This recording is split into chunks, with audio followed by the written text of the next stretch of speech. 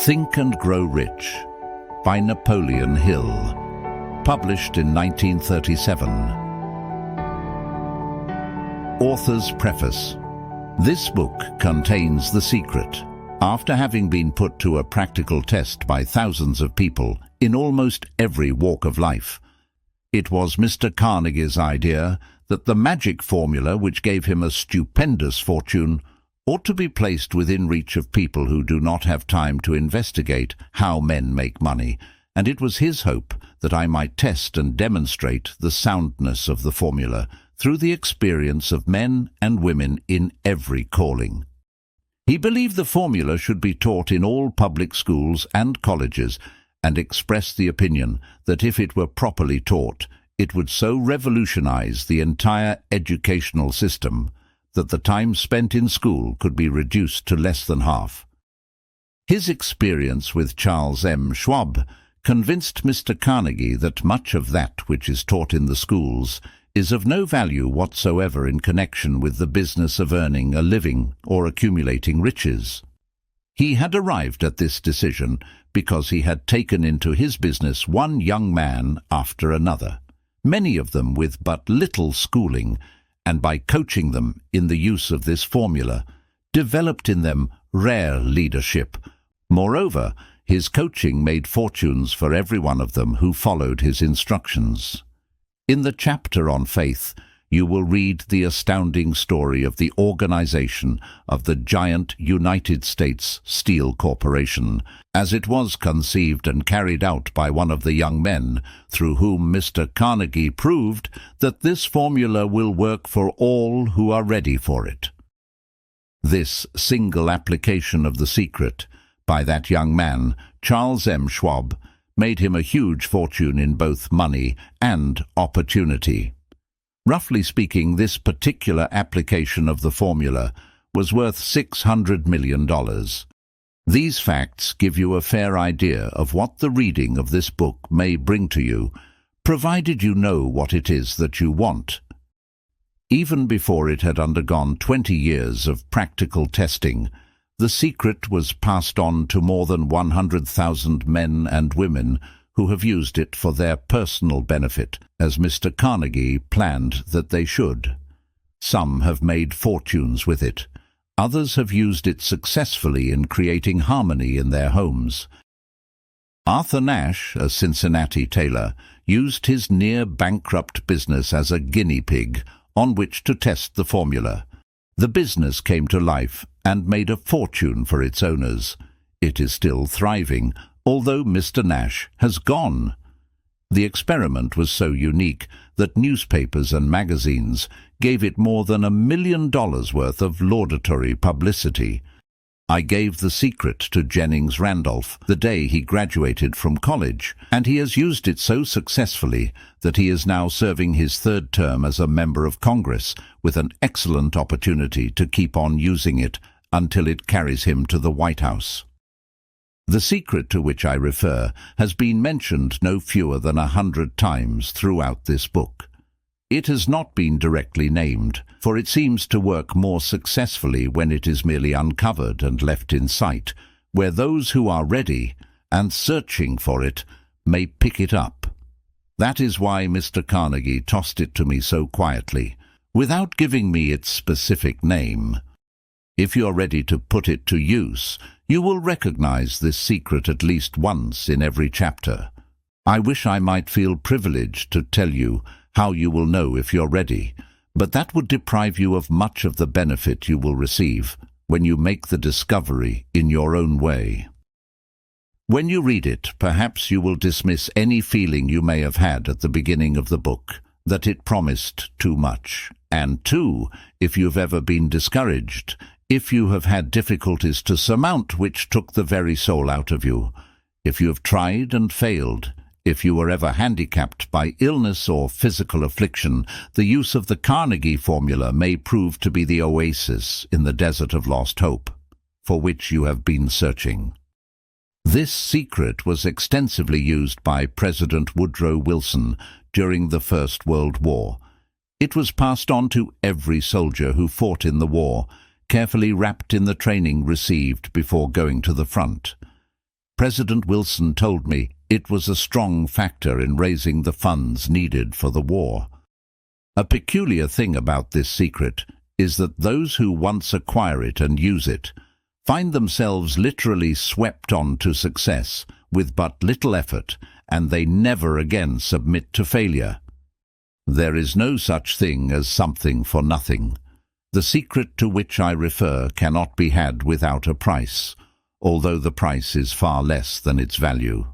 It cannot be had at any price by those who are not intentionally searching for it. It cannot be given away, it cannot be purchased for money, for the reason that it comes in two parts.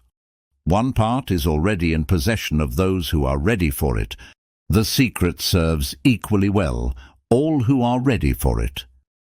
Education has nothing to do with it. Long before I was born, the secret had found its way into the possession of Thomas A. Edison, and he used it so intelligently that he became the world's leading inventor, although he had but 3 months of schooling. The secret was passed on to a business associate of Mr. Edison. He used it so effectively that, although he was then making only $12,000 a year, he accumulated a great fortune and retired from active business while still a young man. You will find his story at the beginning of the first chapter.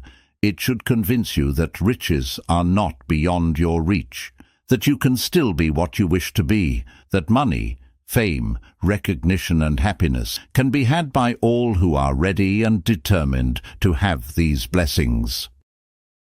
While I was performing the 20-year task of research, which I had undertaken at Mr. Carnegie's request, I analyzed hundreds of well-known men, many of whom admitted that they had accumulated their vast fortunes through the aid of the Carnegie secret. Among these men were. These names represent but a small fraction of the hundreds of well-known Americans whose achievements, financially and otherwise, prove that those who understand and apply the Carnegie secret reach high stations in life. I have never known anyone who was inspired to use the secret who did not achieve noteworthy success in his chosen calling. I have never known any person to distinguish himself or to accumulate riches of any consequence without possession of the secret. From these two facts, I draw the conclusion that the secret is more important, as a part of the knowledge essential for self-determination, than any which one receives through what is popularly known as education. What is education, anyway? As far as schooling is concerned, many of these men had very little. John Wanamaker once told me that what little schooling he had, he acquired in very much the same manner as a modern locomotive takes on water, by scooping it up as it runs. Henry Ford never reached high school, let alone college. I am not attempting to minimize the value of schooling, but I am trying to express my earnest belief that those who master and apply the secret will reach high stations, accumulate riches, and bargain with life on their own terms, even if their schooling has been meager.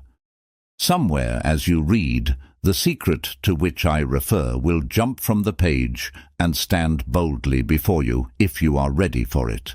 When it appears, you will recognize it. Whether you receive the sign in the first or the last chapter, stop for a moment when it presents itself and turn down a glass, for that occasion will mark the most important turning point of your life. We pass now to Chapter 1 and to the story of my very dear friend who has generously acknowledged having seen the mystic sign and whose business achievements are evidence enough that he turned down a glass. As you read his story and the others, remember that they deal with the important problems of life, such as all men experience. The problems arising from one's endeavor to earn a living, to find hope, courage, contentment and peace of mind, to accumulate riches, and to enjoy freedom of body and spirit. Remember, too, as you go through the book, that it deals with facts and not with fiction, its purpose being to convey a great universal truth through which all who are ready may learn not only what to do, but how to do it, and receive as well the needed stimulus to make a start. As a final word of preparation before you begin the first chapter, may I offer one brief suggestion which may provide a clue by which the Carnegie secret may be recognized. It is this: all achievement, all earned riches have their beginning in an idea. If you're ready for the secret, you already possess one half of it. Therefore, you will readily recognize the other half the moment it reaches your mind. Introduction. The man who thought his way into partnership with Thomas A. Edison.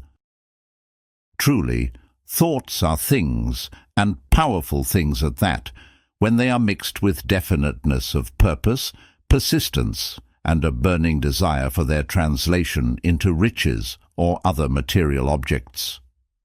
A little more than 30 years ago, Edwin C. Barnes discovered how true it is that men really do think and grow rich. His discovery did not come about at one sitting. It came little by little, beginning with a burning desire to become a business associate of the great Edison. One of the chief characteristics of Barnes' desire was that it was definite. He wanted to work with Edison, not for him.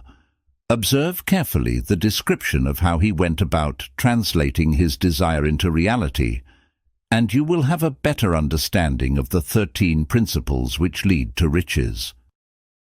When this desire or impulse of thought first flashed into his mind, he was in no position to act upon it. Two difficulties stood in his way. He did not know Mr. Edison, and he did not have enough money to pay his railroad fare to Orange, New Jersey. These difficulties were sufficient to have discouraged the majority of men from making any attempt to carry out the desire. But his was no ordinary desire. He was so determined to find a way to carry out his desire that he finally decided to travel by blind baggage rather than be defeated. To the uninitiated, this means that he went to East Orange on a freight train. He presented himself at Mr. Edison's laboratory and announced he had come to go into business with the inventor. In speaking of the first meeting between Barnes and Edison, years later Mr. Edison said, "He stood there before me looking like an ordinary tramp, but there was something in the expression of his face which conveyed the impression that he was determined to get what he had come after. I had learned from years of experience with men that when a man really desires a thing so deeply that he is willing to stake his entire future on a single turn of the wheel in order to get it, he is sure to win. I gave him the opportunity he asked for, because I saw he had made up his mind to stand by until he succeeded. Subsequent events proved that no mistake was made."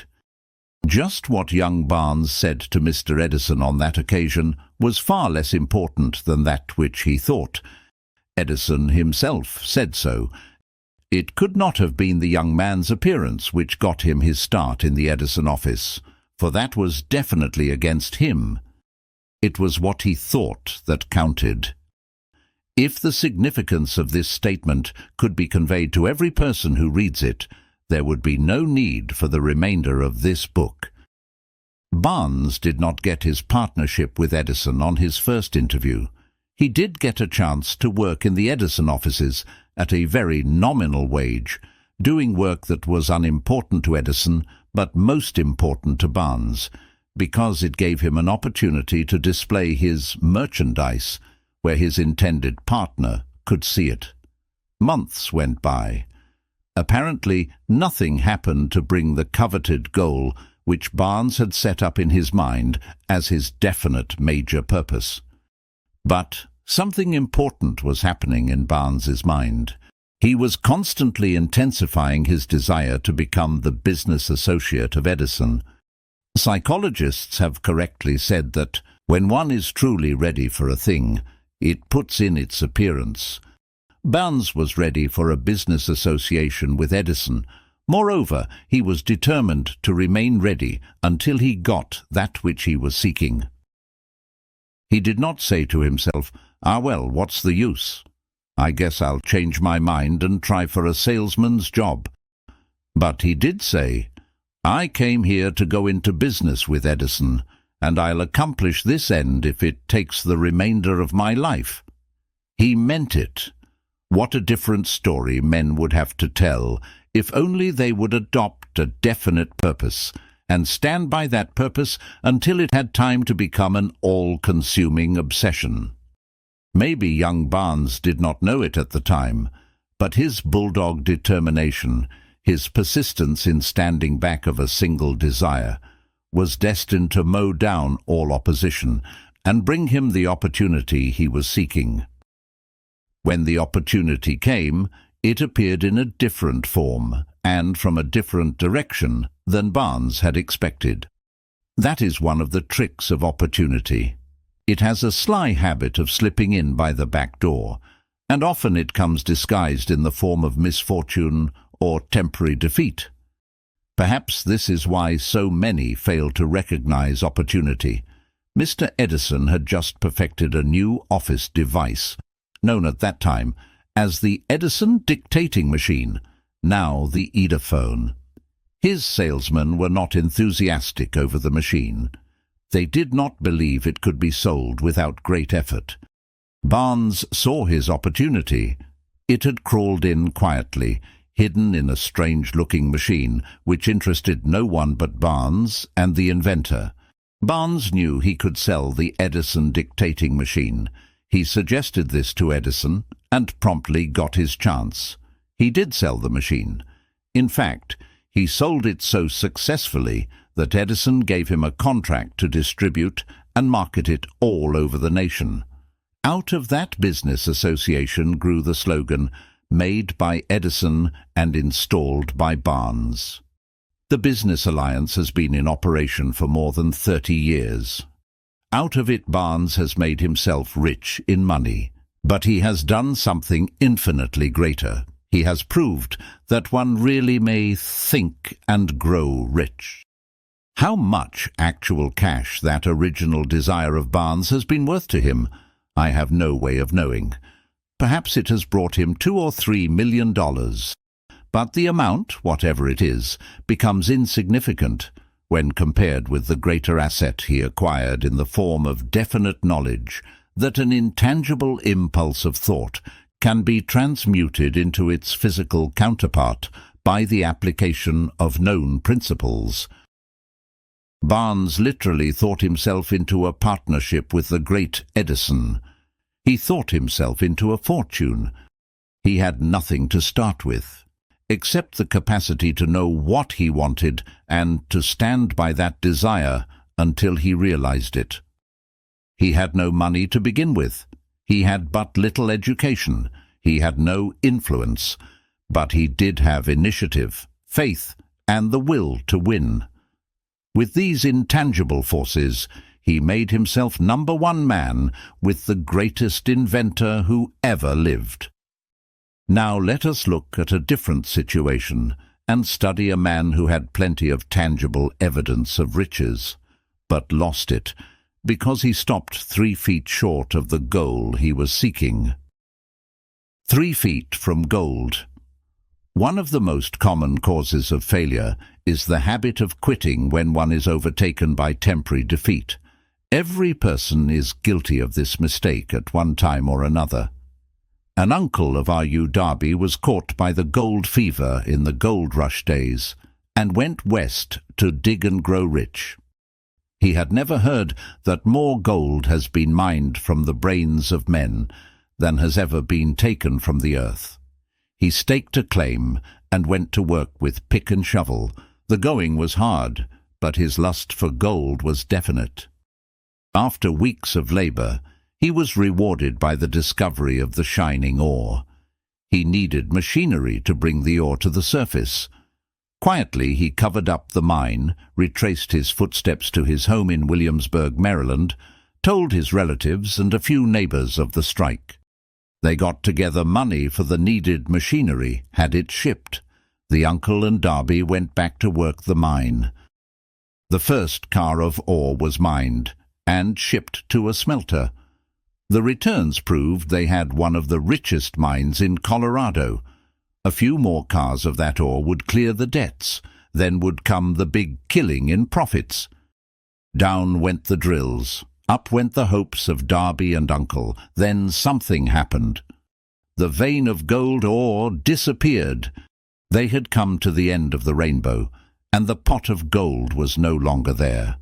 They drilled on, desperately trying to pick up the vein again, all to no avail. Finally, they decided to quit. They sold the machinery to a junk man for a few $100 and took the train back home. Some junk men are dumb, but not this one. He called in a mining engineer to look at the mine and do a little calculating. The engineer advised that the project had failed because the owners were not familiar with fault lines. His calculation showed that the vein would be found just 3 feet from where the Darbys had stopped drilling. That is exactly where it was found. The junk man took millions of dollars in ore from the mine because he knew enough to seek expert counsel before giving up. Most of the money which went into the machinery was procured through the efforts of R.U. Darby, who was then a very young man. The money came from his relatives and neighbors because of their faith in him. He paid back every dollar of it, although he was years in doing so. Long afterward, Mr. Darby recouped his loss many times over when he made the discovery that desire can be transmuted into gold. The discovery came after he went into the business of selling life insurance. Remembering that he lost a huge fortune because he stopped 3 feet from gold, Darby profited by the experience in his chosen work by the simple method of saying to himself, "I stopped 3 feet from gold, but I will never stop because men say no when I ask them to buy insurance." Darby is one of a small group of fewer than 50 men who sell more than $1 million in life insurance annually. He owes his stickability to the lesson he learned from his quitability in the gold mining business. Before success comes in any man's life, he's sure to meet with much temporary defeat, and perhaps some failure. When defeat overtakes a man, the easiest and most logical thing to do is to quit. That is exactly what the majority of men do. More than 500 of the most successful men this country has ever known told the author their greatest success came just one step beyond the point at which defeat had overtaken them. Failure is a trickster with a keen sense of irony and cunning. It takes great delight in tripping one when success is almost within reach. A 50-cent lesson in persistence. Shortly after Mr. Darby received his degree from the University of Hard Knocks and had decided to profit by his experience in the gold mining business, he had the good fortune to be present on an occasion that proved to him that no does not necessarily mean no. One afternoon he was helping his uncle grind wheat in an old-fashioned mill. The uncle operated a large farm on which a number of tenant farmers lived. Quietly the door was opened, and a small child, the daughter of a tenant, walked in and took her place near the door. The uncle looked up, saw the child, and barked at her roughly. "What do you want?" Meekly the child replied, "My mamma says send her 50 cents. "I'll not do it," the uncle retorted. "Now you run on home." "Yes, sir," the child replied, but she did not move. The uncle went ahead with his work, so busily engaged that he did not pay enough attention to the child to observe that she did not leave. When he looked up and saw her still standing there, he yelled at her, "I told you to go on home!" The little girl said, "Yes, sir," but she did not budge an inch. The uncle dropped a sack of grain he was about to pour into the mill hopper, picked up a barrel stave, and started toward the child with an expression on his face that indicated trouble. Darby held his breath. He knew his uncle had a fierce temper.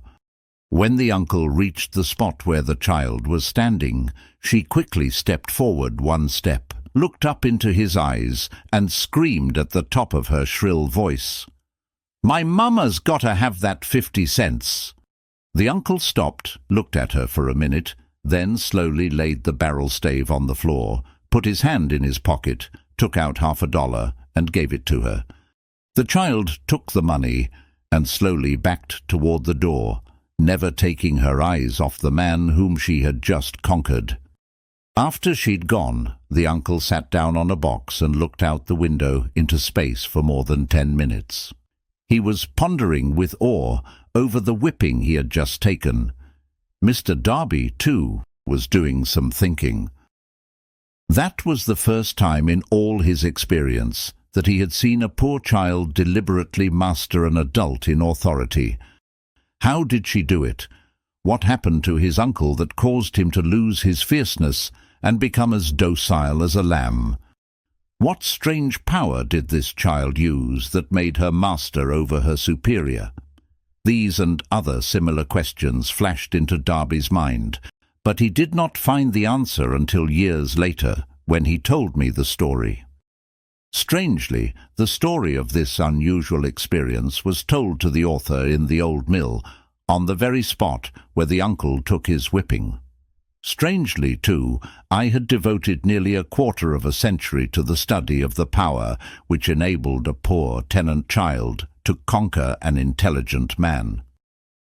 As we stood there in that musty old mill, Mr. Darby repeated the story of the unusual conquest, and finished by asking, "What can you make of it? What strange power did that child use that so completely whipped my uncle?" The answer to his question will be found in the principles described in this book. The answer is full and complete. It contains details and instructions sufficient to enable anyone to understand and apply the same force which the little child accidentally stumbled upon. Keep your mind alert, and you will observe exactly what strange power came to the rescue of the child. You will catch a glimpse of this power in the next chapter. Somewhere in the book you will find an idea that will quicken your receptive powers and place at your command, for your own benefit, this same irresistible power. The awareness of this power may come to you in the first chapter, or it may flash into your mind in some subsequent chapter. It may come in the form of a single idea, or it may come in the nature of a plan or a purpose. Again, it may cause you to go back into your past experiences of failure or defeat and bring to the surface some lesson by which you can regain all that you lost through defeat. After I had described to Mr. Darby the power unwittingly used by the little child, he quickly retraced his 30 years of experience as a life insurance salesman, and frankly acknowledged that his success in that field was due in no small degree to the lesson he had learned from the child. Mr. Darby pointed out, every time a prospect tried to bow me out, without buying, I saw that child standing there in the old mill, her big eyes glaring in defiance, and I said to myself, I have to make this sale. The better portion of all sales I have made were made after people had said no. He recalled, too, his mistake in having stopped only 3 feet from gold. But, he said, that experience was a blessing in disguise. It taught me to keep on keeping on, no matter how hard the going may be, a lesson I needed to learn before I could succeed in anything. This story of Mr. Darby and his uncle, the determined child and the gold mine, doubtless will be read by hundreds of men who make their living by selling life insurance, and to all of these, the author wishes to offer the suggestion that Darby owes to these 2 experiences his ability to sell more than $1 million of life insurance every year. Life is strange and often imponderable.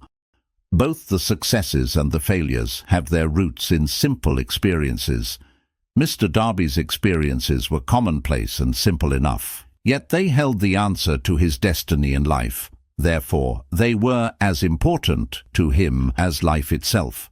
He profited by these two dramatic experiences because he analyzed them and found the lesson they taught. But what of the man who has neither the time nor the inclination to study failure in search of knowledge that may lead to success? Where and how is he to learn the art of converting defeat into stepping stones to opportunity? In answer to these questions, this book was written. The answer called for a description of 13 principles.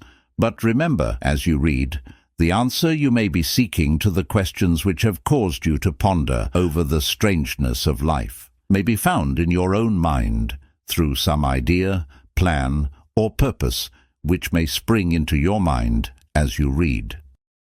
One sound idea is all that one needs to achieve success.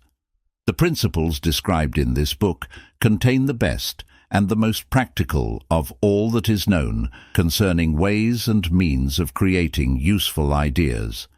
Before we go any further in our approach to the description of these principles, we believe you are entitled to receive this important suggestion.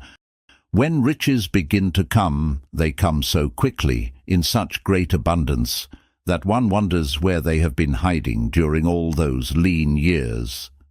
This is an astounding statement, and all the more so when we take into consideration the popular belief that riches come only to those who work hard and long. When you begin to think and grow rich, you will observe that riches begin with a state of mind, with definiteness of purpose, with little or no hard work. You and every other person ought to be interested in knowing how to acquire that state of mind which will attract riches. I spent 25 years in research, analyzing more than 25,000 people, because I, too, wanted to know how wealthy men become that way. Without that research, this book could not have been written. Here take notice of a very significant truth in the following. The business depression started in 1929 and continued on to an all-time record of destruction until sometime after President Roosevelt entered office. Then the depression began to fade into nothingness. Just as an electrician in a theater raises the light so gradually that darkness is transmuted into light before you realize it, so did the spell of fear in the minds of the people gradually fade away and become faith. Observe very closely as soon as you master the principles of this philosophy and begin to follow the instructions for applying those principles. Your financial status will begin to improve, and everything you touch will begin to transmute itself into an asset for your benefit. Impossible? Not at all. One of the main weaknesses of mankind is the average man's familiarity with the word impossible. He knows all the rules which will not work. He knows all the things which cannot be done. This book was written for those who seek the rules which have made others successful and are willing to stake everything on those rules. A great many years ago I purchased a fine dictionary. The first thing I did with it was to turn to the word impossible and neatly clip it out of the book. That would not be an unwise thing for you to do. Success comes to those who become success-conscious. Failure comes to those who indifferently allow themselves to become failure-conscious. The object of this book is to help all who seek it to learn the art of changing their minds from failure consciousness to success consciousness. Another weakness found in altogether too many people is the habit of measuring everything and everyone by their own impressions and beliefs. Some who will read this will believe that no one can think and grow rich. They cannot think in terms of riches because their thought habits have been steeped in poverty, want, misery, failure, and defeat. Millions of people look at the achievements of Henry Ford after he has arrived and envy him because of his good fortune or luck or genius or whatever it is that they credit for Ford's fortune. Perhaps one person in every 100,000 knows the secret of Ford's success, and those who do know are too modest or too reluctant to speak of it because of its simplicity. A single transaction will illustrate the secret perfectly. A few years back, Ford decided to produce his now famous V8 motor. He chose to build an engine with the entire 8 cylinders cast in one block, and instructed his engineers to produce a design for the engine. The design was placed on paper, but the engineers agreed, to a man, that it was simply impossible to cast an 8-cylinder gas engine block in one piece. Ford said, "Produce it anyway." "But," they replied, "it's impossible." "Go ahead," Ford commanded, "and stay on the job until you succeed, no matter how much time is required." The engineers went ahead. There was nothing else for them to do if they were to remain on the Ford staff. 6 months went by, nothing happened. Another 6 months passed, and still nothing happened. The engineers tried every conceivable plan to carry out the orders, but the thing seemed out of the question. Impossible. At the end of the year, Ford checked with his engineers, and again they informed him they had found no way to carry out his orders. "Go right ahead," said Ford. "I want it, and I'll have it." They went ahead. And then, as if by a stroke of magic, the secret was discovered. The Ford determination had won once more. This story may not be described with minute accuracy, but the sum and substance of it is correct. Deduce from it, you who wish to think and grow rich, the secret of the Ford millions, if you can. You'll not have to look very far. Henry Ford is a success, because he understands and applies the principles of success. One of these is desire, knowing what one wants. Remember this Ford story as you read, and pick out the lines in which the secret of his stupendous achievement have been described.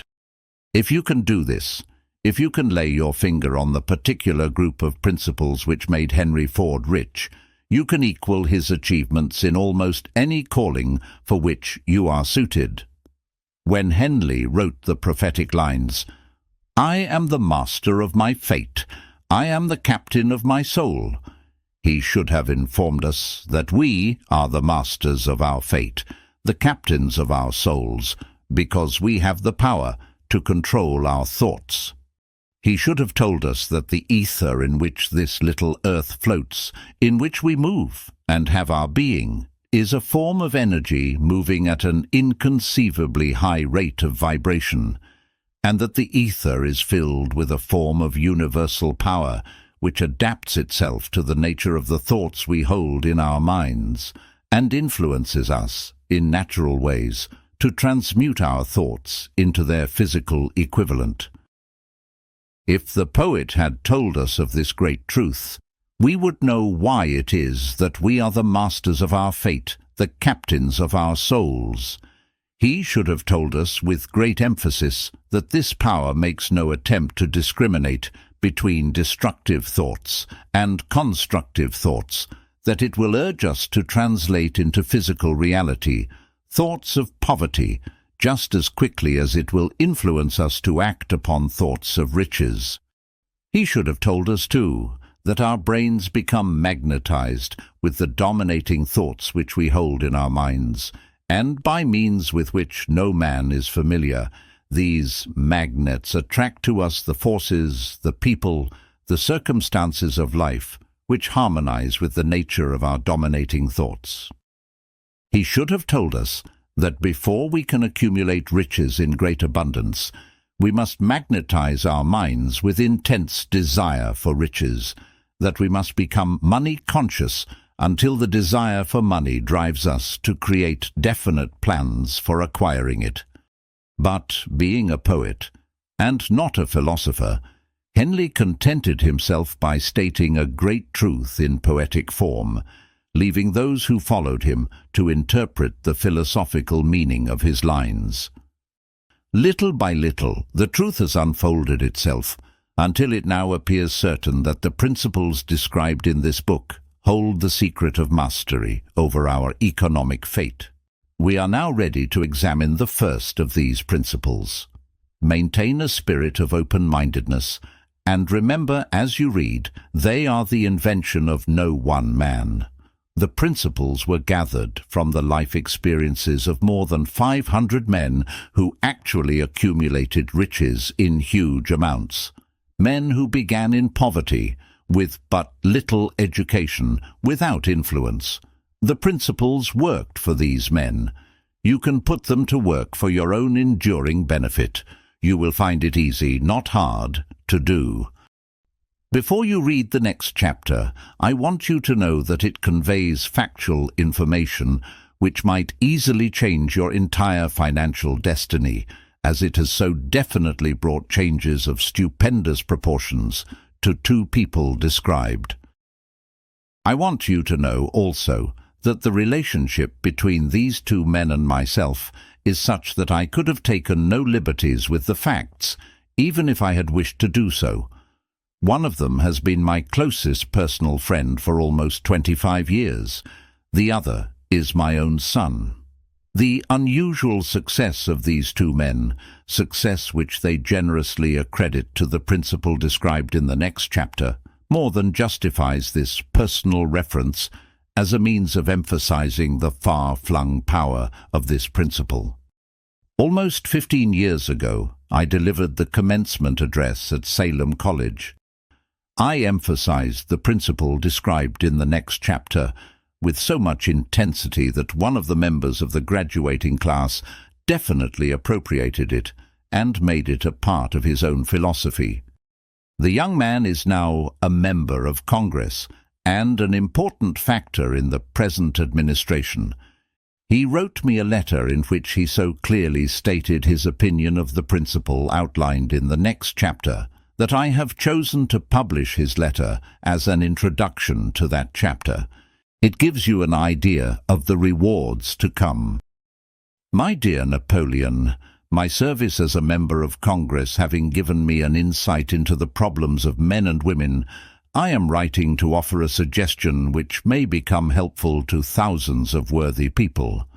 With apologies, I must state that the suggestion, if acted upon, will mean several years of labor and responsibility for you. But I am enheartened to make the suggestion because I know your great love for rendering useful service. In 1922, you delivered the commencement address at Salem College when I was a member of the graduating class. In that address, you planted in my mind an idea which has been responsible for the opportunity I now have to serve the people of my state, and will be responsible in a very large measure for whatever success I may have in the future. The suggestion I have in mind is that you put into a book the sum and substance of the address you delivered at Salem College, and in that way give the people of America an opportunity to profit by your many years of experience and association with the men who, by their greatness, have made America the richest nation on earth. I recall, as though it were yesterday, the marvelous description you gave of the method by which Henry Ford, with but little schooling, without $1, with no influential friends, rose to great heights. I made up my mind then, even before you had finished your speech, that I would make a place for myself, no matter how many difficulties I had to surmount. Thousands of young people will finish their schooling this year, and within the next few years, every one of them will be seeking just such a message of practical encouragement as the one I received from you. They will want to know where to turn, what to do, to get started in life. You can tell them because you have helped to solve the problems of so many, many people. If there is any possible way that you can afford to render so great a service, may I offer the suggestion that you include with every book one of your personal analysis charts, in order that the purchaser of the book may have the benefit of a complete self-inventory, indicating, as you indicated to me years ago, exactly what is standing in the way of success. Such a service as this, providing the readers of your book with a complete, unbiased picture of their faults and their virtues, would mean to them the difference between success and failure. The service would be priceless. Millions of people are now facing the problem of staging a comeback because of the depression.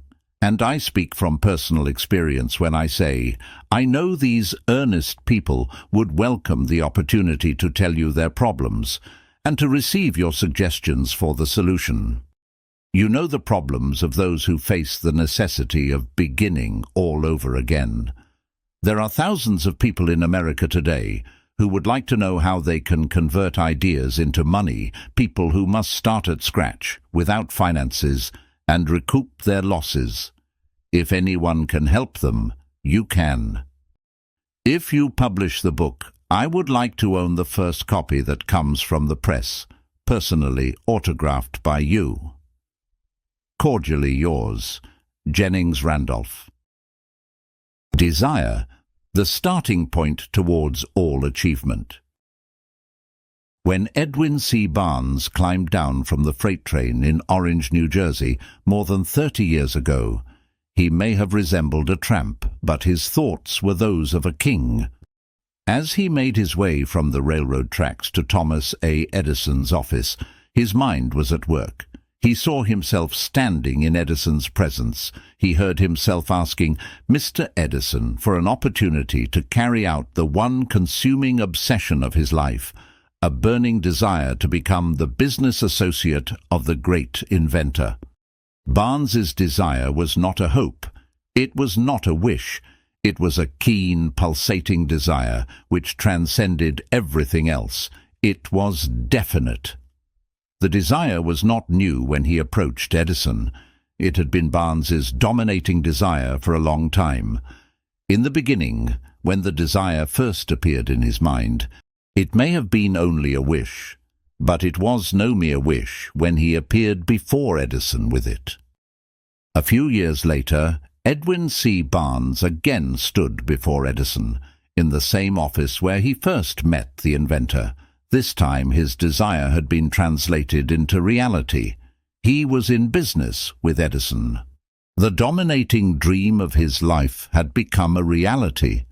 Today, people who know Barnes envy him because of the break that life yielded him. They see him in the days of his triumph, without taking the trouble to investigate the cause of his success. Barnes succeeded because he chose a definite goal, placed all his energy, all his willpower, all his effort, everything back of that goal. He did not become the partner of Edison the day he arrived.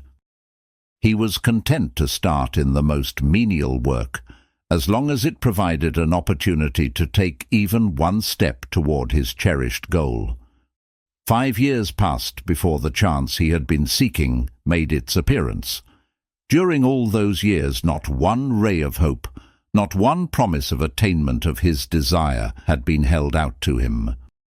To everyone except himself, he appeared only another cog in the Edison business wheel, but in his own mind, he was the partner of Edison every minute of the time, from the very day that he first went to work there.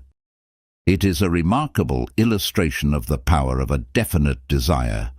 Barnes won his goal because he wanted to be a business associate of Mr. Edison more than he wanted anything else. He created a plan by which to attain that purpose, but he burned all bridges behind him. He stood by his desire until it became the dominating obsession of his life, and, finally, a fact. When he went to Orange, he did not say to himself, "I will try to induce Edison to give me a job of some sort." He said, "I will see Edison and put him on notice that I have come to go into business with him." He did not say, I will work there for a few months, and if I get no encouragement, I will quit and get a job somewhere else. He did say, I will start anywhere. I will do anything Edison tells me to do, but before I am through, I will be his associate. He did not say, I will keep my eyes open for another opportunity, in case I fail to get what I want in the Edison organization. He said, there is but one thing in this world that I am determined to have, and that is a business association with Thomas A. Edison. I will burn all bridges behind me and stake my entire future on my ability to get what I want. Every person who wins in any undertaking must be willing to burn his ships and cut all sources of retreat. Only by so doing can one be sure of maintaining that state of mind known as a burning desire to win, essential to success. The morning after the Great Chicago Fire, a group of merchants stood on State Street, looking at the smoking remains of what had been their stores. They went into a conference to decide if they would try to rebuild or leave Chicago and start over in a more promising section of the country. They reached a decision, all except one, to leave Chicago. The merchant who decided to stay and rebuild pointed a finger at the remains of his store and said, Gentlemen, on that very spot I will build the world's greatest store, no matter how many times it may burn down. That was more than 50 years ago. The store was built. It stands there today, a towering monument to the power of that state of mind known as a burning desire. The easy thing for Marshall Field to have done would have been exactly what his fellow merchants did. When the going was hard and the future looked dismal, they pulled up and went where the going seemed easier. Mark well this difference between Marshall Field and the other merchants, because it is the same difference which distinguishes Edwin C. Barnes from thousands of other young men who have worked in the Edison organization. It is the same difference which distinguishes practically all who succeed from those who fail.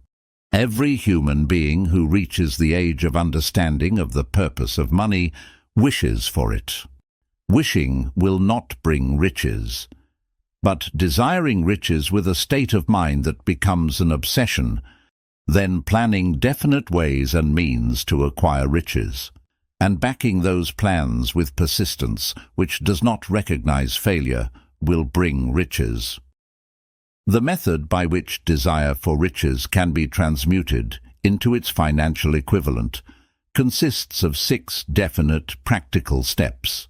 First, fix in your mind the exact amount of money you desire. It is not sufficient merely to say, I want plenty of money. Be definite as to the amount. Second, determine exactly what you intend to give in return for the money you desire. There is no such reality as something for nothing. Third, establish a definite date when you intend to possess the money you desire. Fourth, create a definite plan for carrying out your desire and begin at once, whether you are ready or not, to put this plan into action. Fifth, write out a clear, concise statement of the amount of money you intend to acquire. Name the time limit for its acquisition, state what you intend to give in return for the money, and describe clearly the plan through which you intend to accumulate it. Sixth, read your written statement aloud twice daily, once just before retiring at night and once after arising in the morning. As you read, see and feel and believe yourself already in possession of the money. It is important that you follow the instructions described in these 6 steps. It is especially important that you observe and follow the instructions in the 6th paragraph. You may complain that it is impossible for you to see yourself in possession of money before you actually have it. Here is where a burning desire will come to your aid. If you truly desire money so keenly that your desire is an obsession, you will have no difficulty in convincing yourself that you will acquire it. The object is to want money and to become so determined to have it that you convince yourself you will have it. Only those who become money-conscious ever accumulate great riches. Money consciousness means that the mind has become so thoroughly saturated with the desire for money that one can see one's self already in possession of it. To the uninitiated, who has not been schooled in the working principles of the human mind, these instructions may appear impractical. It may be helpful to all who fail to recognize the soundness of the 6 steps to know that the information they convey was received from Andrew Carnegie, who began as an ordinary laborer in the steel mills, but managed, despite his humble beginning, to make these principles yield him a fortune of considerably more than $100 million. It may be of further help to know that the 6 steps here recommended were carefully scrutinized by the late Thomas A. Edison, who placed his stamp of approval upon them, as being not only the steps essential for the accumulation of money, but necessary for the attainment of any definite goal. The steps call for no hard labor. They call for no sacrifice. They do not require one to become ridiculous or credulous. To apply them calls for no great amount of education. But the successful application of these 6 steps does call for sufficient imagination to enable one to see and to understand that accumulation of money cannot be left to chance, good fortune, and luck. One must realize that all who have accumulated great fortunes first did a certain amount of dreaming, hoping, wishing, desiring, and planning before they acquired money. You may as well know right here that you can never have riches in great quantities unless you can work yourself into a white heat of desire for money and actually believe you will possess it. You may as well know also that every great leader from the dawn of civilization down to the present was a dreamer. Christianity is the greatest potential power in the world today, because its founder was an intense dreamer who had the vision and the imagination to see realities in their mental and spiritual form before they had been transmuted into physical form. If you do not see great riches in your imagination, you will never see them in your bank balance. Never, in the history of America, has there been so great an opportunity for practical dreamers as now exists. The 6-year economic collapse has reduced all men, substantially, to the same level. A new race is about to be run. The stakes represent huge fortunes which will be accumulated within the next 10 years.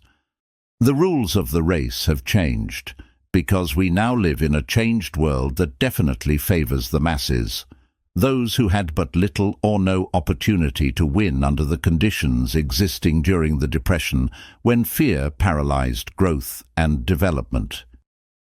We who are in this race for riches should be encouraged to know that this changed world in which we live is demanding new ideas, new ways of doing things, new leaders, new inventions, new methods of teaching, new methods of marketing, new books, new literature, new features for the radio, new ideas for moving pictures. Back of all this demand for new and better things, there is one quality which one must possess to win, and that is definiteness of purpose, the knowledge of what one wants, and a burning desire to possess it. The business depression marked the death of one age and the birth of another. This changed world requires practical dreamers who can and will put their dreams into action. The practical dreamers have always been, and always will be, the pattern makers of civilization. We who desire to accumulate riches should remember the real leaders of the world always have been men who harnessed and put into practical use the intangible, unseen forces of unborn opportunity and have converted those forces, or impulses of thought, into skyscrapers, cities, factories, airplanes, automobiles, and every form of convenience that makes life more pleasant. Tolerance and an open mind are practical necessities of the dreamer of today. Those who are afraid of new ideas are doomed before they start. Never has there been a time more favorable to pioneers than the present. True, there is no wild and woolly West to be conquered, as in the days of the covered wagon, but there is a vast business, financial, and industrial world to be remoulded and redirected along new and better lines. In planning to acquire your share of the riches, let no one influence you to scorn the dreamer. To win the big stakes in this changed world, you must catch the spirit of the great pioneers of the past, whose dreams have given to civilization all that it has of value, the spirit which serves as the lifeblood of our own country, your opportunity and mine, to develop and market our talents. Let us not forget, Columbus dreamed of an unknown world, staked his life on the existence of such a world, and discovered it. Copernicus, the great astronomer, dreamed of a multiplicity of worlds and revealed them. No one denounced him as impractical after he had triumphed. Instead, the world worshipped at his shrine, thus proving once more that success requires no apologies, failure permits no alibis. If the thing you wish to do is right, and you believe in it, go ahead and do it. Put your dream across, and never mind what they say if you meet with temporary defeat, for they perhaps do not know that every failure brings with it the seed of an equivalent success. Henry Ford, poor and uneducated, dreamed of a horseless carriage, went to work with what tools he possessed, without waiting for opportunity to favor him, and now evidence of his dream belts the entire earth. He has put more wheels into operation than any man who ever lived, because he was not afraid to back his dreams. Thomas Edison dreamed of a lamp that could be operated by electricity, began where he stood to put his dream into action, and despite more than 10,000 failures, he stood by that dream until he made it a physical reality. Practical dreamers do not quit. Whelan dreamed of a chain of cigar stores, transformed his dream into action, and now the United Cigar Stores occupy the best corners in America. Lincoln dreamed of freedom for the black slaves, put his dream into action, and barely missed living to see a united North and South translate his dream into reality. The Wright brothers dreamed of a machine that would fly through the air. Now one may see evidence all over the world that they dreamed soundly. Marconi dreamed of a system for harnessing the intangible forces of the ether. Evidence that he did not dream in vain may be found in every wireless and radio in the world. Moreover, Marconi's dream brought the humblest cabin and the most stately manor house side by side. It made the people of every nation on earth backdoor neighbors. It gave the President of the United States a medium by which he may talk to all the people of America at one time, and on short notice. It may interest you to know that Marconi's friends had him taken into custody and examined in a psychopathic hospital, when he announced he had discovered a principle through which he could send messages through the air without the aid of wires or other direct physical means of communication. The dreamers of today fare better. The world has become accustomed to new discoveries. Nay, it has shown a willingness to reward the dreamer who gives the world a new idea. The greatest achievement was at first, and for a time, but a dream. The oak sleeps in the acorn, the bird waits in the egg, and in the highest vision of the soul, a waking angel stirs. Dreams are the seedlings of reality. Awake, arise, and assert yourself, you dreamers of the world. your star is now in the ascendancy. The World Depression brought the opportunity you have been waiting for. It taught people humility, tolerance, and open-mindedness. The world is filled with an abundance of opportunity which the dreamers of the past never knew. A burning desire to be and to do is the starting point from which the dreamer must take off. Dreams are not born of indifference, laziness, or lack of ambition. The world no longer scoffs at the dreamer, nor calls him impractical. If you think it does, take a trip to Tennessee and witness what a dreamer president has done in the way of harnessing and using the great water power of America. A score of years ago, such a dream would have seemed like madness. You have been disappointed. You have undergone defeat during the Depression. You have felt the great heart within you crushed until it bled. Take courage, for these experiences have tempered the spiritual metal of which you are made. They are assets of incomparable value. Remember, too, that all who succeed in life get off to a bad start and pass through many heartbreaking struggles before they arrive. The turning point in the lives of those who succeed usually comes at the moment of some crisis through which they are introduced to their other selves. John Bunyan wrote The Pilgrim's Progress, which is among the finest of all English literature, after he'd been confined in prison and sorely punished because of his views on the subject of religion. O. Henry discovered the genius which slept within his brain after he had met with great misfortune and was confined in a prison cell in Columbus, Ohio. Being forced, through misfortune, to become acquainted with his other self, and to use his imagination, he discovered himself to be a great author instead of a miserable criminal and outcast. Strange and varied are the ways of life, and stranger still are the ways of infinite intelligence, through which men are sometimes forced to undergo all sorts of punishment before discovering their own brains and their own capacity to create useful ideas through imagination. Edison, the world's greatest inventor and scientist, was a tramp telegraph operator. He failed innumerable times before he was driven finally to the discovery of the genius which slept within his brain. Charles Dickens began by pasting labels on blacking pots. The tragedy of his first love penetrated the depths of his soul and converted him into one of the world's truly great authors. That tragedy produced first David Copperfield, then a succession of other works that made this a richer and better world for all who read his books.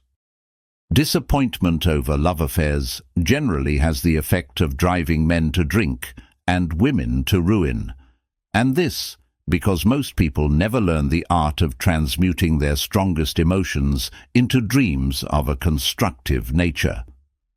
Helen Keller became deaf, dumb, and blind shortly after birth. Despite her greatest misfortune, she has written her name indelibly in the pages of the history of the great. Her entire life has served as evidence that no one ever is defeated until defeat has been accepted as a reality. Robert Burns was an illiterate country lad. He was cursed by poverty and grew up to be a drunkard in the bargain. The world was made better for his having lived because he clothed beautiful thoughts in poetry and thereby plucked a thorn and planted a rose in its place. Booker T. Washington was born in slavery, handicapped by race and color.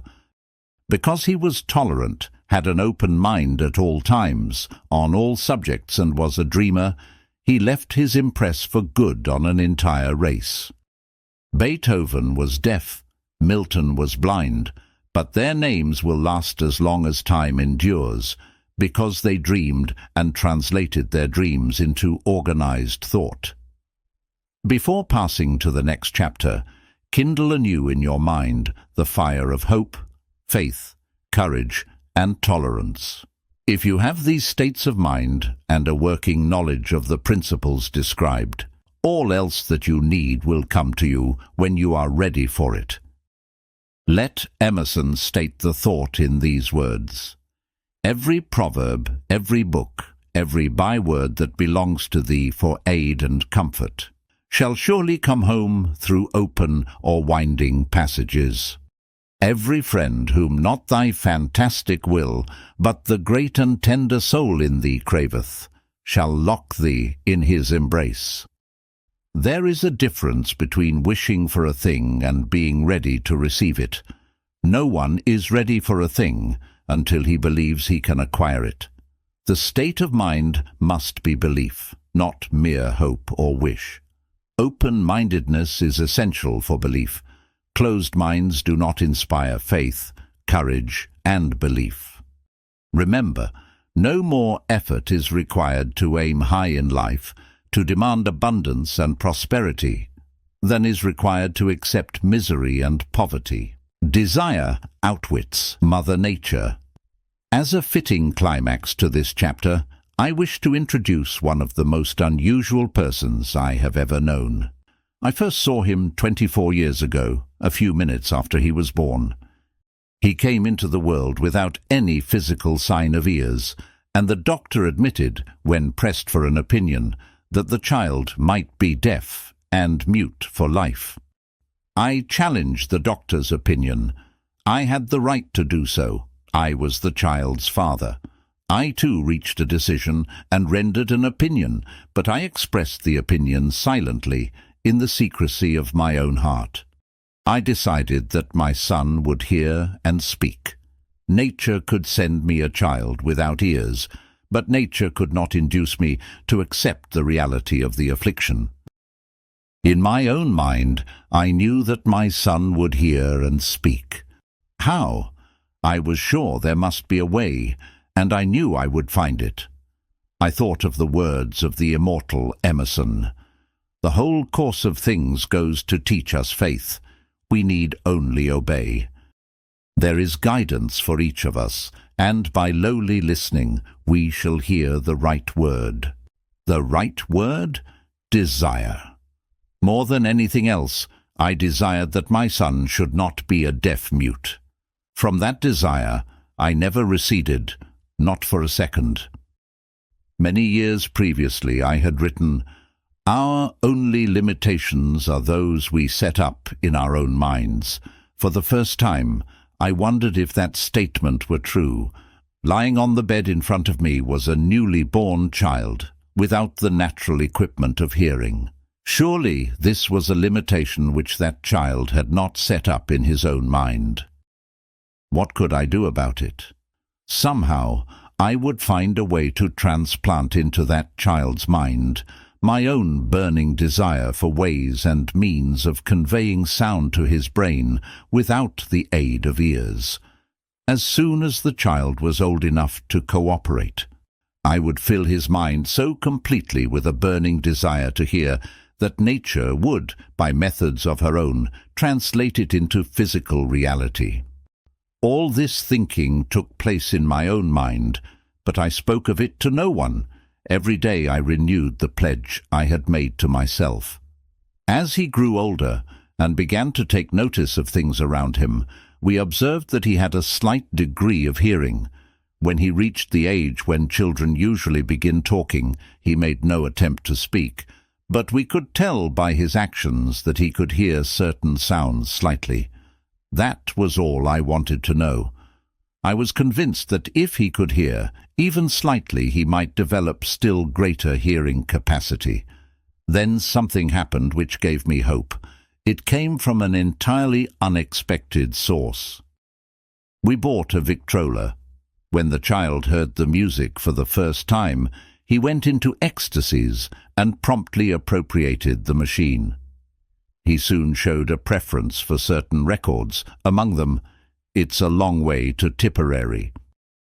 On one occasion he played that piece over and over for almost 2 hours, standing in front of the Victrola with his teeth clamped on the edge of the case.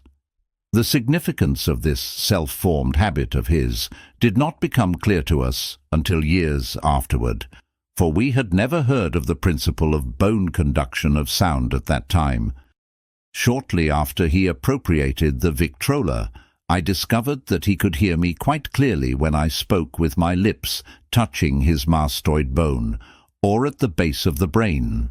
These discoveries placed in my possession the necessary media by which I began to translate into reality my burning desire to help my son develop hearing and speech. By that time he was making stabs at speaking certain words. The outlook was far from encouraging, but desire backed by faith knows no such word as impossible. Having determined that he could hear the sound of my voice plainly, I began immediately to transfer to his mind the desire to hear and speak. I soon discovered that the child enjoyed bedtime stories, so I went to work, creating stories designed to develop in him self-reliance, imagination, and a keen desire to hear and to be normal. There was one story in particular which I emphasized by giving it some new and dramatic coloring each time it was told. It was designed to plant in his mind the thought that his affliction was not a liability, but an asset of great value. Despite the fact that all the philosophy I had examined clearly indicated that every adversity brings with it the seed of an equivalent advantage, I must confess that I had not the slightest idea how this affliction could ever become an asset. However, I continued my practice of wrapping that philosophy in bedtime stories, hoping the time would come when he would find some plan by which his handicap could be made to serve some useful purpose. Reason told me plainly that there was no adequate compensation for the lack of ears and natural hearing equipment. Desire, backed by faith, pushed reason aside and inspired me to carry on. As I analyze the experience in retrospect, I can see now that my son's faith in me had much to do with the astounding results. He did not question anything I told him. I sold him the idea that he had a distinct advantage over his older brother, and that this advantage would reflect itself in many ways. For example, the teachers in school would observe that he had no ears, and because of this, they would show him special attention and treat him with extraordinary kindness. They always did. His mother saw to that by visiting the teachers and arranging with them to give the child the extra attention necessary. I sold him the idea, too, that when he became old enough to sell newspapers, his older brother had already become a newspaper merchant, he would have a big advantage over his brother, for the reason that people would pay him extra money for his wares because they could see that he was a bright, industrious boy, despite the fact he had no ears. We could notice that, gradually, the child's hearing was improving. Moreover, he had not the slightest tendency to be self-conscious because of his affliction. When he was about 7, he showed the first evidence that our method of servicing his mind was bearing fruit. For several months he begged for the privilege of selling newspapers, but his mother would not give her consent. She was afraid that his deafness made it unsafe for him to go on the street alone. Finally, he took matters in his own hands. One afternoon, when he was left at home with the servants, he climbed through the kitchen window, shinnied to the ground, and set out on his own. He borrowed 6 cents in capital from the neighborhood shoemaker, invested it in papers, sold out, reinvested, and kept repeating until late in the evening. After balancing his accounts and paying back the 6 cents he had borrowed from his banker, he had a net profit of 42 cents.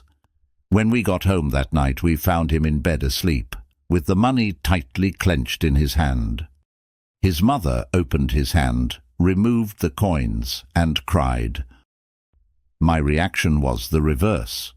I laughed heartily, for I knew that my endeavor to plant in the child's mind an attitude of faith in himself had been successful. His mother saw, in his first business venture, a little deaf boy who had gone out in the streets and risked his life to earn money. I saw a brave, ambitious, self-reliant little businessman whose stock in himself had been increased 100% because he had gone into business on his own initiative and had won. The transaction pleased me because I knew that he had given evidence of a trait of resourcefulness that would go with him all through life. Later events proved this to be true. When his older brother wanted something, he would lie down on the floor, kick his feet in the air, cry for it, and get it.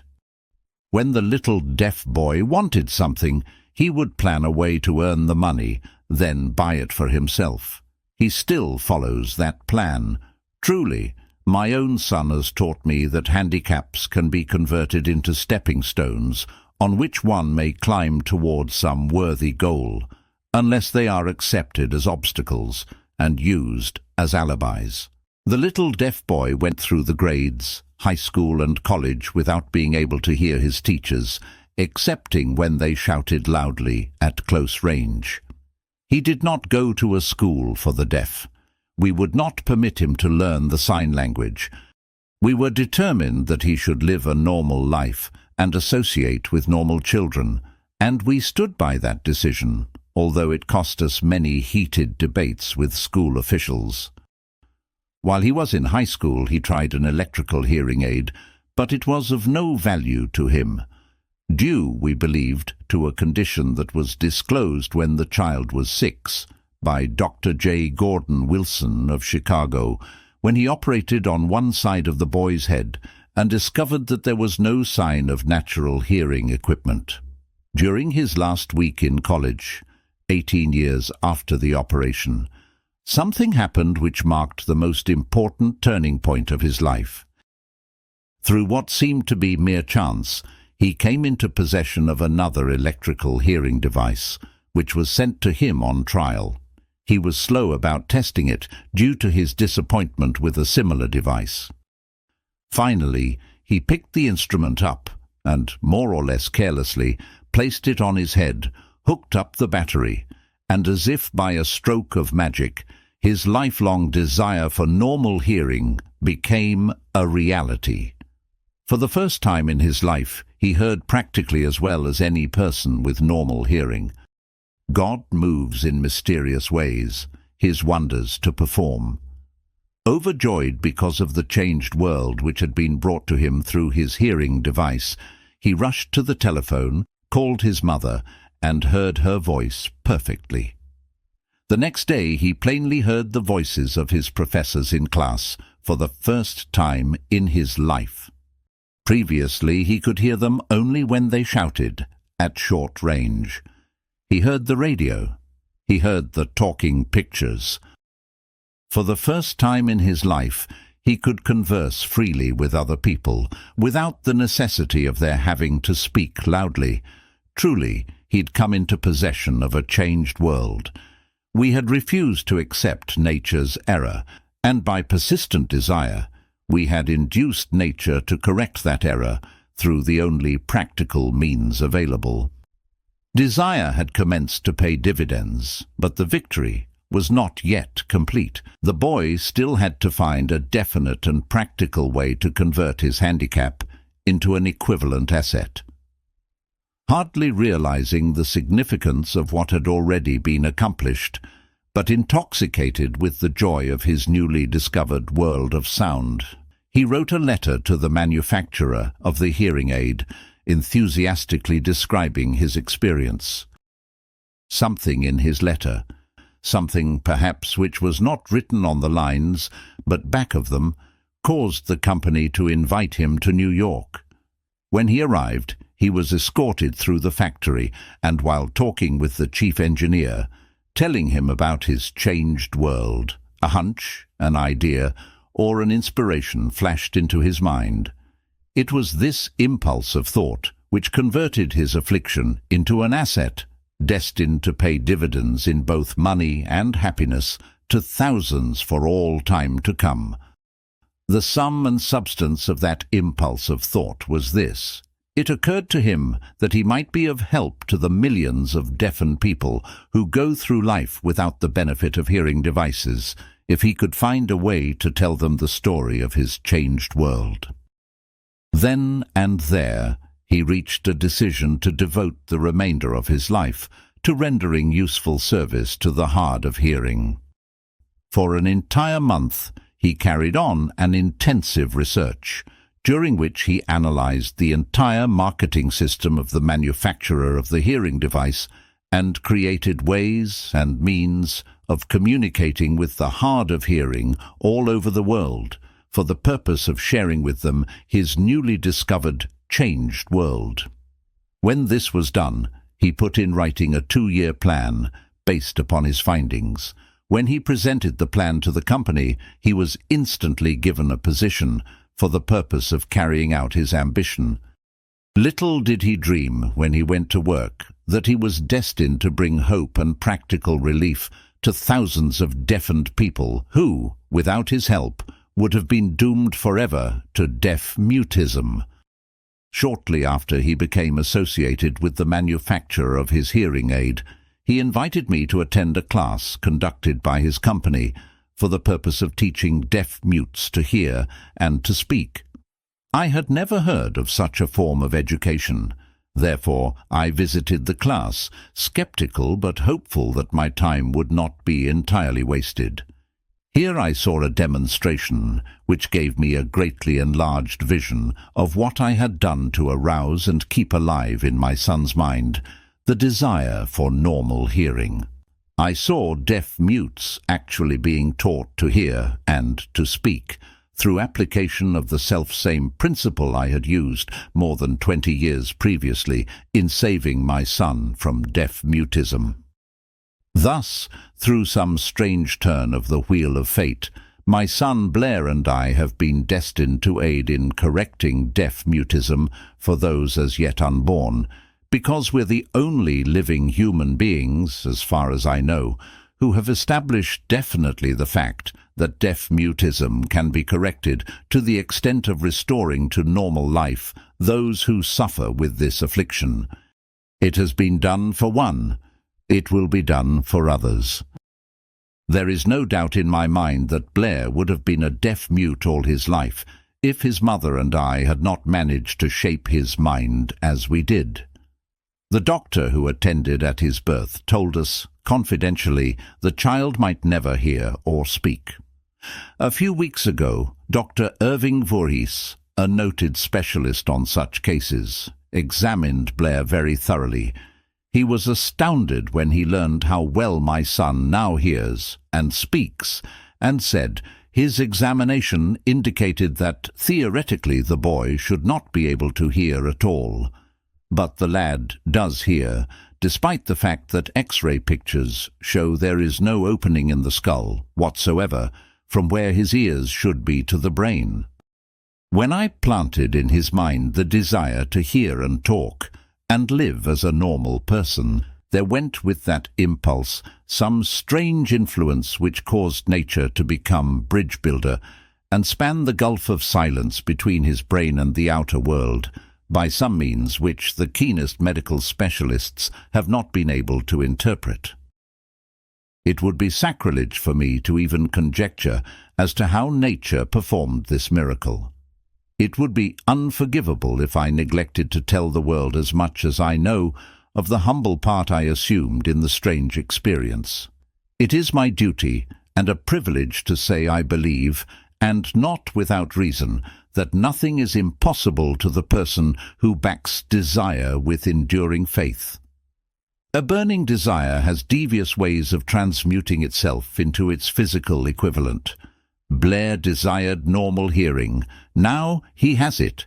He was born with a handicap, which might easily have sent one with a less defined desire to the street with a bundle of pencils and a tin cup.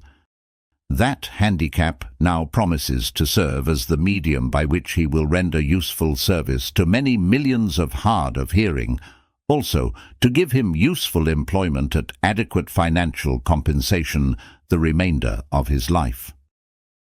The little white lies I planted in his mind when he was a child, by leading him to believe his affliction would become a great asset, which he could capitalize, has justified itself.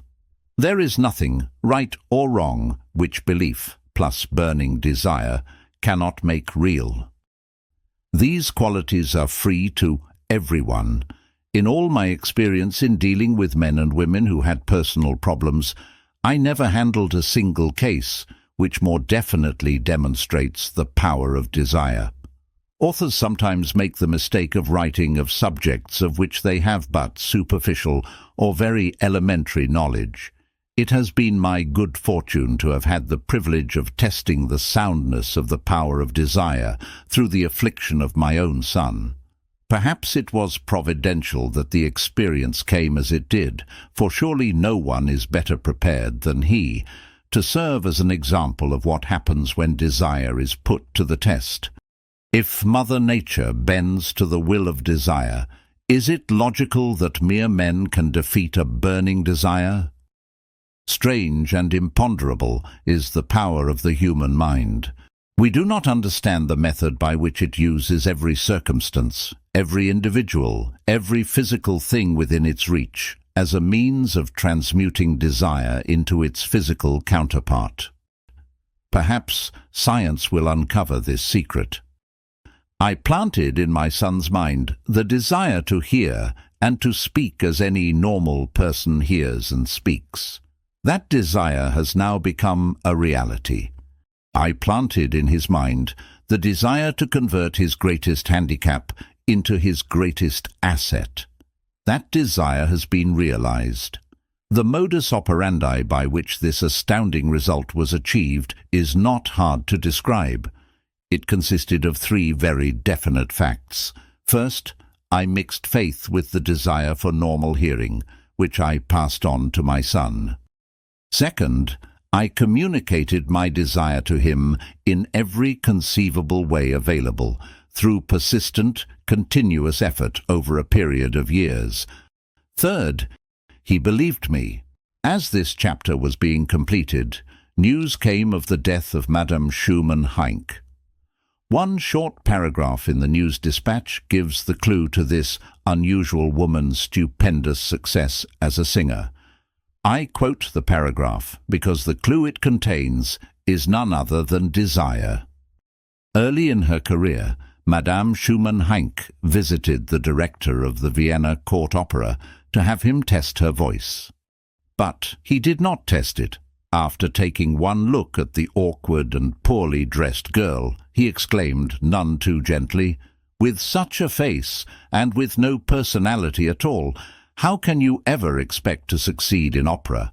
My good child, give up the idea, buy a sewing machine, and go to work."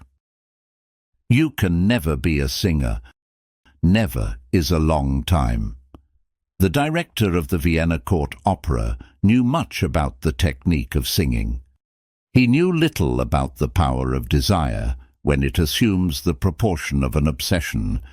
If he had known more of that power, he would not have made the mistake of condemning genius without giving it an opportunity. Several years ago, one of my business associates became ill.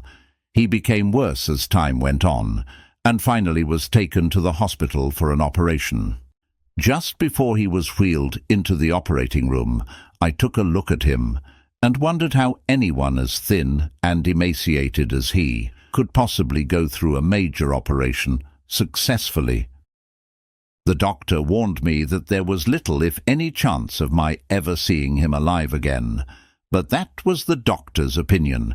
It was not the opinion of the patient. Just before he was wheeled away, he whispered feebly, "Do not be disturbed, Chief. I will be out of here in a few days." The attending nurse looked at me with pity, but the patient did come through safely. After it was all over, his physician said, "Nothing but his own desire to live saved him. He never would have pulled through if he had not refused to accept the possibility of death." I believe in the power of desire backed by faith, because I have seen this power lift men from lowly beginnings to places of power and wealth. I have seen it rob the grave of its victims. I have seen it serve as the medium by which men staged a comeback after having been defeated in 100 different ways. I have seen it provide my own son with a normal, happy, successful life, despite nature's having sent him into the world without ears. How can one harness and use the power of desire? This has been answered through this and the subsequent chapters of this book. This message is going out to the world at the end of the longest and perhaps the most devastating depression America has ever known. It is reasonable to presume that the message may come to the attention of many who have been wounded by the depression. Those who have lost their fortunes, others who have lost their positions, and great numbers who must reorganize their plans and stage a comeback. To all these I wish to convey the thought that all achievement, no matter what may be its nature or its purpose, must begin with an intense, burning desire for something definite. Through some strange and powerful principle of mental chemistry, which she has never divulged, nature wraps up in the impulse of strong desire that something which recognizes no such word as impossible and accepts no such reality as failure. Faith, visualization of, and belief in attainment of desire. Faith is the head chemist of the mind. When faith is blended with the vibration of thought, the subconscious mind instantly picks up the vibration, translates it into its spiritual equivalent, and transmits it to infinite intelligence, as in the case of prayer. The emotions of faith, love, and sex are the most powerful of all the major positive emotions. When the three are blended, they have the effect of coloring the vibration of thought in such a way that it instantly reaches the subconscious mind, where it is changed into its spiritual equivalent, the only form that induces a response from infinite intelligence. Love and faith are psychic, related to the spiritual side of man. Sex is purely biological and related only to the physical. The mixing or blending of these three emotions has the effect of opening a direct line of communication between the finite thinking mind of man and infinite intelligence. How to develop faith. There comes now a statement which will give a better understanding of the importance the principle of auto-suggestion assumes in the transmutation of desire into its physical or monetary equivalent. Namely, faith is a state of mind which may be induced or created by affirmation or repeated instructions to the subconscious mind through the principle of auto-suggestion. As an illustration, consider the purpose for which you are presumably reading this book. The object is, naturally, to acquire the ability to transmute the intangible thought impulse of desire into its physical counterpart, money. By following the instructions laid down in the chapters on auto-suggestion and the subconscious mind, as summarized in the chapter on auto-suggestion, you may convince the subconscious mind that you believe you will receive that for which you ask, and it will act upon that belief, which your subconscious mind passes back to you in the form of faith, followed by definite plans for procuring that which you desire. The method by which one develops faith, where it does not already exist, is extremely difficult to describe, almost as difficult, in fact, as it would be to describe the color of red to a blind man who has never seen color and has nothing with which to compare what you describe to him. Faith is a state of mind which you may develop at will after you have mastered the 13 principles, because it is a state of mind which develops voluntarily through application and use of these principles. Repetition of affirmation of orders to your subconscious mind is the only known method of voluntary development of the emotion of faith. Perhaps the meaning may be made clearer through the following explanation as to the way men sometimes become criminals. Stated in the words of a famous criminologist, "When men first come into contact with crime, they abhor it. If they remain in contact with crime for a time, they become accustomed to it and endure it. If they remain in contact with it long enough, they finally embrace it and become influenced by it." This is the equivalent of saying that any impulse of thought which is repeatedly passed on to the subconscious mind is finally accepted and acted upon by the subconscious mind, which proceeds to translate that impulse into its physical equivalent by the most practical procedure available. In connection with this, consider again the statement, "All thoughts which have been emotionalized, given feeling, and mixed by faith begin immediately to translate themselves into their physical equivalent or counterpart." The emotions, or the feeling portion of thoughts, are the factors which give thoughts vitality, life, and action. The emotions of faith, love, and sex, when mixed with any thought impulse, give it greater action than any of these emotions can do singly. Not only thought impulses which have been mixed with faith, but those which have been mixed with any of the positive emotions or any of the negative emotions may reach and influence the subconscious mind. From this statement, you will understand that the subconscious mind will translate into its physical equivalent a thought impulse of a negative or destructive nature, just as readily as it will act upon thought impulses of a positive or constructive nature. This accounts for the strange phenomenon which so many millions of people experience, referred to as misfortune or bad luck. There are millions of people who believe themselves doomed to poverty and failure because of some strange force over which they believe they have no control. They are the creators of their own misfortunes because of this negative belief, which is picked up by the subconscious mind and translated into its physical equivalent. This is an appropriate place at which to suggest again that you may benefit by passing on to your subconscious mind any desire which you wish translated into its physical or monetary equivalent in a state of expectancy or belief that the transmutation will actually take place. Your belief or faith is the element which determines the action of your subconscious mind. There is nothing to hinder you from deceiving your subconscious mind when giving it instructions through auto-suggestion, as I deceived my son's subconscious mind. To make this deceit more realistic, conduct yourself just as you would if you were already in possession of the material thing you are demanding when you call upon your subconscious mind. The subconscious mind will transmute into its physical equivalent by the most direct and practical media available any order which is given to it in a state of belief or faith that the order will be carried out. Surely enough has been stated to give a starting point from which one may, through experiment and practice, acquire the ability to mix faith with any order given to the subconscious mind. Perfection will come through practice. It cannot come by merely reading instructions.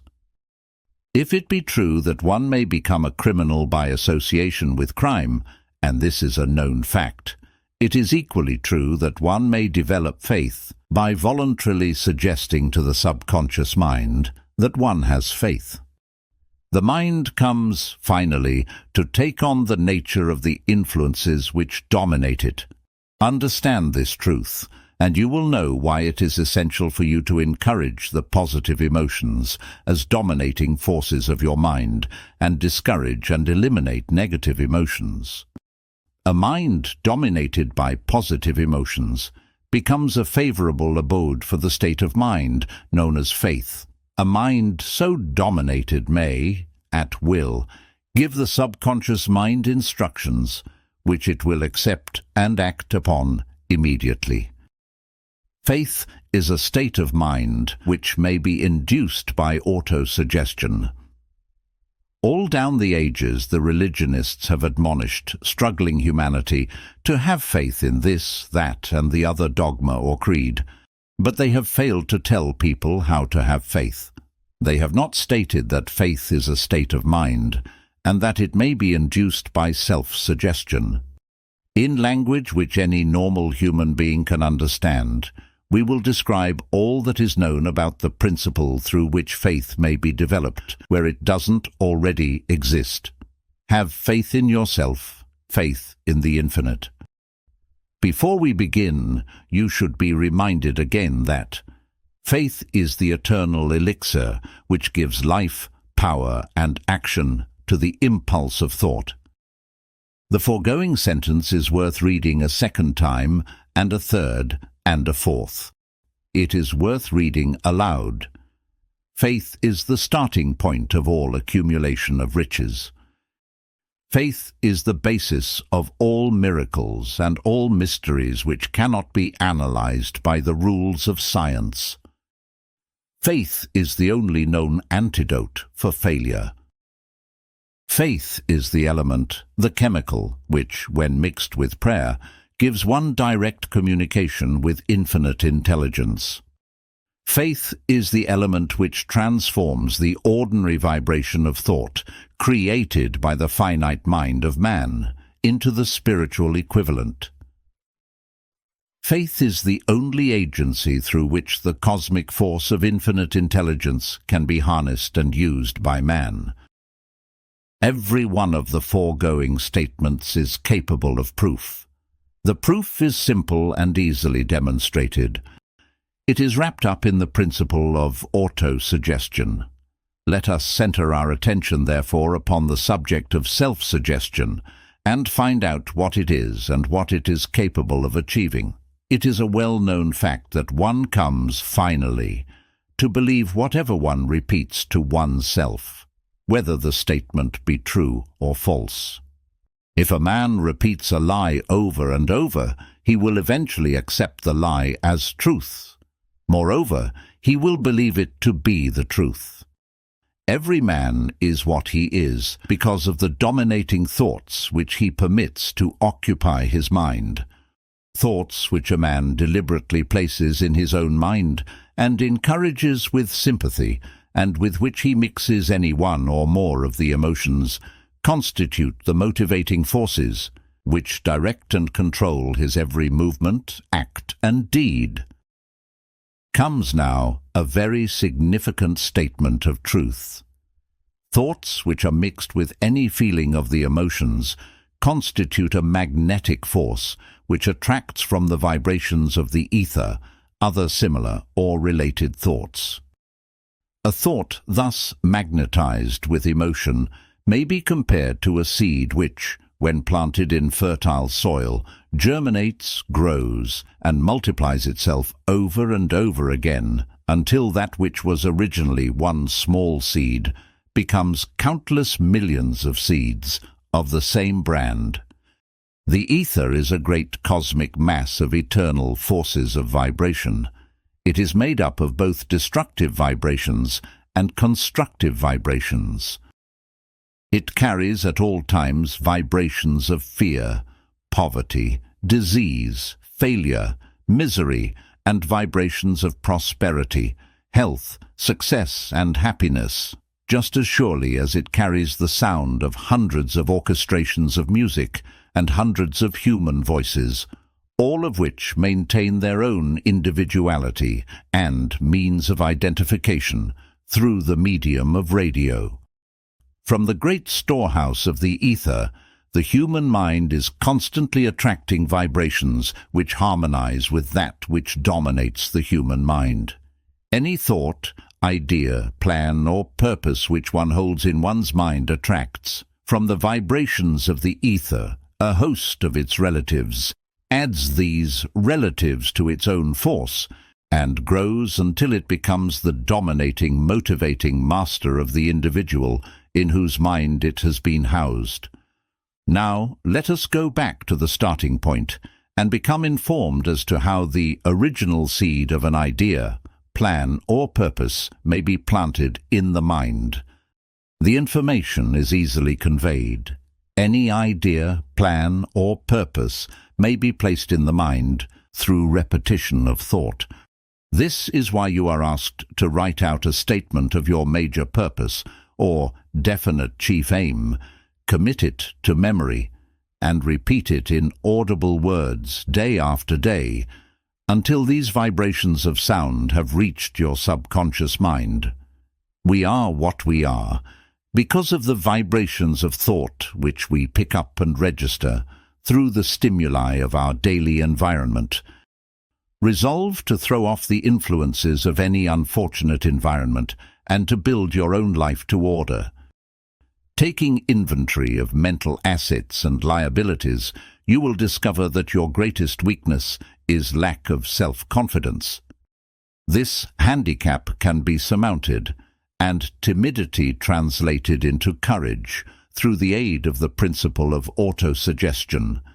The application of this principle may be made through a simple arrangement of positive thought impulses stated in writing, memorized and repeated until they become a part of the working equipment of the subconscious faculty of your mind.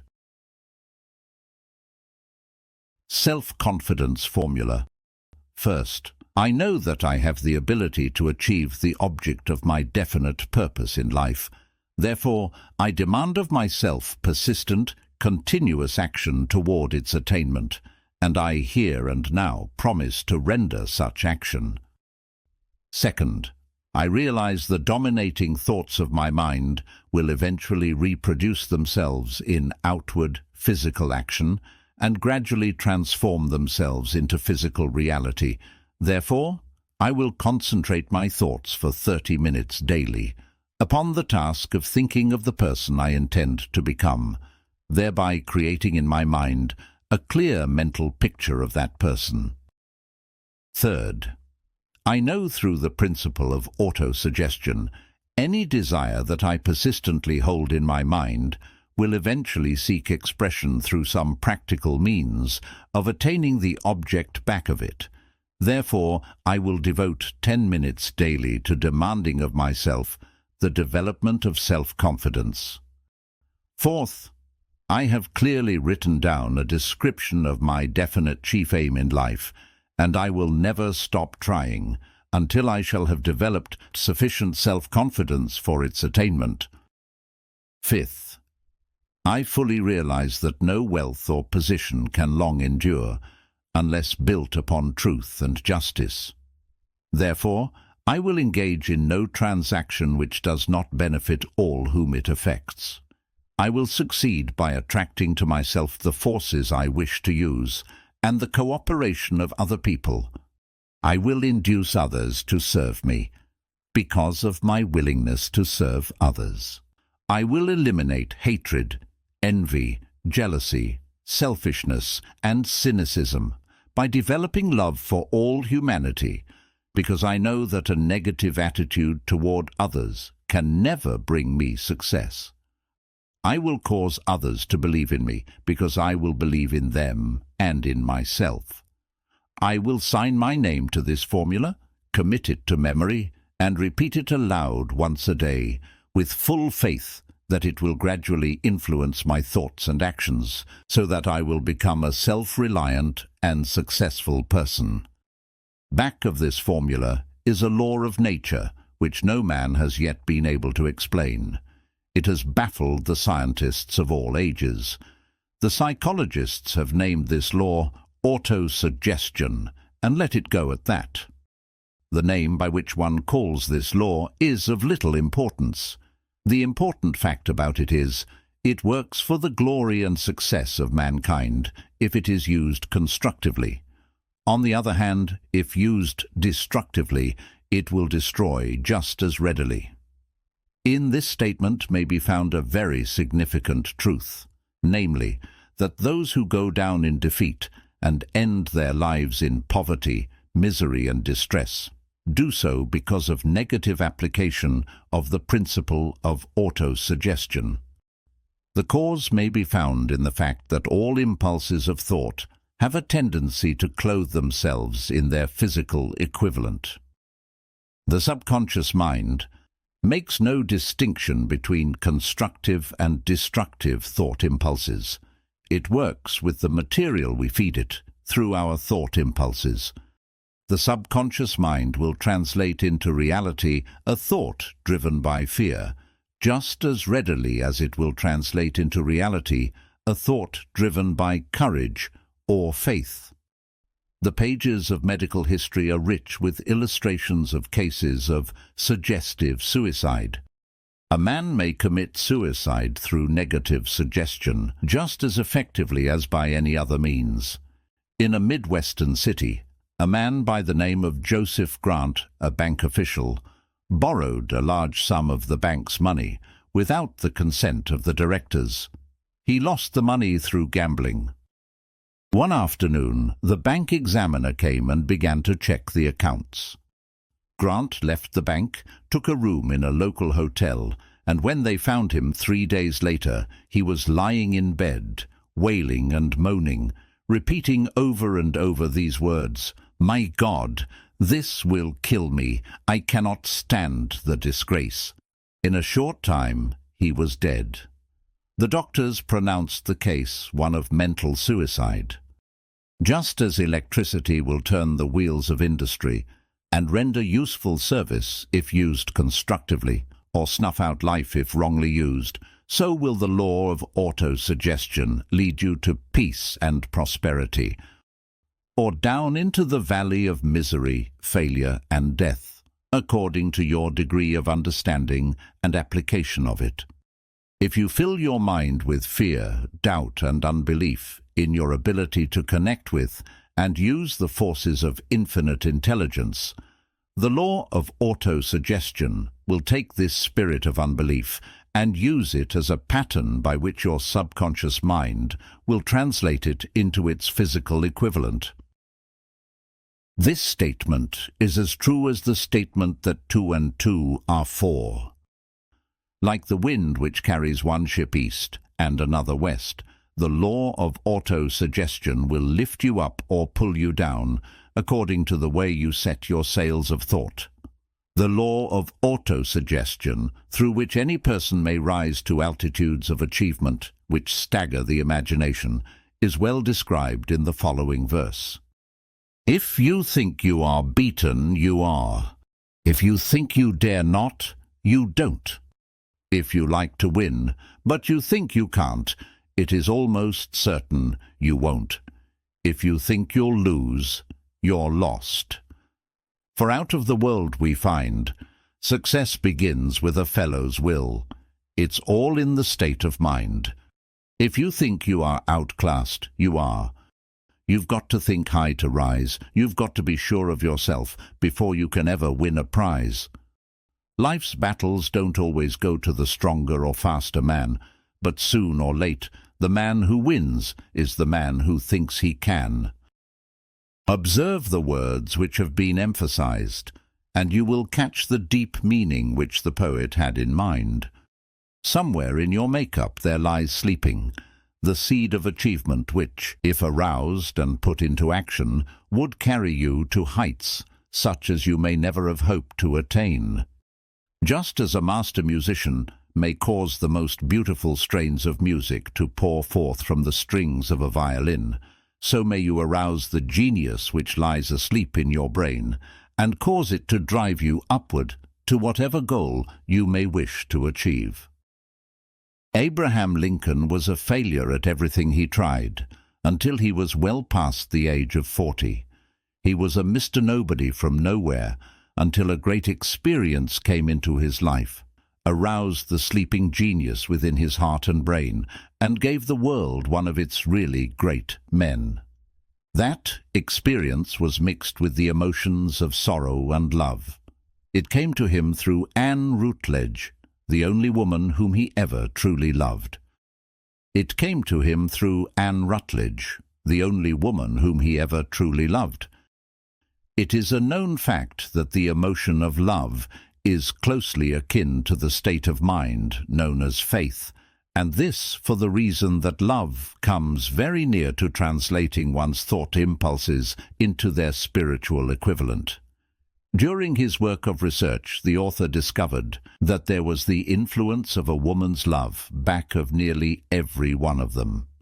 The emotion of love in the human heart and brain creates a favorable field of magnetic attraction, which causes an influx of the higher and finer vibrations which are afloat in the ether. If you wish evidence of the power of faith, study the achievements of men and women who have employed it. At the head of the list comes the Nazarene. Christianity is the greatest single force which influences the minds of men. No matter how many people may have perverted or misinterpreted the meaning of this great force, and no matter how many dogmas and creeds have been created in its name, which do not reflect its tenets, the sum and substance of the teachings and the achievements of Christ, which may have been interpreted as miracles, were nothing more nor less than faith.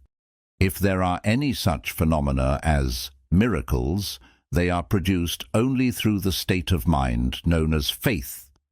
Some teachers of religion, and many who call themselves Christians, neither understand nor practice faith.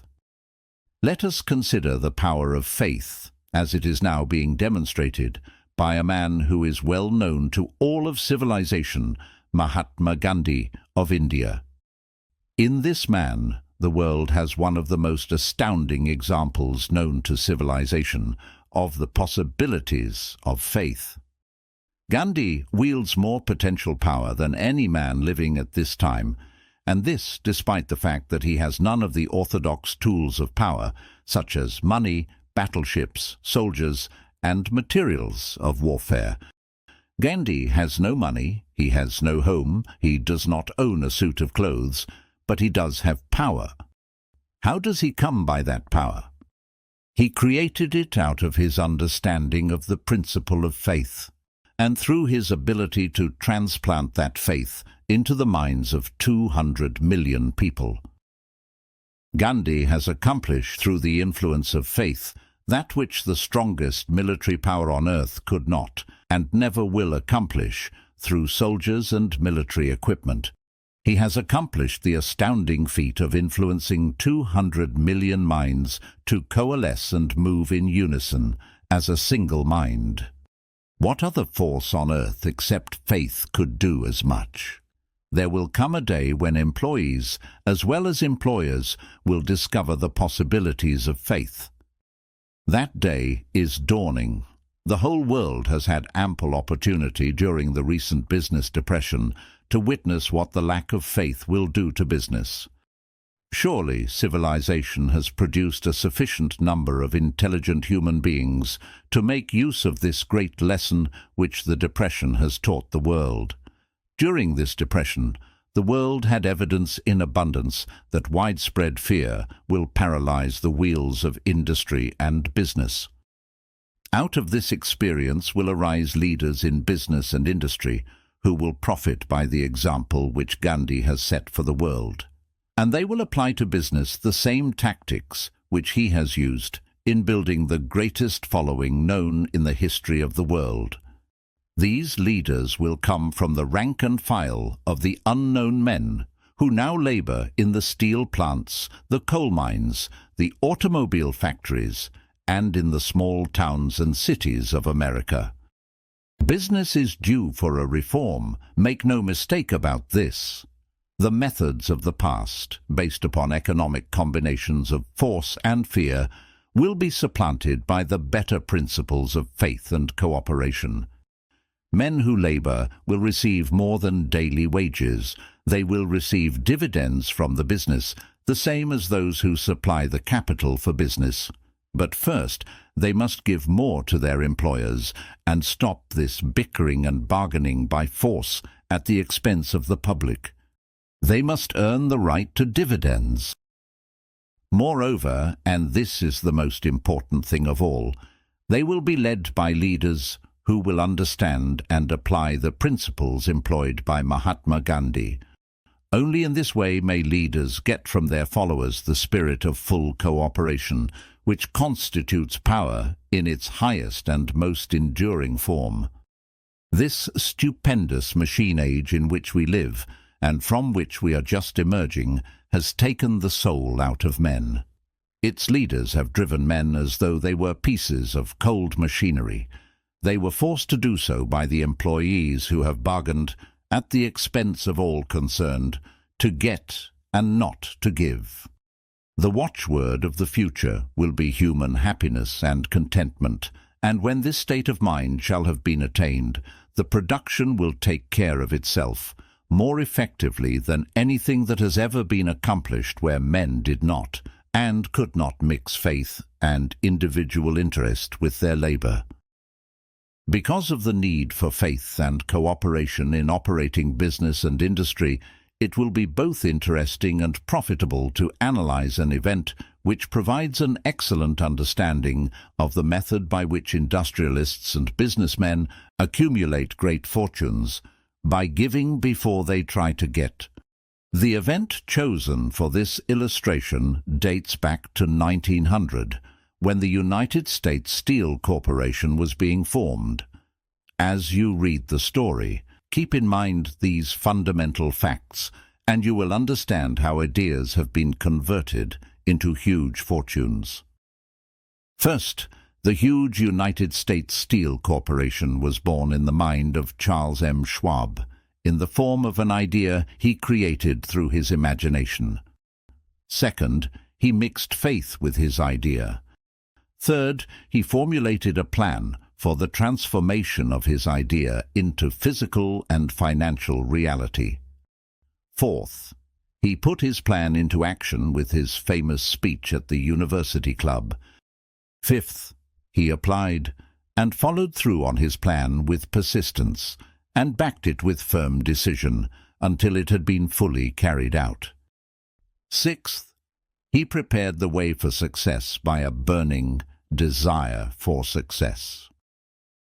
If you are one of those who have often wondered how great fortunes are accumulated, this story of the creation of the United States Steel Corporation will be enlightening.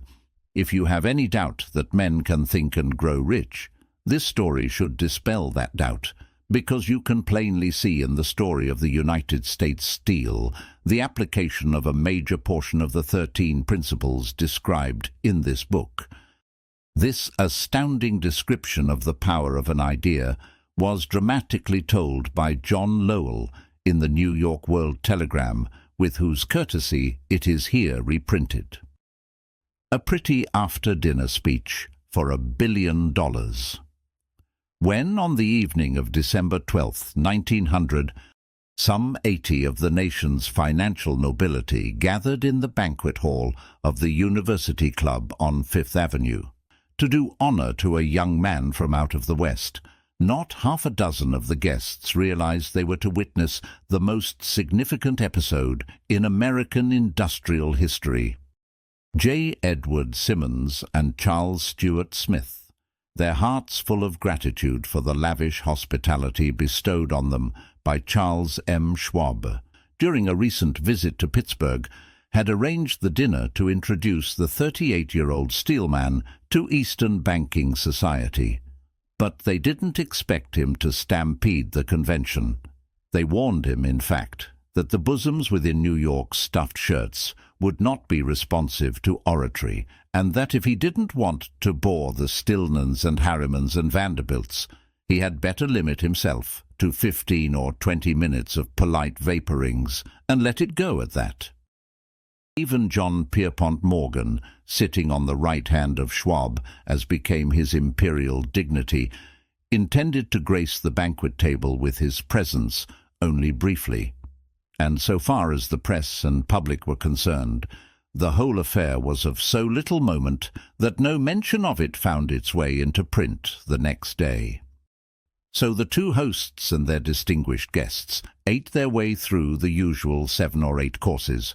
There was little conversation, and what there was of it was restrained. Few of the bankers and brokers had met Schwab, whose career had flowed along the banks of the Monongahela, and none knew him well. But before the evening was over, they, and with them Money Master Morgan, were to be swept off their feet, and $1 billion baby, the United States Steel Corporation, was to be conceived. It is perhaps unfortunate, for the sake of history, that no record of Charlie Schwab's speech at the dinner ever was made. He repeated some parts of it at a later date during a similar meeting of Chicago bankers, and still later, when the government brought suit to dissolve the Steel Trust. He gave his own version from the witness stand of the remarks that stimulated Morgan into a frenzy of financial activity. It is probable, however, that it was a homely speech, somewhat ungrammatical, full of epigram and threaded with wit, but aside from that, it had a galvanic force and effect upon the 5 billions of estimated capital that was represented by the diners. After it was over, and the gathering was still under its spell, although Schwab had talked for 90 minutes, Morgan led the orator to a recessed window where, dangling their legs from the high, uncomfortable seat, they talked for an hour more. The magic of the Schwab personality had been turned on, full force, but what was more important and lasting was the full-fledged, clear-cut program he laid down for the aggrandizement of steel. Many other men had tried to interest Morgan in slapping together a steel trust after the pattern of the biscuit, wire and hoop, sugar, rubber, whiskey, oil, or chewing gum combinations. John W. Gates, the gambler, had urged it, but Morgan distrusted him. The Moore boys, Bill and Jim, Chicago stock jobbers who had glued together a match trust and a cracker corporation, had urged it and failed. Elbert H. Gary, the sanctimonious country lawyer, wanted to foster it, but he wasn't big enough to be impressive. Until Schwab's eloquence took J.P. Morgan to the heights from which he could visualize the solid results of the most daring financial undertaking ever conceived, the project was regarded as a delirious dream of easy money crackpots. The financial magnetism that began a generation ago to attract thousands of small and sometimes inefficiently managed companies into large and competition-crushing combinations had become operative in the steel world through the devices of that jovial business pirate, John W. Gates. Gates already had formed the American Steel and Wire Company out of a chain of small concerns, and together with Morgan had created the Federal Steel Company. The National Tube and American Bridge Companies were two more Morgan concerns, and the Moore brothers had forsaken the match and cookie business to form the American Group, Tin Plate, Steel Hoop, Sheet Steel, and the National Steel Company. But by the side of Andrew Carnegie's gigantic vertical trust, a trust owned and operated by 53 partners, those other combinations were picayune. They might combine to their heart's content, but the whole lot of them couldn't make a dent in the Carnegie organization, and Morgan knew it. The eccentric old Scot knew it too. From the magnificent heights of Skibo Castle he had viewed, first with amusement and then with resentment, the attempts of Morgan's smaller companies to cut into his business. When the attempts became too bold, Carnegie's temper was translated into anger and retaliation. He decided to duplicate every mill owned by his rivals. Hitherto, he hadn't been interested in wire, pipe, hoops, or sheet. Instead, he was content to sell such companies the raw steel and let them work it into whatever shape they wanted. Now, with Schwab as his chief and able lieutenant, he planned to drive his enemies to the wall. So it was that in the speech of Charles M. Schwab, Morgan saw the answer to his problem of combination. A trust without Carnegie, giant of them all, would be no trust at all, a plum pudding, as one writer said, without the plums. Schwab's speech on the night of December 12, 1900, undoubtedly carried the inference, though not the pledge, that the vast Carnegie enterprise could be brought under the Morgan tent. He talked of the world future for steel, of reorganization for efficiency, of specialization, of the scrapping of unsuccessful mills and concentration of effort on the flourishing properties, of economies in the ore traffic, of economies in overhead and administrative departments, of capturing foreign markets. More than that, he told the buccaneers among them, wherein lay the errors of their customary piracy. Their purposes, he inferred, had been to create monopolies, raise prices, and pay themselves fat dividends out of privilege. Schwab condemned the system in his heartiest manner. The short-sightedness of such a policy, he told his hearers, lay in the fact that it restricted the market in an era when everything cried for expansion.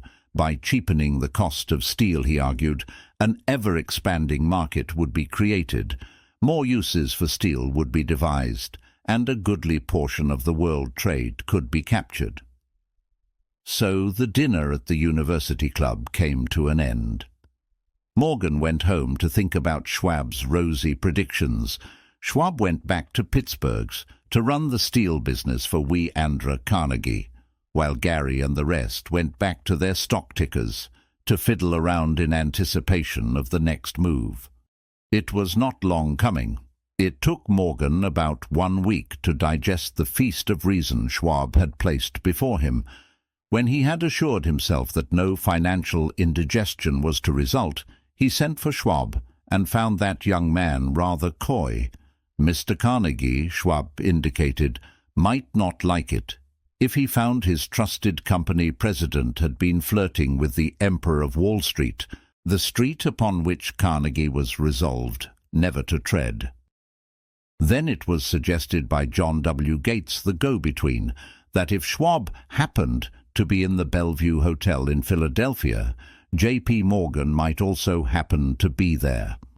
When Schwab arrived, however, Morgan was inconveniently ill at his New York home, and so, on the elder man's pressing invitation, Schwab went to New York and presented himself at the door of the financier's library. Now certain economic historians have professed the belief that from the beginning to the end of the drama, the stage was set by Andrew Carnegie, that the dinner to Schwab, the famous speech, the Sunday night conference between Schwab and the Money King were events arranged by the canny Scot. The truth is exactly the opposite. When Schwab was called in to consummate the deal, he didn't even know whether the little boss, as Andrew was called, would so much as listen to an offer to sell, particularly to a group of men whom Andrew regarded as being endowed with something less than holiness. But Schwab did take into the conference with him, in his own handwriting, 6 sheets of copper-plate figures, representing to his mind the physical worth and the potential earning capacity of every steel company he regarded as an essential star in the new metal firmament. 4 men pondered over these figures all night. The chief, of course, was Morgan, steadfast in his belief in the divine right of money. With him was his aristocratic partner, Robert Bacon, a scholar and a gentleman. The third was John W. Gates, whom Morgan scorned as a gambler and used as a tool. The fourth was Schwab, who knew more about the processes of making and selling steel than any whole group of men then living. Throughout that conference, the Pittsburghers' figures were never questioned. If he said a company was worth so much, then it was worth that much and no more. He was insistent, too, upon including in the combination only those concerns he nominated. He had conceived a corporation in which there would be no duplication, not even to satisfy the greed of friends who wanted to unload their companies upon the broad Morgan shoulders. Thus he left out, by design, a number of the larger concerns upon which the walruses and carpenters of Wall Street had cast hungry eyes. When dawn came, Morgan rose and straightened his back. Only one question remained. "Do you think you can persuade Andrew Carnegie to sell?" he asked. "I can try," said Schwab. "If you can get him to sell, I will undertake the matter," said Morgan. So far so good. But would Carnegie sell? How much would he demand? What would he take payment in? Common or preferred stocks? Bonds? Cash? Nobody could raise $1/3 billion in cash. There was a golf game in January on the frost-cracking heath of the St. Andrew's Links in Westchester, with Andrew bundled up in sweaters against the cold, and Charlie talking volubly as usual to keep his spirits up. But no word of business was mentioned until the pair sat down in the cosy warmth of the Carnegie cottage hard by. Then, with the same persuasiveness that had hypnotized 80 millionaires at the University Club, Schwab poured out the glittering promises of retirement in comfort, of untold millions to satisfy the old man's social caprices. Carnegie capitulated, wrote a figure on a slip of paper, handed it to Schwab and said, "All right, that's what we'll sell for." The figure was approximately $400 million and was reached by taking the $320 million mentioned by Schwab as a basic figure and adding to it $80 million to represent the increased capital value over the previous 2 years. Later, on the deck of a transatlantic liner, the Scotsman said ruefully to Morgan, "I wish I had asked you for $100 million more." "If you had asked for it, you'd have gotten it," Morgan told him cheerfully. There was an uproar, of course. A British correspondent cabled that the foreign steel world was appalled by the gigantic combination, but that able stock manipulator Keene went at his work of shoving the new stock at the public so vigorously that all the excess water, estimated by some at nearly $600 million, was absorbed in a twinkling. So Carnegie had his millions, and the Morgan Syndicate had $60 million for all its trouble, and all the boys, from Gates to Gary, had their millions. The 38-year-old Schwab had his reward. He was made president of the new corporation and remained in control until 1930. The dramatic story of big business, which you have just finished, was included in this book, because it is a perfect illustration of the method by which desire can be transmuted into its physical equivalent. I imagine some readers will question the statement that a mere intangible desire can be converted into its physical equivalent. Doubtless some will say, you cannot convert nothing into something. The answer is in the story of United States Steel. Steel, that giant organization, was created in the mind of one man. The plan by which the organization was provided with the steel mills that gave it financial stability was created in the mind of the same man. His faith, his desire, his imagination, his persistence were the real ingredients that went into United States Steel. The steel mills and mechanical equipment acquired by the corporation, after it had been brought into legal existence, were incidental, but careful analysis will disclose the fact that the appraised value of the properties acquired by the corporation increased in value by an estimated $600 million. By the mere transaction which consolidated them under one management. In other words, Charles M. Schwab's idea, plus the faith with which he conveyed it to the minds of J.P. Morgan and the others, was marketed for a profit of approximately $600 million. Not an insignificant sum for a single idea. What happened to some of the men who took their share of the millions of dollars of profit made by this transaction is a matter with which we are not now concerned. The important feature of the astounding achievement is that it serves as unquestionable evidence of the soundness of the philosophy described in this book, because this philosophy was the warp and the woof of the entire transaction. Moreover, the practicability of the philosophy has been established by the fact that the United States Steel Corporation prospered and became one of the richest and most powerful corporations in America. employing thousands of people, developing new uses for steel, and opening new markets, thus proving that the $600 million in profit, which the Schwab idea produced, was earned. Riches begin in the form of thought. The amount is limited only by the person in whose mind the thought is put into motion. Faith removes limitations. Remember this when you are ready to bargain with life for whatever it is that you ask as your price for having passed this way. Remember also that the man who created the United States Steel Corporation was practically unknown at the time. He was merely Andrew Carnegie's Man Friday until he gave birth to his famous idea. After that, he quickly rose to a position of power, fame, and riches. There are no limitations to the mind except those we acknowledge. Both poverty and riches are the offspring of thought. Auto-suggestion. The medium for influencing the subconscious mind. Auto-suggestion is a term which applies to all suggestions and all self-administered stimuli which reach one's mind through the five senses. Stated in another way, auto-suggestion is self-suggestion. It is the agency of communication between that part of the mind where conscious thought takes place and that which serves as the seat of action for the subconscious mind.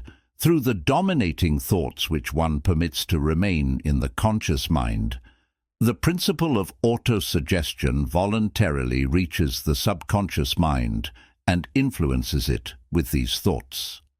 No thought, whether it be negative or positive, can enter the subconscious mind without the aid of the principle of auto-suggestion, with the exception of thoughts picked up from the ether. Stated differently, all sense impressions which are perceived through the five senses are stopped by the conscious thinking mind and may be either passed on to the subconscious mind or rejected at will. The conscious faculty serves, therefore, as an outer guard to the approach of the subconscious. Nature has so built man that he has absolute control over the material which reaches his subconscious mind through his five senses, although this is not meant to be construed as a statement that man always exercises this control.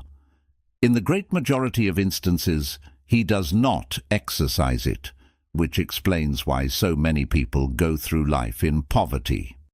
Recall what has been said about the subconscious mind resembling a fertile garden spot in which weeds will grow in abundance if the seeds of more desirable crops are not sown therein.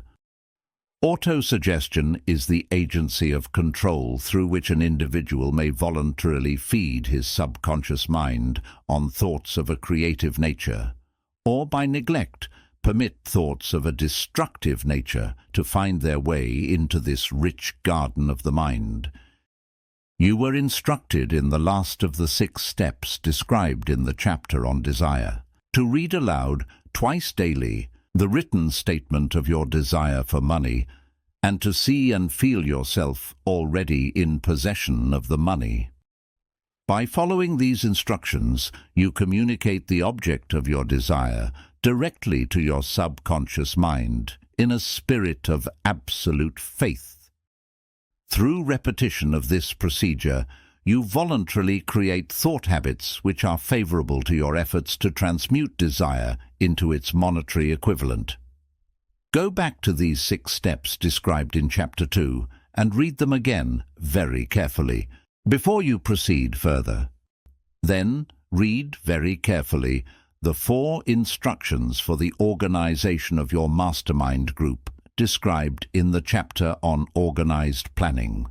By comparing these 2 sets of instructions with that which has been stated on auto-suggestion, you, of course, will see that the instructions involve the application of the principle of auto-suggestion. Remember, therefore, when reading aloud the statement of your desire, that the mere reading of the words is of no consequence, unless you mix emotion or feeling with your words.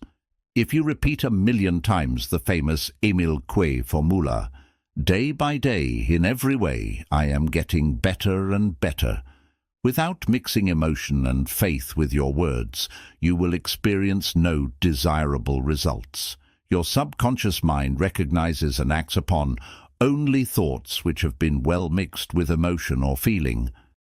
This is a fact of such importance as to warrant repetition in practically every chapter, because the lack of understanding of this is the main reason the majority of people who try to apply the principle of auto-suggestion get no desirable results.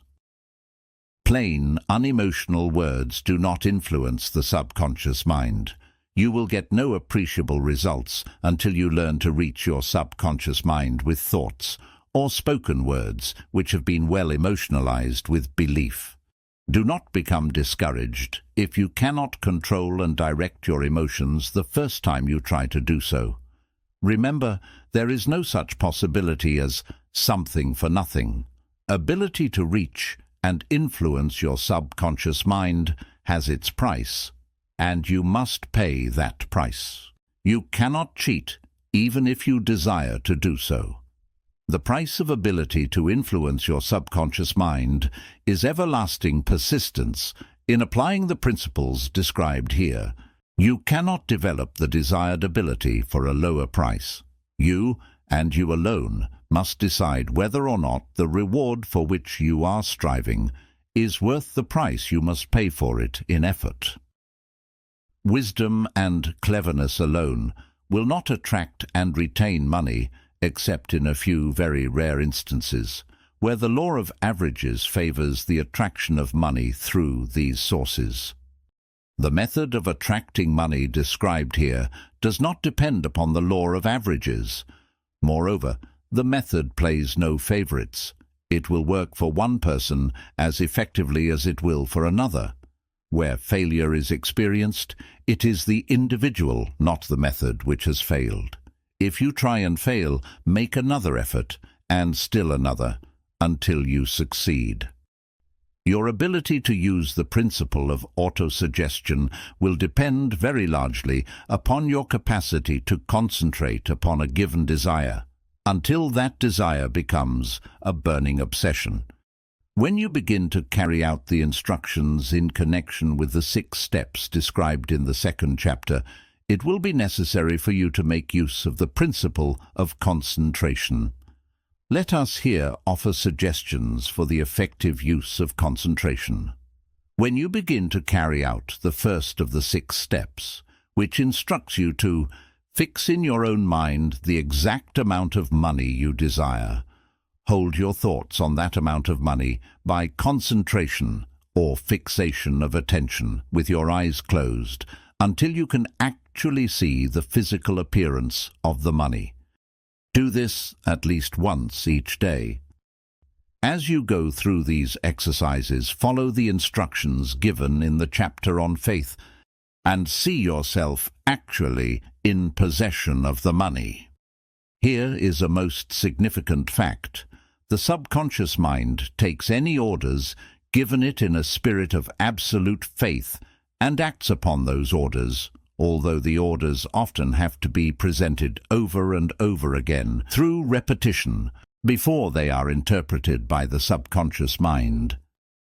Following the preceding statement, consider the possibility of playing a perfectly legitimate trick on your subconscious mind by making it believe, because you believe it, that you must have the amount of money you are visualizing, that this money is already awaiting your claim, that the subconscious mind must hand over to you practical plans for acquiring the money which is yours. Hand over the thought suggested in the preceding paragraph to your imagination, and see what your imagination can or will do to create practical plans for the accumulation of money through transmutation of your desire. Do not wait for a definite plan through which you intend to exchange services or merchandise in return for the money you are visualizing, but begin at once to see yourself in possession of the money, demanding and expecting. Meanwhile, that your subconscious mind will hand over the plan or plans you need. Be on the alert for these plans, and when they appear, put them into action immediately. When the plans appear, they will probably flash into your mind through the sixth sense in the form of an inspiration. This inspiration may be considered a direct telegram or message from infinite intelligence. Treat it with respect and act upon it as soon as you receive it. Failure to do this will be fatal to your success. In the fourth of the 6 steps, you were instructed to create a definite plan for carrying out your desire and begin at once to put this plan into action. You should follow this instruction in the manner described in the preceding paragraph. Do not trust to your reason when creating your plan for accumulating money through the transmutation of desire. Your reason is faulty. Moreover, your reasoning faculty may be lazy, and if you depend entirely upon it to serve you, it may disappoint you. When visualizing the money you intend to accumulate with closed eyes, see yourself rendering the service or delivering the merchandise you intend to give in return for this money. This is important. Summary of instructions. The fact that you are reading this book is an indication that you earnestly seek knowledge. It is also an indication that you are a student of this subject. If you're only a student, there is a chance that you may learn much that you did not know, but you will learn only by assuming an attitude of humility. If you choose to follow some of the instructions but neglect or refuse to follow others, you will fail. To get satisfactory results, you must follow all instructions in a spirit of faith.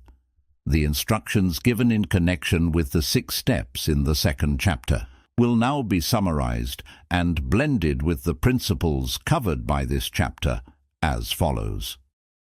First, go into some quiet spot, preferably in bed at night, where you will not be disturbed or interrupted. Close your eyes and repeat aloud, so you may hear your own words, the written statement of the amount of money you intend to accumulate, the time limit for its accumulation, and a description of the service or merchandise you intend to give in return for the money. As you carry out these instructions, see yourself already in possession of the money. For example, suppose that you intend to accumulate $50,000 by the 1st of January, 5 years hence, that you intend to give personal services in return for the money in the capacity of a salesman. Your written statement of your purpose should be similar to the following. By the 1st day of January, here give a specific date, I will have in my possession $50,000, which will come to me in various amounts from time to time during the interim. In return for this money, I will give the most efficient service of which I am capable, rendering the fullest possible quantity and the best possible quality of service in the capacity of salesman of. Here describe the service or merchandise you intend to sell. I believe that I will have this money in my possession. My faith is so strong that I can now see this money before my eyes. I can touch it with my hands. It is now awaiting transfer to me at the time, and in the proportion that I deliver the service, I intend to render in return for it. I'm awaiting a plan by which to accumulate this money, and I will follow that plan when it is received. Second, repeat this program night and morning until you can see, in your imagination, the money you intend to accumulate. Third, place a written copy of your statement where you can see it night and morning and read it just before retiring and upon arising until it has been memorized. Remember, as you carry out these instructions, that you are applying the principle of auto-suggestion for the purpose of giving orders to your subconscious mind. Remember also that your subconscious mind will act only upon instructions which are emotionalized and handed over to it with feeling. Faith is the strongest and most productive of the emotions. Follow the instructions given in the chapter on faith. These instructions may at first seem abstract. Do not let this disturb you. Follow the instructions no matter how abstract or impractical they may at first appear to be. The time will soon come, if you do as you have been instructed, in spirit as well as in act, when a whole new universe of power will unfold to you. Skepticism, in connection with all new ideas, is characteristic of all human beings.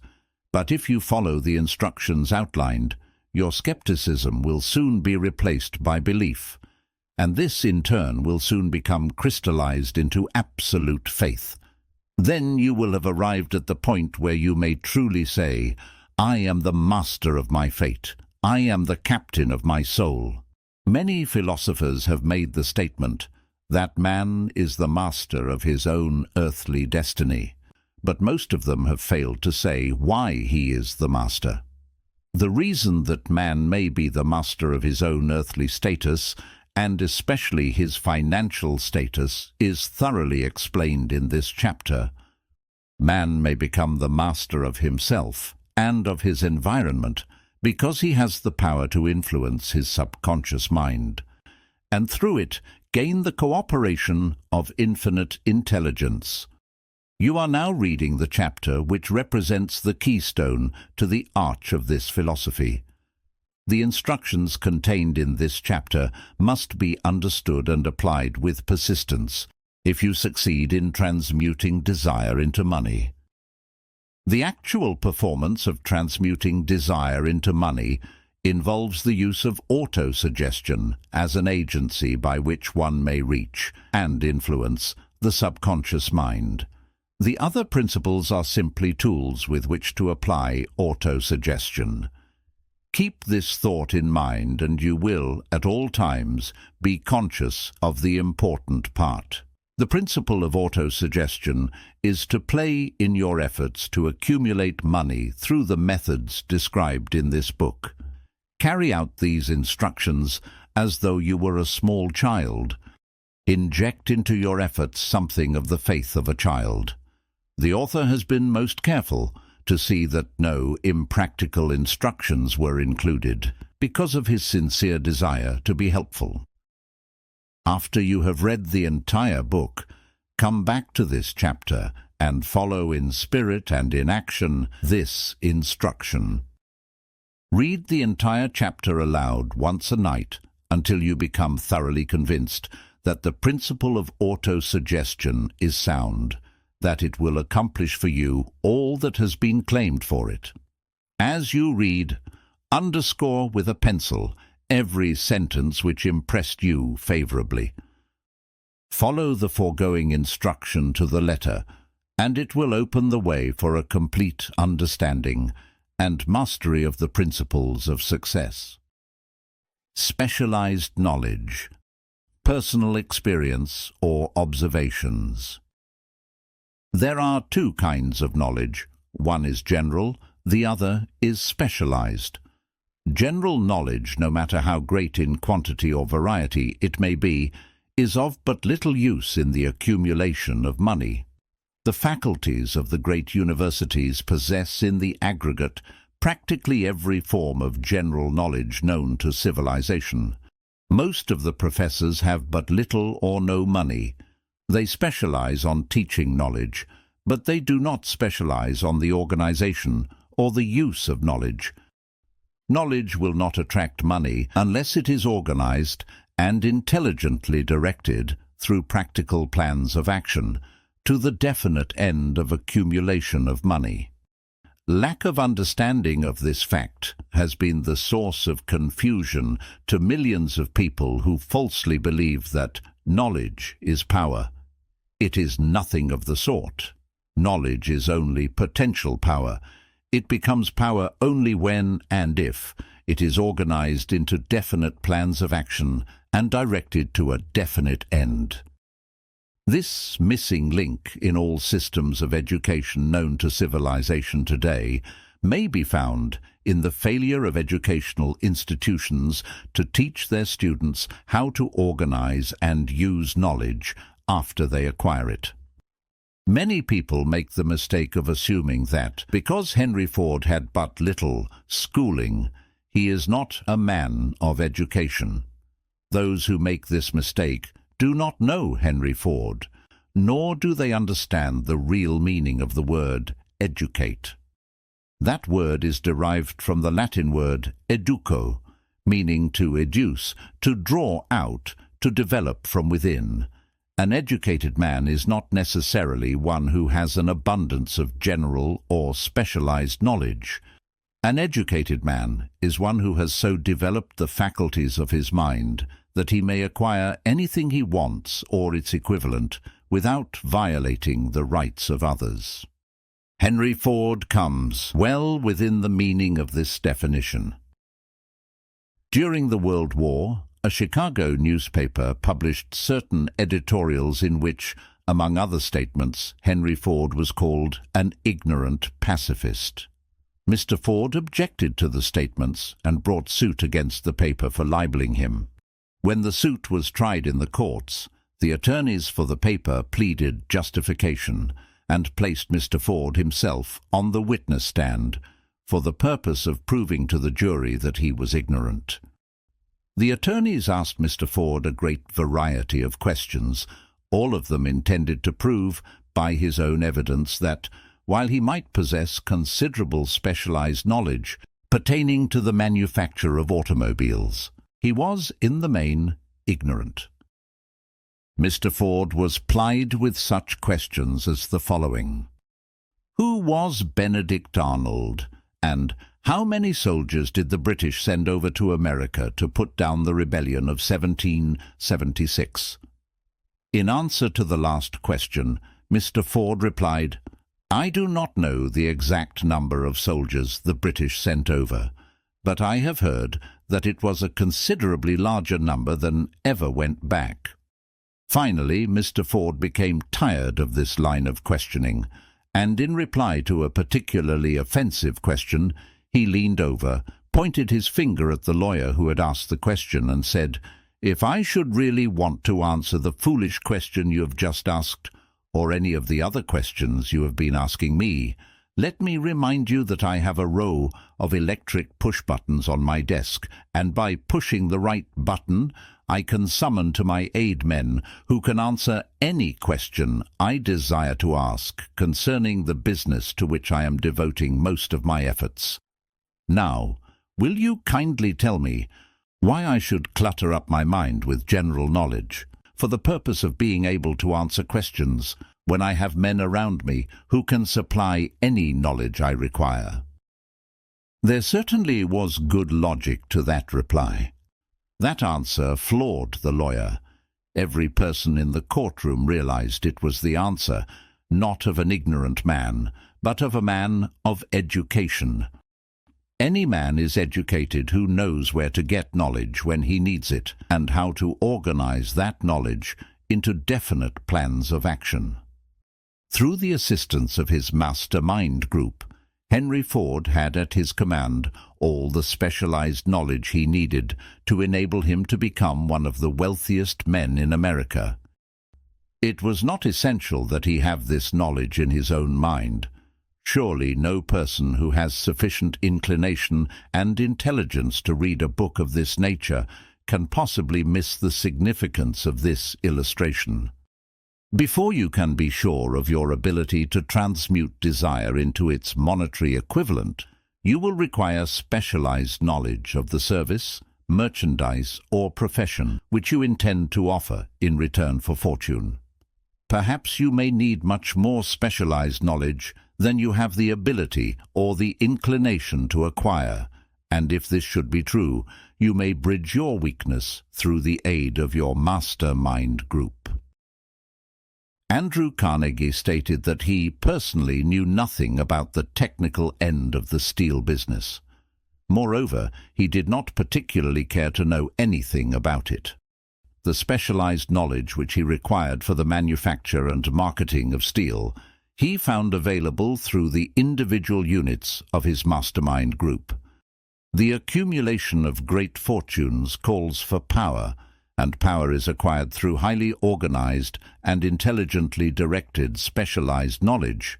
But that knowledge does not necessarily have to be in the possession of the man who accumulates the fortune. The preceding paragraph should give hope and encouragement to the man with ambition to accumulate a fortune, who has not possessed himself of the necessary education to supply such specialized knowledge as he may require.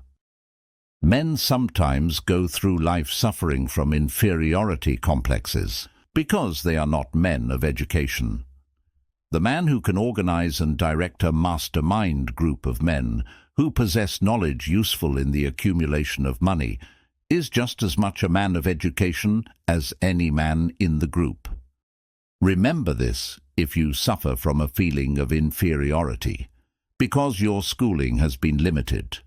Thomas A. Edison had only 3 months of schooling during his entire life. He did not lack education, neither did he die poor. Henry Ford had less than a 6th grade schooling, but he's managed to do pretty well by himself, financially. Specialized knowledge is among the most plentiful and the cheapest forms of service which may be had. If you doubt this, consult the payroll of any university. It pays to know how to purchase knowledge. First of all, decide the sort of specialized knowledge you require and the purpose for which it is needed. To a large extent, your major purpose in life, the goal toward which you are working, will help determine what knowledge you need.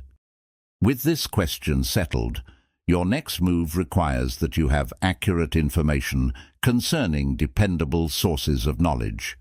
The more important of these are A.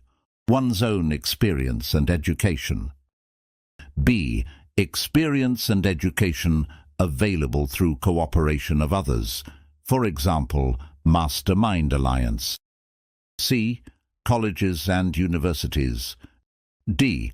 Public libraries, through books and periodicals in which may be found all the knowledge organized by civilization. E. Special training courses, through night schools and home study schools in particular. As knowledge is acquired, it must be organized and put into use for a definite purpose through practical plans. Knowledge has no value except that which can be gained from its application toward some worthy end. This is one reason why college degrees are not valued more highly. They represent nothing but miscellaneous knowledge. If you contemplate taking additional schooling, first determine the purpose for which you want the knowledge you are seeking. Then learn where this particular sort of knowledge can be obtained from reliable sources. Successful men in all callings never stop acquiring specialized knowledge related to their major purpose, business, or profession. Those who are not successful usually make the mistake of believing that the knowledge-acquiring period ends when one finishes school. The truth is that schooling does but little more than to put one in the way of learning how to acquire practical knowledge. With this changed world, which began at the end of the economic collapse, came also astounding changes in educational requirements. The order of the day is specialization. This truth was emphasized by Robert P. Moore, Secretary of Appointments of Columbia University. Specialists most sought after, particularly sought after by employing companies, are candidates who have specialized in some field. Business school graduates with training in accounting and statistics, engineers of all varieties, journalists, architects, chemists, and also outstanding leaders and activity men of the senior class. The man who has been active on the campus, whose personality is such that he gets along with all kinds of people, and who has done an adequate job with his studies, has a most decided edge over the strictly academic student. Some of these, because of their all-around qualifications, have received several offers of positions, a few of them as many as 6.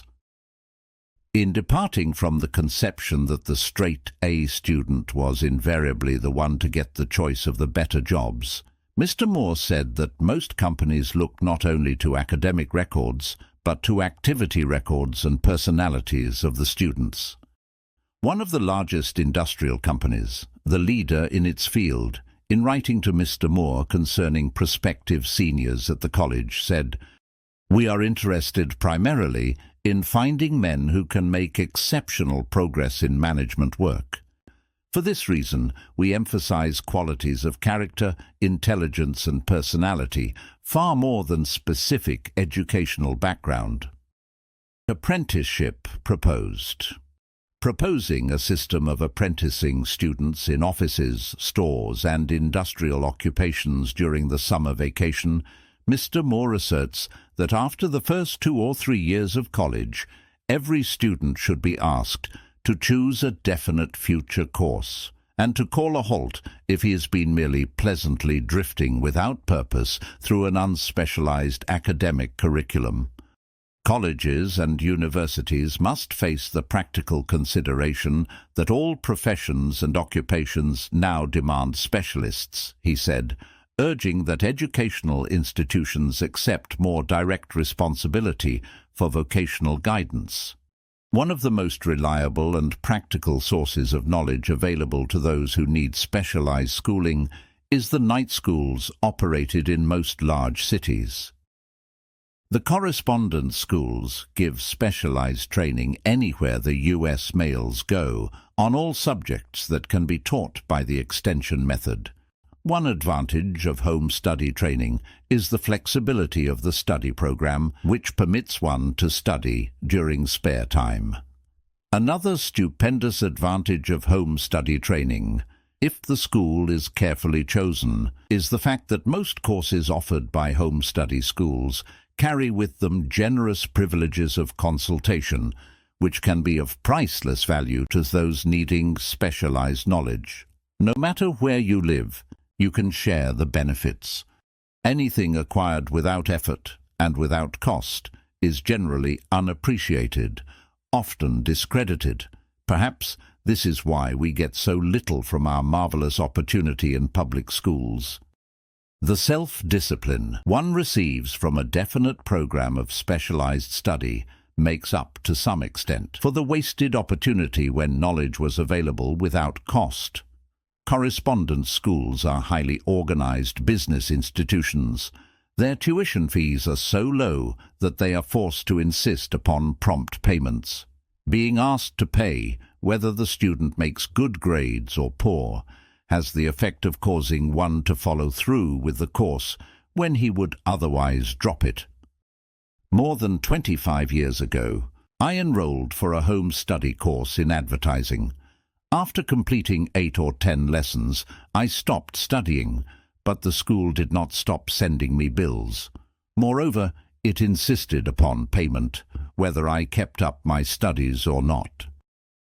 I decided that if I had to pay for the course, I should complete the lessons and get my money's worth. I felt at the time that the collection system of the school was somewhat too well organized, but I learned later in life that it was a valuable part of my training for which no charge had been made. Being forced to pay, I went ahead and completed the course. Later in life, I discovered that the efficient collection system of that school had been worth much in the form of money earned because of the training in advertising I had so reluctantly taken. We have in this country what is said to be the greatest public school system in the world. We have invested fabulous sums for fine buildings. We have provided convenient transportation for children living in the rural districts so they may attend the best schools. But there is one astounding weakness to this marvelous system. It is free. One of the strange things about human beings is that they value only that which has a price. The free schools of America and the free public libraries do not impress people because they are free. This is the major reason why so many people find it necessary to acquire additional training after they quit school and go to work. it is also one of the major reasons why employers give greater consideration to employees who take home study courses. They have learned from experience that any person who has the ambition to give up a part of his spare time to studying at home has in him those qualities which make for leadership. This recognition is not a charitable gesture, it is sound business judgment upon the part of the employers. There is one weakness in people for which there is no remedy. It is the universal weakness of lack of ambition. Persons, especially salaried people who schedule their spare time to provide for home study, seldom remain at the bottom very long. Their action opens the way for the upward climb, removes many obstacles from their path, and gains the friendly interest of those who have the power to put them in the way of opportunity. The changed economic conditions prevailing since the Depression have made it necessary for thousands of people to find additional or new sources of income. For the majority of these, the solution to their problem may be found only by acquiring specialized knowledge. Many will be forced to change their occupations entirely. When a merchant finds that a certain line of merchandise is not selling, he usually supplants it with another that is in demand. The person whose business is that of marketing personal services must also be an efficient merchant.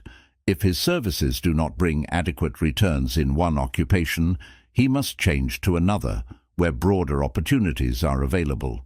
Stuart Austin Wire prepared himself as a construction engineer and followed this line of work until the Depression limited his market to where it did not give him the income he required. He took inventory of himself, decided to change his profession to law, went back to school and took special courses by which he prepared himself as a corporation lawyer. Despite the fact the Depression had not ended, he completed his training, passed the bar examination, and quickly built a lucrative law practice in Dallas, Texas. Just to keep the record straight, and to anticipate the alibis of those who will say, "I couldn't go to school because I have a family to support," or "I'm too old," I will add the information that Mr. Wire was past 40 and married when he went back to school. Moreover, by carefully selecting highly specialized courses in colleges best prepared to teach the subjects chosen, Mr. Weir completed in 2 years the work for which the majority of law students require 4 years. It pays to know how to purchase knowledge. The person who stops studying merely because he has finished school is forever hopelessly doomed to mediocrity, no matter what may be his calling. The way of success is the way of continuous pursuit of knowledge. Let us consider a specific instance. During the Depression, a salesman in a grocery store found himself without a position. Having had some bookkeeping experience, he took a special course in accounting, familiarized himself with all the latest bookkeeping and office equipment, and went into business for himself. Starting with the grocer for whom he had formerly worked, he made contracts with more than 100 small merchants to keep their books at a very nominal monthly fee. His idea was so practical that he soon found it necessary to set up a portable office in a light delivery truck, which he equipped with modern bookkeeping machinery. He now has a fleet of these bookkeeping offices on wheels and employs a large staff of assistants, thus providing small merchants with accounting service equal to the best that money can buy, at very nominal cost. Specialized knowledge plus imagination were the ingredients that went into this unique and successful business. Last year, the owner of that business paid an income tax of almost 10 times as much as was paid by the merchant for whom he worked, when the Depression forced upon him a temporary adversity which proved to be a blessing in disguise. The beginning of this successful business was an idea. Inasmuch as I had the privilege of supplying the unemployed salesman with that idea, I now assume the further privilege of suggesting another idea which has within it the possibility of even greater income, also the possibility of rendering useful service to thousands of people who badly need that service. The idea was suggested by the salesman who gave up selling and went into the business of keeping books on a wholesale basis. When the plan was suggested as a solution of his unemployment problem, he quickly exclaimed, "I like the idea, but I would not know how to turn it into cash." In other words, he complained he would not know how to market his bookkeeping knowledge after he acquired it. So that brought up another problem which had to be solved. With the aid of a young woman typist, clever at hand lettering, and who could put the story together, a very attractive book was prepared, describing the advantages of the new system of bookkeeping. The pages were neatly typed and pasted in an ordinary scrapbook, which was used as a silent salesman, with which the story of this new business was so effectively told that its owner soon had more accounts than he could handle. There are thousands of people all over the country who need the services of a merchandising specialist capable of preparing an attractive brief for use in marketing personal services. The aggregate annual income from such a service might easily exceed that received by the largest employment agency, and the benefits of the service might be made far greater to the purchaser than any to be obtained from an employment agency. The idea here described was born of necessity, to bridge an emergency which had to be covered, but it did not stop by merely serving one person. The woman who created the idea has a keen imagination.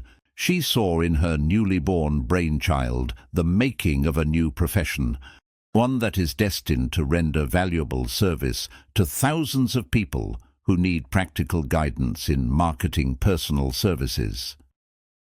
Spurred to action by the instantaneous success of her first prepared plan to market personal services, this energetic woman turned next to a similar problem for her son who had just finished college but had been totally unable to find a market for his services. The plan she originated for his use was the finest specimen of merchandising of personal services I have ever seen.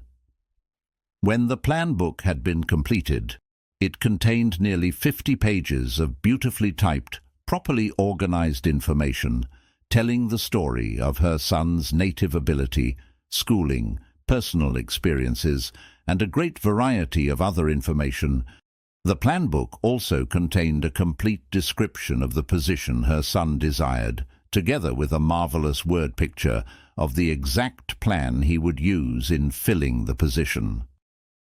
She sent him also to all the competitors of his prospective employer and gathered from them vital information concerning their business methods, which was of great value in the formation of the plan he intended to use in filling the position he sought.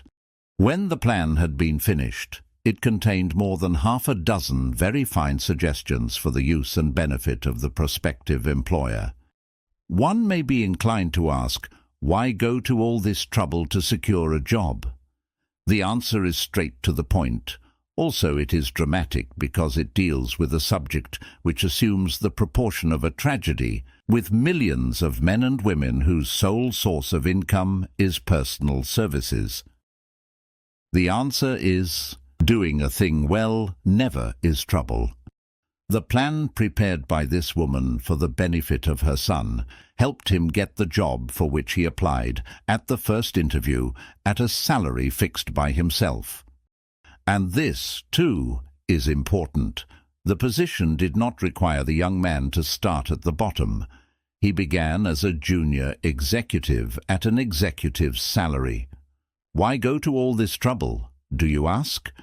Well, for one thing, the planned presentation of this young man's application for a position clipped off no less than 10 years of time he would have required to get to where he began, had he started at the bottom and worked his way up.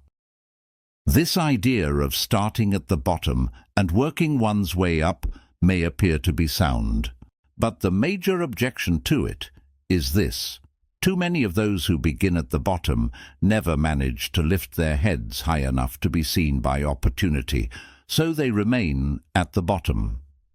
It should be remembered also that the outlook from the bottom is not so very bright or encouraging. It has a tendency to kill off ambition.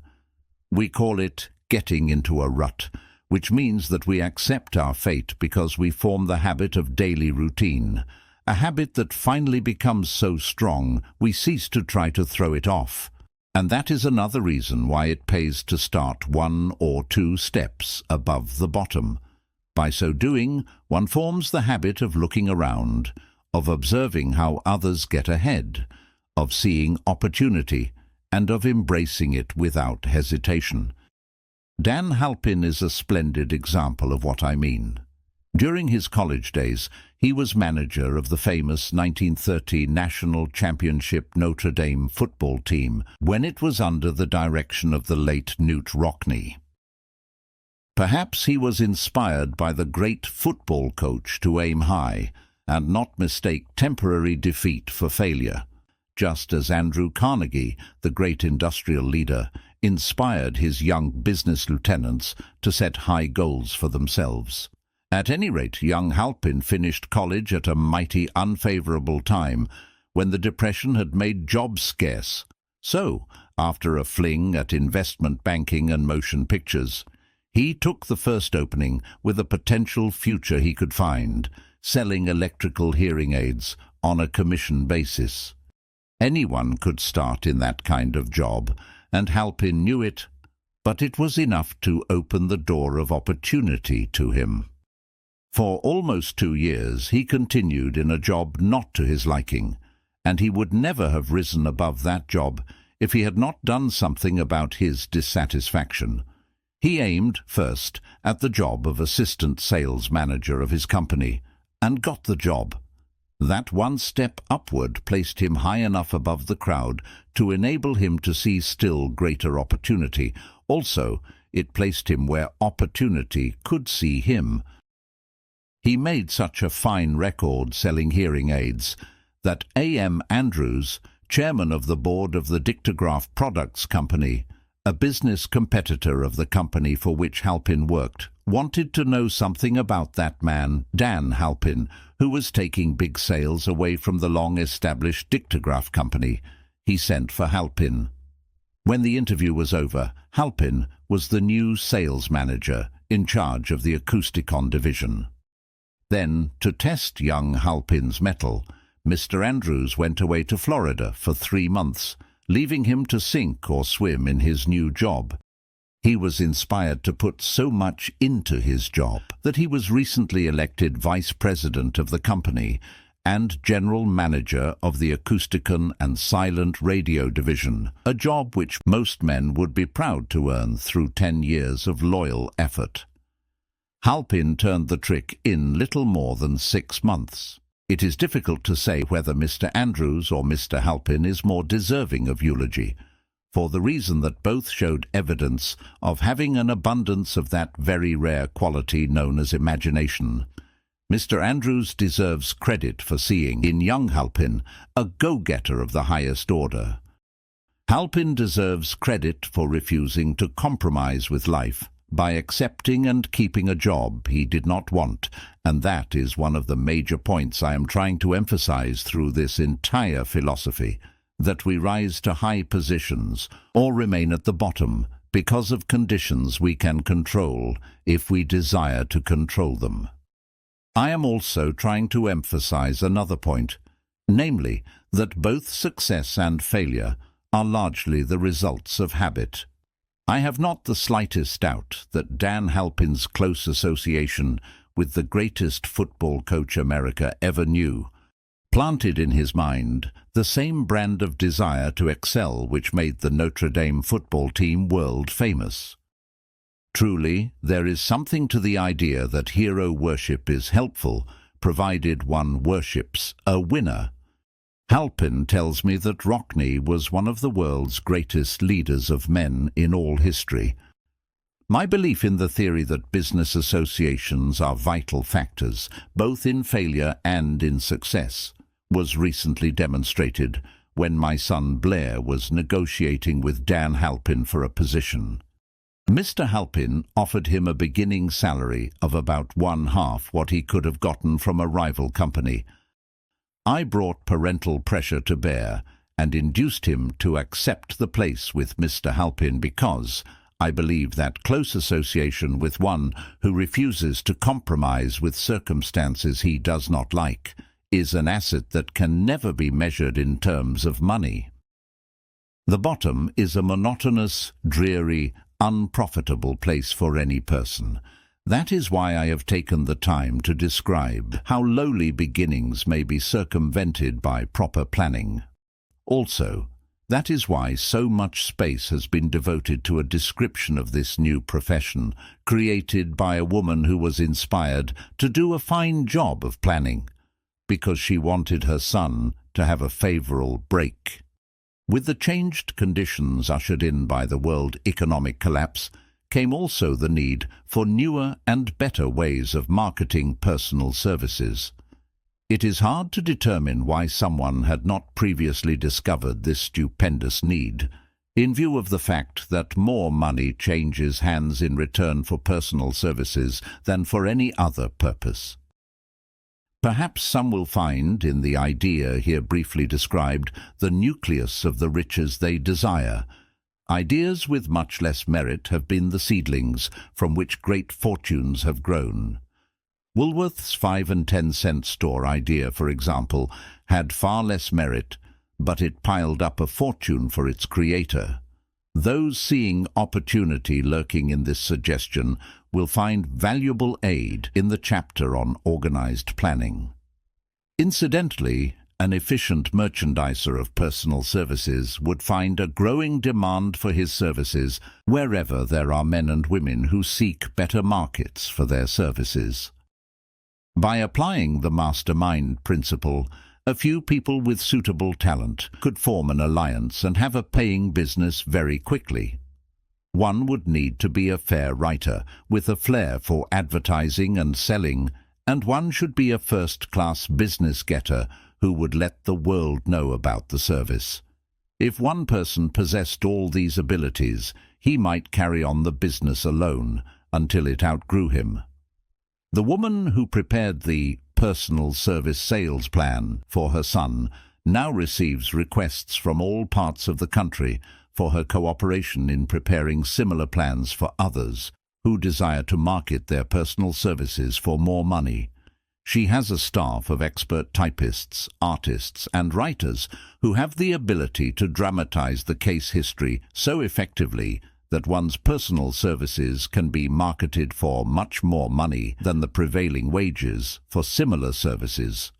She is so confident of her ability that she accepts as the major portion of her fee a percentage of the increased pay she helps her clients to earn.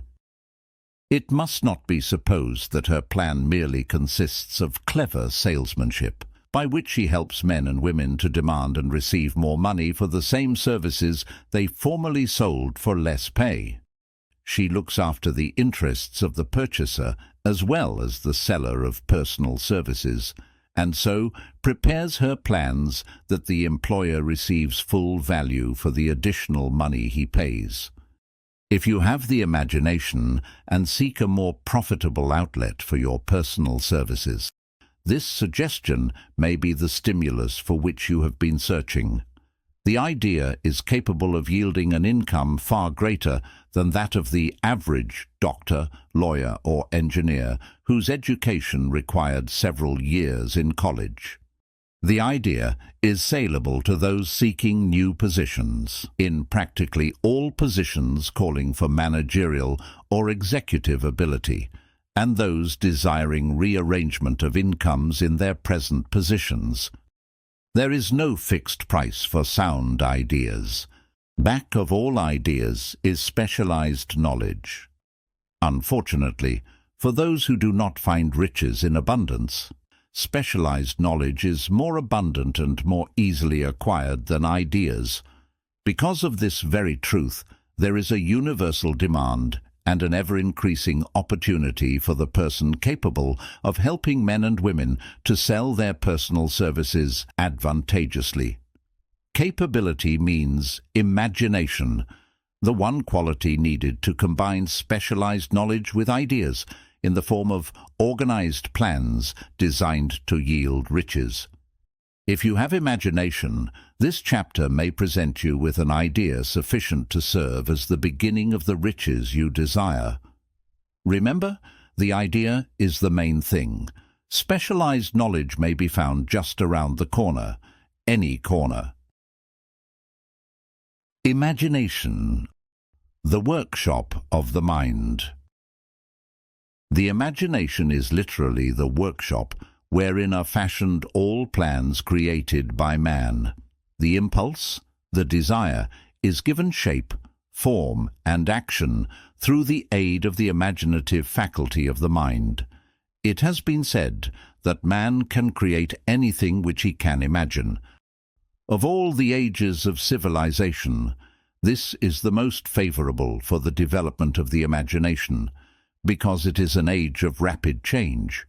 On every hand one may contact stimuli which develop the imagination. Through the aid of his imaginative faculty, man has discovered and harnessed more of nature's forces during the past 50 years than during the entire history of the human race previous to that time. He has conquered the air so completely that the birds are a poor match for him in flying. He has harnessed the ether and made it serve as a means of instantaneous communication with any part of the world. He has analyzed and weighed the sun at a distance of millions of miles, and has determined, through the aid of imagination, the elements of which it consists. He has discovered that his own brain is both a broadcasting and a receiving station for the vibration of thought, and he is beginning now to learn how to make practical use of this discovery. He has increased the speed of locomotion until he may now travel at a speed of more than 300 miles an hour.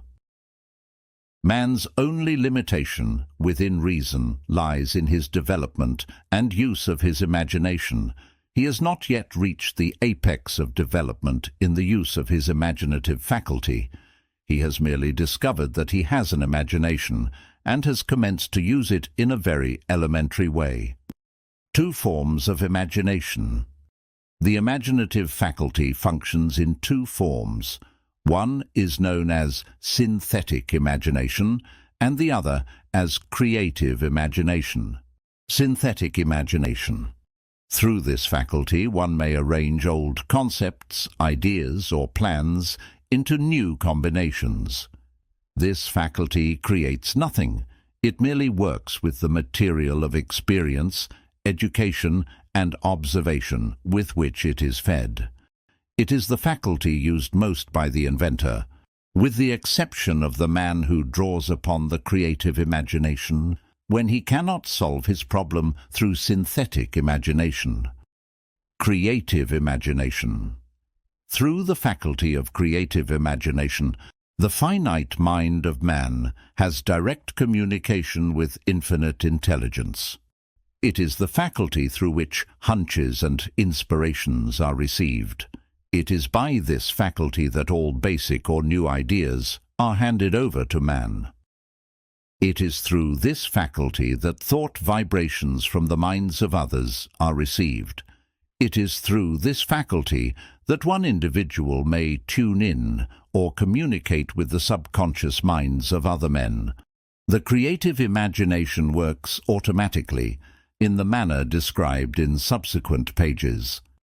This faculty functions only when the conscious mind is vibrating at an exceedingly rapid rate, as, for example, when the conscious mind is stimulated through the emotion of a strong desire. The creative faculty becomes more alert, more receptive to vibrations from the sources mentioned, in proportion to its development through use. This statement is significant. Ponder over it before passing on. Keep in mind, as you follow these principles, that the entire story of how one may convert desire into money cannot be told in one statement. The story will be complete only when one has mastered, assimilated, and begun to make use of all the principles. The great leaders of business, industry, finance, and the great artists, musicians, poets, and writers became great because they developed the faculty of creative imagination. Both the synthetic and creative faculties of imagination become more alert with use, just as any muscle or organ of the body develops through use. Desire is only a thought, an impulse. It is nebulous and ephemeral. It is abstract and of no value until it has been transformed into its physical counterpart.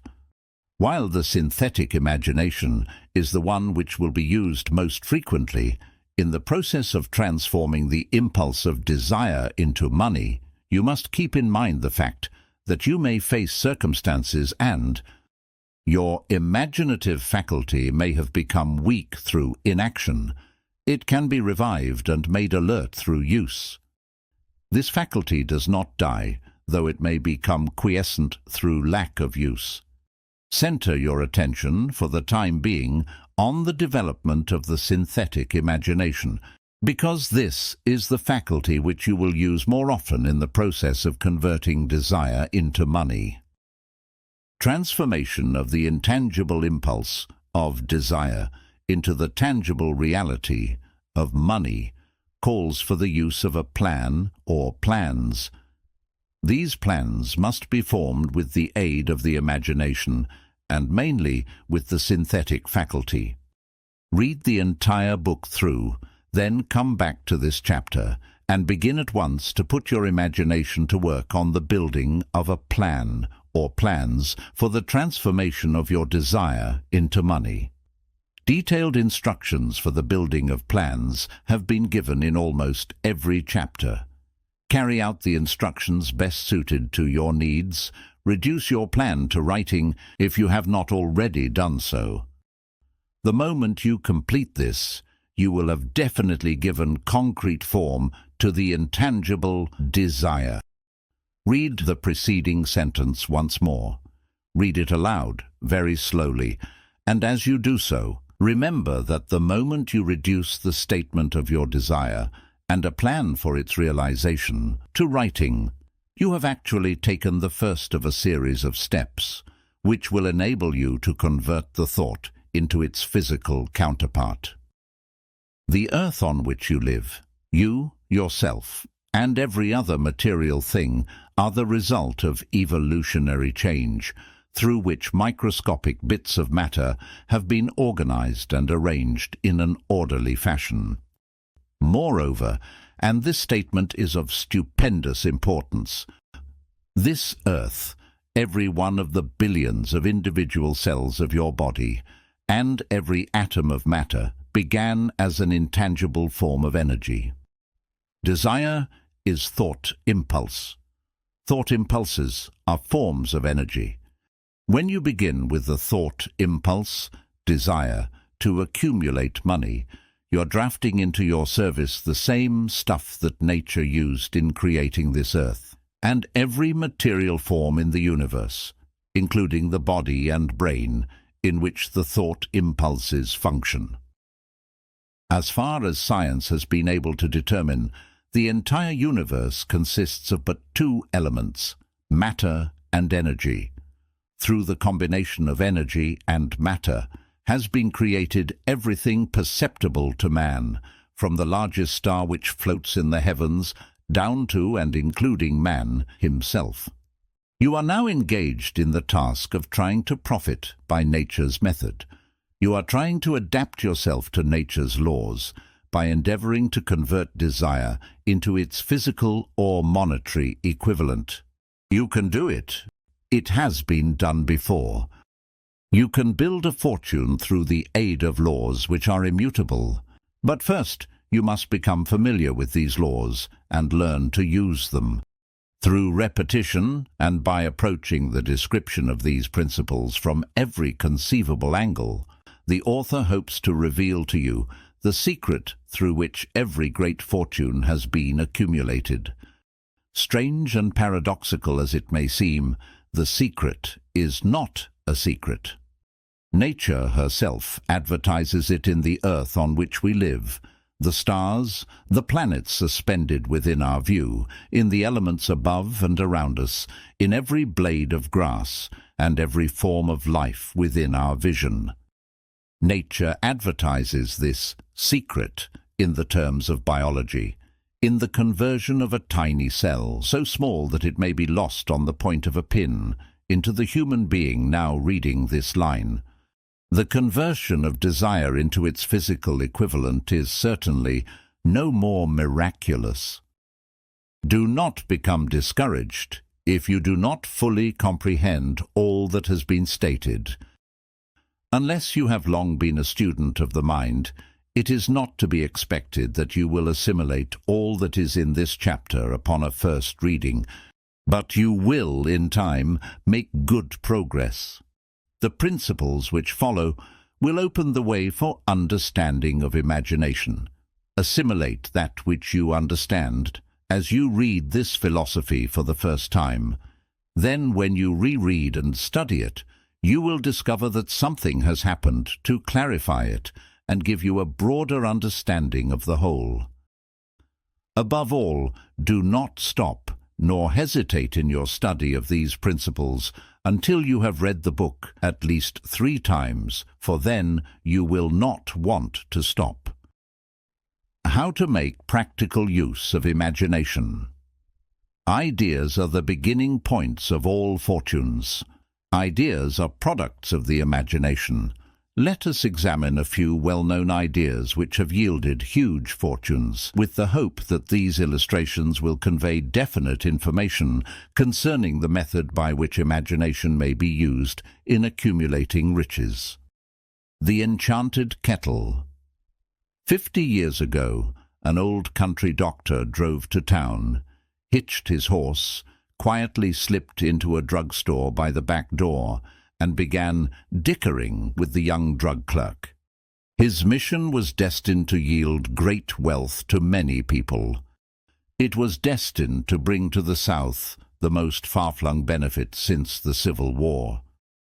For more than an hour, behind the prescription counter, the old doctor and the clerk talked in low tones. Then the doctor left. He went out to the buggy and brought back a large, old-fashioned kettle, a big wooden paddle used for stirring the contents of the kettle, and deposited them in the back of the store. The clerk inspected the kettle, reached into his inside pocket, took out a roll of bills, and handed it over to the doctor. The roll contained exactly $500, the clerk's entire savings. The doctor handed over a small slip of paper on which was written a secret formula. The words on that small slip of paper were worth a king's ransom, but not to the doctor. Those magic words were needed to start the kettle to boiling, but neither the doctor nor the young clerk knew what fabulous fortunes were destined to flow from that kettle. The old doctor was glad to sell the outfit for $500. The money would pay off his debts and give him freedom of mind. The clerk was taking a big chance by staking his entire life savings on a mere scrap of paper and an old kettle. He never dreamed his investment would start a kettle to overflowing with gold that would surpass the miraculous performance of Aladdin's lamp. What the clerk really purchased was an idea. The old kettle and the wooden paddle and the secret message on a slip of paper were incidental. The strange performance of that kettle began to take place after the new owner mixed with the secret instructions, an ingredient of which the doctor knew nothing. Read this story carefully. Give your imagination a test. See if you can discover what it was that the young man added to the secret message, which caused the kettle to overflow with gold. Remember, as you read, that this is not a story from Arabian Nights. Here you have a story of facts stranger than fiction, facts which began in the form of an idea. Let us take a look at the vast fortunes of gold this idea has produced. It has paid, and still pays huge fortunes to men and women all over the world who distribute the contents of the kettle to millions of people. The old kettle is now one of the world's largest consumers of sugar, thus providing jobs of a permanent nature to thousands of men and women engaged in growing sugarcane and in refining and marketing sugar. The old kettle consumes annually millions of glass bottles, providing jobs to huge numbers of glass workers. The old kettle gives employment to an army of clerks, stenographers, copywriters, and advertising experts throughout the nation. It has brought fame and fortune to scores of artists who have created magnificent pictures describing the product. The old kettle has converted a small southern city into the business capital of the South, where it now benefits directly or indirectly every business and practically every resident of the city. The influence of this idea now benefits every civilized country in the world, pouring out a continuous stream of gold to all who touch it. Gold from the kettle built and maintains one of the most prominent colleges of the South, where thousands of young people receive the training essential for success. The old kettle has done other marvelous things. All through the World Depression, when factories, banks and business houses were folding up and quitting by the thousands, the owner of this enchanted kettle went marching on, giving continuous employment to an army of men and women all over the world, and paying out extra portions of gold to those who, long ago, had faith in the idea. If the product of that old brass kettle could talk, it would tell thrilling tales of romance in every language. Romances of love, romances of business, romances of professional men and women who are daily being stimulated by it. The author is sure of at least one such romance, for he was a part of it, and it all began not far from the very spot on which the drug clerk purchased the old kettle. It was here that the author met his wife, and it was she who first told him of the enchanted kettle. It was the product of that kettle they were drinking when he asked her to accept him for better or worse. Now that you know the content of the enchanted kettle is a world-famous drink, it's fitting that the author confess that the home city of the drink supplied him with a wife. Also that the drink itself provides him with stimulation of thought without intoxication, and thereby it serves to give the refreshment of mind which an author must have to do his best work. Whoever you are, wherever you may live, whatever occupation you may be engaged in, just remember in the future, every time you see the words Coca-Cola, that its vast empire of wealth and influence grew out of a single idea, and that the mysterious ingredient the drug clerk, Asa Candler, mixed with the secret formula was imagination. Stop and think of that for a moment. Remember also that the 13 steps to riches described in this book were the media through which the influence of Coca-Cola has been extended to every city, town, village, and crossroads of the world, and that any idea you may create, as sound and meritorious as Coca-Cola, has the possibility of duplicating the stupendous record of this worldwide thirst killer. Truly, thoughts are things, and their scope of operation is the world itself. What I would do if I had $1 million. This story proves the truth of that old saying, where there's a will, there's a way. It was told to me by that beloved educator and clergyman, the late Frank W. Gonzalez, who began his preaching career in the Stockyards region of South Chicago. While Dr. Gonzalez was going through college, he observed many defects in our educational system, defects which he believed he could correct if he were the head of a college. His deepest desire was to become the directing head of an educational institution in which young men and women would be taught to learn by doing. He made up his mind to organize a new college in which he could carry out his ideas without being handicapped by orthodox methods of education. He needed $1 million to put the project across. Where was he to lay his hands on so large a sum of money? That was the question that absorbed most of this ambitious young preacher's thought. But he couldn't seem to make any progress. Every night he took that thought to bed with him. He got up with it in the morning. He took it with him everywhere he went. He turned it over and over in his mind until it became a consuming obsession with him. $1 million is a lot of money. He recognized that fact, but he also recognized the truth that the only limitation is that which one sets up in one's own mind. Being a philosopher as well as a preacher, Dr. Gonzalez recognized, as do all who succeed in life, that definiteness of purpose is the starting point from which one must begin. He recognized, too, that definiteness of purpose takes on animation, life, and power when backed by a burning desire to translate that purpose into its material equivalent. He knew all these great truths, yet he did not know where or how to lay his hands on $1 million. The natural procedure would have been to give up and quit by saying, "Well, my idea is a good one, but I cannot do anything with it because I never can procure the necessary $1 million." That is exactly what the majority of people would have said. But it is not what Dr. Gonzalez said. What he said and what he did are so important that I now introduce him and let him speak for himself.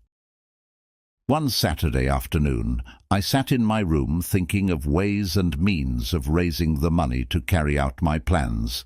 For nearly 2 years I had been thinking, but I had done nothing but think. The time had come for action. I made up my mind then and there that I would get the necessary $1 million within a week. How? I was not concerned about that. The main thing of importance was the decision to get the money within a specified time. And I want to tell you that the moment I reached a definite decision to get the money within a specified time, a strange feeling of assurance came over me, such as I had never before experienced.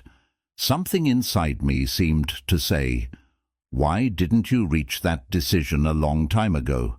The money was waiting for you all the time." Things began to happen in a hurry.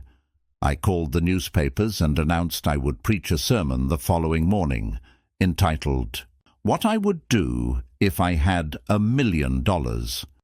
I went to work on the sermon immediately, but I must tell you, frankly, the task was not difficult. Because I had been preparing that sermon for almost 2 years, the spirit back of it was a part of me. Long before midnight I had finished writing the sermon. I went to bed and slept with a feeling of confidence, for I could see myself already in possession of the $1 million. Next morning I arose early, went into the bathroom, read the sermon, then knelt on my knees and asked that my sermon might come to the attention of someone who would supply the needed money. While I was praying, I again had that feeling of assurance that the money would be forthcoming. In my excitement, I walked out without my sermon and did not discover the oversight until I was in my pulpit and about ready to begin delivering it. It was too late to go back for my notes, and what a blessing that I couldn't go back. Instead, my own subconscious mind yielded the material I needed. When I arose to begin my sermon, I closed my eyes and spoke with all my heart and soul of my dreams. I not only talked to my audience, but I fancy I talked also to God. I told what I would do with $1 million if that amount were placed in my hands. I described the plan I had in mind for organizing a great educational institution where young people would learn to do practical things and at the same time develop their minds. When I had finished and sat down, a man slowly arose from his seat about 3 rows from the rear and made his way toward the pulpit. I wondered what he was going to do. He came into the pulpit, extended his hand, and said, "Reverend, I liked your sermon. I believe you can do everything you said you would if you had $1 million. To prove that I believe in you and your sermon, if you will come to my office tomorrow morning, I will give you the $1 million. My name is Philip D. Armour." Young Gonzalez went to Mr. Armour's office, and the $1 million was presented to him. With the money, he founded the Armour Institute of Technology. That is more money than the majority of preachers ever see in an entire lifetime. Yet the thought impulse back of the money was created in the young preacher's mind in a fraction of a minute. The necessary $1 million came as a result of an idea. Back of the idea was a desire, which young Gonzalez had been nursing in his mind for almost 2 years. Observe this important fact.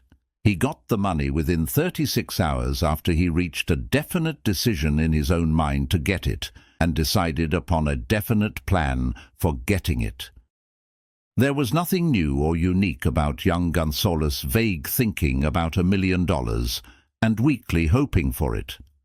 Others before him, and many since his time, have had similar thoughts, but there was something very unique and different about the decision he reached on that memorable Saturday when he put vagueness into the background and definitely said, "I will get that money within a week." God seems to throw himself on the side of the man who knows exactly what he wants, if he is determined to get just that. Moreover, the principle through which Dr. Gonzalez got his $1 million is still alive. It is available to you. This universal law is as workable today as it was when the young preacher made use of it so successfully. This book describes, step by step, the 13 elements of this great law and suggests how they may be put to use. Observe that Asa Candler and Dr. Frank Gonzalez had one characteristic in common. Both knew the astounding truth that ideas can be transmuted into cash through the power of definite purpose plus definite plans. If you are one of those who believe that hard work and honesty alone will bring riches, perish the thought. It is not true. Riches, when they come in huge quantities, are never the result of hard work. Riches come, if they come at all, in response to definite demands, based upon the application of definite principles, and not by chance or luck. Generally speaking, an idea is an impulse of thought that impels action by an appeal to the imagination. All master salesmen know that ideas can be sold where merchandise cannot. Ordinary salesmen do not know this. That is why they are ordinary. A publisher of books which sell for a nickel made a discovery that should be worth much to publishers generally. He learned that many people buy titles and not contents of books. By merely changing the name of one book that was not moving, his sales on that book jumped upward more than 1 million copies. The inside of the book was not changed in any way.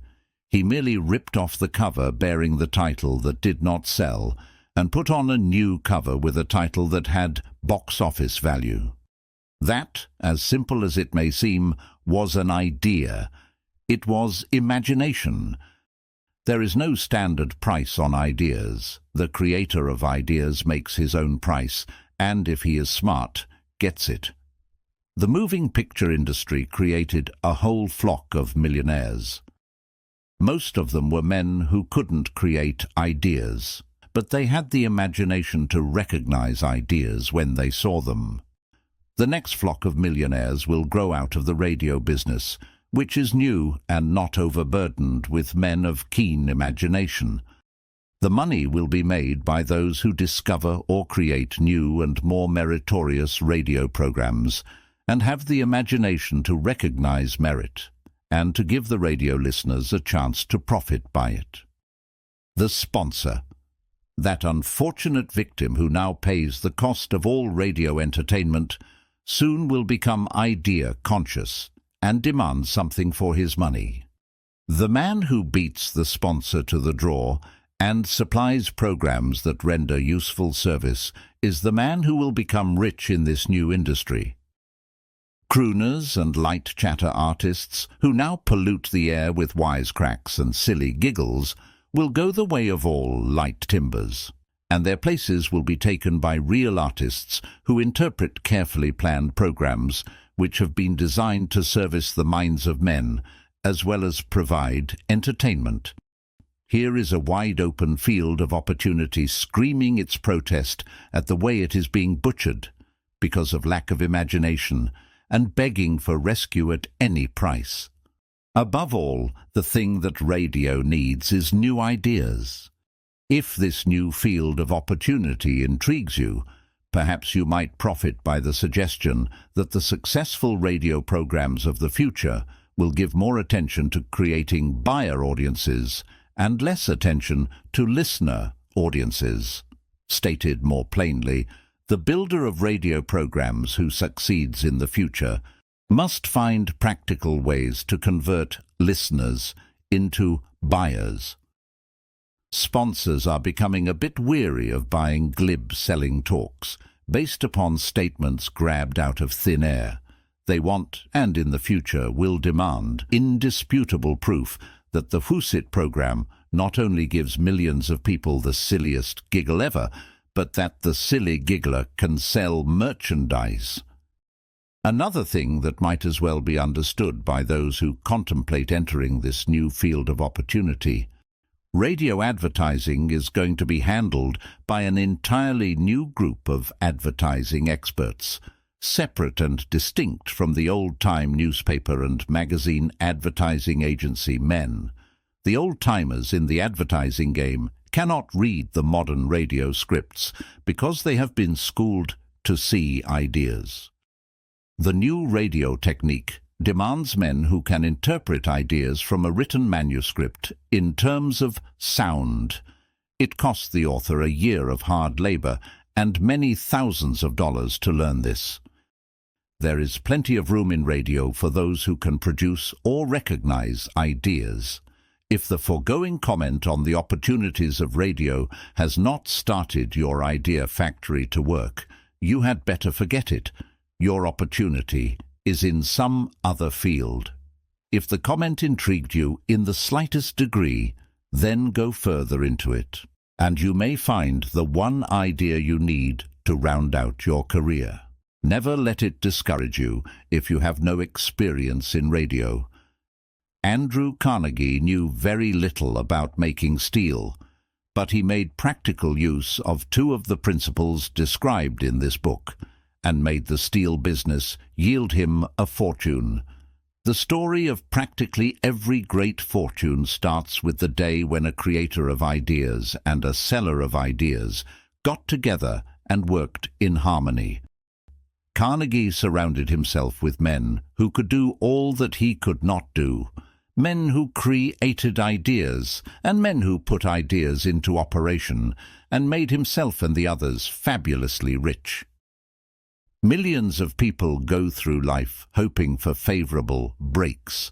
Perhaps a favorable break can get one an opportunity, but the safest plan is not to depend upon luck.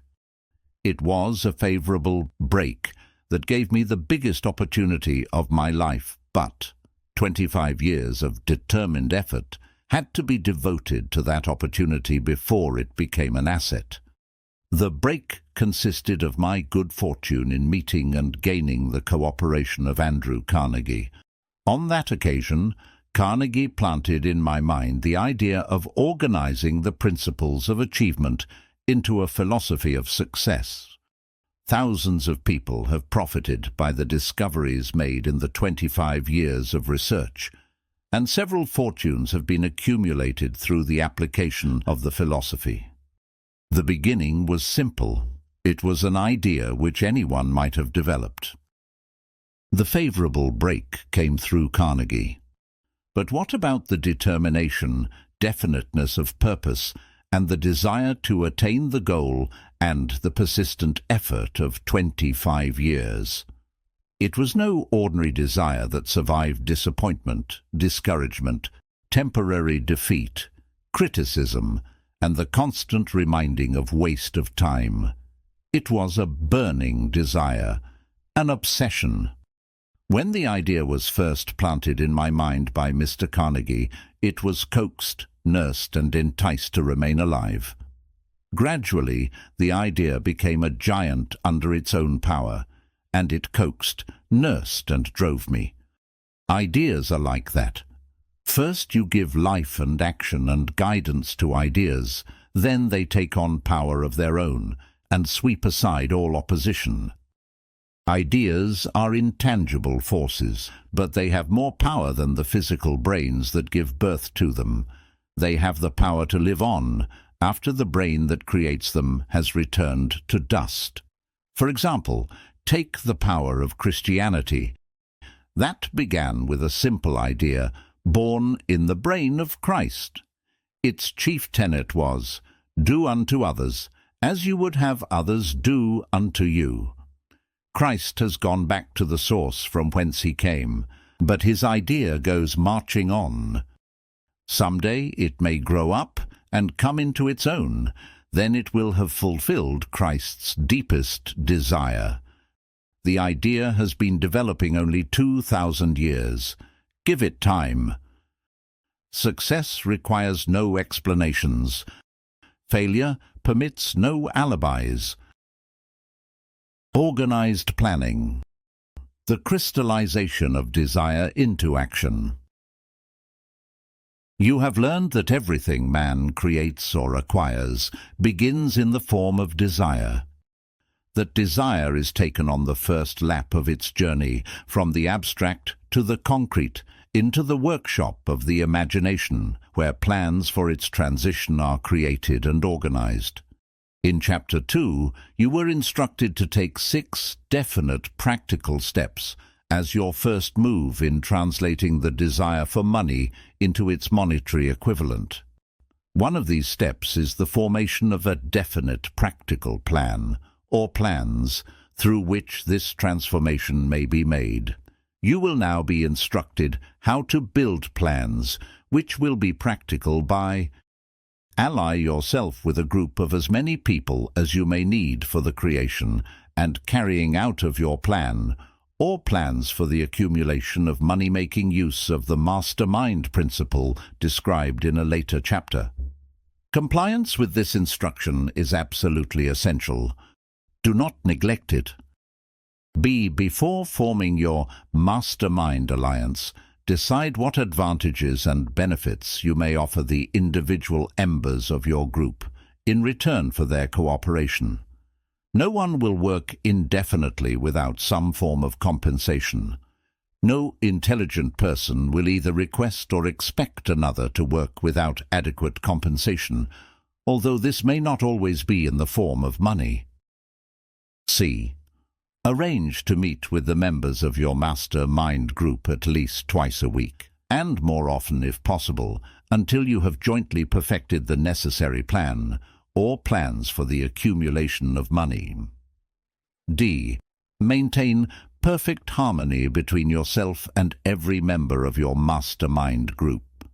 If you fail to carry out this instruction to the letter, you may expect to meet with failure. The mastermind principle cannot obtain where perfect harmony does not prevail. Keep in mind these facts. First, you are engaged in an undertaking of major importance to you. To be sure of success, you must have plans which are faultless. Second, you must have the advantage of the experience, education, native ability and imagination of other minds. This is in harmony with the methods followed by every person who has accumulated a great fortune. No individual has sufficient experience, education, native ability and knowledge to ensure the accumulation of a great fortune without the cooperation of other people. Every plan you adopt in your endeavor to accumulate wealth should be the joint creation of yourself and every other member of your mastermind group. You may originate your own plans, either in whole or in part, but see that those plans are checked and approved of by the members of your mastermind alliance. If the first plan which you adopt does not work successfully, replace it with a new plan. If this new plan fails to work, replace it in turn with still another, and so on, until you find a plan which does work. Right here is the point at which the majority of men meet with failure, because of their lack of persistence in creating new plans to take the place of those which fail. The most intelligent man living cannot succeed in accumulating money, nor in any other undertaking, without plans which are practical and workable. Just keep this fact in mind, and remember when your plans fail that temporary defeat is not permanent failure. It may only mean that your plans have not been sound. Build other plans. Start all over again. Thomas A. Edison failed 10,000 times before he perfected the incandescent electric light bulb. That is, he met with temporary defeat 10,000 times before his efforts were crowned with success. Temporary defeat should mean only one thing: the certain knowledge that there is something wrong with your plan. Millions of men go through life in misery and poverty because they lack a sound plan through which to accumulate a fortune. Henry Ford accumulated a fortune, not because of his superior mind, but because he adopted and followed a plan which proved to be sound. 1,000 men could be pointed out, each with a better education than Ford's, yet each of whom lives in poverty because he does not possess the right plan for the accumulation of money. Your achievement can be no greater than your plans are sound. That may seem to be an axiomatic statement, but it is true. Samuel Insull lost his fortune of over $100 million. The Insull fortune was built on plans which were sound. The business depression forced Mr. Insull to change his plans, and the change brought temporary defeat, because his new plans were not sound. Mr. Insull is now an old man. He may consequently accept failure instead of temporary defeat. But if his experience turns out to be failure, it will be for the reason that he lacks the fire of persistence to rebuild his plans. No man is ever whipped until he quits in his own mind. This fact will be repeated many times because it is so easy to take the count at the first sign of defeat.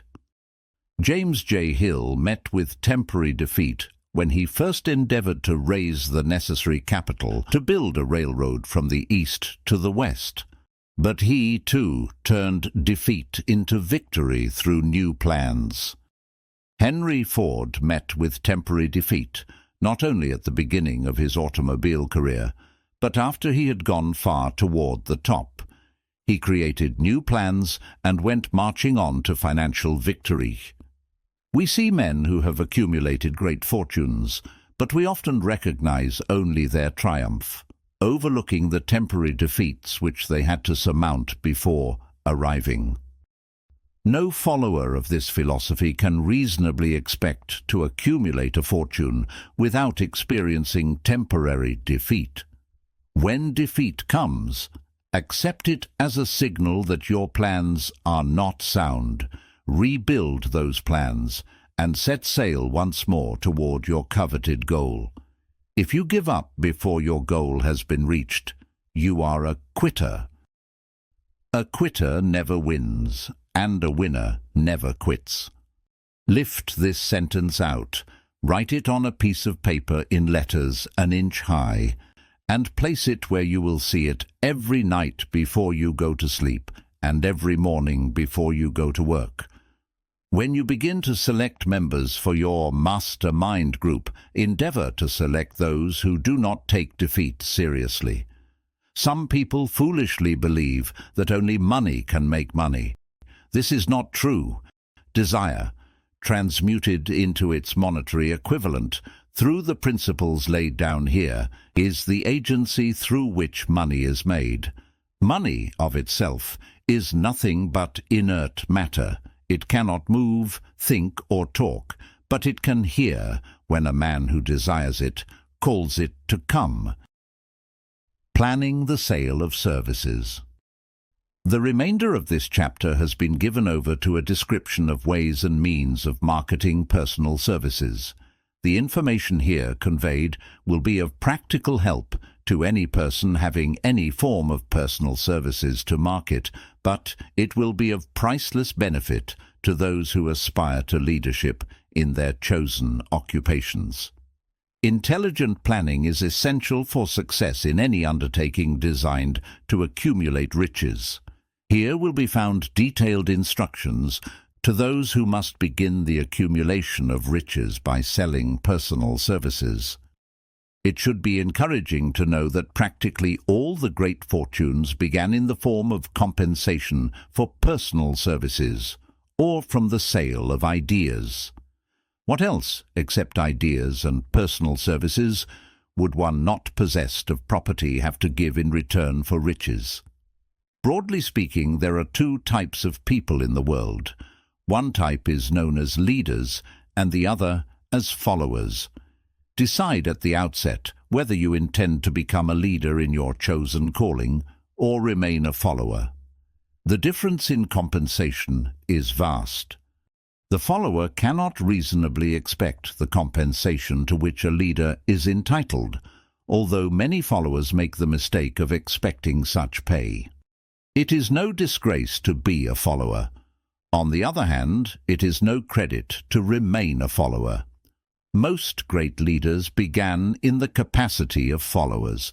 They became great leaders because they were intelligent followers. With few exceptions, the man who cannot follow a leader intelligently cannot become an efficient leader. The man who can follow a leader most efficiently is usually the man who develops into leadership most rapidly. An intelligent follower has many advantages. Among them, the opportunity to acquire knowledge from his leader. The major attributes of leadership. The following are important factors of leadership. 1. Unwavering courage, based upon knowledge of self and of one's occupation. No follower wishes to be dominated by a leader who lacks self-confidence and courage. No intelligent follower will be dominated by such a leader very long. 2. Self-control. The man who cannot control himself can never control others. Self-control sets a mighty example for one's followers, which the more intelligent will emulate. 3. A keen sense of justice. Without a sense of fairness and justice, no leader can command and retain the respect of his followers. 4. Definiteness of decision. The man who wavers in his decisions shows that he is not sure of himself. He cannot lead others successfully. 5. Definiteness of plans. The successful leader must plan his work and work his plan. A leader who moves by guesswork without practical definite plans is comparable to a ship without a rudder.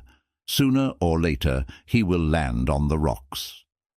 6. The habit of doing more than paid for.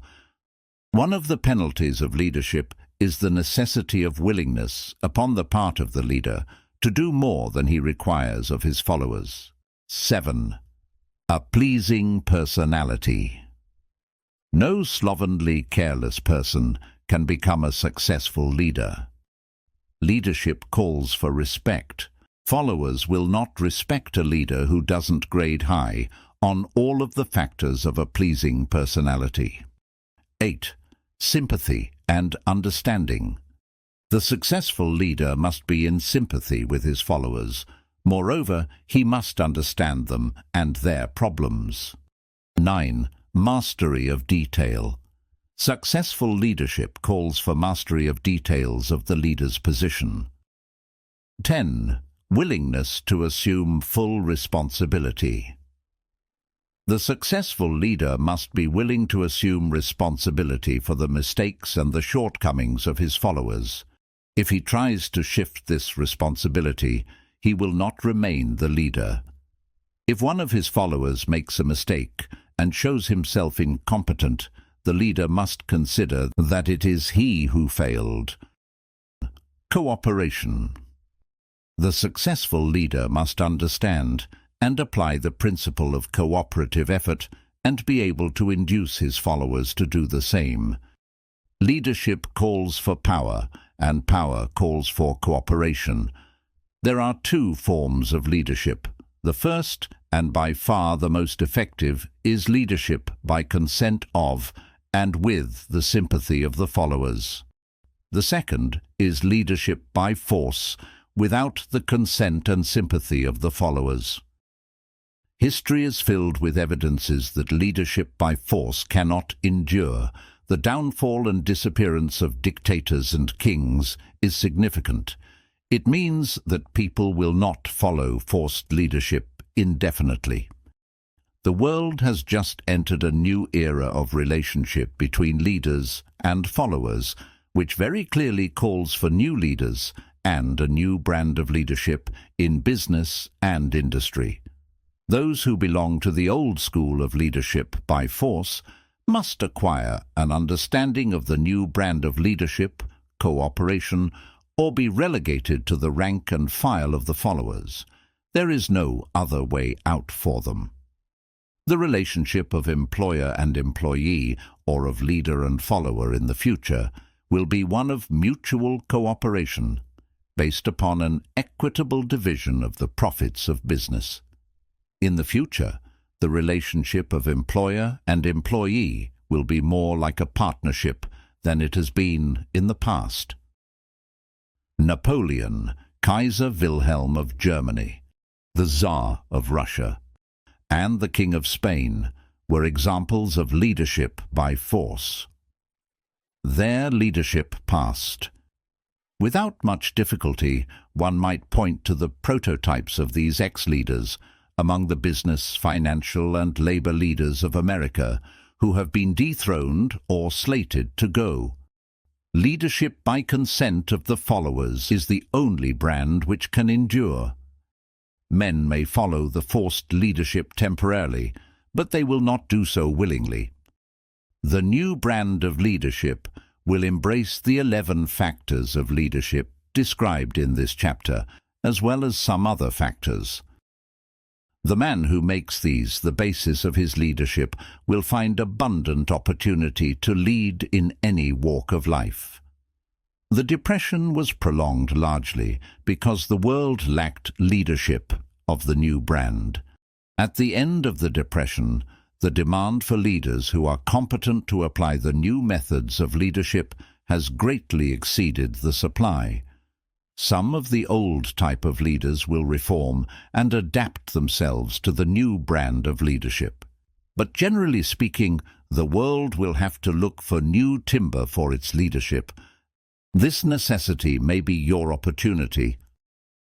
The 10 major causes of failure in leadership. We come now to the major faults of leaders who fail, because it is just as essential to know what not to do as it is to know what to do. 1. Inability to organize details. Efficient leadership calls for ability to organize and to master details. No genuine leader is ever too busy to do anything which may be required of him in his capacity as leader. When a man, whether he is a leader or follower, admits that he is too busy to change his plans or to give attention to any emergency, he admits his inefficiency. The successful leader must be the master of all details connected with his position. That means, of course, that he must acquire the habit of relegating details to capable lieutenants. 2. Unwillingness to render humble service. Truly great leaders are willing, when occasion demands, to perform any sort of labor which they would ask another to perform. The greatest among ye shall be the servant of all, is a truth which all able leaders observe and respect. 3. expectation of pay for what they know, instead of what they do with that which they know. The world does not pay men for that which they know. It pays them for what they do, or induce others to do. 4. Fear of competition from followers. The leader who fears that one of his followers may take his position is practically sure to realize that fear sooner or later. The able leader trains understudies to whom he may delegate, at will, any of the details of his position. Only in this way may a leader multiply himself and prepare himself to be at many places and give attention to many things at one time. It is an eternal truth that men receive more pay for their ability to get others to perform than they could possibly earn by their own efforts. An efficient leader may, through his knowledge of his job and the magnetism of his personality, greatly increase the efficiency of others and induce them to render more service and better service than they could render without his aid. 5. Lack of imagination. Without imagination, the leader is incapable of meeting emergencies and of creating plans by which to guide his followers efficiently. 6. Selfishness. The leader who claims all the honor for the work of his followers is sure to be met by resentment. The really great leader claims none of the honors. He is contented to see the honors, when there are any, go to his followers, because he knows that most men will work harder for commendation and recognition than they will for money alone. 7. Intemperance. Followers do not respect an intemperate leader. Moreover, intemperance in any of its various forms destroys the endurance and the vitality of all who indulge in it. 8. Disloyalty. Perhaps this should have come at the head of the list.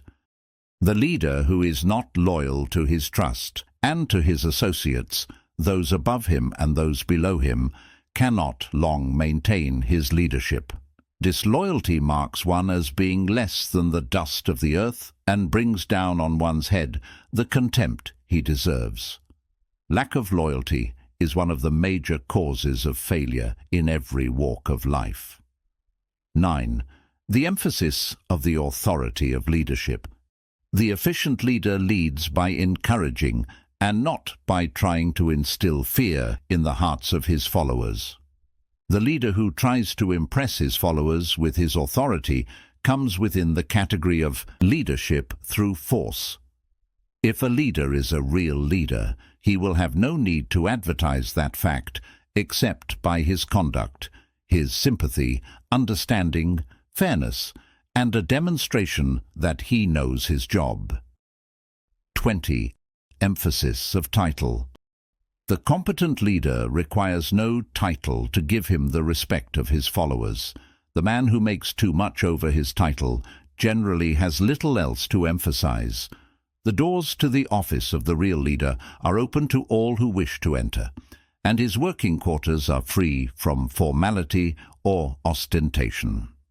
These are among the more common of the causes of failure in leadership. Any one of these faults is sufficient to induce failure. Study the list carefully if you aspire to leadership, and make sure that you are free of these faults. Some fertile fields in which new leadership will be required. Before leaving this chapter, your attention is called to a few of the fertile fields in which there has been a decline of leadership, and in which the new type of leader may find an abundance of opportunity. First, in the field of politics, there is a most insistent demand for new leaders, a demand which indicates nothing less than an emergency. The majority of politicians have, seemingly, become high-grade, legalized racketeers. They have increased taxes and debauched the machinery of industry and business until the people can no longer stand the burden. Second, the banking business is undergoing a reform. The leaders in this field have almost entirely lost the confidence of the public. Already the bankers have sensed the need of reform, and they have begun it. Third, industry calls for new leaders. The old type of leaders thought and moved in terms of dividends instead of thinking and moving in terms of human equations. The future leader in industry to endure must regard himself as a quasi-public official whose duty it is to manage his trust in such a way that it will work hardship on no individual or group of individuals. Exploitation of working men is a thing of the past. Let the man who aspires to leadership in the field of business, industry and labor remember this. Fourth, the religious leader of the future will be forced to give more attention to the temporal needs of his followers in the solution of their economic and personal problems of the present, and less attention to the dead past and the yet unborn future.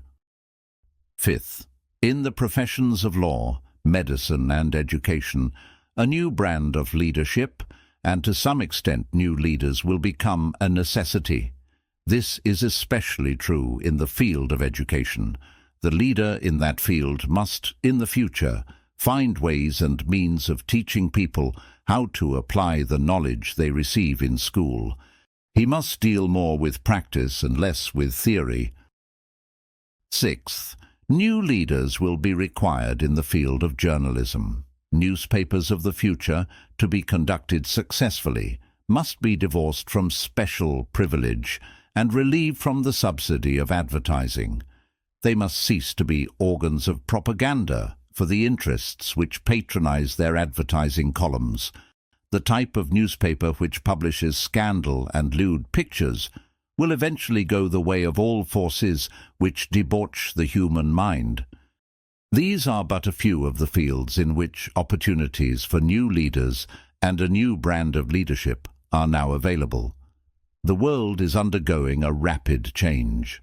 This means that the media, through which the changes in human habits are promoted, must be adapted to the changes. The media here described are the ones which, more than any others, determine the trend of civilization. How to get the exact position you desire. Everyone enjoys doing the kind of work for which he is best suited. An artist loves to work with paints, a craftsman with his hands, a writer loves to write. Those with less definite talents have their preferences for certain fields of business and industry. If America does anything well, it offers a full range of occupations: tilling the soil, manufacturing, marketing and the professions. First, decide exactly what kind of a job you want. If the job doesn't already exist, perhaps you can create it. Second, choose the company or individual for whom you wish to work. Third, study your prospective employer as to policies, personnel, and chances of advancement. Fourth, by analysis of yourself, your talents and capabilities, figure what you can offer and plan ways and means of giving advantages, services, developments, ideas that you believe you can successfully deliver. Fifth, forget about a job. Forget whether or not there is an opening. Forget the usual routine of, "Have you got a job for me?" Concentrate on what you can give. Sixth, once you have your plan in mind, arrange with an experienced writer to put it on paper in neat form and in full detail. Seventh, present it to the proper person with authority, and he will do the rest. Every company is looking for men who can give something of value, whether it be ideas, services, or connections. Every company has room for the man who has a definite plan of action, which is to the advantage of that company. This line of procedure may take a few days or weeks of extra time, but the difference in income, in advancement, and in gaining recognition will save years of hard work at small pay. It has many advantages, the main one being that it will often save from 1 to 5 years of time in reaching a chosen goal. Every person who starts or gets in halfway up the ladder does so by deliberate and careful planning. The new way of marketing services. Jobs are now partnerships. Men and women who market their services to best advantage in the future must recognize the stupendous change which has taken place in connection with the relationship between employer and employee. In the future, the golden rule, and not the rule of gold, will be the dominating factor in the marketing of merchandise as well as personal services. The future relationship between employers and their employees will be more in the nature of a partnership consisting of the employer, the employee, the public they serve. This new way of marketing personal services is called new for many reasons. First, both the employer and the employee of the future will be considered as fellow employees whose business it will be to serve the public efficiently. The Depression served as a mighty protest from an injured public, whose rights had been trampled upon in every direction by those who were clamoring for individual advantages and profits. When the debris of the Depression shall have been cleared away, and business shall have been once again restored to balance, both employers and employees will recognize that they are no longer privileged to drive bargains at the expense of those whom they serve. The real employer of the future will be the public. This should be kept uppermost in mind by every person seeking to market personal services effectively. Nothing as widespread and effective as the Depression could possibly be just a coincidence. Behind the Depression was a cause. Nothing ever happens without a cause. In the main, the cause of the Depression is traceable directly to the worldwide habit of trying to reap without sowing. This should not be mistaken to mean that the Depression represents a crop which the world is being forced to reap without having sown. The trouble is that the world sowed the wrong sort of seed. Any farmer knows he cannot sow the seed of thistles and reap a harvest of grain. These illustrations are brought to the attention of those who have personal services to market, to show that we are where we are and what we are because of our own conduct. If there is a principle of cause and effect which controls business, finance, and transportation, this same principle controls individuals and determines their economic status. What is your QQS rating? The causes of success in marketing services effectively and permanently have been clearly described. Unless those causes are studied, analyzed, understood, and applied, no man can market his services effectively and permanently. The quality and the quantity of service rendered and the spirit in which it is rendered determine to a large extent the price and the duration of employment. To market personal services effectively, which means a permanent market at a satisfactory price under pleasant conditions, one must adopt and follow the QQS formula, which means that quality plus quantity plus the proper spirit of cooperation equals perfect salesmanship of service. Let us analyze the formula to make sure we understand exactly what it means. 1. Quality of service shall be construed to mean the performance of every detail in connection with your position in the most efficient manner possible, with the object of greater efficiency always in mind. 2. Quantity of service shall be understood to mean the habit of rendering all the service of which you are capable at all times, with the purpose of increasing the amount of service rendered as greater skill is developed through practice and experience. Emphasis is again placed on the word habit. 3. Spirit of service shall be construed to mean the habit of agreeable, harmonious conduct, which will induce cooperation from associates and fellow employees. Adequacy of quality and quantity of service is not sufficient to maintain a permanent market for your services. The conduct, or the spirit in which you deliver service, is a strong determining factor in connection with both the price you receive and the duration of employment. Andrew Carnegie stressed this point more than others in connection with his description of the factors which lead to success in the marketing of personal services. He emphasized again and again the necessity for harmonious conduct.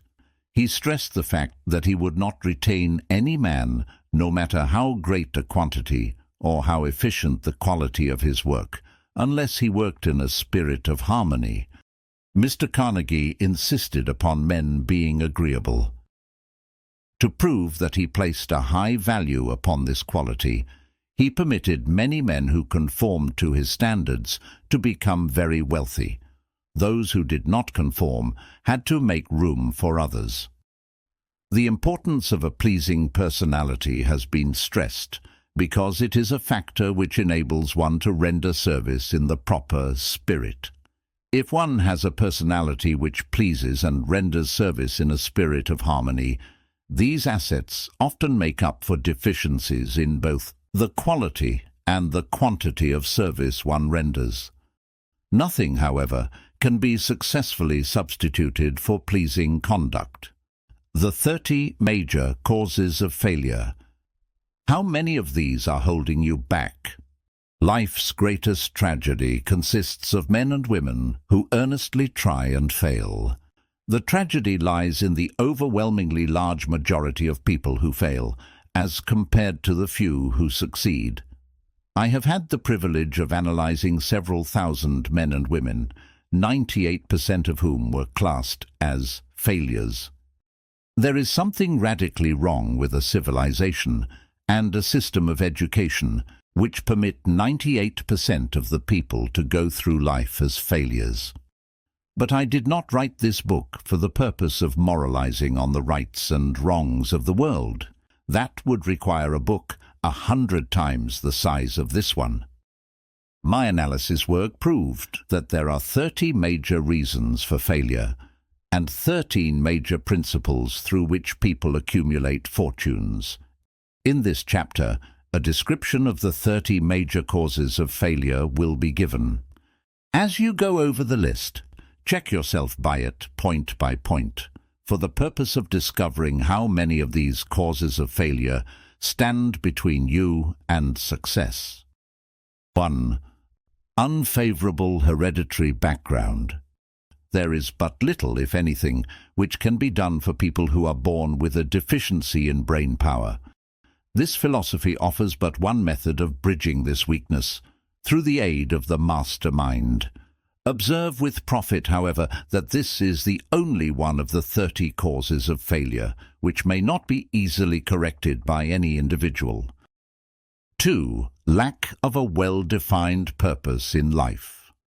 There is no hope of success for the person who does not have a central purpose or definite goal at which to aim. 98 out of every 100 of those whom I have analyzed had no such aim. Perhaps this was the major cause of failure. 3. Lack of ambition to rise above mediocrity. We offer no hope for the person who is so indifferent as not to want to get ahead in life and who is not willing to pay the price. 4. Insufficient education. This is a handicap which may be overcome with comparative ease. Experience has proven that the best educated people are often those who are known as self-made or self-educated. It takes more than a college degree to make one a person of education.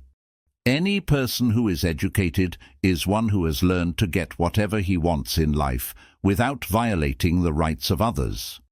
Education consists not so much of knowledge, but of knowledge effectively and persistently applied. Men are paid, not merely for what they know, but more particularly for what they do with that which they know. 5. Lack of self-discipline. Discipline comes through self-control. This means that one must control all negative qualities. Before you can control conditions, you must first control yourself. Self-mastery is the hardest job you will ever tackle. If you do not conquer self, you will be conquered by self. You may see at one and the same time both your best friend and your greatest enemy by stepping in front of a mirror. 6. Ill health. No person may enjoy outstanding success without good health. Many of the causes of ill health are subject to mastery and control. These, in the main, are 1. Overeating of foods not conducive to health. 2. Wrong habits of thought, giving expression to negatives. 3. Wrong use of and over-indulgence in sex. 4. Lack of proper physical exercise. 5. An inadequate supply of fresh air due to improper breathing. 7. Unfavorable environmental influences during childhood. As the twig is bent, so shall the tree grow. Most people who have criminal tendencies acquire them as the result of bad environment and improper associates during childhood. 8. Procrastination. This is one of the most common causes of failure. Old man procrastination stands within the shadow of every human being, waiting his opportunity to spoil one's chances of success. Most of us go through life as failures because we are waiting for the time to be right to start doing something worthwhile. Do not wait.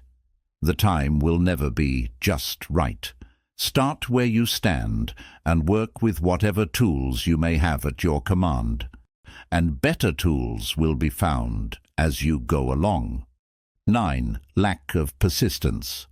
Most of us are good starters, but poor finishers of everything we begin. Moreover, people are prone to give up at the first signs of defeat. There is no substitute for persistence. The person who makes persistence his watchword discovers that old man failure finally becomes tired and makes his departure. Failure cannot cope with persistence. 10. Negative personality. There is no hope of success for the person who repels people through a negative personality. Success comes through the application of power, and power is attained through the cooperative efforts of other people. A negative personality will not induce cooperation. 11. Lack of controlled sexual urge. Sex energy is the most powerful of all the stimuli which move people into action. Because it is the most powerful of the emotions, it must be controlled through transmutation and converted into other channels. 12. Uncontrolled desire for something for nothing. The gambling instinct drives millions of people to failure. Evidence of this may be found in a study of the Wall Street crash of '29, during which millions of people tried to make money by gambling on stock margins. 13. Lack of a well-defined power of decision. Men who succeed reach decisions promptly and change them, if at all, very slowly. Men who fail reach decisions, if at all, very slowly, and change them frequently and quickly. Indecision and procrastination are twin brothers. Where one is found, the other may usually be found also. Kill off this pair before they completely hog-tie you to the treadmill of failure. 14. One or more of the 6 basic fears. These fears have been analyzed for you in a later chapter. They must be mastered before you can market your services effectively. 15. Wrong selection of a mate in marriage. This is a most common cause of failure. The relationship of marriage brings people intimately into contact. Unless this relationship is harmonious, failure is likely to follow. Moreover, it will be a form of failure that is marked by misery and unhappiness, destroying all signs of ambition. 16. Overcaution. The person who takes no chances generally has to take whatever is left when others are through choosing. Overcaution is as bad as undercaution. Both are extremes to be guarded against. Life itself is filled with the element of chance. 17. Wrong selection of associates in business. This is one of the most common causes of failure in business. One should use great care to select an employer who will be an inspiration and who is himself intelligent and successful. We emulate those with whom we associate most closely. Pick an employer who is worth emulating. 18. Superstition and fear. Superstition is a form of fear. It is also a sign of ignorance. Men who succeed keep open minds and are afraid of nothing. 19. Wrong selection of a vocation. No man can succeed in a line of endeavor which he does not like. The most essential step in the marketing of services is that of selecting an occupation into which you can throw yourself wholeheartedly. 20. Lack of concentration of effort. The jack of all trades seldom is good at any. Concentrate all of your efforts on one definite chief aim. 21. The habit of indiscriminate spending. The spendthrift cannot succeed, mainly because he stands eternally in fear of poverty. Form the habit of systematic saving by putting aside a definite percentage of your income. Money in the bank gives one a very safe foundation of courage when bargaining for the sale of personal services. Without money, one must take what one is offered and be glad to get it. 22. Lack of enthusiasm. Without enthusiasm, one cannot be convincing. Moreover, enthusiasm is contagious, and the person who has it under control is generally welcome in any group of people. 23. Intolerance. The person with a closed mind on any subject seldom gets ahead. Intolerance means that one has stopped acquiring knowledge. The most damaging forms of intolerance are those connected with religious, racial, and political differences of opinion. 24. Intemperance. The most damaging forms of intemperance are connected with eating, strong drink, and sexual activities. Overindulgence in any of these is fatal to success. 25. Inability to cooperate with others. More people lose their positions and their big opportunities in life because of this fault than for all other reasons combined. It is a fault which no well-informed businessman or leader will tolerate. 26. Possession of power that was not acquired through self-effort. Sons and daughters of wealthy men, and others who inherit money which they did not earn. Power in the hands of one who did not acquire it gradually is often fatal to success. Quick riches are more dangerous than poverty. 27. Intentional dishonesty. There is no substitute for honesty. One may be temporarily dishonest by force of circumstances over which one has no control. But there is no hope for the person who is dishonest by choice. Sooner or later his deeds will catch up with him, and he will pay by loss of reputation, and perhaps even loss of liberty. 28. Egotism and vanity. These qualities serve as red lights which warn others to keep away. They are fatal to success. 29. Guessing instead of thinking. Most people are too indifferent or lazy to acquire facts with which to think accurately. They prefer to act on opinions created by guesswork or snap judgments. 30. Lack of capital. This is a common cause of failure among those who start out in business for the first time, without sufficient reserve of capital to absorb the shock of their mistakes, and to carry them over until they have established a reputation. 30. Lack of capital. This is a common cause of failure among those who start out in business for the first time, without sufficient reserve of capital to absorb the shock of their mistakes, and to carry them over until they have established a reputation. Under this, name any particular cause of failure from which you have suffered that has not been included in the foregoing list. In these 30 major causes of failure is found a description of the tragedy of life, which obtains for practically every person who tries and fails. It will be helpful if you can induce someone who knows you well to go over this list with you and help to analyze them. It may be beneficial if you try this alone. Most people cannot see themselves as others see them. The oldest of admonitions is, "Man, know thyself." If you market merchandise successfully, you must know the merchandise. The same is true in marketing personal services. You should know all of your weaknesses in order that you may either bridge them or eliminate them entirely. You should know your strength in order that you may call attention to it when selling your services. You can know yourself only through accurate analysis.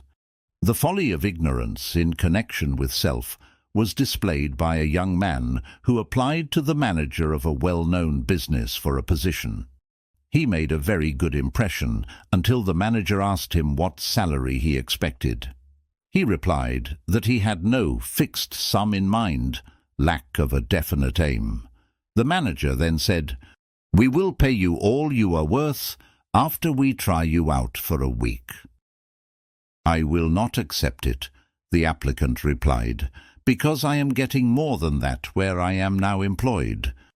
Before you even start to negotiate for a readjustment of your salary in your present position or to seek employment elsewhere, be sure that you are worth more than you now receive.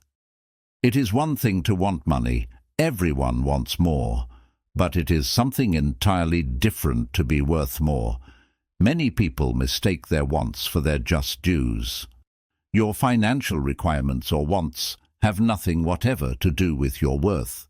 Your value is established entirely by your ability to render useful service or your capacity to induce others to render such service. Take inventory of yourself. 28 questions you should answer. Moreover, the yearly analysis should disclose a decrease in faults and an increase in virtues. One goes ahead, stands still, or goes backward in life. One's object should be, of course, to go ahead. Annual self-analysis will disclose whether advancement has been made, and if so, how much. It will also disclose any backward steps one may have made. The effective marketing of services requires one to move forward, even if the progress is slow. Your annual self-analysis should be made at the end of each year, so you can include in your New Year's resolutions any improvements which the analysis indicates should be made. Take this inventory by asking yourself the following questions, and by checking your answers with the aid of someone who will not permit you to deceive yourself as to their accuracy. Self-analysis questionnaire for personal inventory. 1. Have I attained the goal which I established as my objective for this year? You should work with a definite yearly objective to be attained as a part of your major life objective. 2. Have I delivered service of the best possible quality of which I was capable, or could I have improved any part of this service? 3. Have I delivered service in the greatest possible quantity of which I was capable? 4. Has the spirit of my conduct been harmonious and cooperative at all times? 5. Have I permitted the habit of procrastination to decrease my efficiency, and if so, to what extent? 6. Have I improved my personality, and if so, in what ways? 7. Have I been persistent in following my plans through to completion? 8. Have I reached decisions promptly and definitely on all occasions? 9. Have I permitted any one or more of the 6 basic fears to decrease my efficiency? 10. Have I been either over-cautious or under-cautious? 11. Has my relationship with my associates in work been pleasant or unpleasant? If it has been unpleasant, has the fault been partly or wholly mine? 12. Have I dissipated any of my energy through lack of concentration of effort? 13. Have I been open-minded and tolerant in connection with all subjects? 14. In what way have I improved my ability to render service? 15. Have I been intemperate in any of my habits? 16. Have I expressed either openly or secretly any form of egotism? 17. Has my conduct toward my associates been such that it has induced them to respect me? 18. Have my opinions and decisions been based upon guesswork or accuracy of analysis and thought? 19. Have I followed the habit of budgeting my time, my expenses, and my income, and have I been conservative in these budgets? 20. How much time have I devoted to unprofitable effort, which I might have used to better advantage? 21. How may I rebudget my time and change my habits so I will be more efficient during the coming year? 22. Have I been guilty of any conduct which was not approved by my conscience? 23. In what ways have I rendered more service and better service than I was paid to render? 24. Have I been unfair to anyone, and if so, in what way? 25. If I had been the purchaser of my own services for the year, would I be satisfied with my purchase? 26. Am I in the right vocation, and if not, why not? 27. Has the purchaser of my services been satisfied with the service I have rendered, and if not, why not? 28. What is my present rating on the fundamental principles of success? Having read and assimilated the information conveyed through this chapter, you are now ready to create a practical plan for marketing your services. In this chapter will be found an adequate description of every principle essential in planning the sale of services, including the major attributes of leadership, the most common causes of failure in leadership, a description of the fields of opportunity for leadership, the main causes of failure in all walks of life, and the important questions which should be used in self-analysis. This extensive and detailed presentation of accurate information has been included because it will be needed by all who must begin the accumulation of riches by marketing personal services. Those who have lost their fortunes and those who are just beginning to earn money have nothing but personal services to offer in return for riches. Therefore, it is essential that they have available the practical information needed to market services to best advantage. The information contained in this chapter will be of great value to all who aspire to attain leadership in any calling. It will be particularly helpful to those aiming to market their services as business or industrial executives. Complete assimilation and understanding of the information here conveyed will be helpful in marketing one's own services, and it will also help one to become more analytical and capable of judging people. The information will be priceless to personnel directors, employment managers, and other executives charged with the selection of employees and the maintenance of efficient organizations. If you doubt this statement, test its soundness by answering in writing the 28 self-analysis questions. That might be both interesting and profitable, even though you do not doubt the soundness of the statement. Decision: the mastery of procrastination. Accurate analysis of over 25,000 men and women who had experienced failure disclosed the fact that lack of decision was near the head of the list of the 30 major causes of failure. This is no mere statement of a theory. It is a fact. Procrastination, the opposite of decision, is a common enemy which practically every man must conquer. You will have an opportunity to test your capacity to reach quick and definite decisions when you finish reading this book and are ready to begin putting into action the principles which it describes.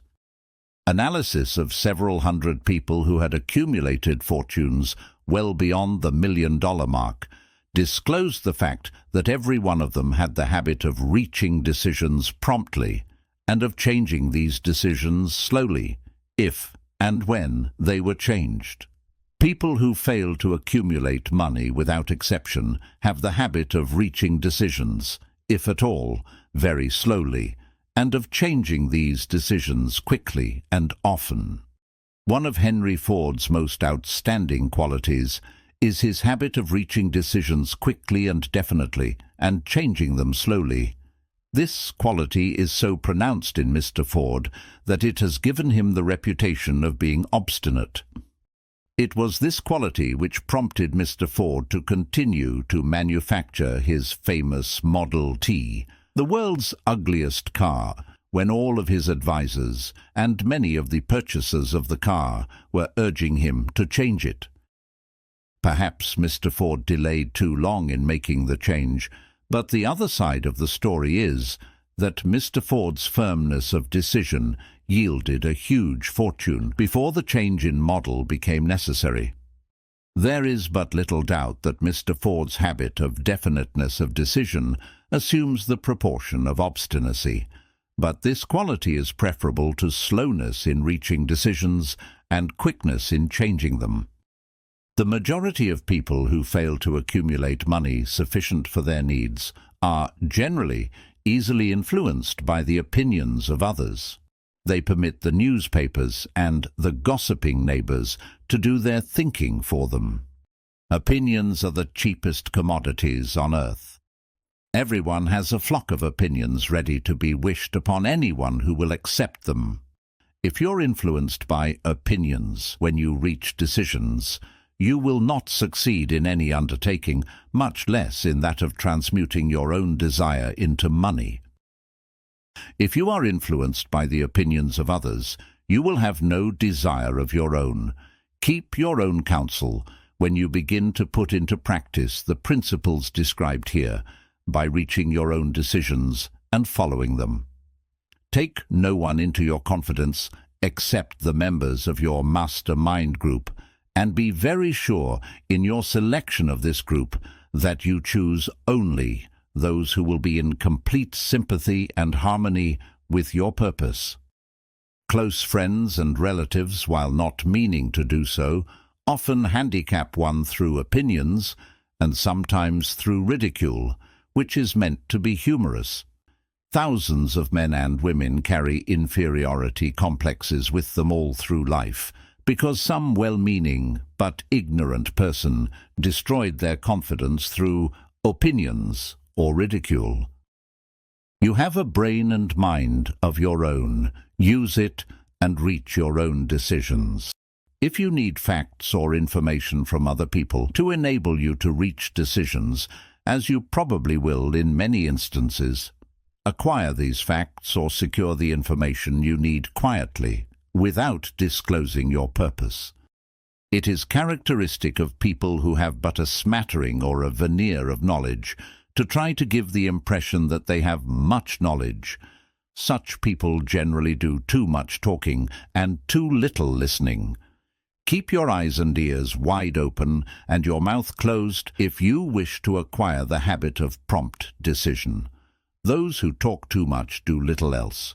If you talk more than you listen, you not only deprive yourself of many opportunities to accumulate useful knowledge, but you also disclose your plans and purposes to people who will take great delight in defeating you because they envy you. Remember also that every time you open your mouth in the presence of a person who has an abundance of knowledge, you display to that person your exact stock of knowledge or your lack of it. Genuine wisdom is usually conspicuous through modesty and silence.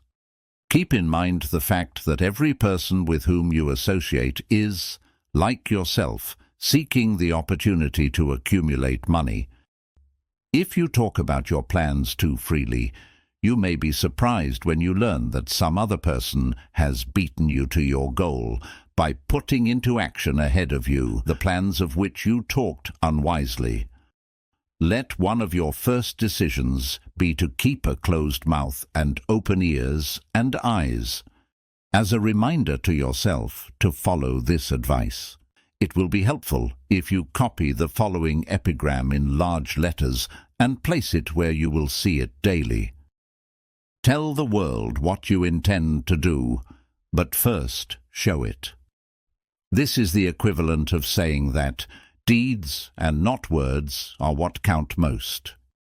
Freedom or death on a decision. The value of decisions depends upon the courage required to render them. The great decisions, which served as the foundation of civilization, were reached by assuming great risks, which often meant the possibility of death. Lincoln's decision to issue his famous Proclamation of Emancipation, which gave freedom to the colored people of America, was rendered with full understanding that his act would turn thousands of friends and political supporters against him.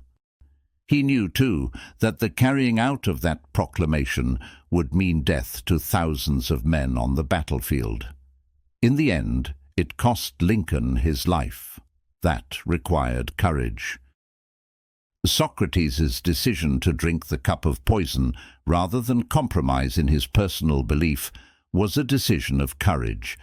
It turned time ahead 1,000 years and gave to people then unborn the right to freedom of thought and of speech. The decision of General Robert E. Lee, when he came to the parting of the way with the Union and took up the cause of the South, was a decision of courage, for he well knew that it might cost him his own life, that it would surely cost the lives of others.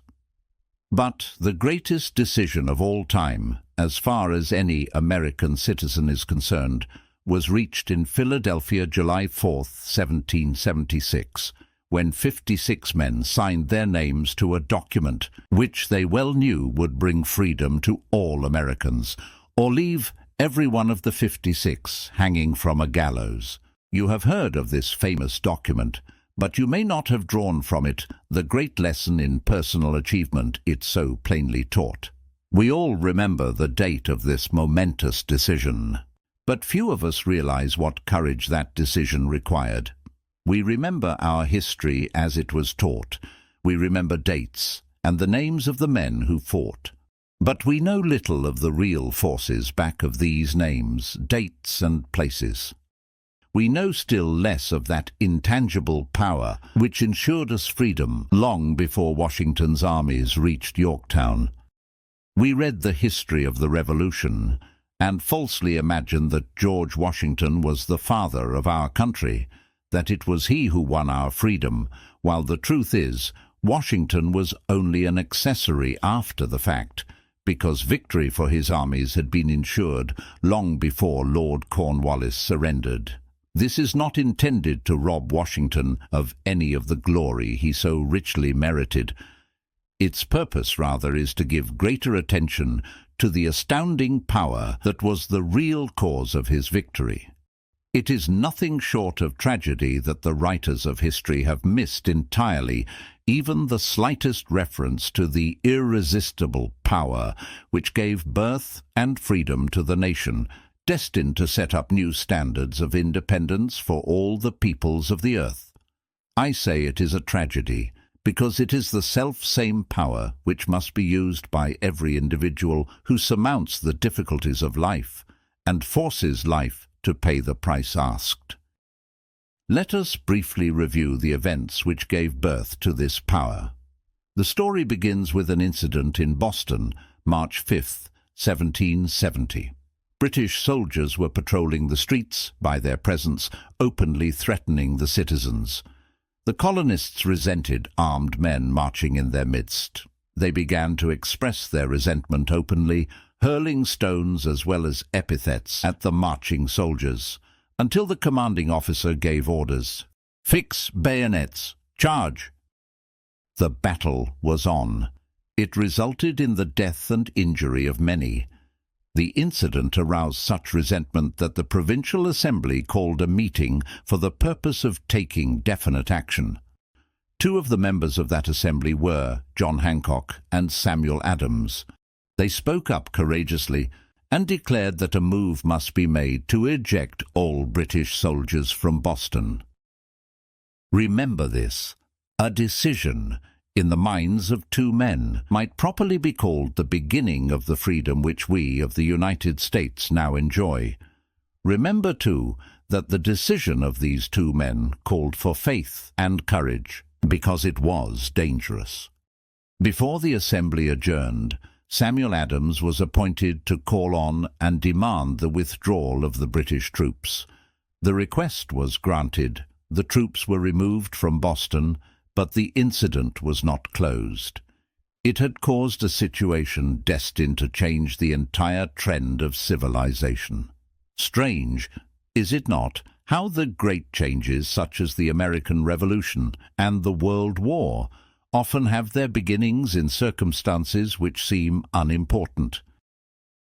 It is interesting also to observe that these important changes usually begin in the form of a definite decision in the minds of a relatively small number of people.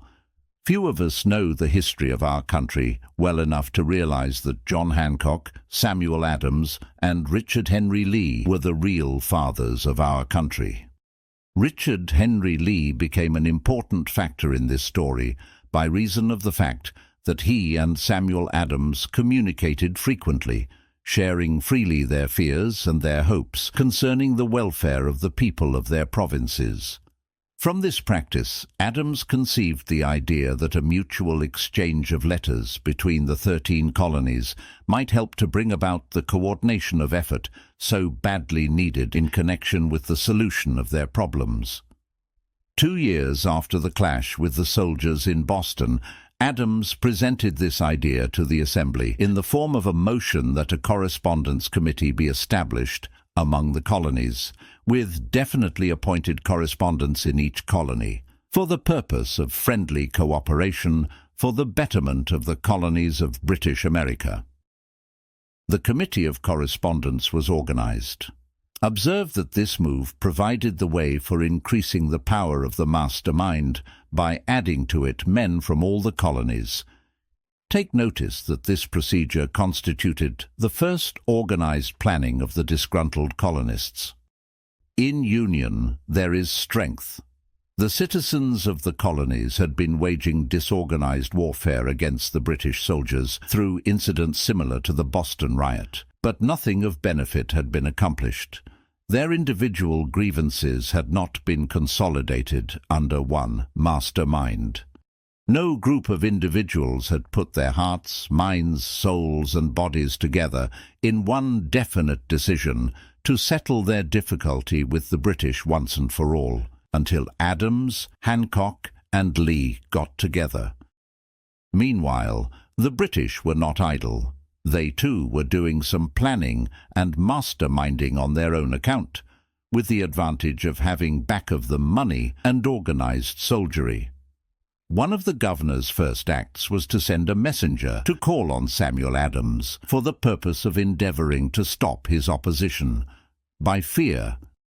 We can best understand the spirit of what happened by quoting the conversation between Colonel Fenton, the messenger sent by Gage, and Adams. Colonel Fenton: "I have been authorized by Governor Gage to assure you, Mr. Adams, that the governor has been empowered to confer upon you such benefits as would be satisfactory. Endeavor to win Adams by promise of bribes, upon the condition that you engage to cease in your opposition to the measures of the government. It is the governor's advice to you, sir, not to incur the further displeasure of His Majesty. Your conduct has been such as makes you liable to penalties by which persons can be sent to England for trial for treason at the discretion of a governor of a province. But by changing your political course, you will not only receive great personal advantages, but you will make your peace with the king. Samuel Adams had the choice of two decisions. He could cease his opposition and receive personal bribes, or he could continue and run the risk of being hanged. Clearly, the time had come when Adams was forced to reach instantly a decision which could have cost his life. The majority of men would have found it difficult to reach such a decision. The majority would have sent back an evasive reply, but not Adams. Adams' answer, "Then you may tell Governor Gage that I trust I have long since made my peace with the King of Kings. No personal consideration shall induce me to abandon the righteous cause of my country. And tell Governor Gage, it is the advice of Samuel Adams, to him no longer to insult the feelings of an exasperated people." It must be obvious to all who read this astounding message that its sender possessed loyalty of the highest order. This is important. When Governor Gage received Adams' caustic reply, he flew into a rage and issued a proclamation which read, "I do hereby, in His Majesty's name, offer and promise His most gracious pardon to all persons who shall forthwith lay down their arms and return to the duties of peaceable subjects, excepting only from the benefit of such pardon Samuel Adams and John Hancock, whose offences are of too flagitious a nature to admit of any other consideration but that of condign punishment." As one might say in modern slang, Adams and Hancock were, on the spot. The threat of the irate governor forced the two men to reach another decision equally as dangerous. They hurriedly called a secret meeting of their staunchest followers. After the meeting had been called to order, Adams locked the door, placed the key in his pocket, and informed all present that it was imperative that a Congress of the colonists be organized, and that no man should leave the room until the decision for such a Congress had been reached. Great excitement followed. Some weighed the possible consequences of such radicalism old man fear. Some expressed grave doubt as to the wisdom of so definite a decision in defiance of the Crown. Locked in that room were two men immune to fear, blind to the possibility of failure, Hancock and Adams. Through the influence of their minds, the others were induced to agree that arrangements should be made for a meeting of the First Continental Congress to be held in Philadelphia, September 5th, 1774. Remember this date. It is more important than July the 4th, 1776. If there had been no decision to hold a Continental Congress, there could have been no signing of the Declaration of Independence. Before the first meeting of the new Congress, another leader in a different section of the country was deep in the throes of publishing a summary view of the rights of British America. He was Thomas Jefferson of the province of Virginia. Shortly after his famous Summary of Rights was published, Jefferson was informed that he was subject to prosecution for high treason against His Majesty's government. Inspired by the threat, one of Jefferson's colleagues, Patrick Henry, boldly spoke his mind. "If this be treason, then make the most of it." It was such men as these who, without power, without authority, without military strength, without money, sat in solemn consideration of the destiny of the colonies, beginning at the opening of the First Continental Congress, and continuing at intervals for 2 years, until on June 7th, 1776, Richard Henry Lee arose, addressed the chair, and to the startled assembly made this motion: "Gentlemen, I make the motion that these united colonies are, and of right ought to be free and independent states, that they be absolved from all allegiance to the British Crown, and that all political connection between them and the state of Great Britain is and ought to be totally dissolved." Lee's astounding motion was discussed fervently, and at such length that he began to lose patience. Finally, after days of argument, he again took the floor and declared in a clear, firm voice, "Mr. President, we have discussed this issue for days. It is the only course for us to follow. Why then, sir, do we longer delay? Why still deliberate? Let this happy day give birth to an American republic. Let her arise, not to devastate and to conquer, but to re-establish the reign of peace and of law. The eyes of Europe are fixed upon us. She demands of us a living example of freedom that may exhibit a contrast in the felicity of the citizen to the ever-increasing tyranny." Before his motion was finally voted upon, Lee was called back to Virginia. Before leaving, he placed his cause in the hands of his friend, Thomas Jefferson, who promised to fight until favorable action was taken. Long and hard the committee labored on a document which would mean, when accepted by the Congress, that every man who signed it would be signing his own death warrant, should the colonies lose in the fight with Great Britain, which was sure to follow. The document was drawn, and for several days it was discussed, altered, and made ready. On July 4th, 1776, Thomas Jefferson stood before the Assembly and fearlessly read the most momentous decision ever placed upon paper.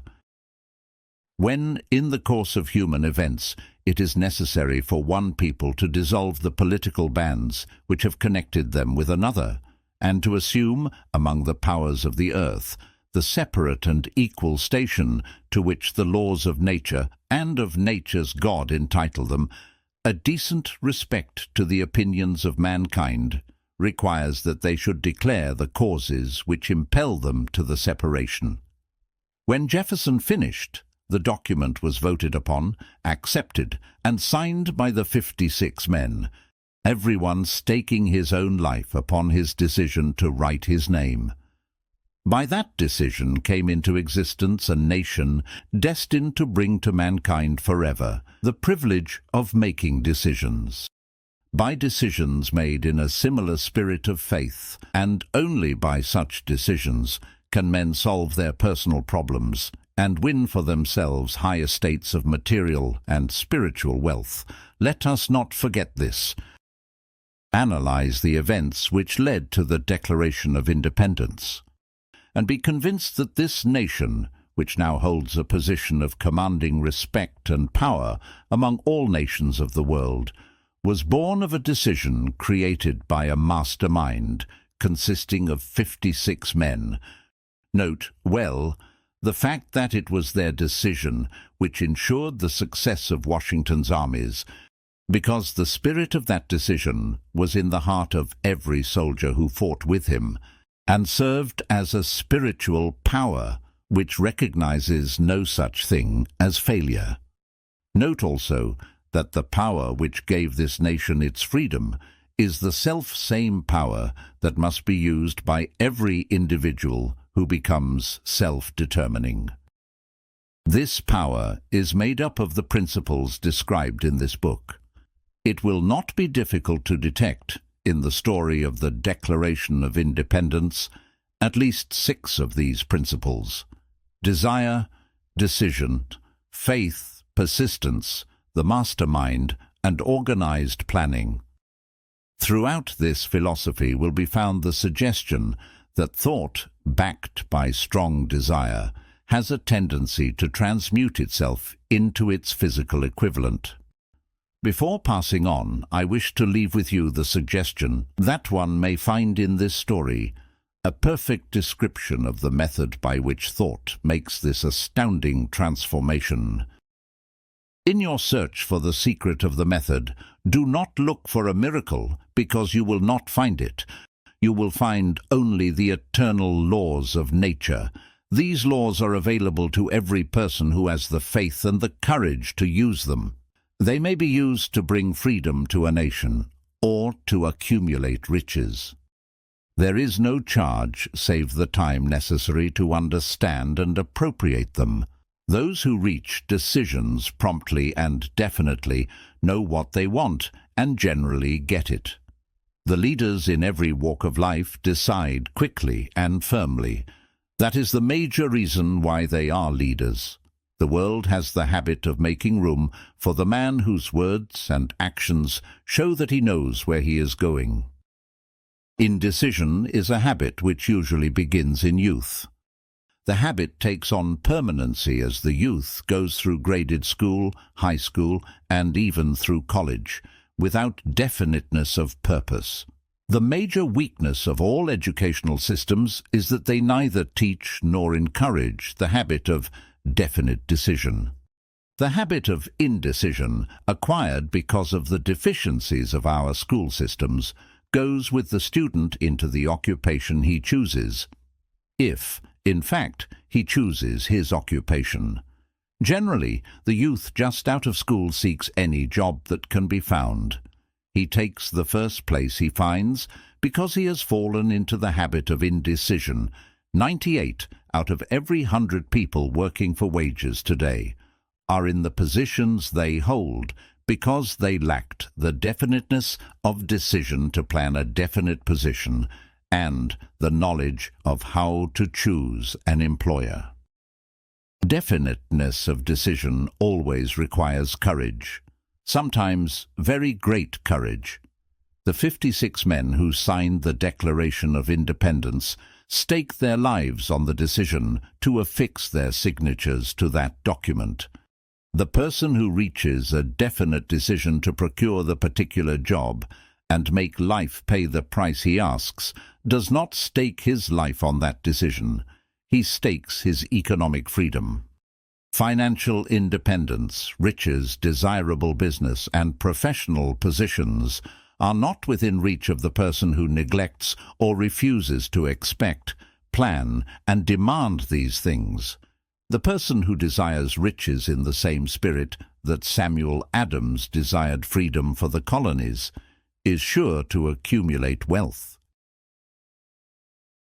Persistence. The sustained effort necessary to induce faith. Persistence is an essential factor in the procedure of transmuting desire into its monetary equivalent. The basis of persistence is the power of will. Willpower and desire, when properly combined, make an irresistible pair. Men who accumulate great fortunes are generally known as cold-blooded and sometimes ruthless. Often they are misunderstood. What they have is willpower, which they mix with persistence and place back of their desires to ensure the attainment of their objectives. Henry Ford has been generally misunderstood to be ruthless and cold-blooded. This misconception grew out of Ford's habit of following through in all of his plans with persistence. The majority of people are ready to throw their aims and purposes overboard and give up at the first sign of opposition or misfortune. A few carry on, despite all opposition, until they attain their goal.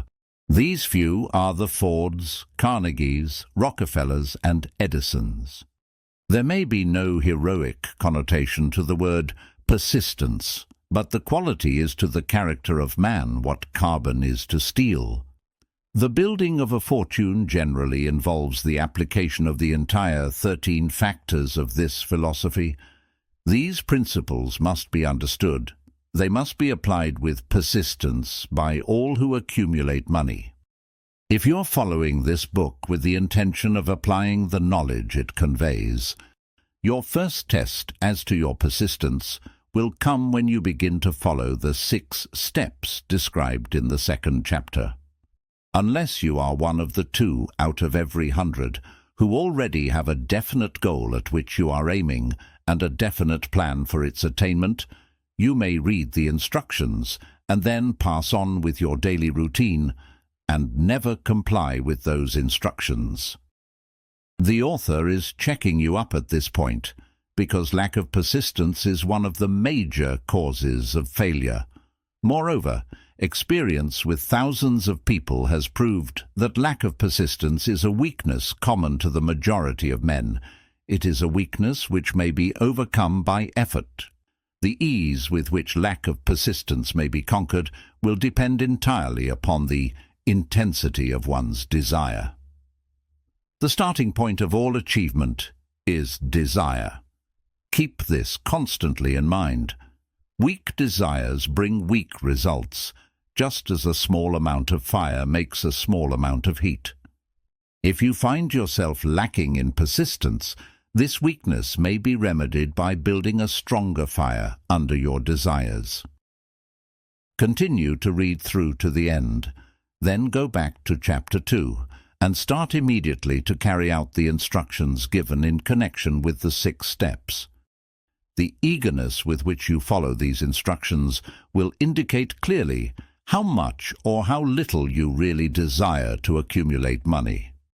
If you find that you are indifferent, you may be sure that you have not yet acquired the money consciousness which you must possess before you can be sure of accumulating a fortune.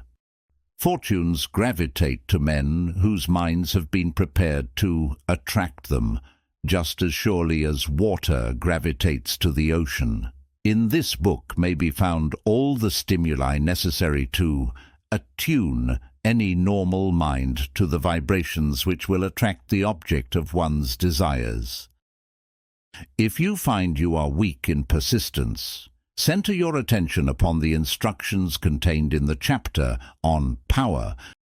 Surround yourself with a master mind group, and through the cooperative efforts of the members of this group, you can develop persistence.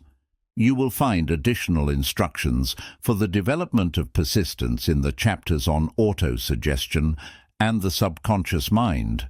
Follow the instructions outlined in these chapters until your habit nature hands over to your subconscious mind a clear picture of the object of your desire. From that point on, you will not be handicapped by lack of persistence. Your subconscious mind works continuously while you are awake and while you are asleep. Spasmodic or occasional effort to apply the rules will be of no value to you.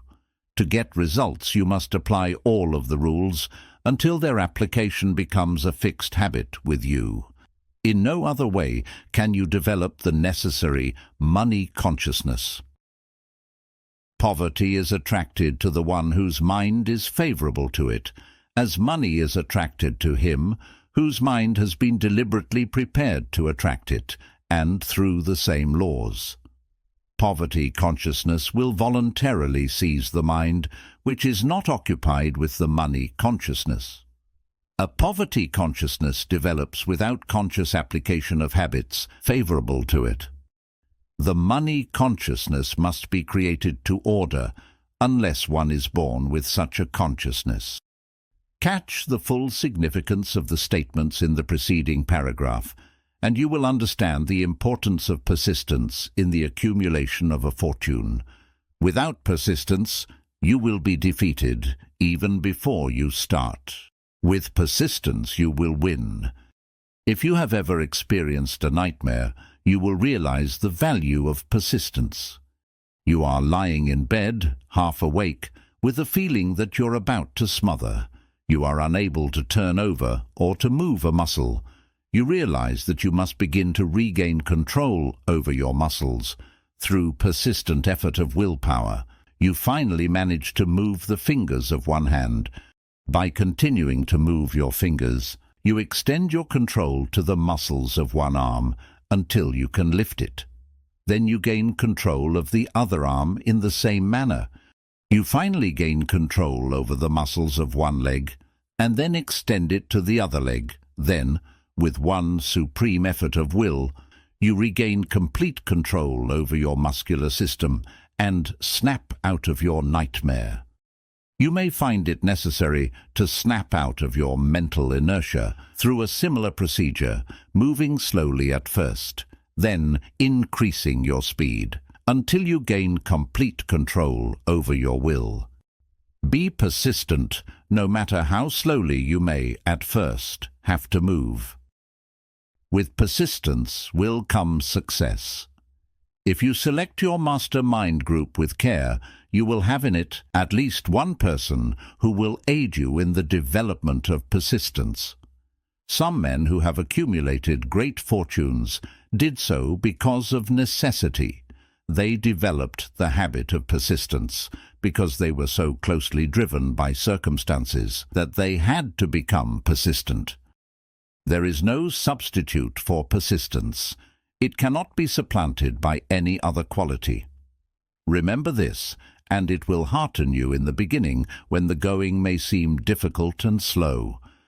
Those who have cultivated the habit of persistence seem to enjoy insurance against failure. No matter how many times they are defeated, they finally arrive up toward the top of the ladder. Sometimes it appears that there is a hidden guide whose duty is to test men through all sorts of discouraging experiences. Those who pick themselves up after defeat and keep on trying arrive, and the world cries, "Bravo! I knew you could do it." The hidden guide lets no one enjoy great achievement without passing the persistence test. Those who can't take it simply do not make the grade. Those who can take it are bountifully rewarded for their persistence. They receive, as their compensation, whatever goal they are pursuing. That is not all. They receive something infinitely more important than material compensation, the knowledge that every failure brings with it the seed of an equivalent advantage. There are exceptions to this rule. A few people know from experience the soundness of persistence. They are the ones who have not accepted defeat as being anything more than temporary. They are the ones whose desires are so persistently applied that defeat is finally changed into victory. We who stand on the sidelines of life see the overwhelmingly large number who go down in defeat, never to rise again. We see the few who take the punishment of defeat as an urge to greater effort. These, fortunately, never learn to accept life's reverse gear. But what we do not see, what most of us never suspect of existing, is the silent but irresistible power which comes to the rescue of those who fight on in the face of discouragement. If we speak of this power at all, we call it persistence, and let it go at that. One thing we all know: if one does not possess persistence, one does not achieve noteworthy success in any calling. As these lines are being written, I look up from my work and see before me, less than a block away, the great mysterious Broadway, the graveyard of dead hopes, and the front porch of opportunity. From all over the world, people have come to Broadway seeking fame, fortune, power, love, or whatever it is that human beings call success. Once in a great while someone steps out from the long procession of seekers, and the world hears that another person has mastered Broadway. But Broadway is not easily nor quickly conquered. She acknowledges talent, recognizes genius, pays off in money, only after one has refused to quit. Then we know he has discovered the secret of how to conquer Broadway. The secret is always inseparably attached to one word: persistence. The secret is told in the struggle of Fanny Hurst, whose persistence conquered the Great White Way. She came to New York in 1915 to convert writing into riches. The conversion did not come quickly, but it came. For 4 years, Miss Hurst learned about the sidewalks of New York from first-hand experience. She spent her days laboring and her nights hoping. When hope grew dim, she did not say, "All right, Broadway, you win." She said, "Very well, Broadway, you may whip some, but not me. I'm going to force you to give up." One publisher sent her 36 rejection slips before she broke the ice and got a story across. The average writer, like the average in other walks of life, would have given up the job when the first rejection slip came. She pounded the pavements for 4 years to the tune of the publisher's no, because she was determined to win. Then came the payoff. The spell had been broken. The unseen guide had tested Fanny Hurst, and she could take it. From that time on, publishers made a beaten path to her door. Money came so fast, she hardly had time to count it. Then the moving picture men discovered her, and money came not in small change, but in floods. The moving picture rights to her latest novel, Great Laughter, brought $100,000, said to be the highest price ever paid for a story before publication. Briefly, you have a description of what persistence is capable of achieving. Fanny Hurst is no exception. Wherever men and women accumulate great riches, you may be sure they first acquired persistence. Broadway will give any beggar a cup of coffee and a sandwich, but it demands persistence of those who go after the big stakes. Kate Smith will say amen when she reads this. For years she sang without money and without price before any microphone she could reach. Broadway said to her, "Come and get it if you can take it." She did take it until one happy day Broadway got tired and said, "Oh, what's the use? You don't know when you're whipped, so name your price and go to work in earnest." Miss Smith named her price. It was plenty. Away up in figures so high that 1 week's salary is far more than most people make in a whole year. It pays to be persistent, and here is an encouraging statement, which carries with it a suggestion of great significance. Thousands of singers who excel, Kate Smith, are walking up and down Broadway looking for a break without success. Countless others have come and gone. Many of them sang well enough, but they failed to make the grade because they lacked the courage to keep on keeping on until Broadway became tired of turning them away. Persistence is a state of mind, therefore it can be cultivated. Like all states of mind, persistence is based upon definite causes, among them these: A. Definiteness of purpose. Knowing what one wants is the first and perhaps the most important step toward the development of persistence. A strong motive forces one to surmount many difficulties. B. Desire. It is comparatively easy to acquire and to maintain persistence in pursuing the object of intense desire. C. Self-reliance.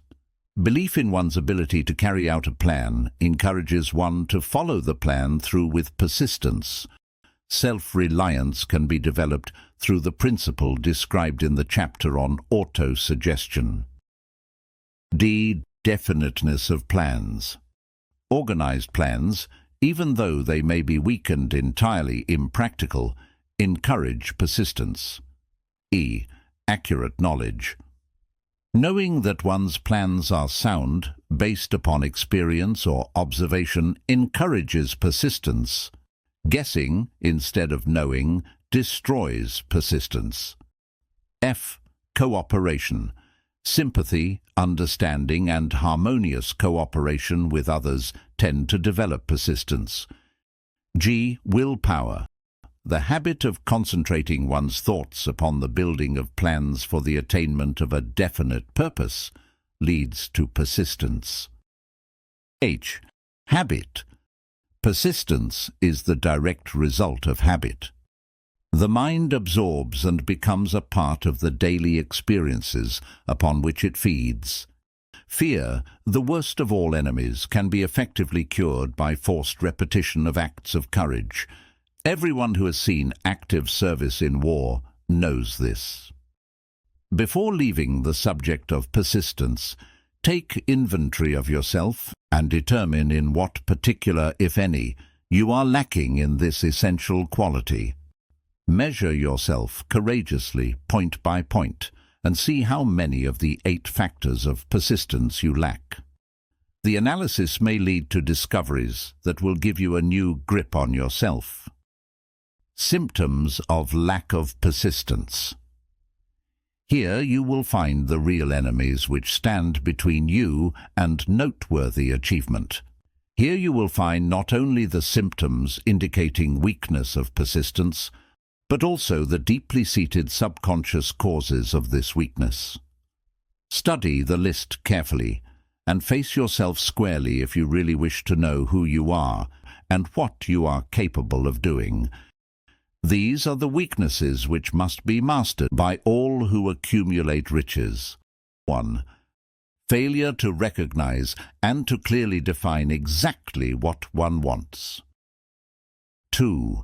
Procrastination, with or without cause, usually backed up with a formidable array of alibis and excuses. 3. Lack of interest in acquiring specialized knowledge.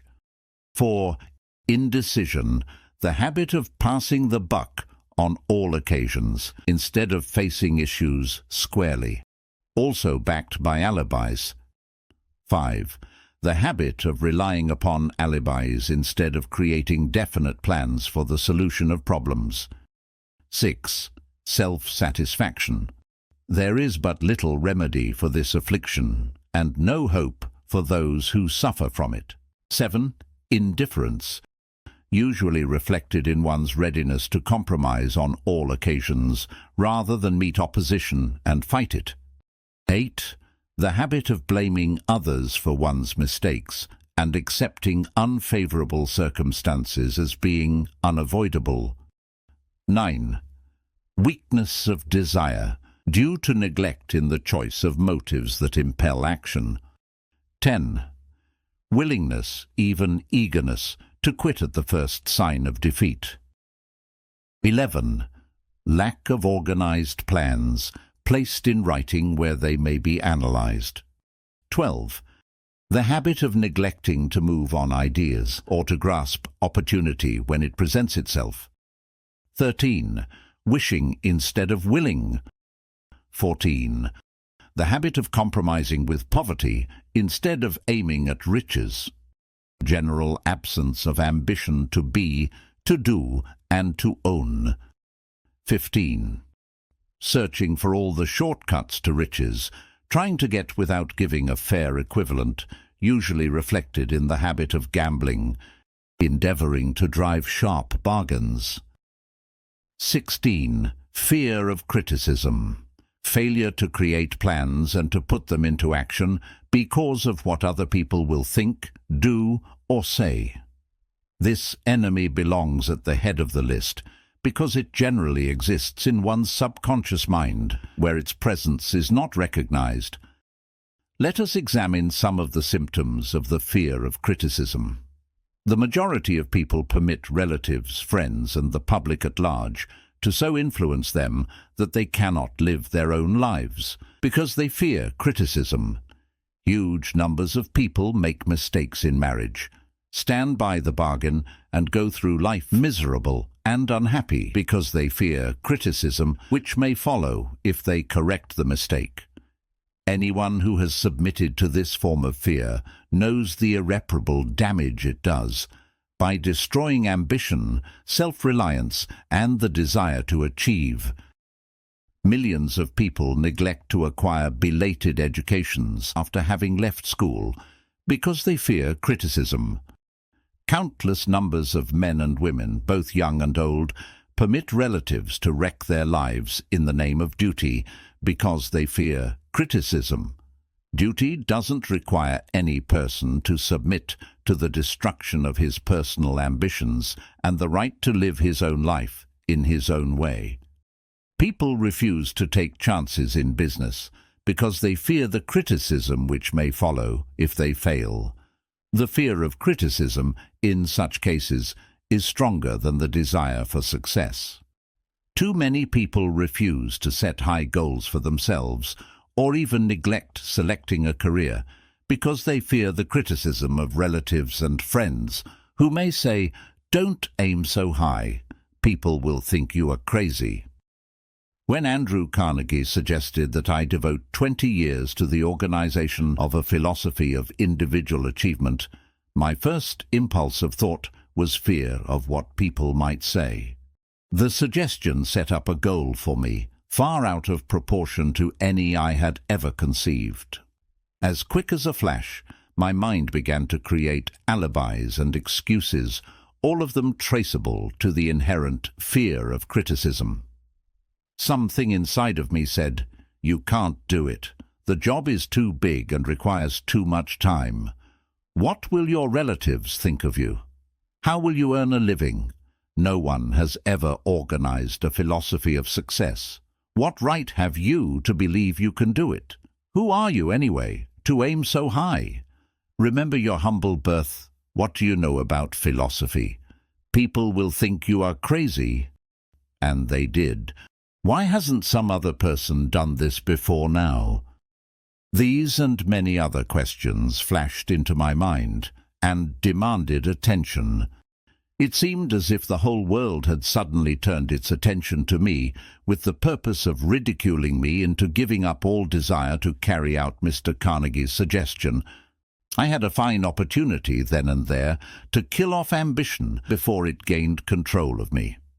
Later in life, after having analyzed thousands of people, I discovered that most ideas are stillborn and need the breath of life injected into them through definite plans of immediate action. The time to nurse an idea is at the time of its birth. Every minute it lives gives it a better chance of surviving. The fear of criticism is at the bottom of the destruction of most ideas, which never reach the planning and action stage. Many people believe that material success is the result of favorable breaks. There is an element of ground for the belief, but those depending entirely upon luck are nearly always disappointed because they overlook another important factor which must be present before one can be sure of success. It is the knowledge with which favorable breaks can be made to order. During the Depression, W.C. Fields, the comedian, lost all his money and found himself without income, without a job, and his means of earning a living, vaudeville, no longer existed. Moreover, he was past 60, when many men consider themselves old. He was so eager to stage a comeback that he offered to work without pay in a new field, movies. In addition to his other troubles, he fell and injured his neck. To many that would have been the place to give up and quit. But Fields was persistent. He knew that if he carried on he would get the breaks, sooner or later, and he did get them, but not by chance. Marie Dressler found herself down and out, with her money gone, with no job, when she was about 60. She too went after the breaks and got them. Her persistence brought an astounding triumph late in life, long beyond the age when most men and women are done with ambition to achieve. Eddie Cantor lost his money in the 1929 stock crash, but he still had his persistence and his courage. With these, plus 2 prominent eyes, he exploited himself back into an income of $10,000 a week. If one has persistence, one can get along very well without many other qualities. The only break anyone can afford to rely upon is a self-made break. These come through the application of persistence. The starting point is definiteness of purpose. Examine the first 100 people you meet. Ask them what they want most in life, and 98 of them will not be able to tell you. If you press them for an answer, some will say security, many will say money, a few will say happiness, others will say fame and power, and still others will say social recognition, ease in living, ability to sing, dance or write, but none of them will be able to define these terms or give the slightest indication of a plan by which they hope to attain these vaguely expressed wishes. Riches do not respond to wishes. They respond only to definite plans, backed by definite desires through constant persistence. How to develop persistence. There are 4 simple steps which lead to the habit of persistence. They call for no great amount of intelligence, no particular amount of education, and but little time or effort. The necessary steps are: 1. A definite purpose backed by burning desire for its fulfillment. 2. A definite plan expressed in continuous action.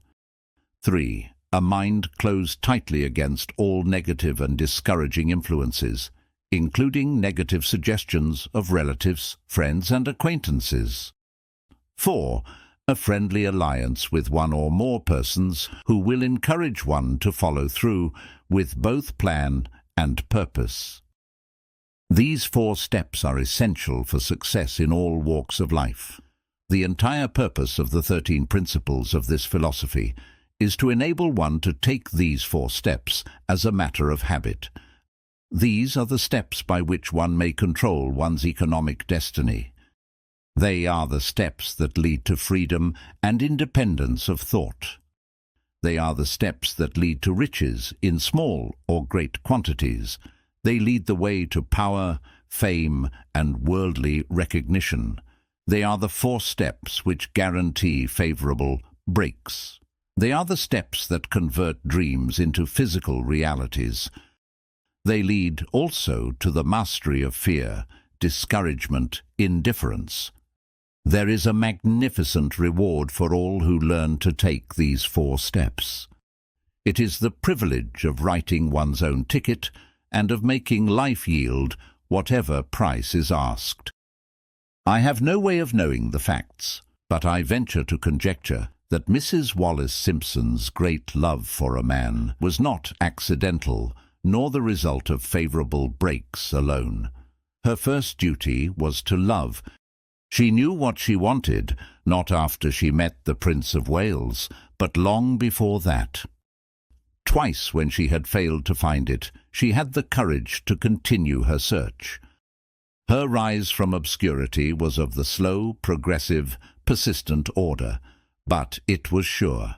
She triumphed over unbelievably long odds, and no matter who you are or what you may think of Wallace Simpson or the king who gave up his crown for her love, she is an astounding example of applied persistence, an instructor on the rules of self-determination, from whom the entire world might profitably take lessons.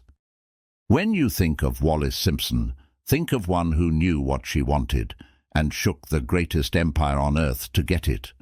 Women owe it to themselves to study carefully the life of this unusual woman who, at an age which most women consider old, captured the affections of the most desirable bachelor in the entire world. And what of King Edward? Did he pay too high a price for the affections of the woman of his choice? Surely no one but he can give the correct answer. The rest of us can only conjecture. This much we know: the king came into the world without his own consent. He was born to great riches without requesting them. Because he was the firstborn, he inherited a crown which he did not seek and perhaps did not desire. For more than 40 years he was not a free agent, could not live his life in his own way, had little privacy, and finally assumed duties inflicted upon him when he ascended the throne. Some will say, with all these blessings, King Edward should have found peace of mind, contentment, and joy of living. The truth is that back of all the privileges of a crown, all the money, the fame, and the power inherited by King Edward, there was an emptiness which could be filled only by love. His greatest desire was for love. Long before he met Wallace Simpson, he doubtless felt this great universal emotion, tugging at the strings of his heart and crying out for expression. And when he met a kindred spirit, he recognized it, and, without fear or apology, opened his heart and bade it enter. All the scandal-mongers in the world cannot destroy the beauty of this international drama through which 2 people found love. King Edward's decision to give up the crown of the world's most powerful empire was a decision that required courage. The decision also had a price, but who has the right to say the price was too great? As a suggestion to the person who chooses to find fault with the Duke of Windsor for openly declaring his love for Wallis Simpson and giving up his throne for her, let it be remembered that this was not essential. He could have followed the custom of clandestine liaison which has prevailed in Europe for centuries without giving up either his throne or the woman of his choice, and there would have been no complaint. Most of the world will applaud the Duke of Windsor and Wallis Simpson because of their persistence in searching until they found life's greatest reward. All of us can profit by following their example in our own search for that which we demand of life. What mystical power gives to men of persistence the capacity to master difficulties? Does the quality of persistence set up in one's mind some form of spiritual, mental or chemical activity which gives one access to supernatural forces? Does infinite intelligence throw itself on the side of the person who still fights on after the battle has been lost, with the whole world on the opposing side? These and many other similar questions have arisen in my mind as I have observed men like Henry Ford, who started at scratch and built an industrial empire of huge proportions with little else in the way of a beginning but persistence. Or Thomas A. Edison, who with less than 3 months of schooling became the world's leading inventor and converted persistence into the moving picture machine and the incandescent light, to say nothing of 100 other useful inventions. I had the happy privilege of analyzing both Mr. Edison and Mr. Ford, year by year, over a long period of years, and therefore the opportunity to study them at close range. So I speak from actual knowledge when I say that I found no quality, save persistence, in either of them that even remotely suggested the major source of their stupendous achievements. As one makes an impartial study of the prophets, philosophers, miracle men and religious leaders of the past, one is drawn to the inevitable conclusion that persistence, concentration of effort, and definiteness of purpose were the major sources of their achievements. Consider, for example, the strange and fascinating story of Muhammad. Analyze his life. Compare him with men of achievement in this modern age of industry and finance, and observe how they have one outstanding trait in common: persistence. If you are interested in studying the power which gives potency to persistence, read a biography of Muhammad by Isad Bey. This review of that book will provide a preview of one of the most astounding examples of the power of persistence known to civilization. The last great prophet. Muhammad was a prophet, but he never performed a miracle. He was not a mystic. He had no formal schooling. He did not begin his mission until he was 40. When he announced that he was the messenger of God, bringing word of the true religion, he was ridiculed and labeled a lunatic. Children tripped him, and women threw filth upon him. He was banished from his native city, Mecca, and his followers were stripped of their worldly goods and sent into the desert after him. When he had been preaching 10 years, he had nothing to show for it but banishment, poverty, and ridicule. Yet before another 10 years had passed, he was dictator of all Arabia, ruler of Mecca, and the head of a new world religion, which was to sweep to the Danube and the Pyrenees before exhausting the impetus he gave it. That impetus was threefold: the power of words, the efficacy of prayer, and man's kinship with God. His career never made sense. Muhammad was born to impoverished members of a leading family of Mecca. Because Mecca, the crossroads of the world, home of the magic stone called the Kaaba, great city of trade and the center of trade routes, was unsanitary, its children were sent to be raised in the desert by Bedouins. Muhammad was thus nurtured, drawing strength and health from the milk of nomad, vicarious mothers. He tended sheep and soon hired out to a rich widow as leader of her caravans. He travelled to all parts of the Eastern world, talked with many men of diverse beliefs, and observed the decline of Christianity into warring sects. When he was 28, Khadija, the widow, looked upon him with favour and married him. For the next 12 years, Muhammad lived as a rich and respected and very shrewd trader. Then he took to wandering in the desert, and one day he returned with the first verse of the Quran and told Khadija that the archangel Gabriel had appeared to him and said that he was to be the messenger of God. The Quran, the revealed word of God, was the closest thing to a miracle in Muhammad's life. He had not been a poet. He had no gift of words. Yet the verses of the Quran, as he received them and recited them to the faithful, were better than any verses which the professional poets of the tribes could produce. This, to the Arabs, was a miracle. To them, the gift of words was the greatest gift. The poet was all-powerful. In addition, the Quran said that all men were equal before God, that the world should be a democratic state, Islam. It was this political heresy, plus Muhammad's desire to destroy all the 360 idols in the courtyard of the Kaaba, which brought about his banishment. The idols brought the desert tribes to Mecca, and that meant trade. So the businessmen of Mecca, the capitalists, of which he had been one, set upon Muhammad. Then he retreated to the desert and demanded sovereignty over the world. The rise of Islam began. Out of the desert came a flame which would not be extinguished, a democratic army fighting as a unit and prepared to die without wincing. Muhammad had invited the Jews and Christians to join him, for he was not building a new religion. He was calling all who believed in one God to join in a single faith. If the Jews and Christians had accepted his invitation, Islam would have conquered the world. They didn't. They would not even accept Muhammad's innovation of humane warfare. When the armies of the Prophet entered Jerusalem, not a single person was killed because of his faith.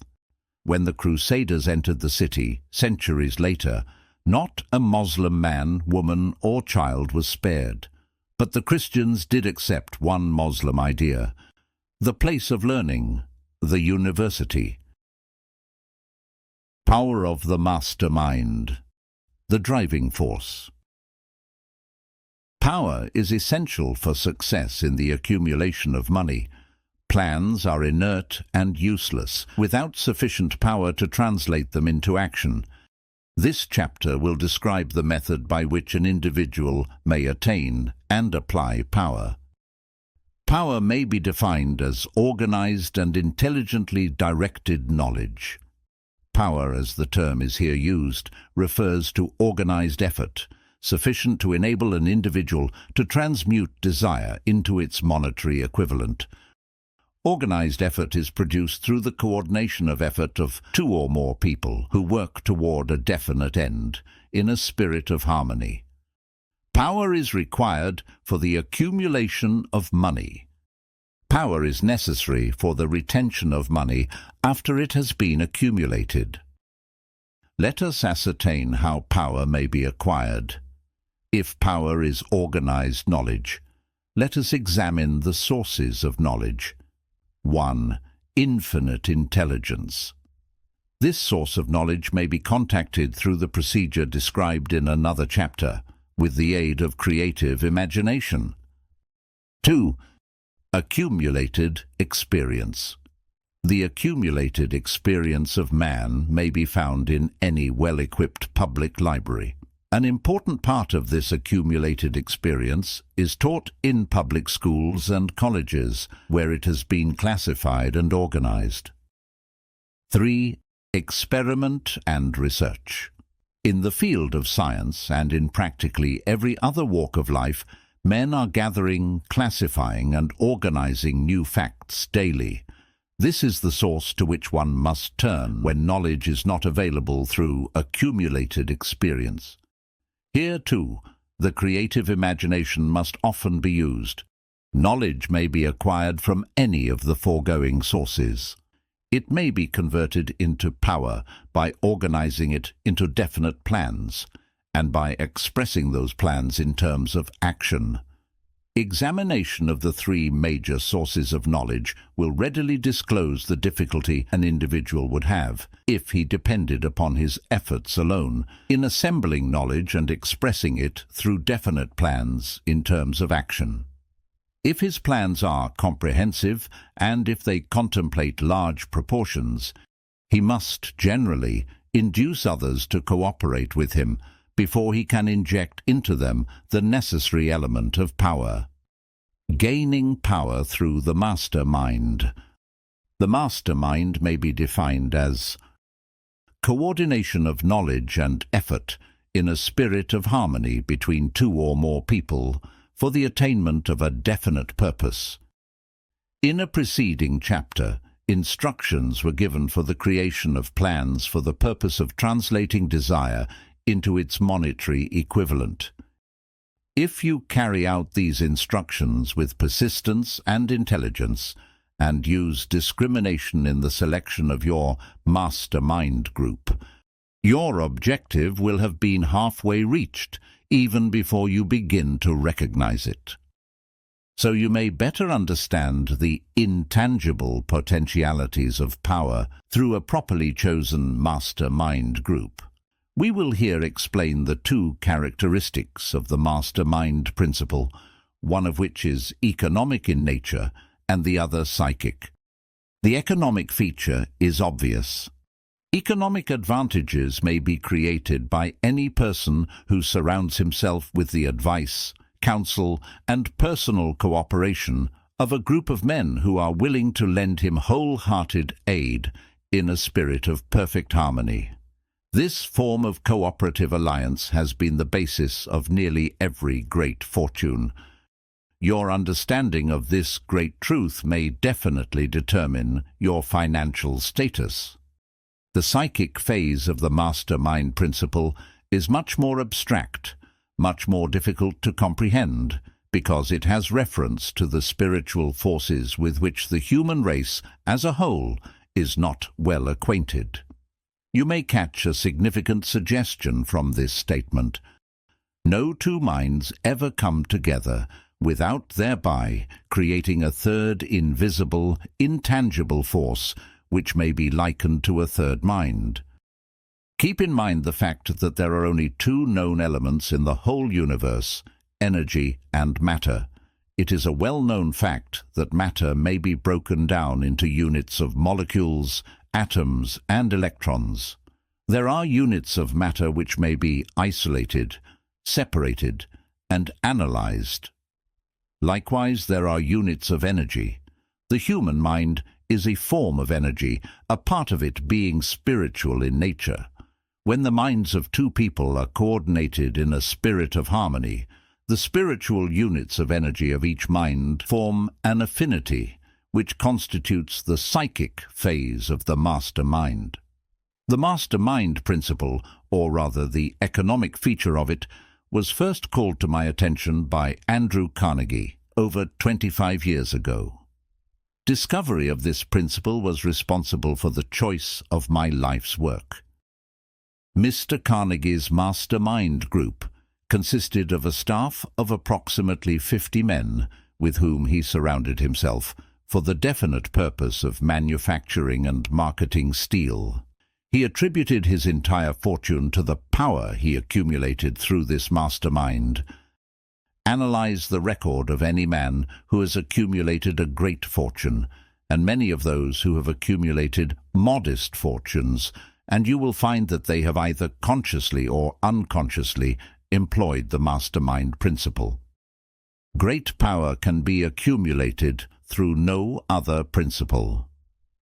Energy is nature's universal set of building blocks, out of which she constructs every material thing in the universe, including man, and every form of animal and vegetable life. Through a process which only nature completely understands, she translates energy into matter. nature's building blocks are available to man, in the energy involved in thinking. Man's brain may be compared to an electric battery. It absorbs energy from the ether, which permeates every atom of matter and fills the entire universe. It is a well-known fact that a group of electric batteries will provide more energy than a single battery.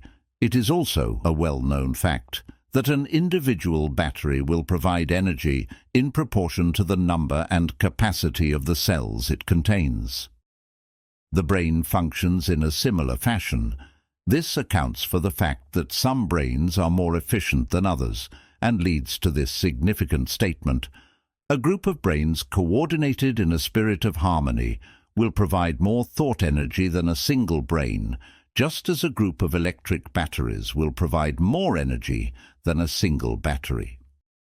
Through this metaphor, it becomes immediately obvious that the mastermind principle holds the secret of the power wielded by men who surround themselves with other men of brains. There follows now another statement which will lead still nearer to an understanding of the psychic phase of the mastermind principle. When a group of individual brains are coordinated and function in harmony, the increased energy created through that alliance becomes available to every individual brain in the group. It is a well-known fact that Henry Ford began his business career under the handicap of poverty, illiteracy, and ignorance. It is an equally well-known fact that, within the inconceivably short period of 10 years, Mr. Ford mastered these three handicaps, and that within 25 years he made himself one of the richest men in America. Connect with this fact the additional knowledge that Mr. Ford's most rapid strides became noticeable from the time he became a personal friend of Thomas A. Edison, and you will begin to understand what the influence of one mind upon another can accomplish. Go a step farther and consider the fact that Mr. Ford's most outstanding achievements began from the time that he formed the acquaintances of Harvey Firestone, John Burroughs, and Luther Burbank, each a man of great brain capacity. And you will have further evidence that power may be produced through friendly alliance of minds. There is little, if any, doubt that Henry Ford is one of the best informed men in the business and industrial world. The question of his wealth needs no discussion. Analyze Mr. Ford's intimate personal friends, some of whom have already been mentioned, and you will be prepared to understand the following statement: men take on the nature and the habits and the power of thought of those with whom they associate in a spirit of sympathy and harmony. Henry Ford whipped poverty, illiteracy, and ignorance by allying himself with great minds, whose vibrations of thought he absorbed into his own mind. Through his association with Edison, Burbank, Burroughs, and Firestone, Mr. Ford added to his own brain power the sum and substance of the intelligence, experience, knowledge, and spiritual forces of these four men. Moreover, he appropriated and made use of the mastermind principle through the methods of procedure described in this book. This principle is available to you. We have already mentioned Mahatma Gandhi. Perhaps the majority of those who have heard of Gandhi look upon him as merely an eccentric little man who goes around without formal wearing apparel and makes trouble for the British government. In reality, Gandhi is not eccentric, but he is the most powerful man now living, estimated by the number of his followers and their faith in their leader. Moreover, he is probably the most powerful man who has ever lived. His power is passive, but it is real. Let us study the method by which he attained his stupendous power. It may be explained in a few words. He came by power through inducing over 200 million people to coordinate with mind and body in a spirit of harmony for a definite purpose. In brief, Gandhi has accomplished a miracle, For it is a miracle when 200 million people can be induced, not forced, to cooperate in a spirit of harmony for a limitless time.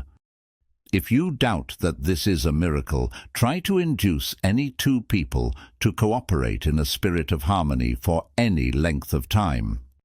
Every man who manages a business knows what a difficult matter it is to get employees to work together in a spirit even remotely resembling harmony. The list of the chief sources from which power may be attained is, as you have seen, headed by infinite intelligence. When two or more people coordinate in a spirit of harmony and work toward a definite objective, they place themselves in position through that alliance to absorb power directly from the great universal storehouse of infinite intelligence. This is the greatest of all sources of power. It is the source to which the genius turns. It is the source to which every great leader turns, whether he may be conscious of the fact or not.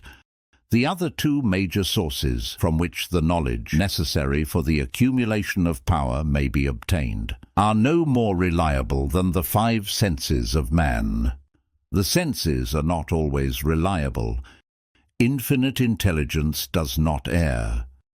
In subsequent chapters, the methods by which infinite intelligence may be most readily contacted will be adequately described. This is not a course on religion. No fundamental principle described in this book should be interpreted as being intended to interfere either directly or indirectly with any man's religious habits. This book has been confined exclusively to instructing the reader how to transmute the definite purpose of desire for money into its monetary equivalent. Read, think, and meditate as you read. Soon the entire subject will unfold, and you will see it in perspective. You are now seeing the detail of the individual chapters. Money is as shy and elusive as the old-time maiden.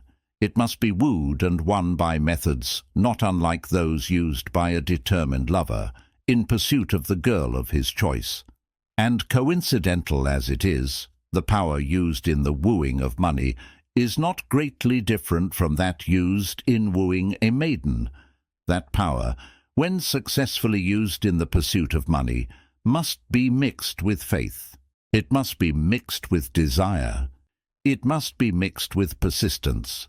It must be applied through a plan, and that plan must be set into action. When money comes in quantities known as the big money, it flows to the one who accumulates it as easily as water flows downhill. There exists a great unseen stream of power, which may be compared to a river, except that one side flows in one direction, carrying all who get into that side of the stream onward and upward to wealth, and the other side flows in the opposite direction, carrying all who are unfortunate enough to get into it and not able to extricate themselves from it, downward to misery and poverty. Every man who has accumulated a great fortune has recognized the existence of this stream of life. It consists of one's thinking process. The positive emotions of thought form the side of the stream which carries one to fortune. The negative emotions form the side which carries one down to poverty.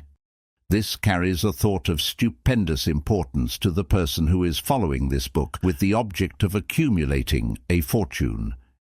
If you are in the side of the stream of power which leads to poverty, this may serve as an oar by which you may propel yourself over into the other side of the stream. It can serve you only through application and use, merely reading and passing judgment on it, either one way or another, will in no way benefit you.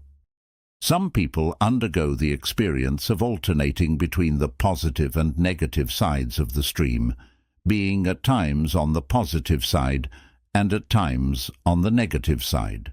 The Wall Street crash of '29 swept millions of people from the positive to the negative side of the stream. These millions are struggling, some of them in desperation and fear, to get back to the positive side of the stream. This book was written especially for those millions. Poverty and riches often change places. The crash taught the world this truth, although the world will not long remember the lesson. Poverty may, and generally does, voluntarily take the place of riches. When riches take the place of poverty, the change is usually brought about through well-conceived and carefully executed plans. Poverty needs no plan. It needs no one to aid it, because it is bold and ruthless. Riches are shy and timid. They have to be attracted. Anybody can wish for riches, and most people do, but only a few know that a definite plan, plus a burning desire for wealth, are the only dependable means of accumulating wealth. The mystery of sex. Transmutation. The meaning of the word transmute is, in simple language, the changing or transferring of one element or form of energy into another. The emotion of sex brings into being a state of mind. Because of ignorance on the subject, this state of mind is generally associated with the physical, and because of improper influences to which most people have been subjected in acquiring knowledge of sex, things essentially physical have highly biased the mind. The emotion of sex has back of it the possibility of three constructive potentialities. They are: 1. The perpetuation of mankind. 2. The maintenance of health. As a therapeutic agency, it has no equal. 3. The transformation of mediocrity into genius through transmutation. Sex transmutation is simple and easily explained. It means the switching of the mind from thoughts of physical expression to thoughts of some other nature. Sex desire is the most powerful of human desires. When driven by this desire, men develop keenness of imagination, courage, willpower, persistence, and creative ability, unknown to them at other times. So strong and impelling is the desire for sexual contact that men freely run the risk of life and reputation to indulge it. When harnessed and redirected along other lines, this motivating force maintains all of its attributes of keenness of imagination, courage, etc., which may be used as powerful creative forces in literature, art, or in any other profession or calling, including, of course, the accumulation of riches.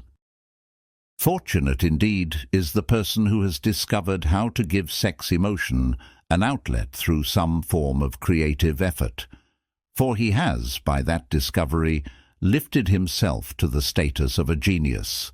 Scientific research has disclosed these significant facts. The men of greatest achievement are men with highly developed sex natures, men who have learned the art of sex transmutation. The men who have accumulated great fortunes and achieved outstanding recognition in literature, art, industry, architecture, and the professions were motivated by the influence of a woman. The research from which these astounding discoveries were made went back through the pages of biography and history for more than 2,000 years. Wherever there was evidence available in connection with the lives of men and women of great achievement, it indicated most convincingly that they possessed highly developed sex natures. The emotion of sex is an irresistible force against which there can be no such opposition as an immovable body. When driven by this emotion, men become gifted with a superpower for action. Understand this truth, and you will catch the significance of the statement that sex transmutation will lift one to the status of genius.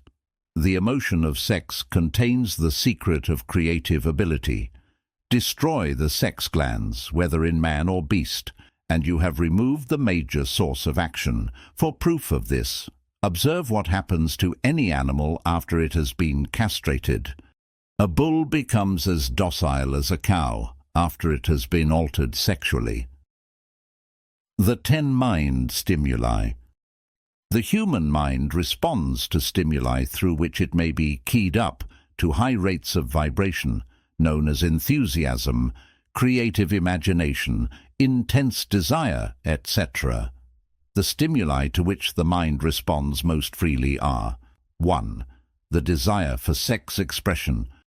2. Love. 3. A burning desire for fame, power, or financial gain, money. 4. Music.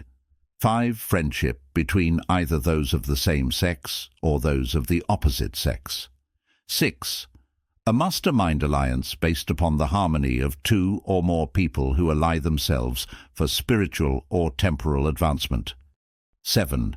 Mutual suffering, such as that experienced by people who are persecuted. 8. Auto-Suggestion. 9. Fear. 10. Narcotics and alcohol. The desire for sex expression comes at the head of the list of stimuli, which most effectively step up the vibrations of the mind and start the wheels of physical action. 8 of these stimuli are natural and constructive. 2 are destructive. The list is here presented for the purpose of enabling you to make a comparative study of the major sources of mind stimulation. From this study, it will be readily seen that the emotion of sex is, by great odds, the most intense and powerful of all mind stimuli.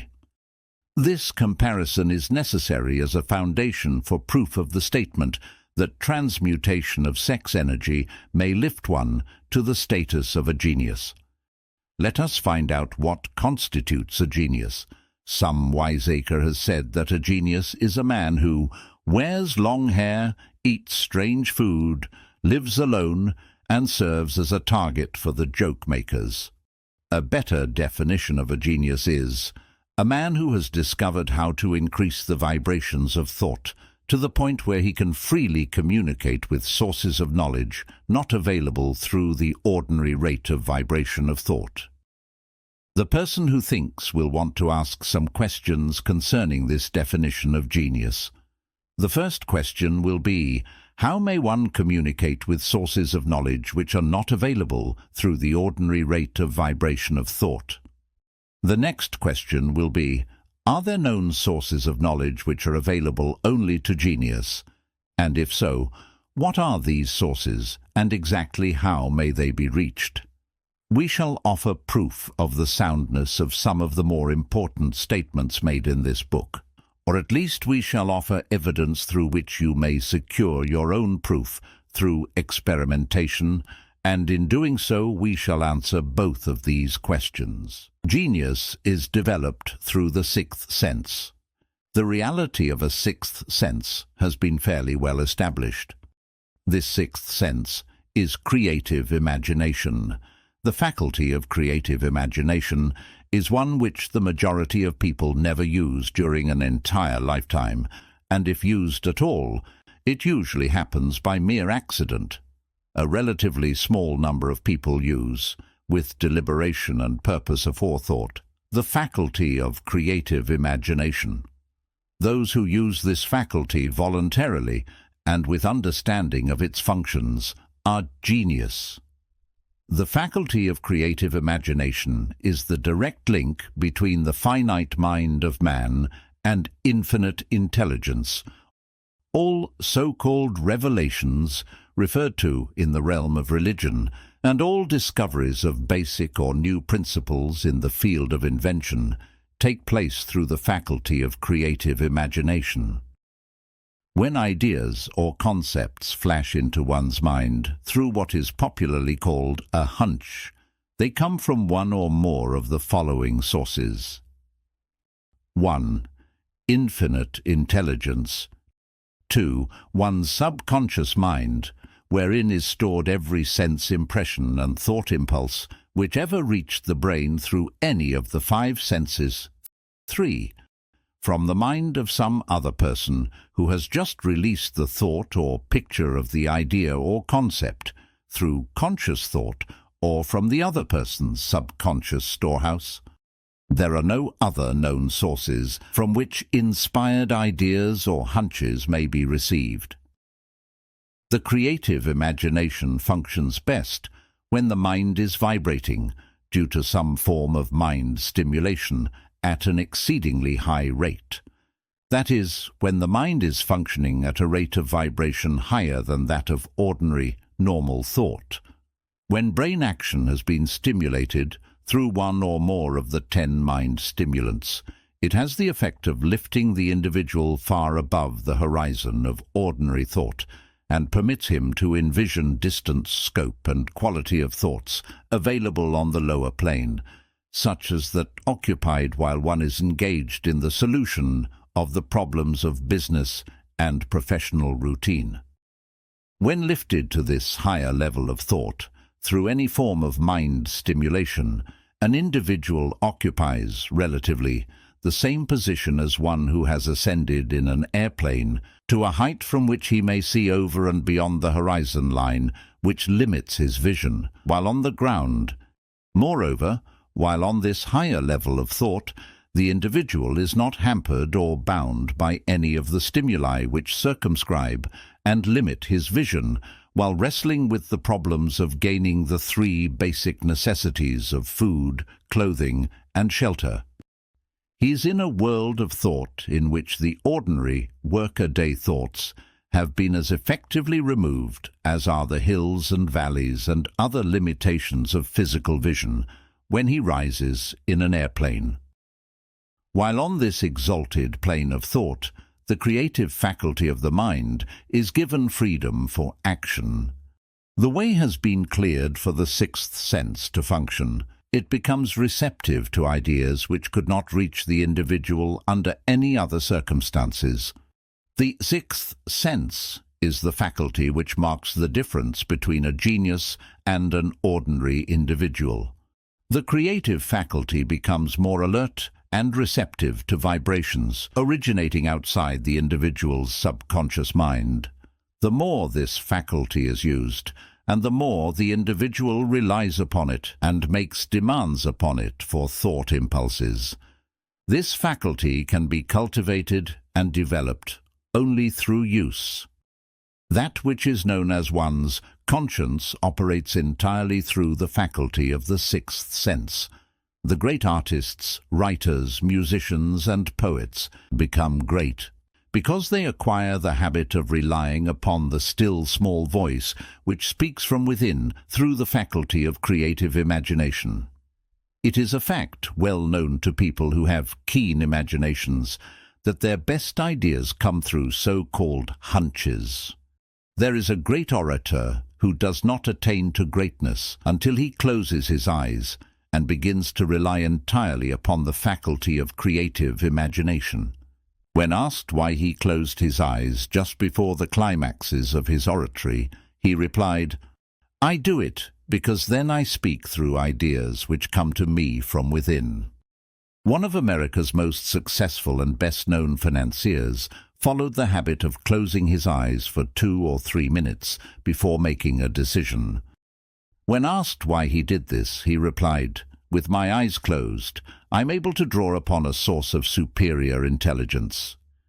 The late Dr. Elmer R. Gates created more than 200 useful patents, many of them basic, through the process of cultivating and using the creative faculty. His method is both significant and interesting to one interested in attaining to the status of genius, in which category Dr. Gates unquestionably belonged. Dr. Gates was one of the really great, though less publicized, scientists of the world. In his laboratory, he had what he called his personal communication room. It was practically soundproof, and so arranged that all light could be shut out. It was equipped with a small table, on which he kept a pad of writing paper. In front of the table, on the wall, was an electric push button which controlled the lights. When Dr. Gates desired to draw upon the forces available to him through his creative imagination, he would go into this room, seat himself at the table, shut off the lights, and concentrate upon the known factors of the invention on which he was working, remaining in that position until ideas began to flash into his mind in connection with the unknown factors of the invention.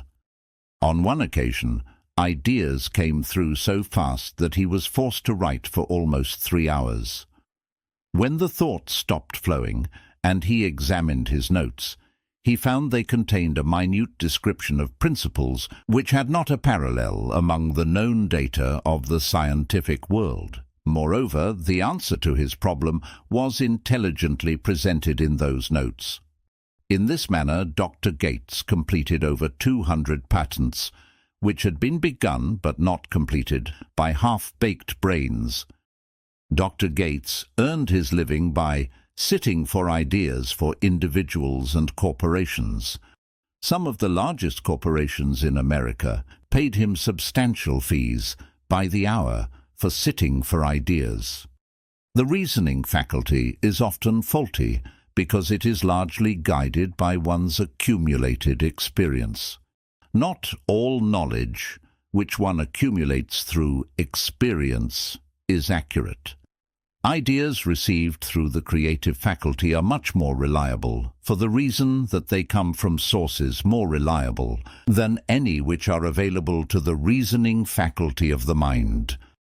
The major difference between the genius and the ordinary crank inventor may be found in the fact that the genius works through his faculty of creative imagination, while the crank knows nothing of this faculty. The scientific inventor, such as Mr. Edison and Dr. Gates, makes use of both the synthetic and the creative faculties of imagination. For example, the scientific inventor, or genius, begins an invention by organizing and combining the known ideas or principles accumulated through experience through the synthetic faculty, the reasoning faculty. If he finds this accumulated knowledge to be insufficient for the completion of his invention, he then draws upon the sources of knowledge available to him through his creative faculty. The method by which he does this varies with the individual, but this is the sum and substance of his procedure. 1. He stimulates his mind so that it vibrates on a higher than average plane using one or more of the 10 mind stimulants or some other stimulant of his choice. 2. Concentrates upon the known factors, the finished part of his invention, and creates in his mind a perfect picture of unknown factors, the unfinished part of his invention. He holds this picture in mind until it has been taken over by the subconscious mind, then relaxes by clearing his mind of all thought, and waits for his answer to flash into his mind. Sometimes the results are both definite and immediate. At other times, the results are negative depending upon the state of development of the sixth sense, or creative faculty. Mr. Edison tried out more than 10,000 different combinations of ideas through the synthetic faculty of his imagination before he tuned in through the creative faculty and got the answer which perfected the incandescent light. His experience was similar when he produced the talking machine. There is plenty of reliable evidence that the faculty of creative imagination exists. This evidence is available through accurate analysis of men who have become leaders in their respective callings without having had extensive educations. Lincoln was a notable example of a great leader who achieved greatness through the discovery and use of his faculty of creative imagination. He discovered and began to use this faculty as the result of the stimulation of love which he experienced after he met Anne Rutledge, a statement of the highest significance in connection with the study of the source of genius. The pages of history are filled with the records of great leaders whose achievements may be traced directly to the influence of women who aroused the creative faculties of their minds through the stimulation of sex desire. Napoleon Bonaparte was one of these. When inspired by his first wife, Josephine, he was irresistible and invincible. When his better judgment or reasoning faculty prompted him to put Josephine aside, he began to decline. His defeat and St. Helena were not far distant. If good taste would permit, we might easily mention scores of men, well known to the American people, who climbed to great heights of achievement under the stimulating influence of their wives, only to drop back to destruction after money and power went to their heads, and they put aside the old wife for a new one. Napoleon was not the only man to discover that sex influence from the right source is more powerful than any substitute of expediency which may be created by mere reason. The human mind responds to stimulation. Among the greatest and most powerful of these stimuli is the urge of sex. When harnessed and transmuted, this driving force is capable of lifting men into that higher sphere of thought which enables them to master the sources of worry and petty annoyance which beset their pathway on the lower plane. Unfortunately, only the genii have made the discovery. Others have accepted the experience of sex urge without discovering one of its major potentialities, a fact which accounts for the great number of others as compared to the limited number of genii. For the purpose of refreshing the memory, in connection with the facts available from the biographies of certain men, we here present the names of a few men of outstanding achievement, each of whom was known to have been of a highly sexed nature. The genius which was theirs undoubtedly found its source of power in transmuted sex energy. Surely no one will misunderstand these statements to mean that all who are highly sexed are genii. Man attains to the status of a genius only when and if he stimulates his mind so that it draws upon the forces available through the creative faculty of the imagination. Chief among the stimuli with which this stepping up of the vibrations may be produced is sex energy. The mere possession of this energy is not sufficient to produce a genius. The energy must be transmuted from desire for physical contact into some other form of desire and action before it will lift one to the status of a genius.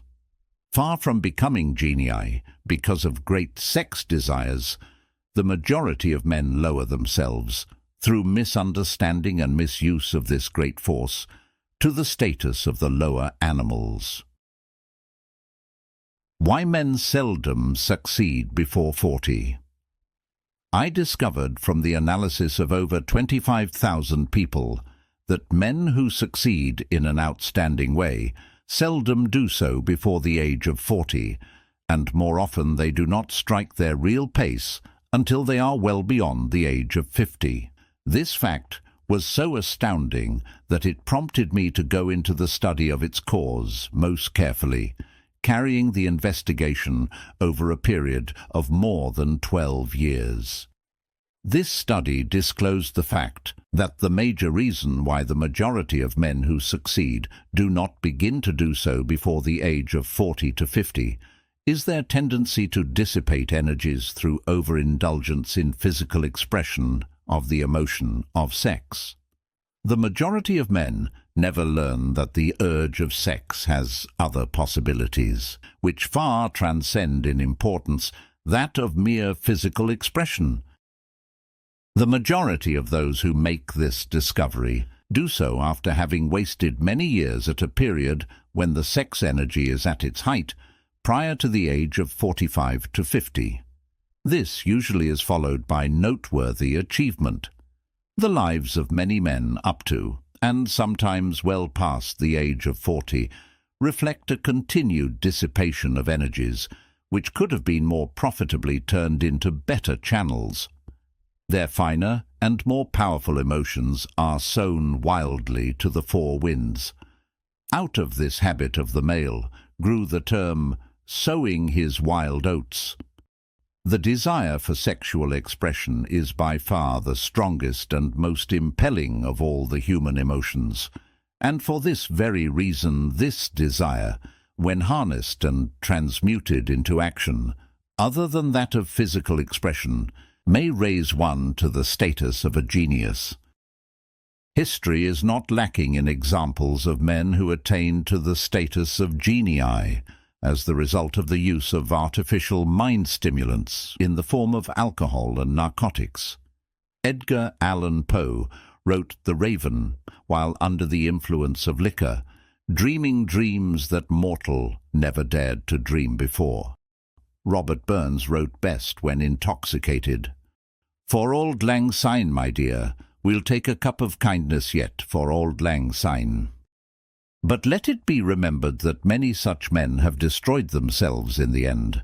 Nature has prepared her own potions with which men may safely stimulate their minds, so they vibrate on a plane that enables them to tune in to fine and rare thoughts, which come from no man knows where.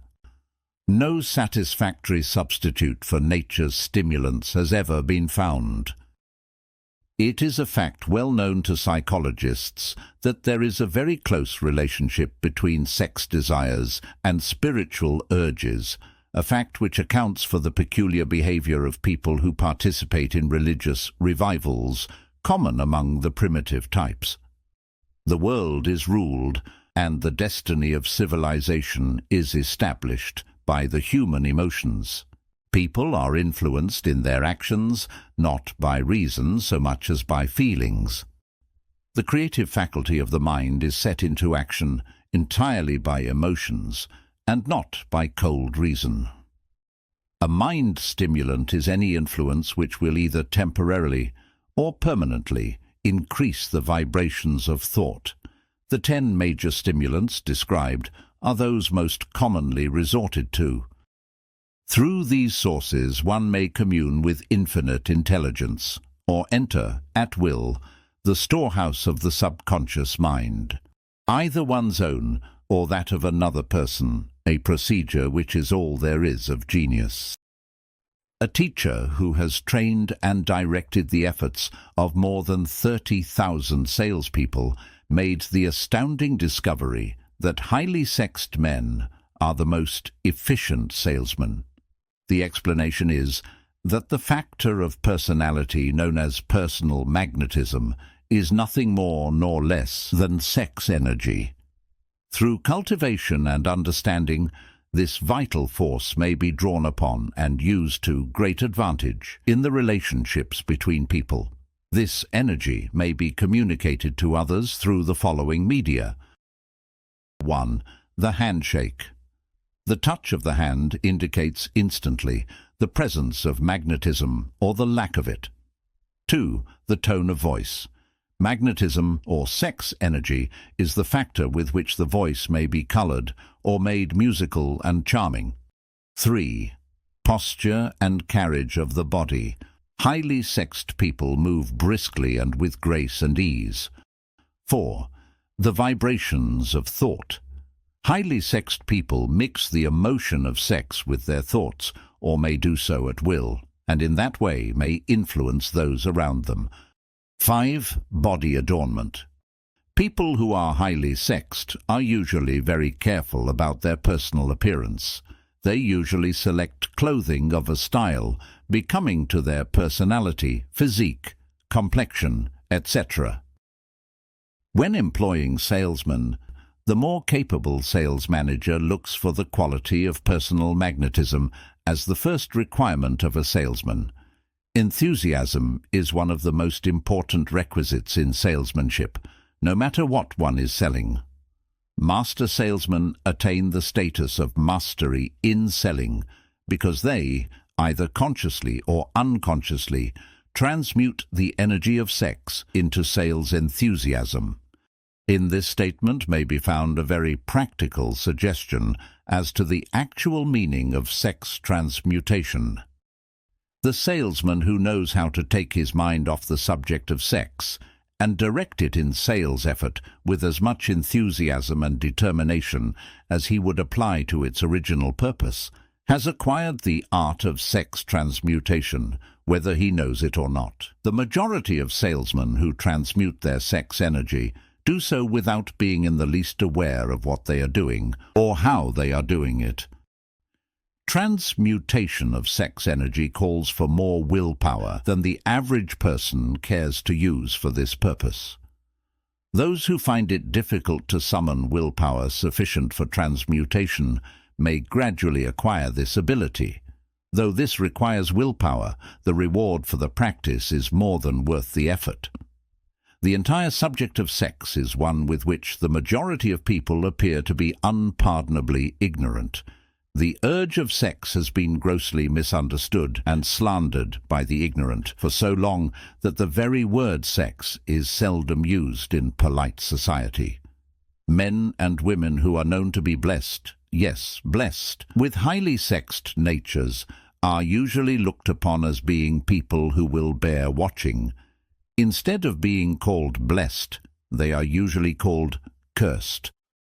Millions of people, even in this age of enlightenment, have inferiority complexes which they developed because of this false belief that a highly sexed nature is a curse.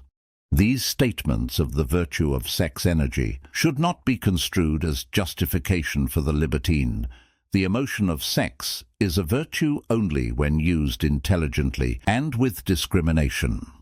It may be misused, and often is, to such an extent that it debases instead of enriches both body and mind. The better use of this power is the burden of this chapter. It seemed quite significant to the author when he made the discovery that practically every great leader, whom he had the privilege of analyzing, was a man whose achievements were largely inspired by a woman. In many instances, the woman in the case was a modest, self-denying wife, of whom the public had heard but little or nothing. In a few instances, the source of inspiration has been traced to the other woman. Perhaps such cases may not be entirely unknown to you. Intemperance in sex habits is just as detrimental as intemperance in habits of drinking and eating. In this age in which we live, an age which began with the World War, intemperance in habits of sex is common. This indulgence may account for the shortage of great leaders. No man can avail himself of the forces of his creative imagination while dissipating them. Man is the only creature on earth which violates nature's purpose in this connection. Every other animal indulges its sex nature in moderation, and with purpose which harmonizes with the laws of nature. Every intelligent person knows that stimulation in excess, through alcoholic drink and narcotics, is a form of intemperance which destroys the vital organs of the body, including the brain. Not every person knows, however, that overindulgence in sex expression may become a habit as destructive and as detrimental to creative effort as narcotics or liquor. Widespread ignorance on the subject of sex is due to the fact that the subject has been surrounded with mystery and beclouded by dark silence. The conspiracy of mystery and silence has had the same effect upon the minds of young people that the psychology of prohibition had. Seldom does an individual enter upon highly creative effort in any field of endeavor before the age of 40. The average man reaches the period of his greatest capacity to create between 40 and 60. These statements are based upon analysis of thousands of men and women who have been carefully observed. They should be encouraging to those who fail to arrive before the age of 40, and to those who become frightened at the approach of old age. The years between 40 and 50 are, as a rule, the most fruitful. Man should approach this age, not with fear and trembling, but with hope and eager anticipation. Henry Ford had not hit his pace of achievement until he had passed the age of 40. Andrew Carnegie was well past 40 before he began to reap the reward of his efforts. James J. Hill was still running a telegraph key at the age of 40. His stupendous achievements took place after that age. Biographies of American industrialists and financiers are filled with evidence that the period from 40 to 60 is the most productive age of man. Between the ages of 30 and 40, man begins to learn, if he ever learns, the art of sex transmutation. This discovery is generally accidental, and more often than otherwise the man who makes it is totally unconscious of his discovery. He may observe that his powers of achievement have increased around the age of 35 to 40, but in most cases he is not familiar with the cause of this change, that nature begins to harmonize the emotions of love and sex in the individual between the ages of 30 and 40, so that he may draw upon these great forces and apply them jointly as stimuli to action. Sex alone is a mighty urge to action, but its forces are like a cyclone. They are often uncontrollable. When the emotion of love begins to mix itself with the emotion of sex, the result is calmness of purpose, poise, accuracy of judgment, and balance. When driven by his desire to please a woman based solely upon the emotion of sex, a man may be, and usually is, capable of great achievement, but his actions may be disorganized, distorted, and totally destructive. But when the emotion of love is mixed with the emotion of sex, that same man will guide his actions with more sanity, balance, and reason. The road to genius consists of the development, control, and use of sex, love, and romance. Briefly, the process may be stated as follows. Encourage the presence of these emotions as the dominating thoughts in one's mind, and discourage the presence of all the destructive emotions. The mind is a creature of habit. It thrives upon the dominating thoughts fed it. Through the faculty of willpower, one may discourage the presence of any emotion and encourage the presence of any other. Control of the mind through the power of will is not difficult.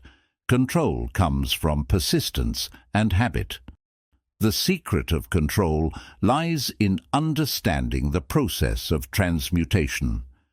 When any negative emotion presents itself in one's mind, it can be transmuted into a positive or constructive emotion by the simple procedure of changing one's thoughts. There is no other road to genius than through voluntary self-effort. A man may attain to great heights of financial or business achievement solely by the driving force of sex energy, but history is filled with evidence that he may, and usually does, carry with him certain traits of character which rob him of the ability to either hold or enjoy his fortune. This is worthy of analysis, thought, and meditation, for it states a truth, the knowledge of which may be helpful to women as well as men. The emotions of love and sex leave their unmistakable marks upon the features. Moreover, these signs are so visible that all who wish may read them. The emotion of love, when mixed with the emotion of sex, softens, modifies, and beautifies the facial expression. No character analyst is needed to tell you this. You may observe it for yourself. The emotion of love brings out and develops the artistic and the aesthetic nature of man. It leaves its impress upon one's very soul, even after the fire has been subdued by time and circumstance. Memories of love never pass. They linger, guide, and influence long after the source of stimulation has faded. There is nothing new in this. Every person who has been moved by genuine love knows that it leaves enduring traces upon the human heart. The effect of love endures because love is spiritual in nature. Even the memories of love are sufficient to lift one to a higher plane of creative effort. The major force of love may spend itself and pass away, like a fire which has burned itself out, but it leaves behind indelible marks as evidence that it passed that way. Its departure often prepares the human heart for a still greater love. Go back into your yesterdays at times and bathe your mind in the beautiful memories of past love. It will soften the influence of the present worries and annoyances. It will give you a source of escape from the unpleasant realities of life. And maybe during this temporary retreat into the world of fantasy, ideas or plans which may change the entire financial or spiritual status of your life. If you believe yourself unfortunate because you have loved and lost, perish the thought. One who has loved truly can never lose entirely. Love is whimsical and temperamental. Its nature is ephemeral and transitory. It comes when it pleases and goes away without warning. Accept and enjoy it while it remains, but spend no time worrying about its departure.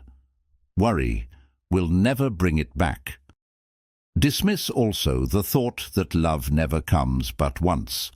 Love may come and go, times without number, but there are no two love experiences which affect one in just the same way.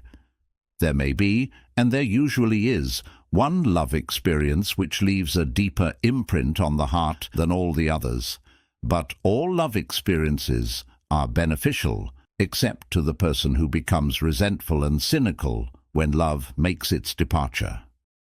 There should be no disappointment over love, and there would be none if people understood the difference between the emotions of love and sex. The major difference is that love is spiritual, while sex is biological. No experience which touches the human heart with a spiritual force can possibly be harmful, except through ignorance or jealousy. Love is without question life's greatest experience. It brings one into communion with infinite intelligence. When mixed with the emotions of romance and sex, it may lead one far up the ladder of creative effort. The emotions of love, sex, and romance are sides of the eternal triangle of achievement, building genius. Nature creates genii through no other force. Love is an emotion with many sides, shades and colors. The love which one feels for parents or children is quite different from that which one feels for one's sweetheart. The love which one feels in true friendship is not the same as that felt for one's sweetheart, parents or children, but it, too, is a form of love. Then there is the emotion of love for things inanimate, such as the love of nature's handiwork. But the most intense and burning of all these various kinds of love is that experienced in the blending of the emotions of love and sex. Marriages not blessed with the eternal affinity of love, properly balanced and proportioned with sex, cannot be happy ones, and seldom endure. Love alone will not bring happiness in marriage, nor will sex alone. When these two beautiful emotions are blended, marriage may bring about a state of mind closest to the spiritual that one may ever know on this earthly plane. When the emotion of romance is added to those of love and sex, the obstructions between the finite mind of man and infinite intelligence are removed. Then a genius has been born. Here is an interpretation of the emotion which lifts it out of the commonplace and makes of it potter's clay in the hands of God, from which he fashions all that is beautiful and inspiring. It is an interpretation which would, when properly understood, bring harmony out of the chaos which exists in too many marriages. Where love, romance, and the proper understanding of the emotion and function of sex abide, there is no disharmony between married people. Take women out of their lives, and great wealth would be useless to most men. It is this inherent desire of man to please woman, which gives woman the power to make or break a man. The woman who understands man's nature and tactfully caters to it need have no fear of competition from other women. Men may be giants with indomitable willpower when dealing with other men, but they are easily managed by the women of their choice. Most men will not admit that they are easily influenced by the women they prefer, because it is in the nature of the male to want to be recognized as the stronger of the species. Moreover, the intelligent woman recognizes this manly trait, and very wisely makes no issue of it. Some men know that they are being influenced by the women of their choice, but they tactfully refrain from rebelling against the influence because they are intelligent enough to know that no man is happy or complete without the modifying influence of the right woman. The man who does not recognize this important truth deprives himself of the power which has done more to help men achieve success than all other forces combined. The subconscious mind, the connecting link. The subconscious mind consists of a field of consciousness in which every impulse of thought that reaches the objective mind through any of the five senses is classified and recorded, and from which thoughts may be recalled or withdrawn, as letters may be taken from a filing cabinet. It receives and files sense impressions or thoughts, regardless of their nature. You may voluntarily plant in your subconscious mind any plan, thought, or purpose which you desire to translate into its physical or monetary equivalent. The subconscious acts first on the dominating desires which have been mixed with emotional feeling, such as faith. Consider this in connection with the instructions given in the chapter on desire for taking the 6 steps there outlined, and the instructions given in the chapter on the building and execution of plans, and you will understand the importance of the thought conveyed. The subconscious mind works day and night. Through a method of procedure unknown to man, the subconscious mind draws upon the forces of infinite intelligence for the power with which it voluntarily transmutes one's desires into their physical equivalent, making use always of the most practical media by which this end may be accomplished. You cannot entirely control your subconscious mind, but you can voluntarily hand over to it any plan, desire, or purpose which you wish transformed into concrete form. Read again instructions for using the subconscious mind in the chapter on auto-suggestion. There is plenty of evidence to support the belief that the subconscious mind is the connecting link between the finite mind of man and infinite intelligence. It is the intermediary through which one may draw upon the forces of infinite intelligence at will. It alone contains the secret process by which mental impulses are modified and changed into their spiritual equivalent. It alone is the medium through which prayer may be transmitted to the source, capable of answering prayer. The possibilities of creative effort connected with the subconscious mind are stupendous and imponderable. They inspire one with awe. I never approach the discussion of the subconscious mind without a feeling of littleness and inferiority, due perhaps to the fact that man's entire stock of knowledge on this subject is so pitifully limited. The very fact that the subconscious mind is the medium of communication between the thinking mind of man and infinite intelligence is of itself a thought which almost paralyzes one's reason. After you have accepted as a reality the existence of the subconscious mind and understand its possibilities as a medium for transmuting your desires into their physical or monetary equivalent, you will comprehend the full significance of the instructions given in the chapter on desire. You will also understand why you have been repeatedly admonished to make your desires clear and to reduce them to writing. You will also understand the necessity of persistence in carrying out instructions. The 13 principles are the stimuli with which you acquire the ability to reach and to influence your subconscious mind. Do not become discouraged if you cannot do this upon the first attempt. Remember that the subconscious mind may be voluntarily directed only through habit, under the directions given in the chapter on faith. You have not yet had time to master faith. Be patient, be persistent. A good many statements in the chapters on faith and auto-suggestion will be repeated here for the benefit of your subconscious mind.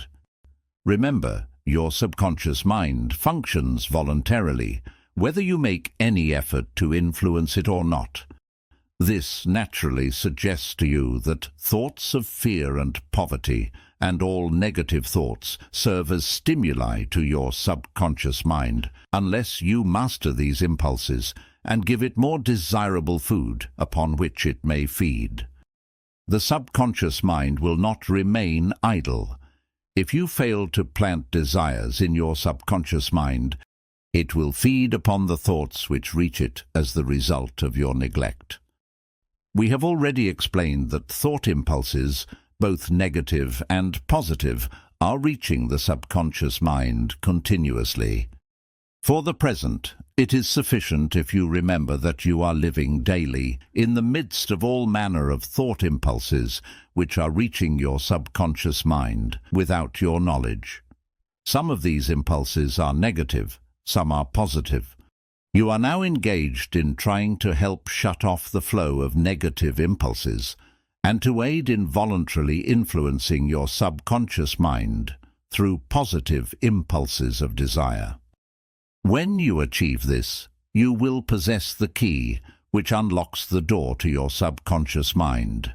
Moreover, you will control that door so completely that no undesirable thought may influence your subconscious mind. Everything which man creates begins in the form of a thought impulse. Man can create nothing which he does not first conceive in thought. Through the aid of the imagination, thought impulses may be assembled into plans. The imagination, when under control, may be used for the creation of plans or purposes that lead to success in one's chosen occupation. All thought impulses intended for transmutation into their physical equivalent voluntarily planted in the subconscious mind must pass through the imagination and be mixed with faith. The mixing of faith with a plan or purpose intended for submission to the subconscious mind may be done only through the imagination. From these statements, you will readily observe that voluntary use of the subconscious mind calls for coordination and application of all the principles. Ella Wheeler Wilcox gave evidence of her understanding of the power of the subconscious mind when she wrote, "You never can tell what a thought will do in bringing you hate or love. For thoughts are things, and their airy wings are swifter than carrier doves. They follow the law of the universe. Each thing creates its kind, and they speed o'er the track to bring you back whatever went out from your mind." Mrs. Wilcox understood the truth that thoughts which go out from one's mind also embed themselves deeply in one's subconscious mind, where they serve as a magnet, pattern, or blueprint by which the subconscious mind is influenced while translating them into their physical equivalent. Thoughts are truly things, for the reason that every material thing begins in the form of thought energy. The subconscious mind is more susceptible to influence by impulses of thought mixed with feeling or emotion than by those originating solely in the reasoning portion of the mind. In fact, there is much evidence to support the theory that only emotionalized thoughts have any action influence upon the subconscious mind. It is a well-known fact that emotion or feeling rules the majority of people. If it is true that the subconscious mind responds more quickly to and is influenced more readily by thought impulses which are well mixed with emotion, it is essential to become familiar with the more important of the emotions, There are 7 major positive emotions and 7 major negative emotions. The negatives voluntarily inject themselves into the thought impulses, which ensure passage into the subconscious mind. The positives must be injected through the principle of auto-suggestion into the thought impulses which an individual wishes to pass on to his subconscious mind. These emotions or feeling impulses may be likened to yeast in a loaf of bread, because they constitute the action element which transforms thought impulses from the passive to the active state. Thus may one understand why thought impulses, which have been well mixed with emotion, are acted upon more readily than thought impulses originating in cold reason. You are preparing yourself to influence and control the inner audience of your subconscious mind in order to hand over to it the desire for money, which you wish transmuted into its monetary equivalent. It is essential, therefore, that you understand the method of approach to this inner audience. You must speak its language, or it will not heed your call. It understands best the language of emotion or feeling. Let us, therefore, describe here the 7 major positive emotions and the 7 major negative emotions, so that you may draw upon the positives and avoid the negatives when giving instructions to your subconscious mind. The 7 major positive emotions: the emotion of desire, the emotion of faith, the emotion of love, the emotion of sex, the emotion of enthusiasm, the emotion of romance, the emotion of hope. There are other positive emotions, but these are the 7 most powerful and the ones most commonly used in creative effort. Master these 7 emotions, and the other positive emotions will be at your command when you need them. Remember, in this connection, that you are studying a book which is intended to help you develop a money consciousness by filling your mind with positive emotions. One does not become money conscious by filling one's mind with negative emotions. The 7 major negative emotions to be avoided: the emotion of fear, the emotion of jealousy, the emotion of hatred, the emotion of revenge, the emotion of greed, the emotion of superstition, the emotion of anger. Positive and negative emotions cannot occupy the mind at the same time. One or the other must dominate. It is your responsibility to make sure that positive emotions constitute the dominating influence of your mind. Here, the law of habit will come to your aid. Form the habit of applying and using the positive emotions. Eventually, they will dominate your mind so completely that the negatives cannot enter it. Only by following these instructions literally and continuously can you gain control over your subconscious mind. The presence of a single negative in your conscious mind is sufficient to destroy all chances of constructive aid from your subconscious mind. If you are an observing person, you must have noticed that most people resort to prayer only after everything else has failed, or else they pray by a ritual of meaningless words. And because it is a fact that most people who pray do so only after everything else has failed, they go to prayer with their minds filled with fear and doubt, which are the emotions the subconscious mind acts upon and passes on to infinite intelligence. Likewise, that is the emotion which infinite intelligence receives and acts upon. If you pray for a thing, but have fear as you pray, that you may not receive it, or that your prayer will not be acted upon by infinite intelligence, your prayer will have been in vain. Prayer does sometimes result in the realization of that for which one prays. If you have ever had the experience of receiving that for which you prayed, Go back in your memory and recall your actual state of mind while you were praying, and you will know for sure that the theory here described is more than a theory.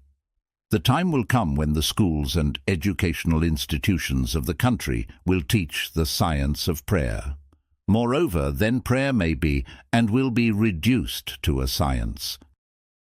When that time comes, no one will approach the universal mind in a state of fear, for the very good reason that there will be no such emotion as fear. Ignorance, superstition, and false teaching will have disappeared, and man will have attained his true status as a child of infinite intelligence. A few have already attained this blessing. If you believe this prophecy is far-fetched, take a look at the human race in retrospect. Less than 100 years ago, men believed the lightning to be evidence of the wrath of God and feared it. Now, thanks to the power of faith, men have harnessed the lightning and made it turn the wheels of industry. Much less than 100 years ago, men believed the space between the planets to be nothing but a great void, a stretch of dead nothingness. Now, thanks to this same power of faith, men know that far from being either dead or a void, the space between the planets is very much alive, that it is the highest form of vibration known, excepting perhaps the vibration of thought. Moreover, men know that this living, pulsating, vibratory energy, which permeates every atom of matter and fills every niche of space, connects every human brain with every other human brain. What reason have men to believe that this same energy does not connect every human brain with infinite intelligence? There are no toll gates between the finite mind of man and infinite intelligence. The communication costs nothing except patience, faith, persistence, understanding, and a sincere desire to communicate. Moreover, the approach can be made only by the individual himself. Paid prayers are worthless. Infinite intelligence does no business by proxy. You either go direct or you do not communicate. You may buy prayer books and repeat them until the day of your doom without avail. Thoughts which you wish to communicate to infinite intelligence must undergo transformation, such as can be given only through your own subconscious mind. The method by which you may communicate with infinite intelligence is very similar to that through which the vibration of sound is communicated by radio. If you understand the working principle of radio, you, of course, know that sound cannot be communicated through the ether until it has been stepped up or changed into a rate of vibration which the human ear cannot detect. The radio sending station picks up the sound of the human voice and scrambles or modifies it by stepping up the vibration millions of times. Only in this way can the vibration of sound be communicated through the ether. After this transformation has taken place, the ether picks up the energy, carries that energy to radio receiving stations, and these receiving sets step that energy back down to its original rate of vibration, so it is recognized as sound.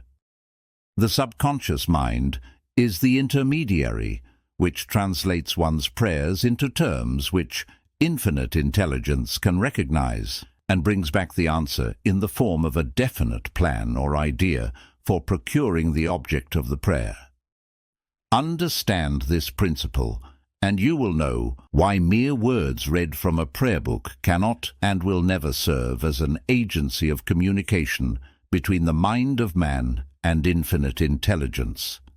Before your prayer will reach infinite intelligence, a statement of the author's theory only, it probably is transformed from its original thought vibration into terms of spiritual vibration. Faith is the only known agency which will give your thoughts a spiritual nature.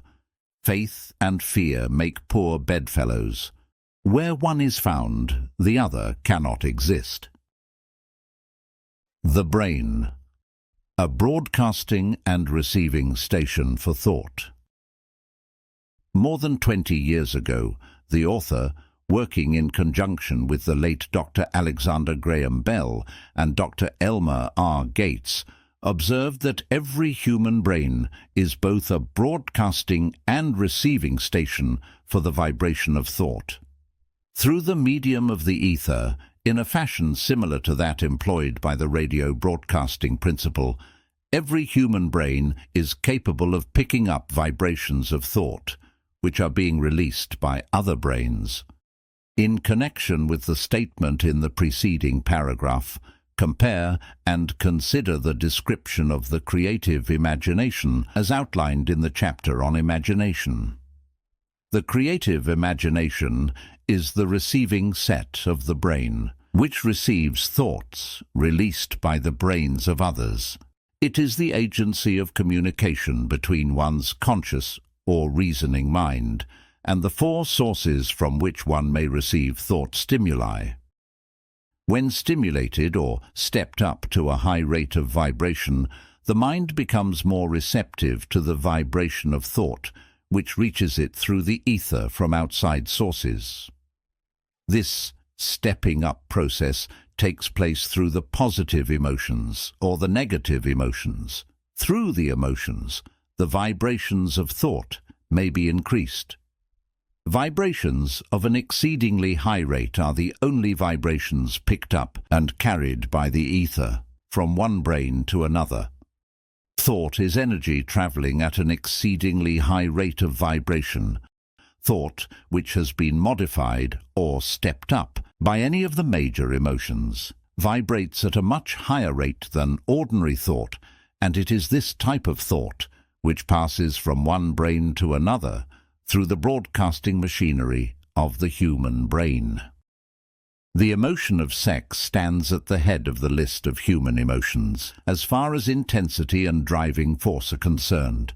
The brain which has been stimulated by the emotion of sex vibrates at a much more rapid rate than it does when that emotion is quiescent or absent. The result of sex transmutation is the increase of the rate of vibration of thoughts to such a pitch that the creative imagination becomes highly receptive to ideas which it picks up from the ether. On the other hand, when the brain is vibrating at a rapid rate, it not only attracts thoughts and ideas released by other brains through the medium of the ether, but it gives to one's own thoughts that feeling which is essential before those thoughts will be picked up and acted upon by one's subconscious mind. You will see that the broadcasting principle is the factor through which you mix feeling or emotion with your thoughts and pass them on to your subconscious mind. The subconscious mind is the sending station of the brain through which vibrations of thought are broadcast. The creative imagination is the receiving set through which the vibrations of thought are picked up from the ether. Along with the important factors of the subconscious mind and the faculty of the creative imagination, which constitute the sending and receiving sets of your mental broadcasting machinery, consider now the principle of auto-suggestion, which is the medium by which you may put into operation your broadcasting station. Through the instructions described in the chapter on auto-suggestion, you were definitely informed of the method by which desire may be transmuted into its monetary equivalent. Operation of your mental broadcasting station is a comparatively simple procedure. You have but 3 principles to bear in mind and to apply when you wish to use your broadcasting station, the subconscious mind, creative imagination, and auto-suggestion. The stimuli through which you put these 3 principles into action have been described. The procedure begins with desire. The greatest forces are intangible. The Depression brought the world to the very borderline of understanding of the forces which are intangible and unseen.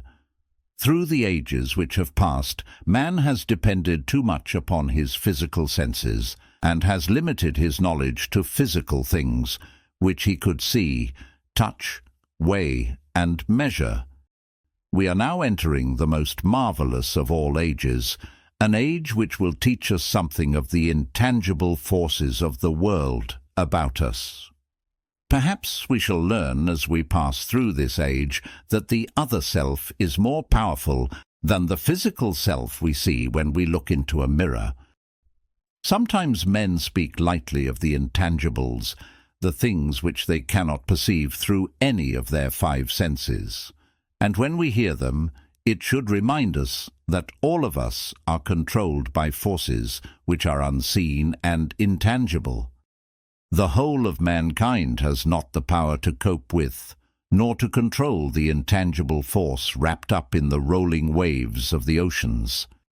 Man has not the capacity to understand the intangible force of gravity, which keeps this little earth suspended in mid-air and keeps man from falling from it, much less the power to control that force.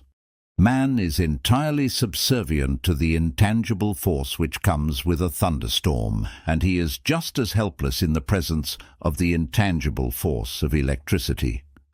Nor is this by any means the end of man's ignorance in connection with things unseen and intangible. He does not understand the intangible force and intelligence wrapped up in the soil of the earth, the force which provides him with every morsel of food he eats, every article of clothing he wears, every dollar he carries in his pockets.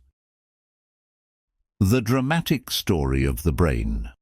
Last but not least, man, with all of his boasted culture and education, understands little or nothing of the intangible force of thought. He knows but little concerning the physical brain and its vast network of intricate machinery through which the power of thought is translated into its material equivalent. But he's now entering an age which shall yield enlightenment on the subject. Already men of science have begun to turn their attention to the study of this stupendous thing called a brain, and, while they are still in the kindergarten stage of their studies, they have uncovered enough knowledge to know that the central switchboard of the human brain, the number of lines which connect the brain cells, one with another, equal the figure 1, followed by 15 million ciphers. It has been determined that there are from 10 billion to 14 billion nerve cells in the human cerebral cortex, and we know that these are arranged in definite patterns. These arrangements are not haphazard, they are orderly. It is inconceivable that such a network of intricate machinery should be in existence for the sole purpose of carrying on the physical functions incidental to growth and maintenance of the physical body. Is it not likely that the same system which gives billions of brain cells the media for communication one with another provides also the means of communication with other intangible forces? There appeared in the New York Times recently an editorial showing that at least one great university and one investigator in the field of mental phenomena are carrying on an organized research through which conclusions have been reached that parallel many of those described in this and the following chapter. The editorial briefly analyzed the work carried on by Dr. Rhine and his associates at Duke University, entitled, "What is Telepathy?" A month ago, we cited on this page some of the remarkable results achieved by Professor Rhine and his associates in Duke University from more than 100,000 tests to determine the existence of telepathy and clairvoyance. These results were summarized in the first two articles in Harper's Magazine. In the second, which has now appeared, the author, E. H. Wright, attempts to summarize what has been learned, or what it seems reasonable to infer, regarding the exact nature of these extrasensory modes of perception.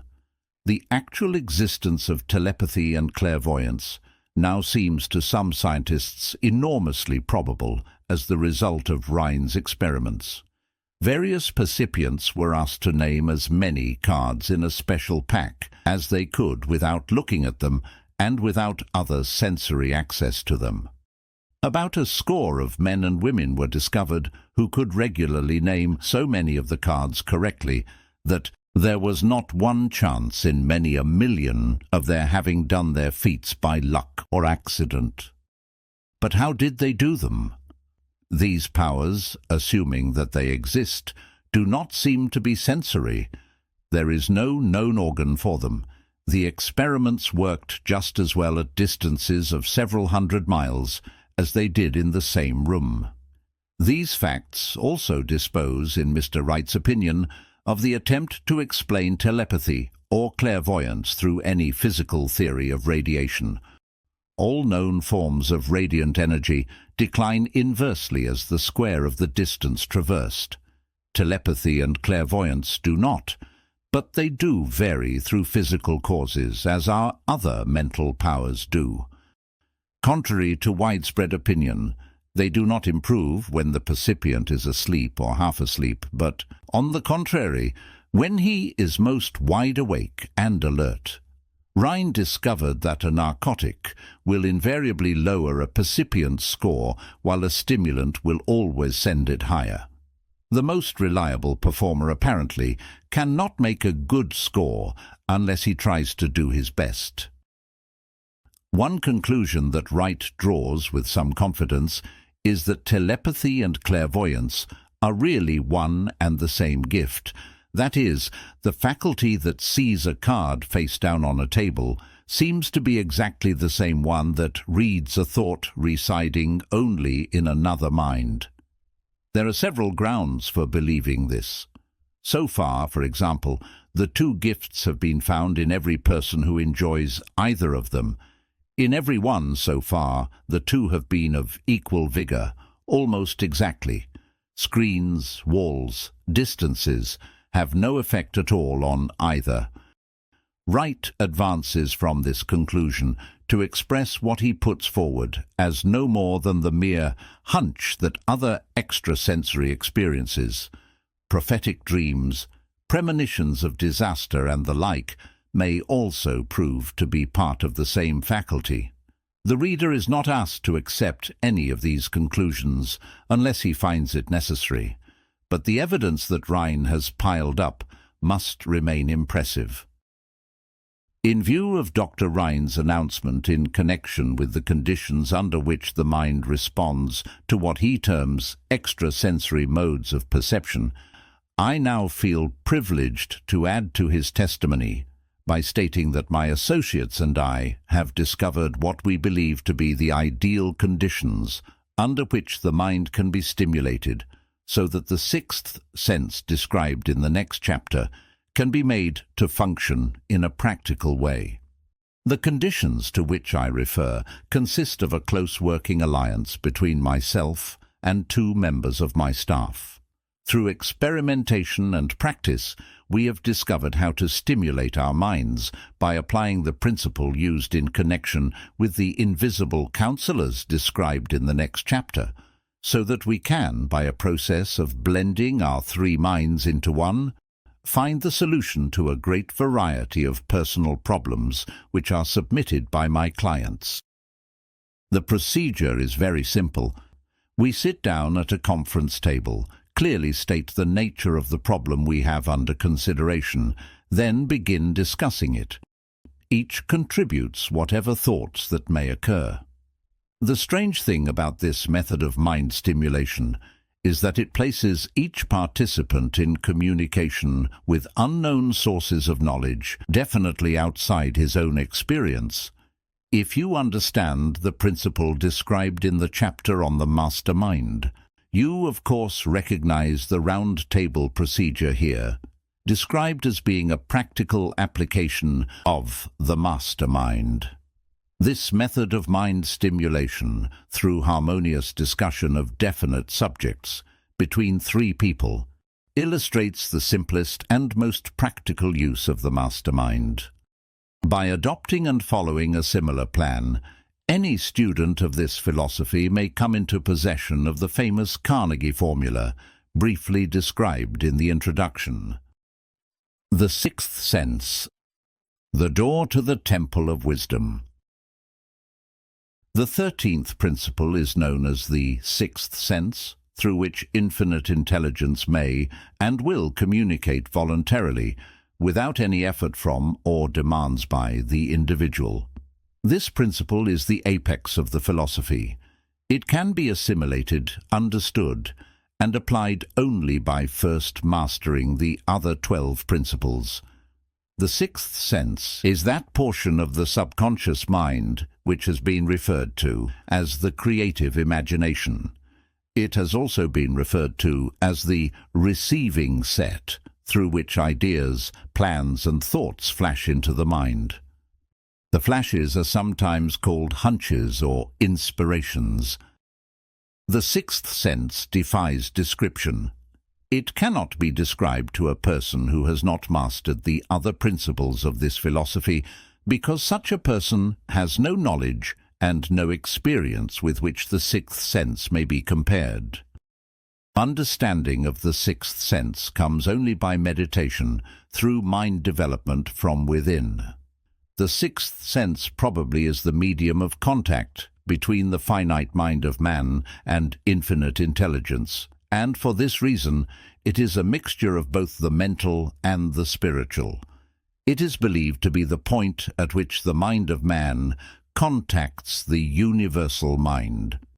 After you have mastered the principles described in this book, you will be prepared to accept as truth a statement which may otherwise be incredible to you, namely, through the aid of the sixth sense, you will be warned of impending dangers in time to avoid them, and notified of opportunities in time to embrace them. There comes to your aid, and to do your bidding, with the development of the sixth sense, a guardian angel who will open to you at all times the door to the temple of wisdom. Whether or not this is a statement of truth you will never know, except by following the instructions described in the pages of this book, or some similar method of procedure. The author is not a believer in, nor an advocate of miracles, for the reason that he has enough knowledge of nature to understand that nature never deviates from her established laws.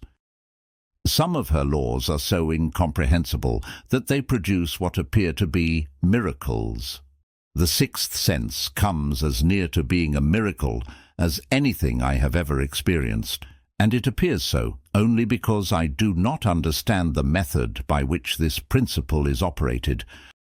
This much the author does know, that there is a power, or a first cause, or an intelligence, which permeates every atom of matter, and embraces every unit of energy perceptible to man.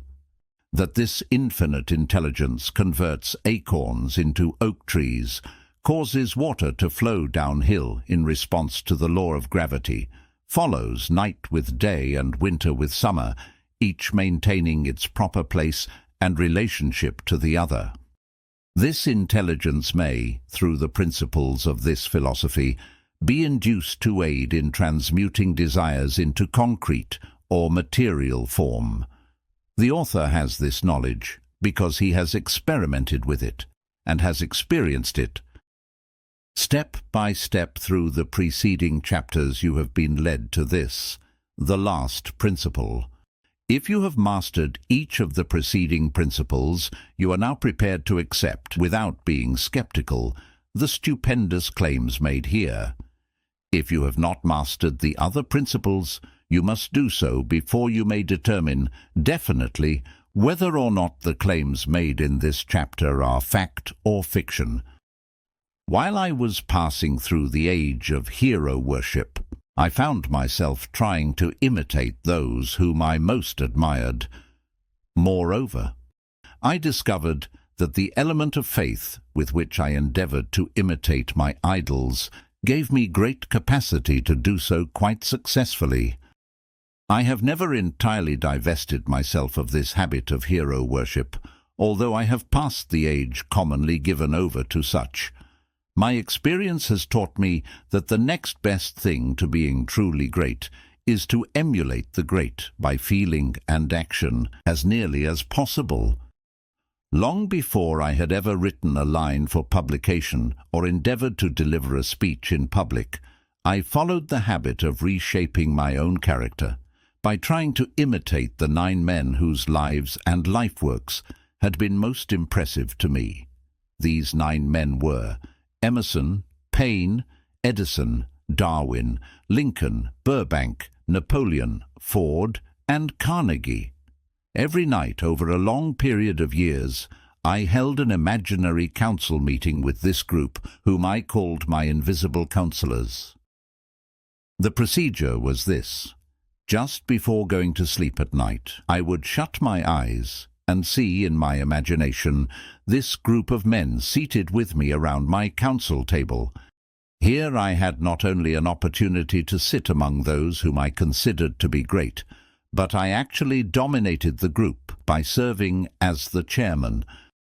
I had a very definite purpose in indulging my imagination through these nightly meetings. My purpose was to rebuild my own character so it would represent a composite of the characters of my imaginary counselors. Realizing, as I did early in life, that I had to overcome the handicap of birth in an environment of ignorance and superstition, I deliberately assigned myself the task of voluntary rebirth through the method here described.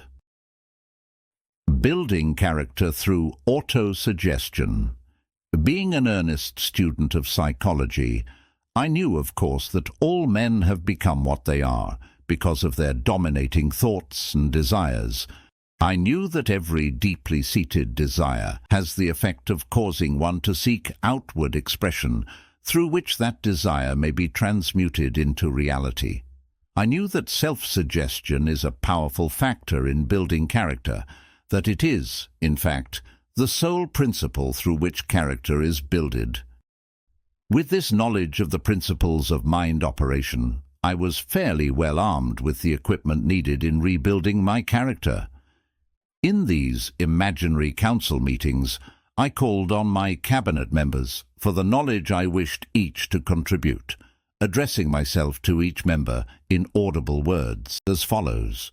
Mr. Emerson, I desire to acquire from you the marvelous understanding of nature which distinguished your life.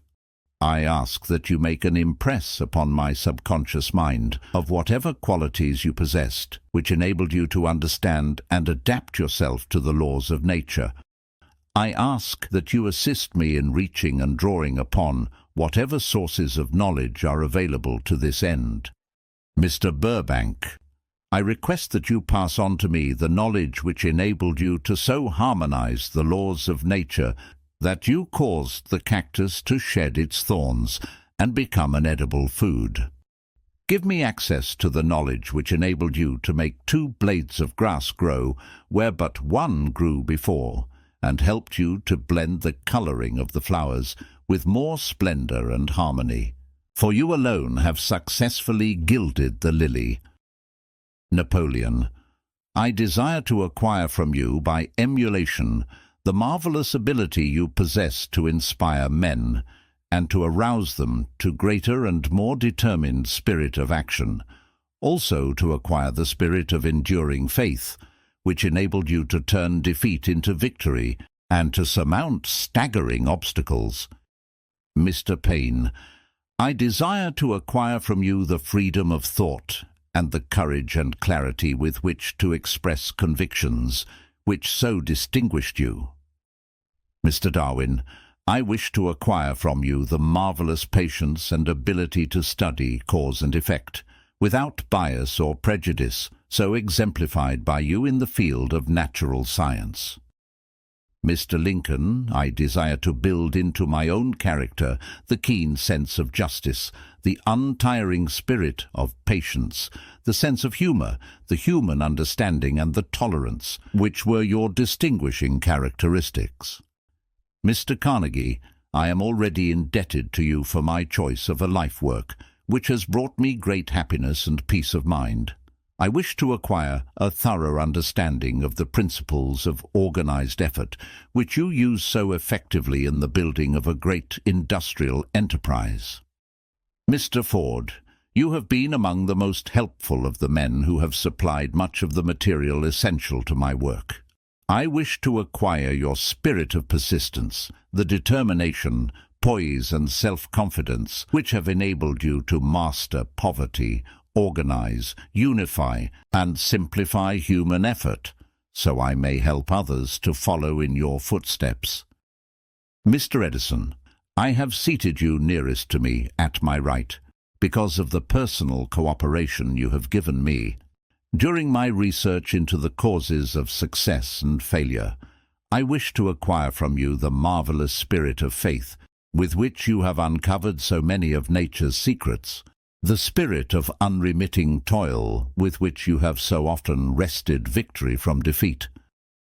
My method of addressing the members of the imaginary cabinet would vary according to the traits of character in which I was, for the moment, most interested in acquiring. I studied the records of their lives with painstaking care. After some months of this nightly procedure, I was astounded by the discovery that these imaginary figures became apparently real. Each of these 9 men developed individual characteristics which surprised me. For example, Lincoln developed the habit of always being late, then walking around in solemn parade. When he came, he walked very slowly, with his hands clasped behind him, and once in a while he would stop as he passed and rest his hand momentarily upon my shoulder. He always wore an expression of seriousness upon his face. Rarely did I see him smile. The cares of a sundered nation made him grave. That was not true of the others. Burbank and Paine often indulged in witty repartee, which seemed at times to shock the other members of the cabinet. One night, Paine suggested that I prepare a lecture on the Age of Reason and deliver it from the pulpit of a church which I formerly attended. Many around the table laughed heartily at the suggestion. Not Napoleon. He drew his mouth down at the corners and groaned so loudly that all turned and looked at him with amazement. To him, the church was but a pawn of the state, not to be reformed, but to be used as a convenient inciter to mass activity by the people. On one occasion Burbank was late. When he came, he was excited with enthusiasm, and explained that he had been late because of an experiment he was making, through which he hoped to be able to grow apples on any sort of tree. Paine chided him by reminding him that it was an apple which started all the trouble between man and woman. Darwin chuckled heartily as he suggested that Paine should watch out for little serpents when he went into the forest to gather apples, as they had the habit of growing into big snakes. Emerson observed, "No serpents, no apples," and Napoleon remarked, "No apples, no state." Lincoln developed the habit of always being the last one to leave the table after each meeting.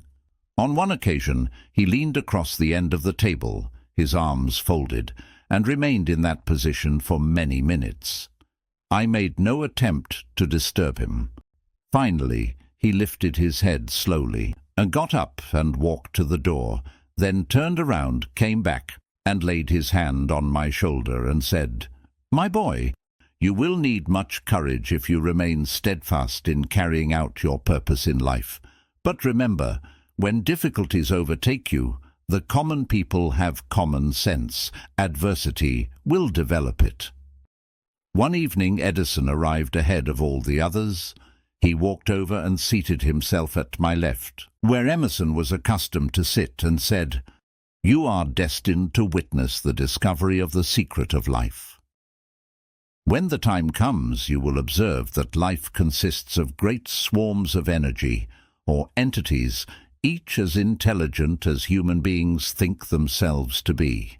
These units of life group together like hives of bees, and remain together until they disintegrate, through lack of harmony. These units have differences of opinion, the same as human beings, and often fight among themselves. These meetings which you are conducting will be very helpful to you. They will bring to your rescue some of the same units of life which served the members of your cabinet during their lives. These units are eternal. They never die.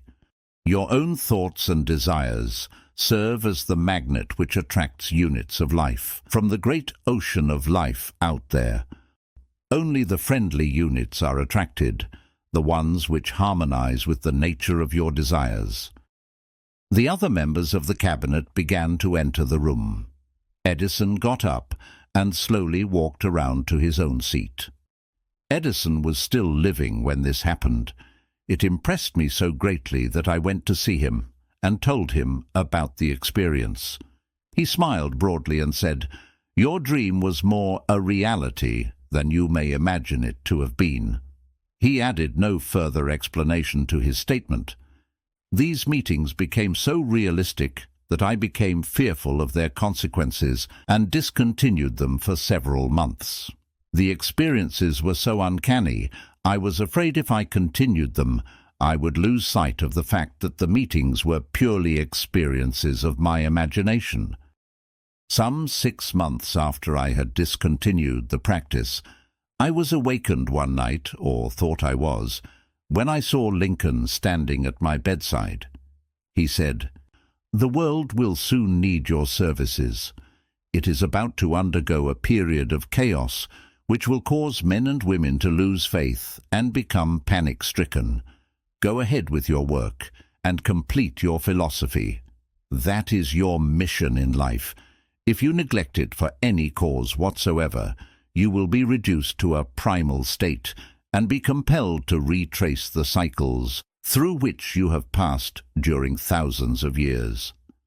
I was unable to tell the following morning whether I had dreamed this or had actually been awake, and I have never since found out which it was. But I do know that the dream, if it were a dream, was so vivid in my mind the next day that I resumed my meetings the following night. At our next meeting, the members of my cabinet all filed into the room together and stood at their accustomed places at the council table, while Lincoln raised a glass and said, "Gentlemen, let us drink a toast to a friend who has returned to the fold." After that, I began to add new members to my cabinet. Until now it consists of more than 50, among them Christ, St. Paul, Galileo, Copernicus, Aristotle, Plato, Socrates, Homer, Voltaire, Bruno, Spinoza, Drummond, Kant, Schopenhauer, Newton, Confucius, Albert Hubbard, Bran, Ingersoll, Wilson, and William James. This is the first time that I have had the courage to mention this. Heretofore, I have remained quiet on the subject because I knew from my own attitude in connection with such matters that I would be misunderstood if I described my unusual experience. I have been emboldened now to reduce my experience to the printed page, because I am now less concerned about what they say than I was in the years that have passed. One of the blessings of maturity is that it sometimes brings one greater courage to be truthful, regardless of what those who do not understand may think or say. Lest I be misunderstood, I wish here to state most emphatically that I still regard my cabinet meetings as being purely imaginary, but I feel entitled to suggest that, while the members of my cabinet may be purely fictional and the meetings existent only in my own imagination, they have led me into glorious paths of adventure, rekindled an appreciation of true greatness, encouraged creative endeavor, and emboldened the expression of honest thought. Somewhere in the cell structure of the brain is located an organ which receives vibrations of thought ordinarily called hunches. So far, science has not discovered where this organ of the sixth sense is located, but this is not important. The fact remains that human beings do receive accurate knowledge through sources other than the physical senses.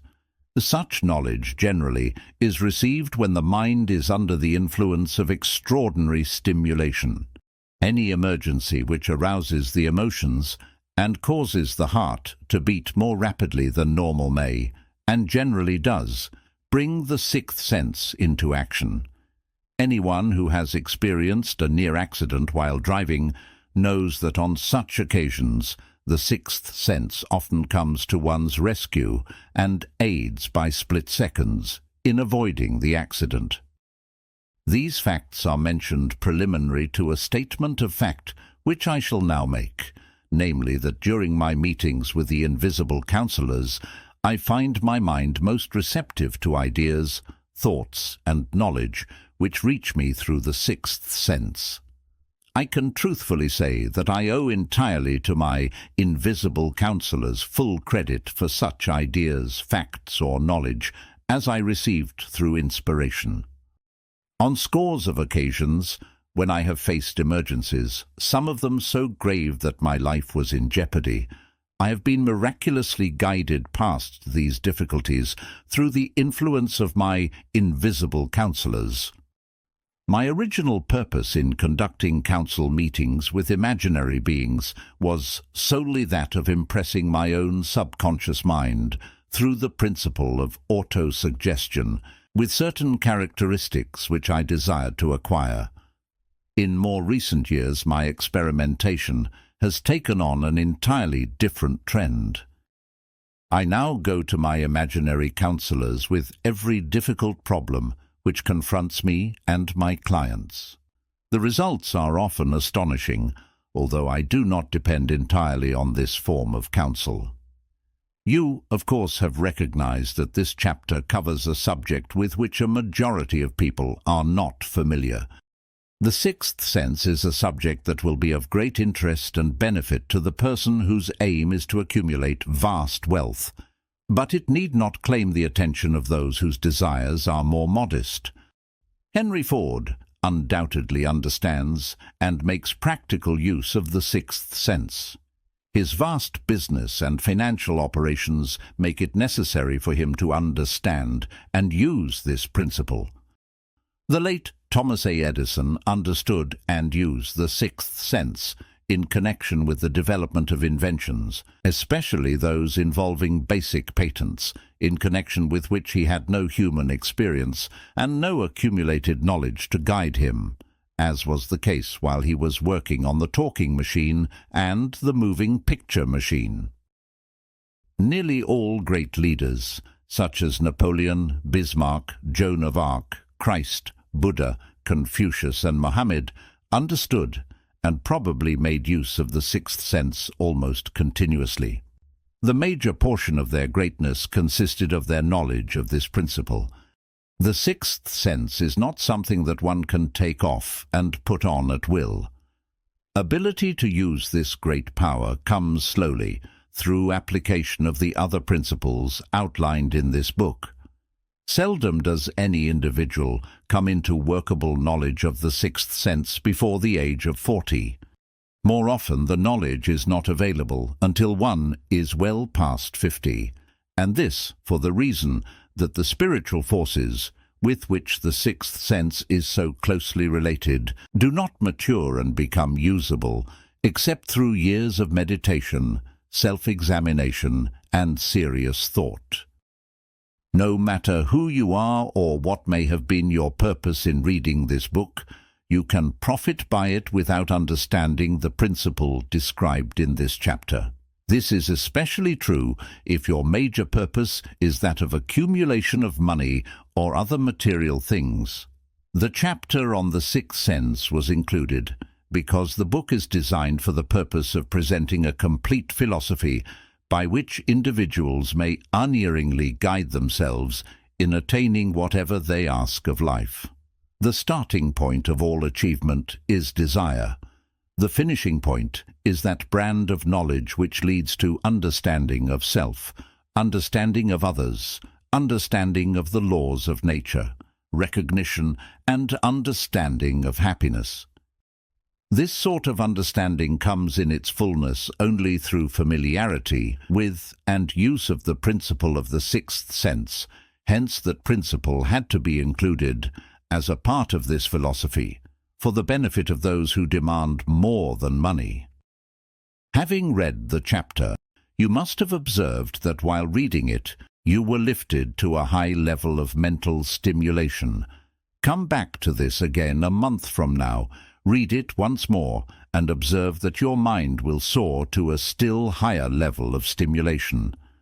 Repeat this experience from time to time, giving no concern as to how much or how little you learn at the time, and eventually you will find yourself in possession of a power that will enable you to throw off discouragement, master fear, overcome procrastination, and draw freely upon your imagination.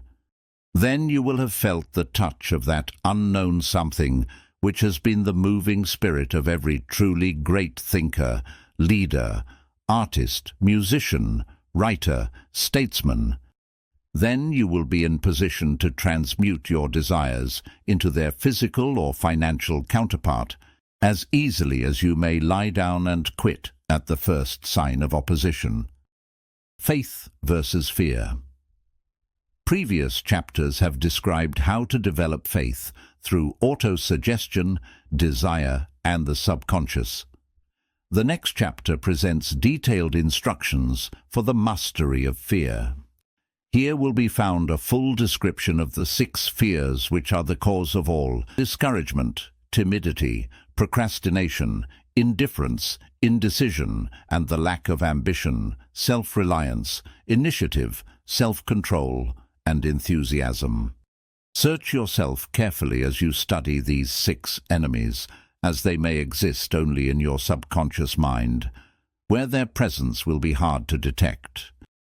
Remember, too, as you analyze the 6 ghosts of fear, that they are nothing but ghosts, because they exist only in one's mind. Remember also that ghosts, creations of uncontrolled imagination, have caused most of the damage people have done to their own minds. Therefore, ghosts can be as dangerous as if they lived and walked on the earth in physical bodies. The ghost of the fear of poverty, which seized the minds of millions of people in 1929, was so real that it caused the worst business depression this country has ever known. Moreover, this particular ghost still frightens some of us out of our wits. How to outwit the 6 ghosts of fear. Take inventory of yourself as you read this closing chapter and find out how many of the ghosts are standing in your way. Before you can put any portion of this philosophy into successful use, your mind must be prepared to receive it. The preparation is not difficult.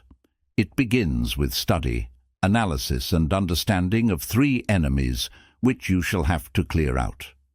These are indecision, doubt, and fear.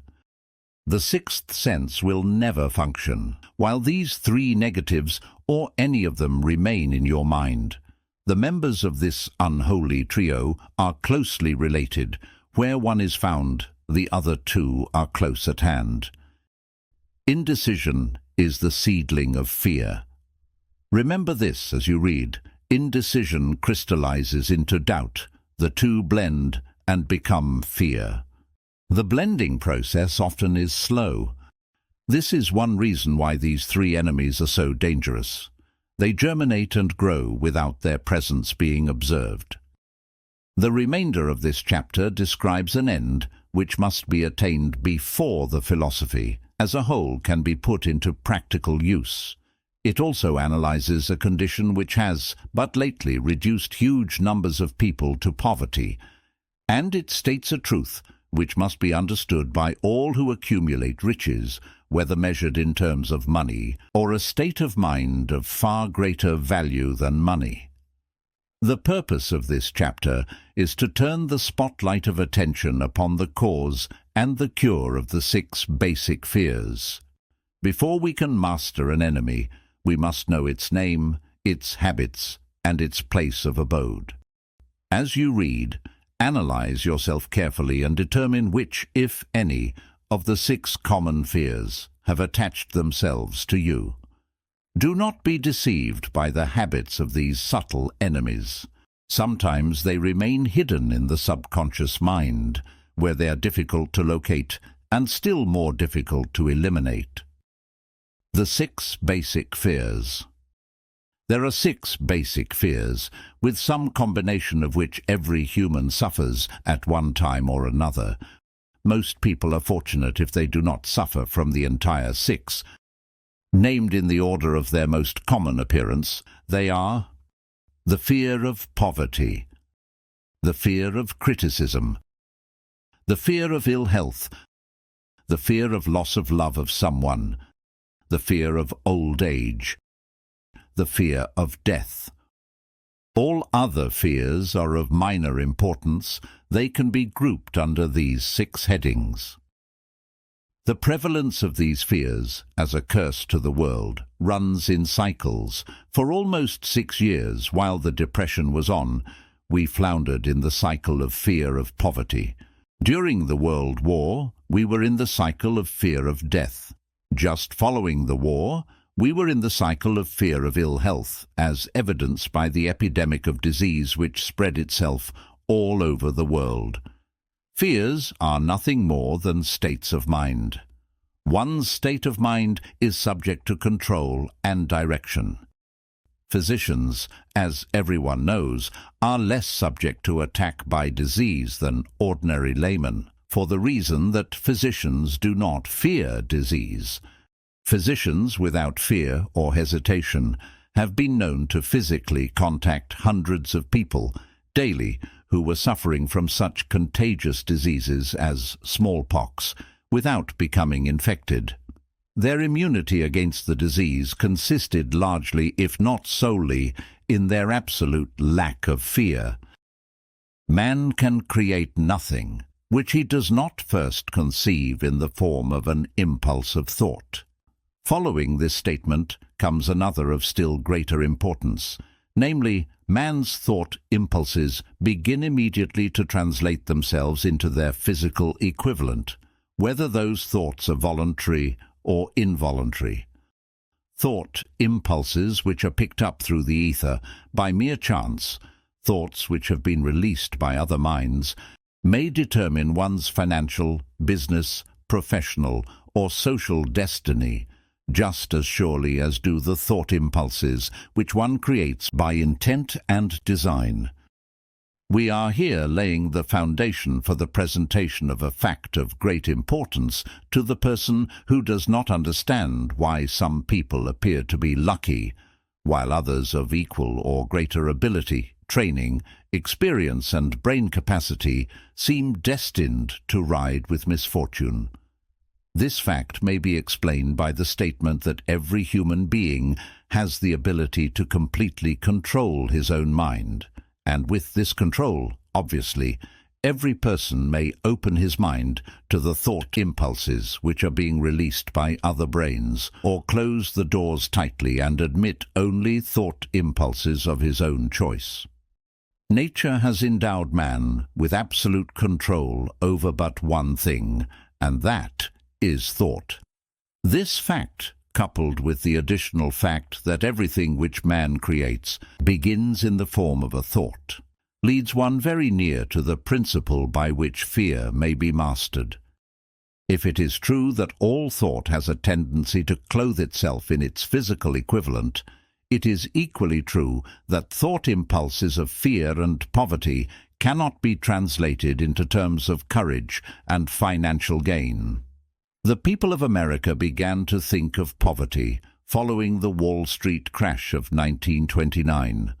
Slowly but surely, that mass thought was crystallized into its physical equivalent, which was known as a depression. This had to happen. It is in conformity with the laws of nature. The fear of poverty. There can be no compromise between poverty and riches. The two roads that lead to poverty and riches travel in opposite directions. If you want riches, you must refuse to accept any circumstance that leads toward poverty. The word riches is here used in its broadest sense, meaning financial, spiritual, mental, and material estates. The starting point of the path that leads to riches is desire. In Chapter 1, you received full instructions for the proper use of desire.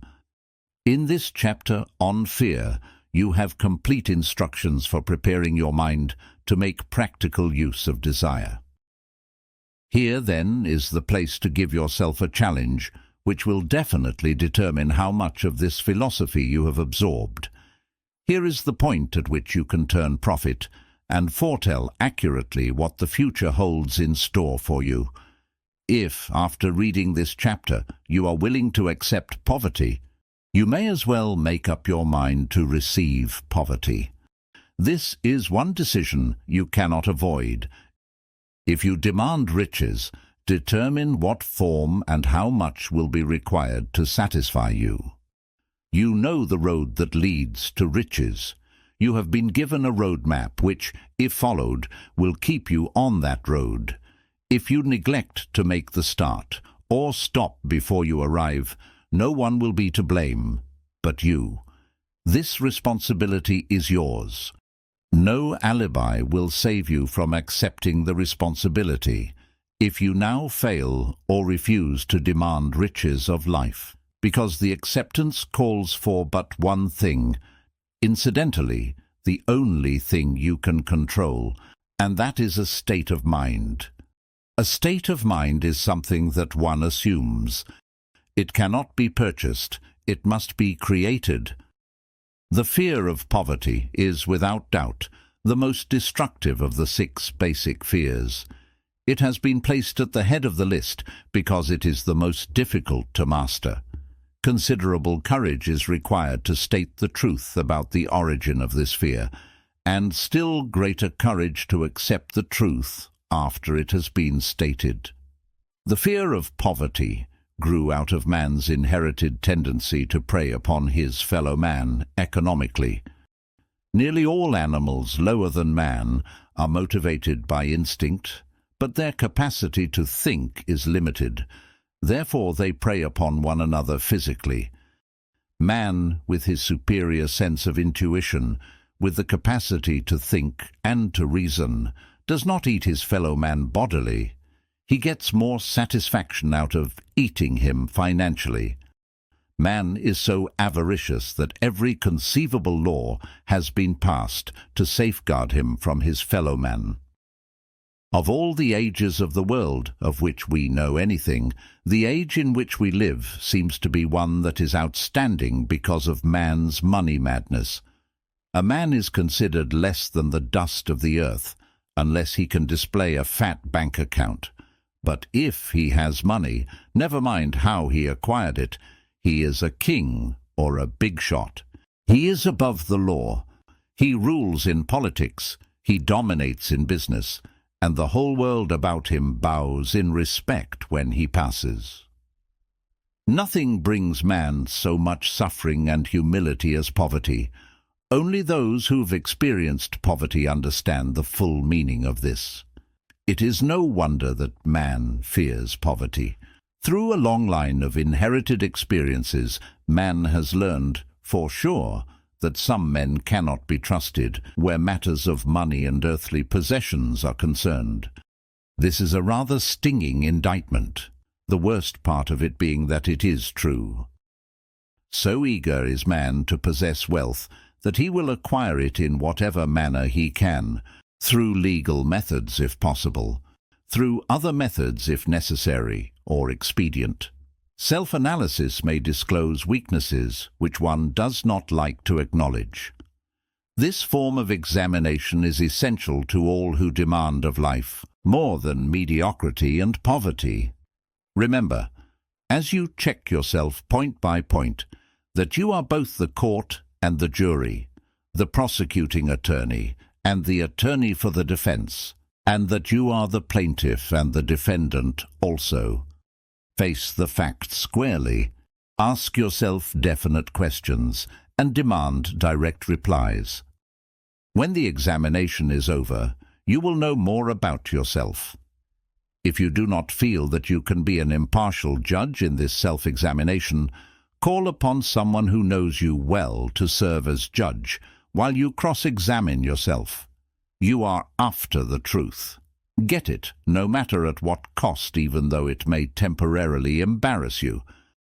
The majority of people, if asked what they fear most, would reply, "I fear nothing," the reply would be inaccurate, because few people realize that they are bound, handicapped, whipped spiritually and physically through some form of fear. So subtle and deeply seated is the emotion of fear that one may go through life burdened with it, never recognizing its presence. Only a courageous analysis will disclose the presence of this universal enemy. When you begin such an analysis, search deeply into your character. Here is a list of the symptoms for which you should look. Symptoms of the fear of poverty. Indifference, commonly expressed through lack of ambition, willingness to tolerate poverty, acceptance of whatever compensation life may offer without protest. Mental and physical laziness, lack of initiative, imagination, enthusiasm, and self-control. Indecision, the habit of permitting others to do one's thinking, staying on the fence. Doubt, generally expressed through alibis and excuses designed to cover up, explain away, or apologize for one's failures, sometimes expressed in the form of envy of those who are successful or by criticizing them. Worry, usually expressed by finding fault with others, a tendency to spend beyond one's income, neglect of personal appearance, scowling and frowning, intemperance in the use of alcoholic drink, sometimes through the use of narcotics, nervousness, lack of poise, self-consciousness and lack of self-reliance. Over-caution, the habit of looking for the negative side of every circumstance, thinking and talking of possible failure, instead of concentrating upon the means of succeeding, knowing all the roads to disaster, but never searching for the plans to avoid failure, waiting for the right time to begin putting ideas and plans into action until the waiting becomes a permanent habit. Remembering those who have failed and forgetting those who have succeeded, seeing the hole in the donut but overlooking the donut. Pessimism, leading to indigestion, poor elimination, auto-intoxication, bad breath and bad disposition. Procrastination, the habit of putting off until tomorrow that which should have been done last year, spending enough time in creating alibis and excuses to have done the job. This symptom is closely related to overcaution, doubt and worry. Refusal to accept responsibility when it can be avoided. Willingness to compromise rather than put up a stiff fight. Compromising with difficulties instead of harnessing and using them as stepping stones to advancement. Bargaining with life for a penny instead of demanding prosperity, opulence, riches, contentment and happiness. Planning what to do if and when overtaken by failure, instead of burning all bridges and making retreat impossible. Weakness of, and often total lack of self-confidence, definiteness of purpose, self-control, initiative, enthusiasm, ambition, thrift, and sound reasoning ability. Expecting poverty instead of demanding riches. Association with those who accept poverty, instead of seeking the company of those who demand and receive riches. Money talks. Some will ask, why did you write a book about money? Why measure riches in dollars alone? Some will believe, and rightly so, that there are other forms of riches more desirable than money. Yes, there are riches which cannot be measured in terms of dollars, but there are millions of people who will say, give me all the money I need, and I will find everything else I want. The major reason why I wrote this book on how to get money is the fact that the world has but lately passed through an experience that left millions of men and women paralyzed with the fear of poverty. What this sort of fear does to one was well described by Westbrook Pegler in the New York World Telegram as follows. Money is only clamshells or metal discs or scraps of paper, and there are treasures of the heart and soul which money cannot buy. But most people, being broke, are unable to keep this in mind and sustain their spirits. When a man is down and out and on the street, unable to get any job at all, something happens to his spirit, which can be observed in the droop of his shoulders, the set of his hat, his walk, and his gaze. He cannot escape a feeling of inferiority among people with regular employment, even though he knows they are definitely not his equals in character, intelligence, or ability. These people, even his friends, feel, on the other hand, a sense of superiority and regard him, perhaps unconsciously, as a casualty. He may borrow for a time, but not enough to carry on in his accustomed way, and he cannot continue to borrow very long. But borrowing in itself, when a man is borrowing merely to live, is a depressing experience, and the money lacks the power of earned money to revive his spirits. Of course, this applies to people of normal ambitions and self-respect. Women conceal despair. Women in the same predicament must be different. We somehow do not think of women at all in considering the down-and-outers.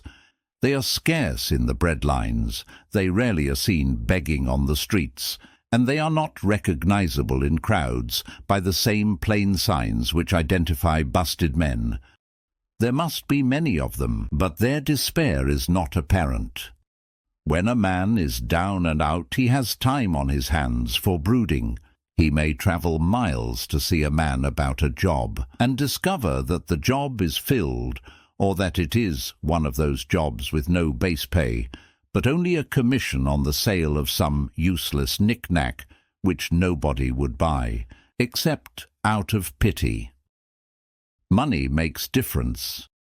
He sees thousands of other people, bookkeepers or clerks or chemists or wagon hands, busy at their work, and envies them from the bottom of his soul. They have their independence, their self-respect and manhood, and he simply cannot convince himself that he is a good man too, though he argue it out and arrive at a favorable verdict, hour after hour. It is just money which makes this difference in him. With a little money, he would be himself again. The fear of criticism. Just how man originally came by this fear, no one can state definitely, but one thing is certain, he has it in a highly developed form. Some believe that this fear made its appearance about the time that politics became a profession. Others believe it can be traced to the age when women first began to concern themselves with styles in wearing apparel. This author, being neither a humorist nor a prophet, is inclined to attribute the basic fear of criticism to that part of man's inherited nature, which prompts him not only to take away his fellowman's goods and wares, but to justify his action by criticism of his fellowman's character. It is a well-known fact that a thief will criticize the man from whom he steals, that politicians seek office, not by displaying their own virtues and qualifications, but by attempting to besmirch their opponents. The fear of criticism takes on many forms, the majority of which are petty and trivial. Men wear hats, not because they actually need them, but mainly because everyone is doing it. The individual falls into line, and does likewise, lest some other individual criticize him. Women seldom have bald heads, or even thin hair, because they wear hats which fit their heads loosely, the only purpose of the hats being adornment. But it must not be supposed that women are free from the fear of criticism. If any woman claims to be superior to man with reference to this fear, ask her to walk down the street wearing a hat of the vintage of 1890. The astute manufacturers of clothing have not been slow to capitalize this basic fear of criticism. Every season the styles in many articles of wearing apparel change. Who establishes the styles? Certainly not the purchaser of clothing, but the manufacturer. Why does he change the styles so often? The answer is obvious. He changes the styles so he can sell more clothes. For the same reason, the manufacturers of automobiles change styles of models every season. No man wants to drive an automobile which is not of the latest style, although the older model may actually be the better car. We have been describing the manner in which people behave under the influence of fear of criticism as applied to the small and petty things of life. Let us now examine human behavior when this fear affects people in connection with the more important events of human relationship. Take, for example, practically any person who has reached the age of mental maturity, from 35 to 40 years of age on average. And if you could read the secret thoughts of his mind, you would find a very decided disbelief in most of the fables taught by the majority of the dogmatists and theologians a few decades back. Not often, however, will you find a person who has the courage to openly state his belief on this subject. Most people will, if pressed far enough, tell a lie rather than admit that they do not believe the stories associated with that form of religion which held people in bondage prior to the age of scientific discovery and education. Why does the average person, even in this day of enlightenment, shy away from denying his belief in the fables which were the basis of most of the religions a few decades ago? The answer is because of the fear of criticism. Men and women have been burned at the stake for daring to express disbelief in ghosts. It is no wonder we have inherited a consciousness which makes us fear criticism. The time was, and not so far in the past, when criticism carried severe punishments. It still does in some countries. The fear of criticism robs man of his initiative, destroys his power of imagination, limits his individuality, takes away his self-reliance, and does him damage in 100 other ways. Parents often do their children irreparable injury by criticizing them. The mother of one of my boyhood chums used to punish him with a switch almost daily, always completing the job with the statement, "You'll land in the penitentiary before you are 20. He was sent to a reformatory at the age of 17. Criticism is the one form of service of which everyone has too much. Everyone has a stock of it which is handed out, gratis, whether called for or not. One's nearest relatives often are the worst offenders. It should be recognized as a crime. In reality, it is a crime of the worst nature for any parent to build inferiority complexes in the mind of a child through unnecessary criticism. Employers who understand human nature get the best there is in men, not by criticism, but by constructive suggestion. Parents may accomplish the same results with their children. Criticism will plant fear in the human heart, or resentment, but it will not build love or affection. Symptoms of the fear of criticism. This fear is almost as universal as the fear of poverty, and its effects are just as fatal to personal achievement, mainly because this fear destroys initiative and discourages the use of imagination. The major symptoms of the fear are self-consciousness, generally expressed through nervousness, timidity in conversation and in meeting strangers, awkward movement of the hands and limbs, shifting of the eyes, lack of poise, expressed through lack of voice control, nervousness in the presence of others, poor posture of body, poor memory. Personality, lacking in firmness of decision, personal charm, and ability to express opinions definitely. The habit of sidestepping issues instead of meeting them squarely, agreeing with others without careful examination of their opinions. Inferiority complex. The habit of expressing self-approval by word of mouth and by actions as a means of covering up a feeling of inferiority, using big words to impress others, often without knowing the real meaning of the words. Imitating others in dress, speech and manners, boasting of imaginary achievements. This sometimes gives a surface appearance of a feeling of superiority. Extravagance. The habit of trying to keep up with the Joneses, spending beyond one's income. Lack of initiative. Failure to embrace opportunities for self-advancement, fear to express opinions, lack of confidence in one's own ideas, giving evasive answers to questions asked by superiors, hesitancy of manner and speech, deceit in both words and deeds. Lack of ambition, mental and physical laziness, lack of self-assertion, slowness in reaching decisions, easily influenced by others, the habit of criticizing others behind their backs and flattering them to their faces, the habit of accepting defeat without protest, quitting an undertaking when opposed by others, suspicious of other people without cause, lacking in tactfulness of manner and speech, unwillingness to accept the blame for mistakes, the fear of ill health.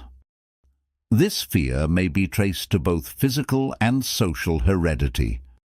It is closely associated, as to its origin, with the causes of fear of old age and the fear of death, because it leads one closely to the border of terrible worlds, of which man knows not, but concerning which he has been taught some discomforting stories. The opinion is somewhat general, also, that certain unethical people engaged in the business of selling health have had not a little to do with keeping alive the fear of ill health. In the main, man fears ill health because of the terrible pictures which have been planted in his mind of what may happen if death should overtake him. He also fears it because of the economic toll which it may claim. A reputable physician estimated that 75% of all people who visit physicians for professional service are suffering with hypochondria. It has been shown most convincingly that the fear of disease, even where there is not the slightest cause for fear, often produces the physical symptoms of the disease feared. Powerful and mighty is the human mind. It builds or it destroys. Playing upon this common weakness of fear of ill health, dispensers of patent medicines have reaped fortunes. During the flu epidemic, which broke out during the World War, the mayor of New York City took drastic steps to check the damage which people were doing themselves through their inherent fear of ill health. He called in the newspaper men and said to them, "Gentlemen, I feel it necessary to ask you not to publish any scare headlines concerning the flu epidemic. Unless you cooperate with me, we will have a situation which we cannot control." The newspapers quit publishing stories about the flu, and within 1 month the epidemic had been successfully checked. Through a series of experiments conducted some years ago, it was proved that people may be made ill by suggestion. We conducted this experiment by causing 3 acquaintances to visit the victims, each of whom asked the question, "What ails you?" "You look terribly ill." The first questioner usually provoked a grin and a nonchalant, "Oh, nothing, I'm all right," from the victim. The second questioner usually was answered with the statement, "I don't know exactly, but I do feel badly." The third questioner was usually met with the frank admission that the victim was actually feeling ill. Try this on an acquaintance if you doubt that it will make him uncomfortable, but do not carry the experiment too far. There is overwhelming evidence that disease sometimes begins in the form of negative thought impulse. Such an impulse may be passed from one mind to another by suggestion or created by an individual in his own mind. Doctors send patients into new climates for their health because a change of mental attitude is necessary. The seed of fear of ill health lives in every human mind. Worry, fear, discouragement, disappointment in love and business affairs cause this seed to germinate and grow. The recent business depression kept the doctors on the run because every form of negative thinking may cause ill health. Disappointments in business and in love stand at the head of the list of causes of fear of ill health. Symptoms of the fear of ill health. The symptoms of this almost universal fear are auto-suggestion, the habit of negative use of self-suggestion by looking for and expecting to find the symptoms of all kinds of disease. Enjoying imaginary illness and speaking of it as being real. The habit of trying all fads and isms recommended by others as having therapeutic value. Talking to others of operations, accidents and other forms of illness. Experimenting with diets, physical exercises, reducing systems without professional guidance. Trying home remedies, patent medicines, and quack remedies. Hypochondria. The habit of talking of illness, concentrating the mind upon disease, and expecting its appearance until a nervous break occurs. Nothing that comes in bottles can cure this condition. It is brought on by negative thinking, and nothing but positive thought can effect a cure. Hypochondria is said to do as much damage on occasion as the disease one fears might do. Most so-called cases of nerves come from imaginary illness. Exercise. Fear of ill health often interferes with proper physical exercise and results in overweight, by causing one to avoid outdoor life. Susceptibility. Fear of ill health breaks down nature's body resistance and creates a favorable condition for any form of disease one may contact. The fear of ill health often is related to the fear of poverty, especially in the case of the hypochondriac, who constantly worries about the possibility of having to pay doctor's bills, hospital bills, etc. This type of person spends much time preparing for sickness, talking about death, saving money for cemetery lots and burial expenses, etc. Self-coddling. The habit of making a bid for sympathy, using imaginary illness as the lure. People often resort to this trick to avoid work. The habit of feigning illness to cover plain laziness or to serve as an alibi for lack of ambition. Intemperance. The habit of using alcohol or narcotics to destroy pains such as headaches, neuralgia, etc., instead of eliminating the cause. The habit of reading about illness and worrying over the possibility of being stricken by it. The habit of reading patent medicine advertisements. The fear of loss of love. The original source of this inherent fear needs but little description, because it obviously grew out of man's polygamous habit of stealing his fellow man's mate and his habit of taking liberties with her whenever he could. Jealousy and other similar feelings grow out of man's inherited fear of the loss of love of someone. This fear is the most painful of all the 6 basic fears. It probably plays more havoc with the body and mind than any of the other basic fears. The fear of the loss of love probably dates back to the Stone Age, when men stole women by brute force. They continue to steal females, but their technique has changed. Instead of force, they now use persuasion, the promise of pretty clothes, motor cars and other bait, much more effective than physical force. Man's habits are the same as they were at the dawn of civilization, but he expresses them differently. Careful analysis has shown that women are more susceptible to this fear than men. This fact is easily explained. Women have learned from experience that men are polygamous by nature, that they are not to be trusted in the hands of rivals. Symptoms of the fear of loss of love. The distinguishing symptoms of this fear are jealousy, the habit of being suspicious of friends and loved ones without any reasonable evidence of sufficient grounds, the habit of accusing wife or husband of infidelity without grounds, general suspicion of everyone, absolute faith in no one. Fault-finding, the habit of finding fault with friends, relatives, business associates and loved ones upon the slightest provocation, or without any cause whatsoever. Gambling, the habit of gambling, stealing, cheating, and otherwise taking hazardous chances to provide money for loved ones, with the belief that love can be bought. The habit of spending beyond one's means or incurring debts to provide gifts for loved ones, with the object of making a favorable showing.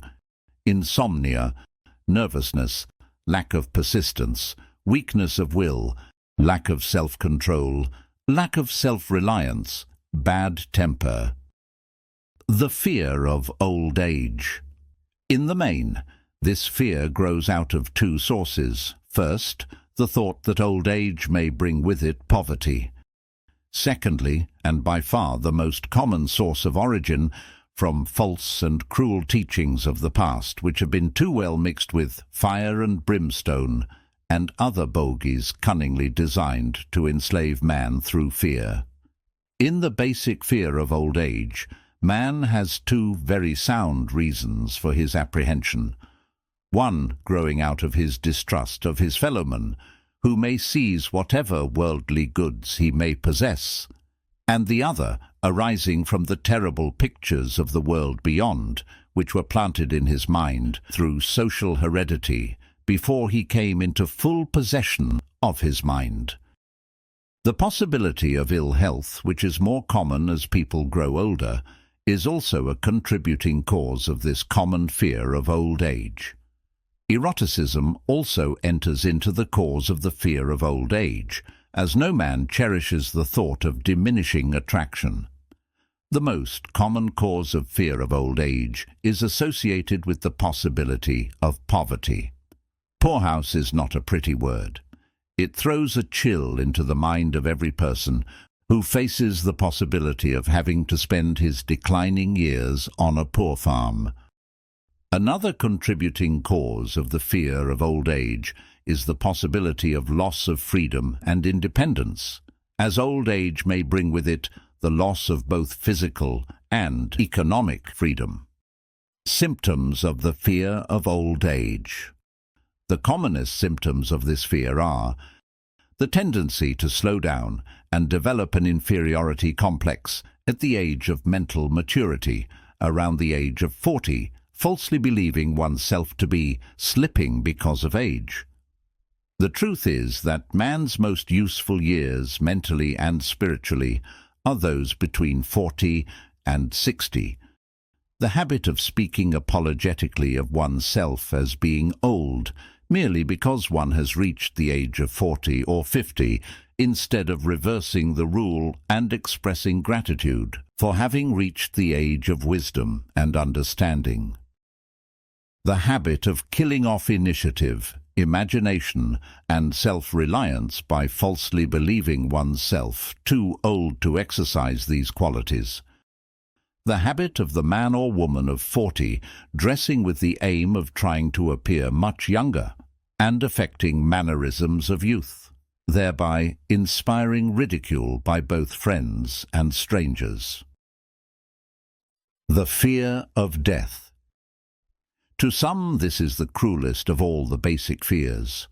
The reason is obvious. The terrible pangs of fear associated with the thought of death, in the majority of cases, may be charged directly to religious fanaticism. So-called heathen are less afraid of death than the more civilized. For hundreds of millions of years, man has been asking the still unanswered questions: whence and whither? Where did I come from and where am I going? During the darker ages of the past, the more cunning and crafty were not slow to offer the answer to these questions for a price.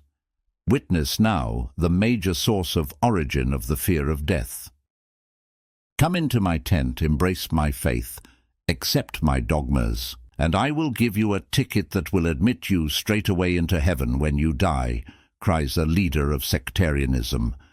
Remain out of my tent, says the same leader, and may the devil take you and burn you throughout eternity. Eternity is a long time. Fire is a terrible thing. The thought of eternal punishment with fire not only causes man to fear death, it often causes him to lose his reason. It destroys interest in life and makes happiness impossible. During my research, I reviewed a book entitled A Catalogue of the Gods, in which were listed the 30,000 gods which man has worshipped. Think of it, 30,000 of them, represented by everything from a crawfish to a man. It is little wonder that men have become frightened at the approach of death. While the religious leader may not be able to provide safe conduct into heaven, nor, by lack of such provision, allow the unfortunate to descend into hell, the possibility of the latter seems so terrible that the very thought of it lays hold of the imagination in such a realistic way that it paralyzes reason and sets up the fear of death. In truth, no man knows, and no man has ever known, what heaven or hell is like, nor does any man know if either place actually exists. This very lack of positive knowledge opens the door of the human mind to the charlatan, so he may enter and control that mind with his various brands of pious fraud and trickery. The fear of death is not as common now as it was during the age when there were no great colleges and universities. Men of science have turned the spotlight of truth upon the world, and this truth is rapidly freeing men and women from this terrible fear of death. The young men and young women who attend the colleges and universities are not easily impressed by fire and brimstone. Through the aid of biology, astronomy, geology, and other related sciences, the fears of the dark ages which gripped the minds of men and destroyed their reason have been dispelled. This fear is useless. Death will come, no matter what anyone may think about it. Accept it as a necessity and pass the thought out of your mind. It must be a necessity, or it would not come to all. Perhaps it is not as bad as it has been pictured. The entire world is made up of only two things, energy and matter. In elementary physics, we learn that neither matter nor energy, the only two realities known to man, can be created nor destroyed. Both matter and energy can be transformed, but neither can be destroyed. Life is energy, if it is anything. If neither energy nor matter can be destroyed, of course, life cannot be destroyed. Life, like other forms of energy, may be passed through various processes of transition or change, but it cannot be destroyed. Death is mere transition. If death is not mere change or transition, then nothing comes after death except a long, eternal, peaceful sleep. And sleep is nothing to be feared. Thus you may wipe out forever the fear of death. Symptoms of the fear of death. The general symptoms of this fear are the habit of thinking about dying instead of making the most of life, due generally to lack of purpose or lack of a suitable occupation. This fear is more prevalent among the aged, but sometimes the more youthful are victims of it. The greatest of all remedies for the fear of death is a burning desire for achievement, backed by useful service to others. A busy person seldom has time to think about dying. He finds life too thrilling to worry about death. Sometimes the fear of death is closely associated with the fear of poverty, where one's death would leave loved ones poverty-stricken. In other cases, the fear of death is caused by illness and the consequent breaking down of physical body resistance. The commonest causes of the fear of death are ill health, poverty, lack of appropriate occupation, disappointment over love, insanity, religious fanaticism. Old man worry. Worry is a state of mind based upon fear. It works slowly but persistently. It is insidious and subtle. Step by step, it digs itself in until it paralyzes one's reasoning faculty, destroys self-confidence and initiative. Worry is a form of sustained fear caused by indecision. Therefore, it is a state of mind which can be controlled. An unsettled mind is helpless. Indecision makes an unsettled mind. Most individuals lack the willpower to reach decisions promptly and to stand by them after they have been made, even during normal business conditions.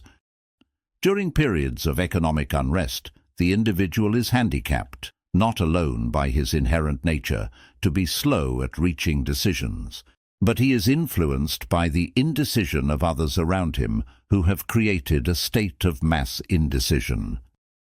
During the Depression, the whole atmosphere, all over the world, was filled with fierenza and worryitis, the two mental disease germs which began to spread themselves after the Wall Street frenzy in 1929. There is only one known antidote for these germs. It is the habit of prompt and firm decision. Moreover, it is an antidote which every individual must apply for himself. We do not worry over conditions once we have reached a decision to follow a definite line of action. I once interviewed a man who was to be electrocuted 2 hours later.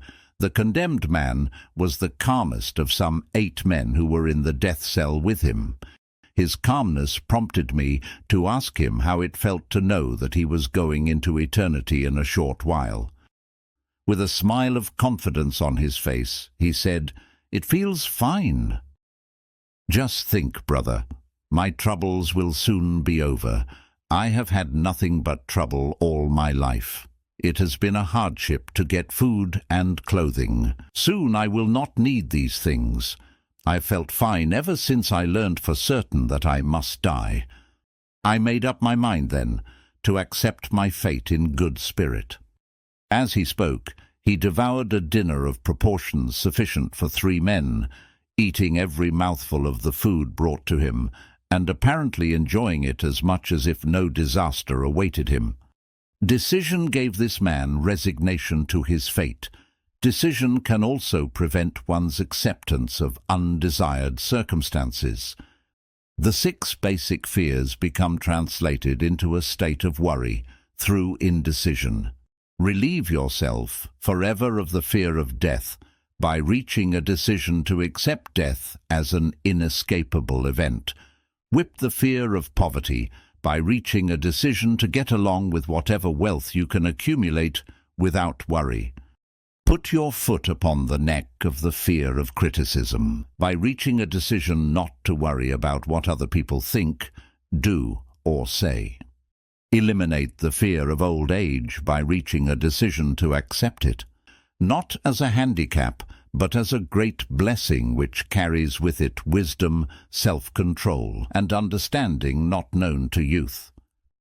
Acquit yourself of the fear of ill health by the decision to forget symptoms.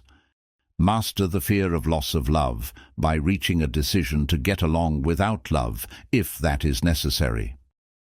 Kill the habit of worry in all its forms by reaching a general, blanket decision that nothing which life has to offer is worth the price of worry. With this decision will come poise, peace of mind, and calmness of thought, which will bring happiness.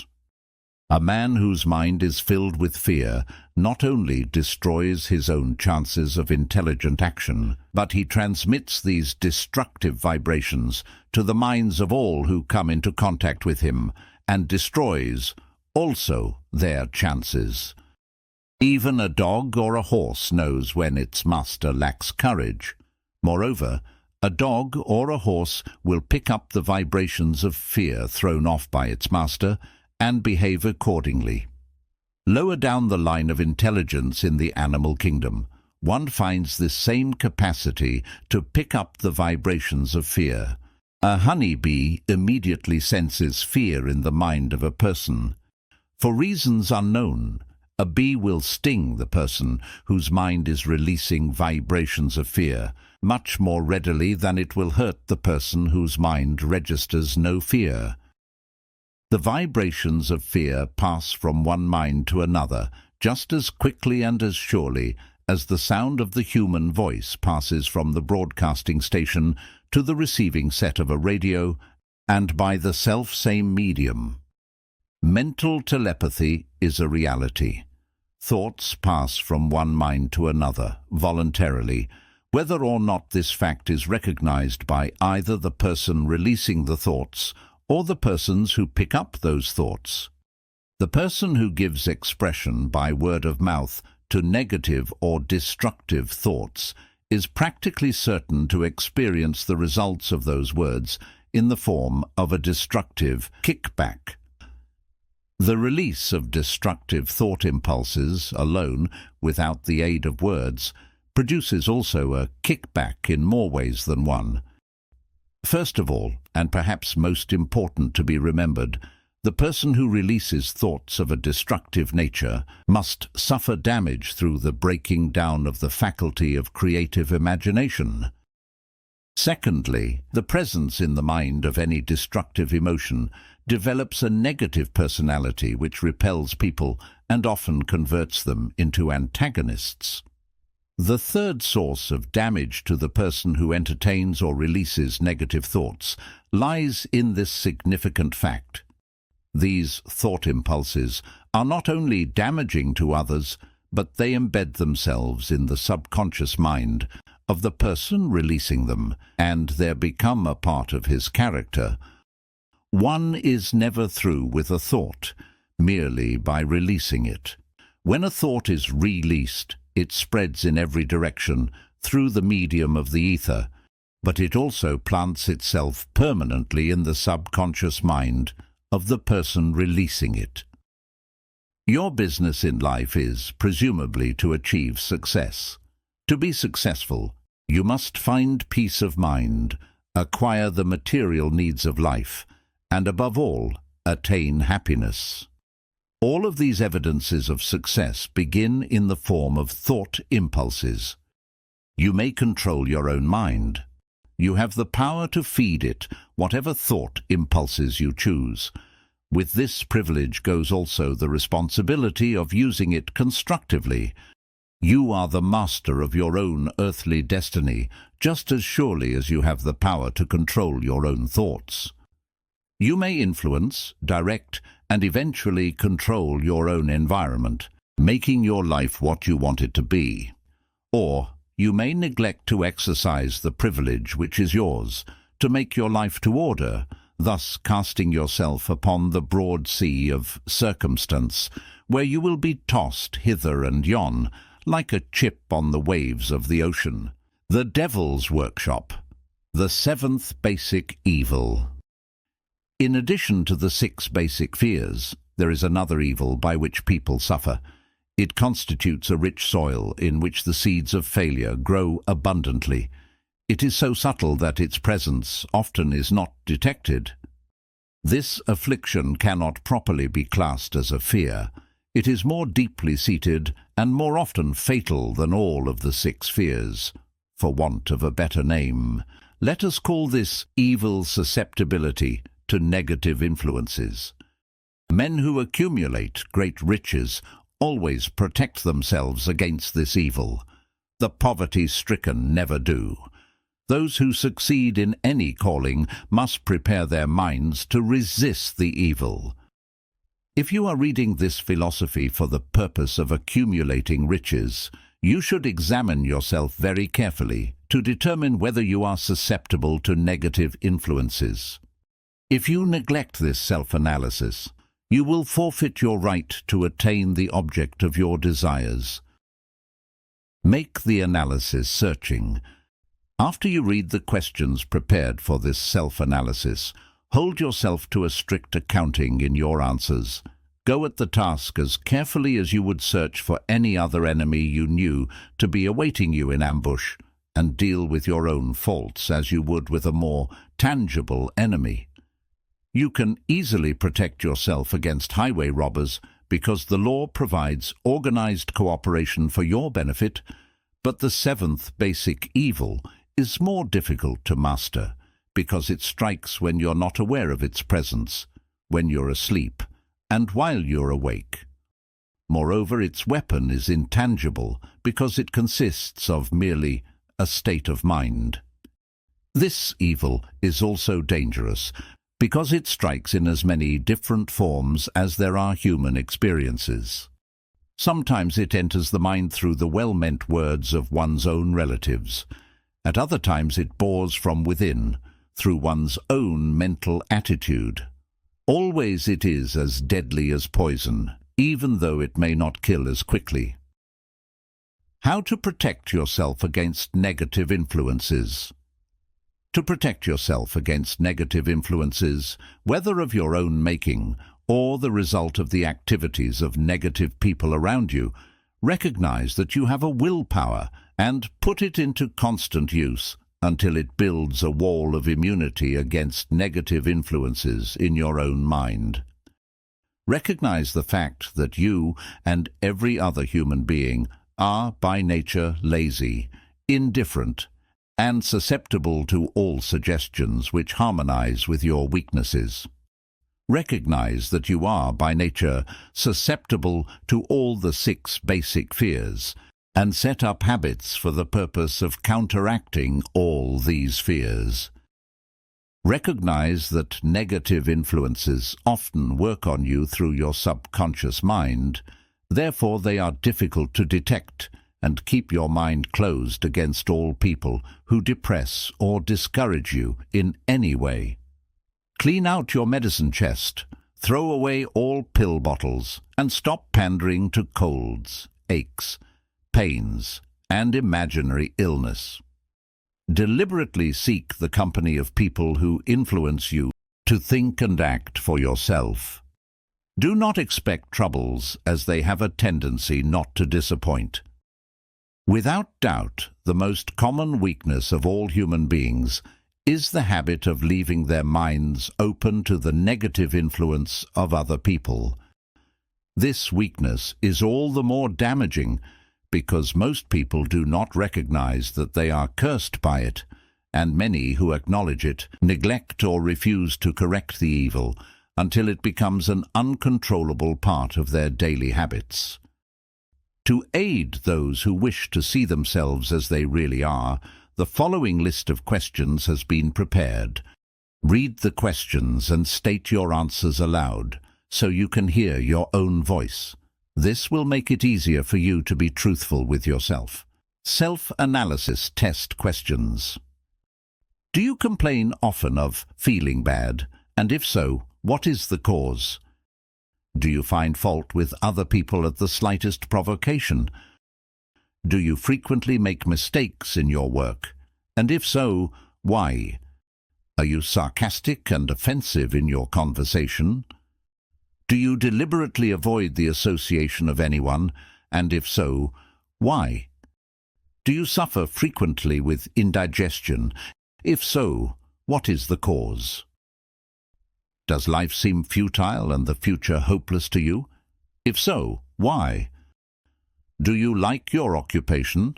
If not, why? Do you often feel self-pity? And if so, why? Are you envious of those who excel you? To which do you devote most time, thinking of success or of failure? Are you gaining or losing self-confidence as you grow older? Do you learn something of value from all mistakes? Are you permitting some relative or acquaintance to worry you? If so, why? Are you sometimes in the clouds and at other times in the depths of despondency? Who has the most inspiring influence upon you? What is the cause? Do you tolerate negative or discouraging influences which you can avoid? Are you careless of your personal appearance? If so, when, and why?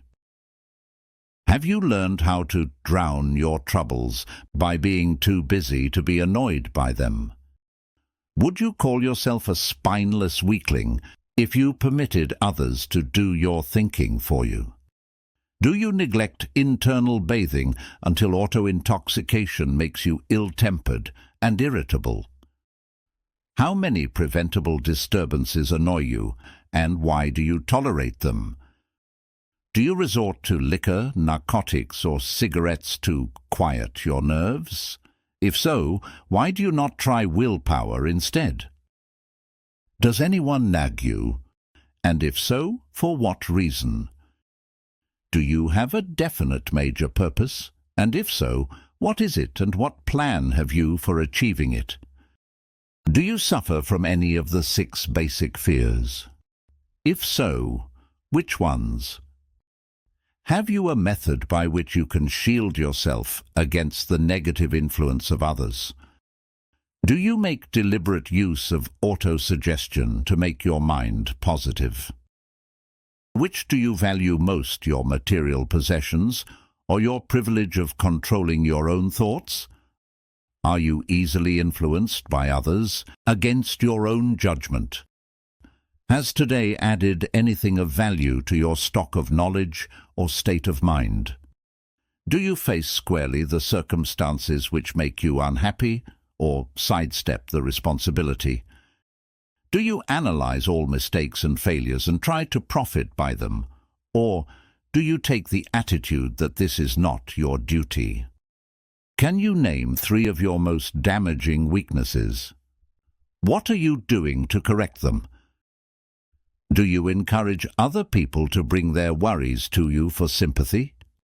Do you choose from your daily experiences, lessons or influences which aid in your personal advancement?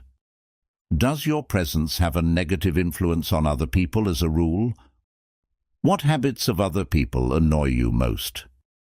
Do you form your own opinions or permit yourself to be influenced by other people? Have you learned how to create a mental state of mind with which you can shield yourself against all discouraging influences? Does your occupation inspire you with faith and hope? Are you conscious of possessing spiritual forces of sufficient power to enable you to keep your mind free from all forms of fear? Does your religion help you to keep your own mind positive? Do you feel it your duty to share other people's worries? If so, why? If you believe that birds of a feather flock together, what have you learned about yourself by studying the friends whom you attract? What connection, if any, do you see between the people with whom you associate most closely and any unhappiness you may experience? Could it be possible that some person whom you consider to be a friend is, in reality, your worst enemy because of his negative influence on your mind? By what rules do you judge who is helpful and who is damaging to you? Are your intimate associates mentally superior or inferior to you? How much time out of every 24 hours do you devote to your occupation, sleep, play and relaxation, acquiring useful knowledge, plain waste? Who among your acquaintances encourages you most, cautions you most, discourages you most, helps you most in other ways? What is your greatest worry? Why do you tolerate it? When others offer you free, unsolicited advice, do you accept it without question or analyze their motive? What, above all else, do you most desire? Do you intend to acquire it? Are you willing to subordinate all other desires for this one? How much time daily do you devote to acquiring it? Do you change your mind often? If so, why? Do you usually finish everything you begin? Are you easily impressed by other people's business or professional titles, college degrees, or wealth? Are you easily influenced by what other people think or say of you? Do you cater to people because of their social or financial status? Whom do you believe to be the greatest person living? In what respect is this person superior to yourself? How much time have you devoted to studying and answering these questions? At least one day is necessary for the analysis and the answering of the entire list. If you have answered all these questions truthfully, you know more about yourself than the majority of people.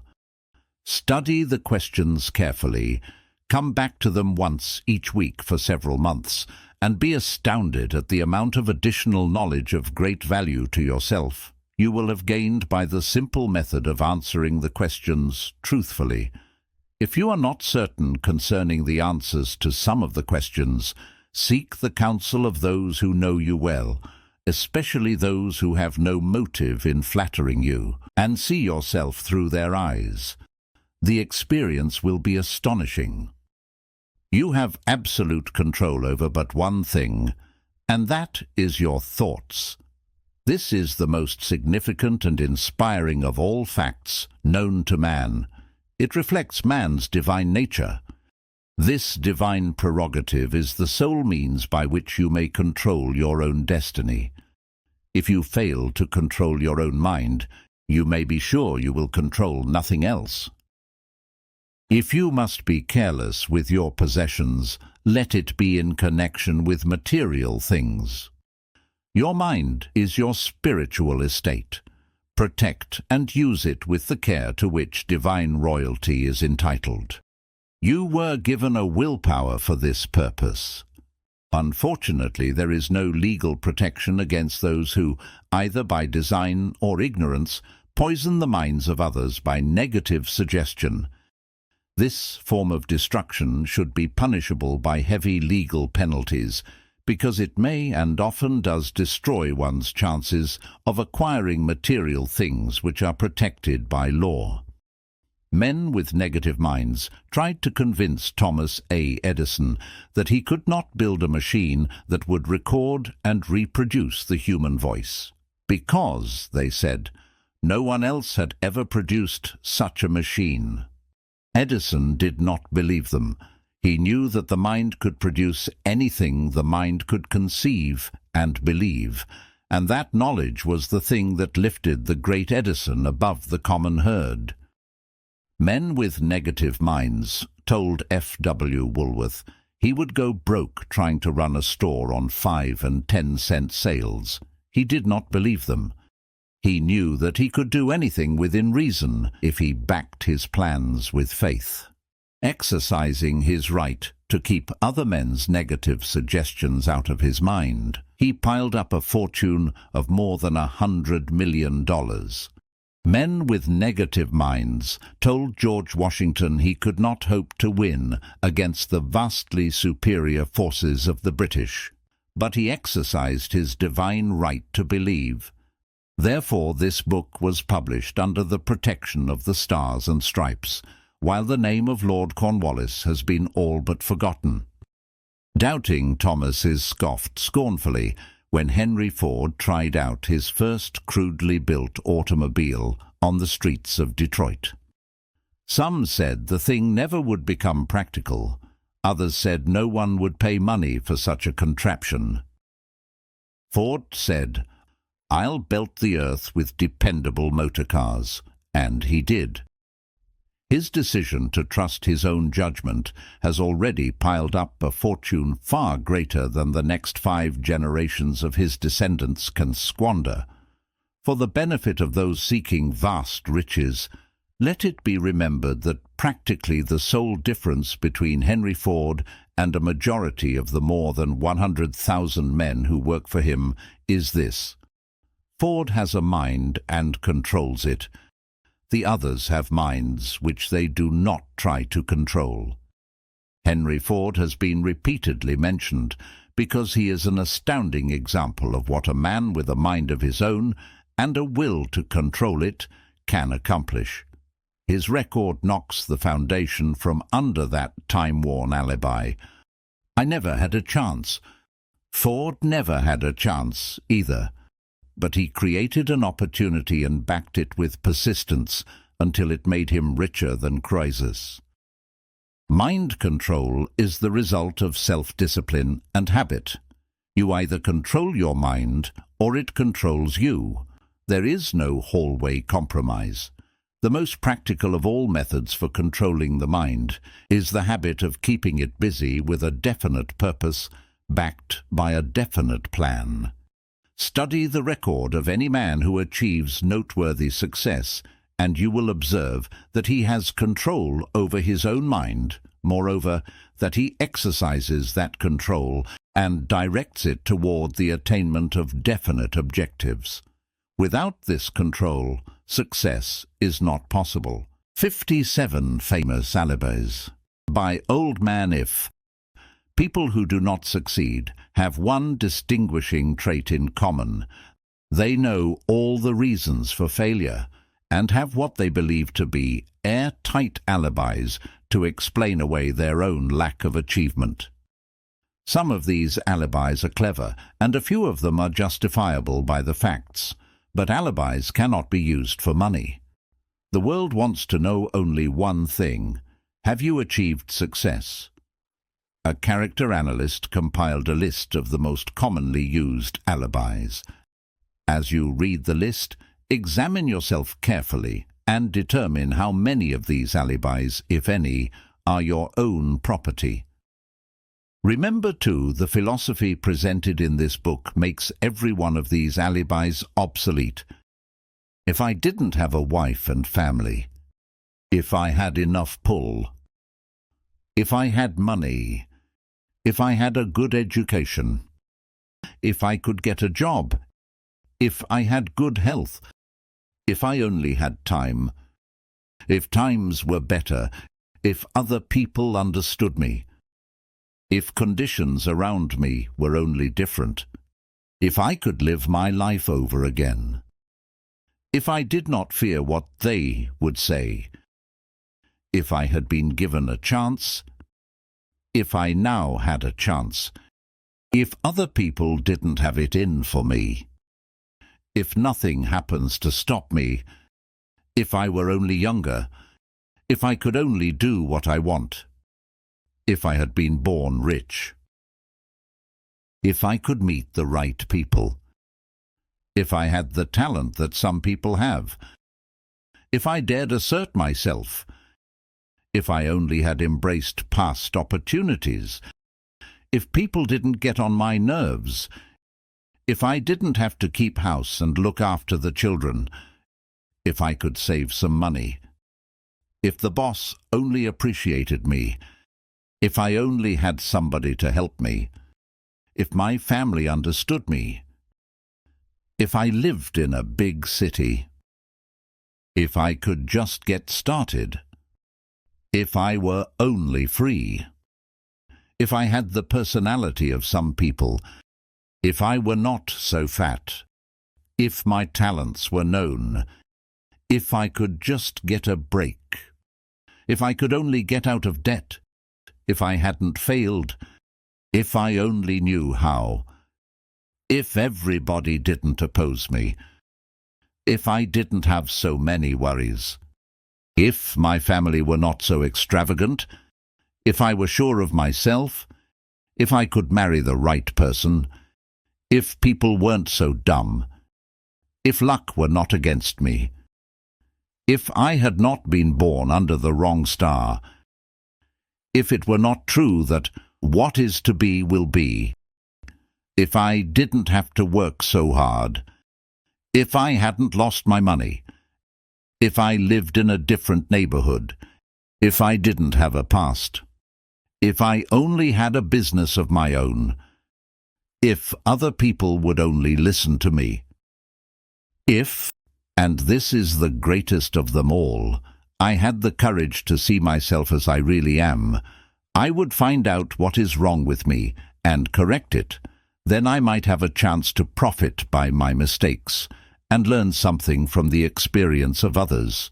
For I know that there is something wrong with me, or I would now be where I would have been if I had spent more time analyzing my weaknesses and less time building alibis to cover them. Building alibis with which to explain away failure is a national pastime. The habit is as old as the human race and is fatal to success. Why do people cling to their pet alibis? The answer is obvious. They defend their alibis because they create them. A man's alibi is the child of his own imagination. It is human nature to defend one's own brainchild. Building alibis is a deeply rooted habit.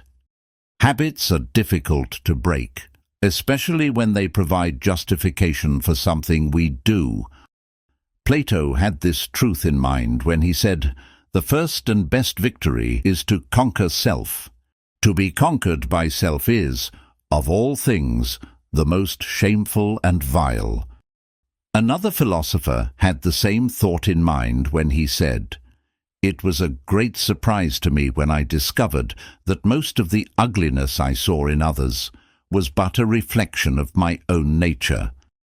"It has always been a mystery to me," said Elbert Hubbard, "why people spend so much time deliberately fooling themselves by creating alibis to cover their weaknesses. If used differently, this same time would be sufficient to cure the weakness. Then no alibis would be needed." In parting, I would remind you that life is a checkerboard, and the player opposite you is time. If you hesitate before moving or neglect to move promptly, your men will be wiped off the board by time. You are playing against a partner who will not tolerate indecision. Previously, you may have had a logical excuse for not having forced life to come through with whatever you asked, but that alibi is now obsolete, because you are in possession of the master key that unlocks the door to life's bountiful riches. The master key is intangible, but it is powerful. It is the privilege of creating in your own mind a burning desire for a definite form of riches. The master key is intangible, but it is powerful. It is the privilege of creating in your own mind a burning desire for a definite form of riches. There is no penalty for the use of the key, but there is a price you must pay if you do not use it. The price is failure. There is a reward of stupendous proportions if you put the key to use. It is the satisfaction that comes to all who conquer self and force life to pay whatever is asked. The reward is worthy of your effort. Will you make the start and be convinced? "If we are related," said the immortal Emerson, "we shall meet." In closing, may I borrow his thought and say, if we are related, we have, through these pages, met. Thank you for listening to Think and Grow Rich by Napoleon Hill. If you have enjoyed this presentation, we hope that you will subscribe, and we would love to hear what has made an impression on you today in the comments section. Thank you very much.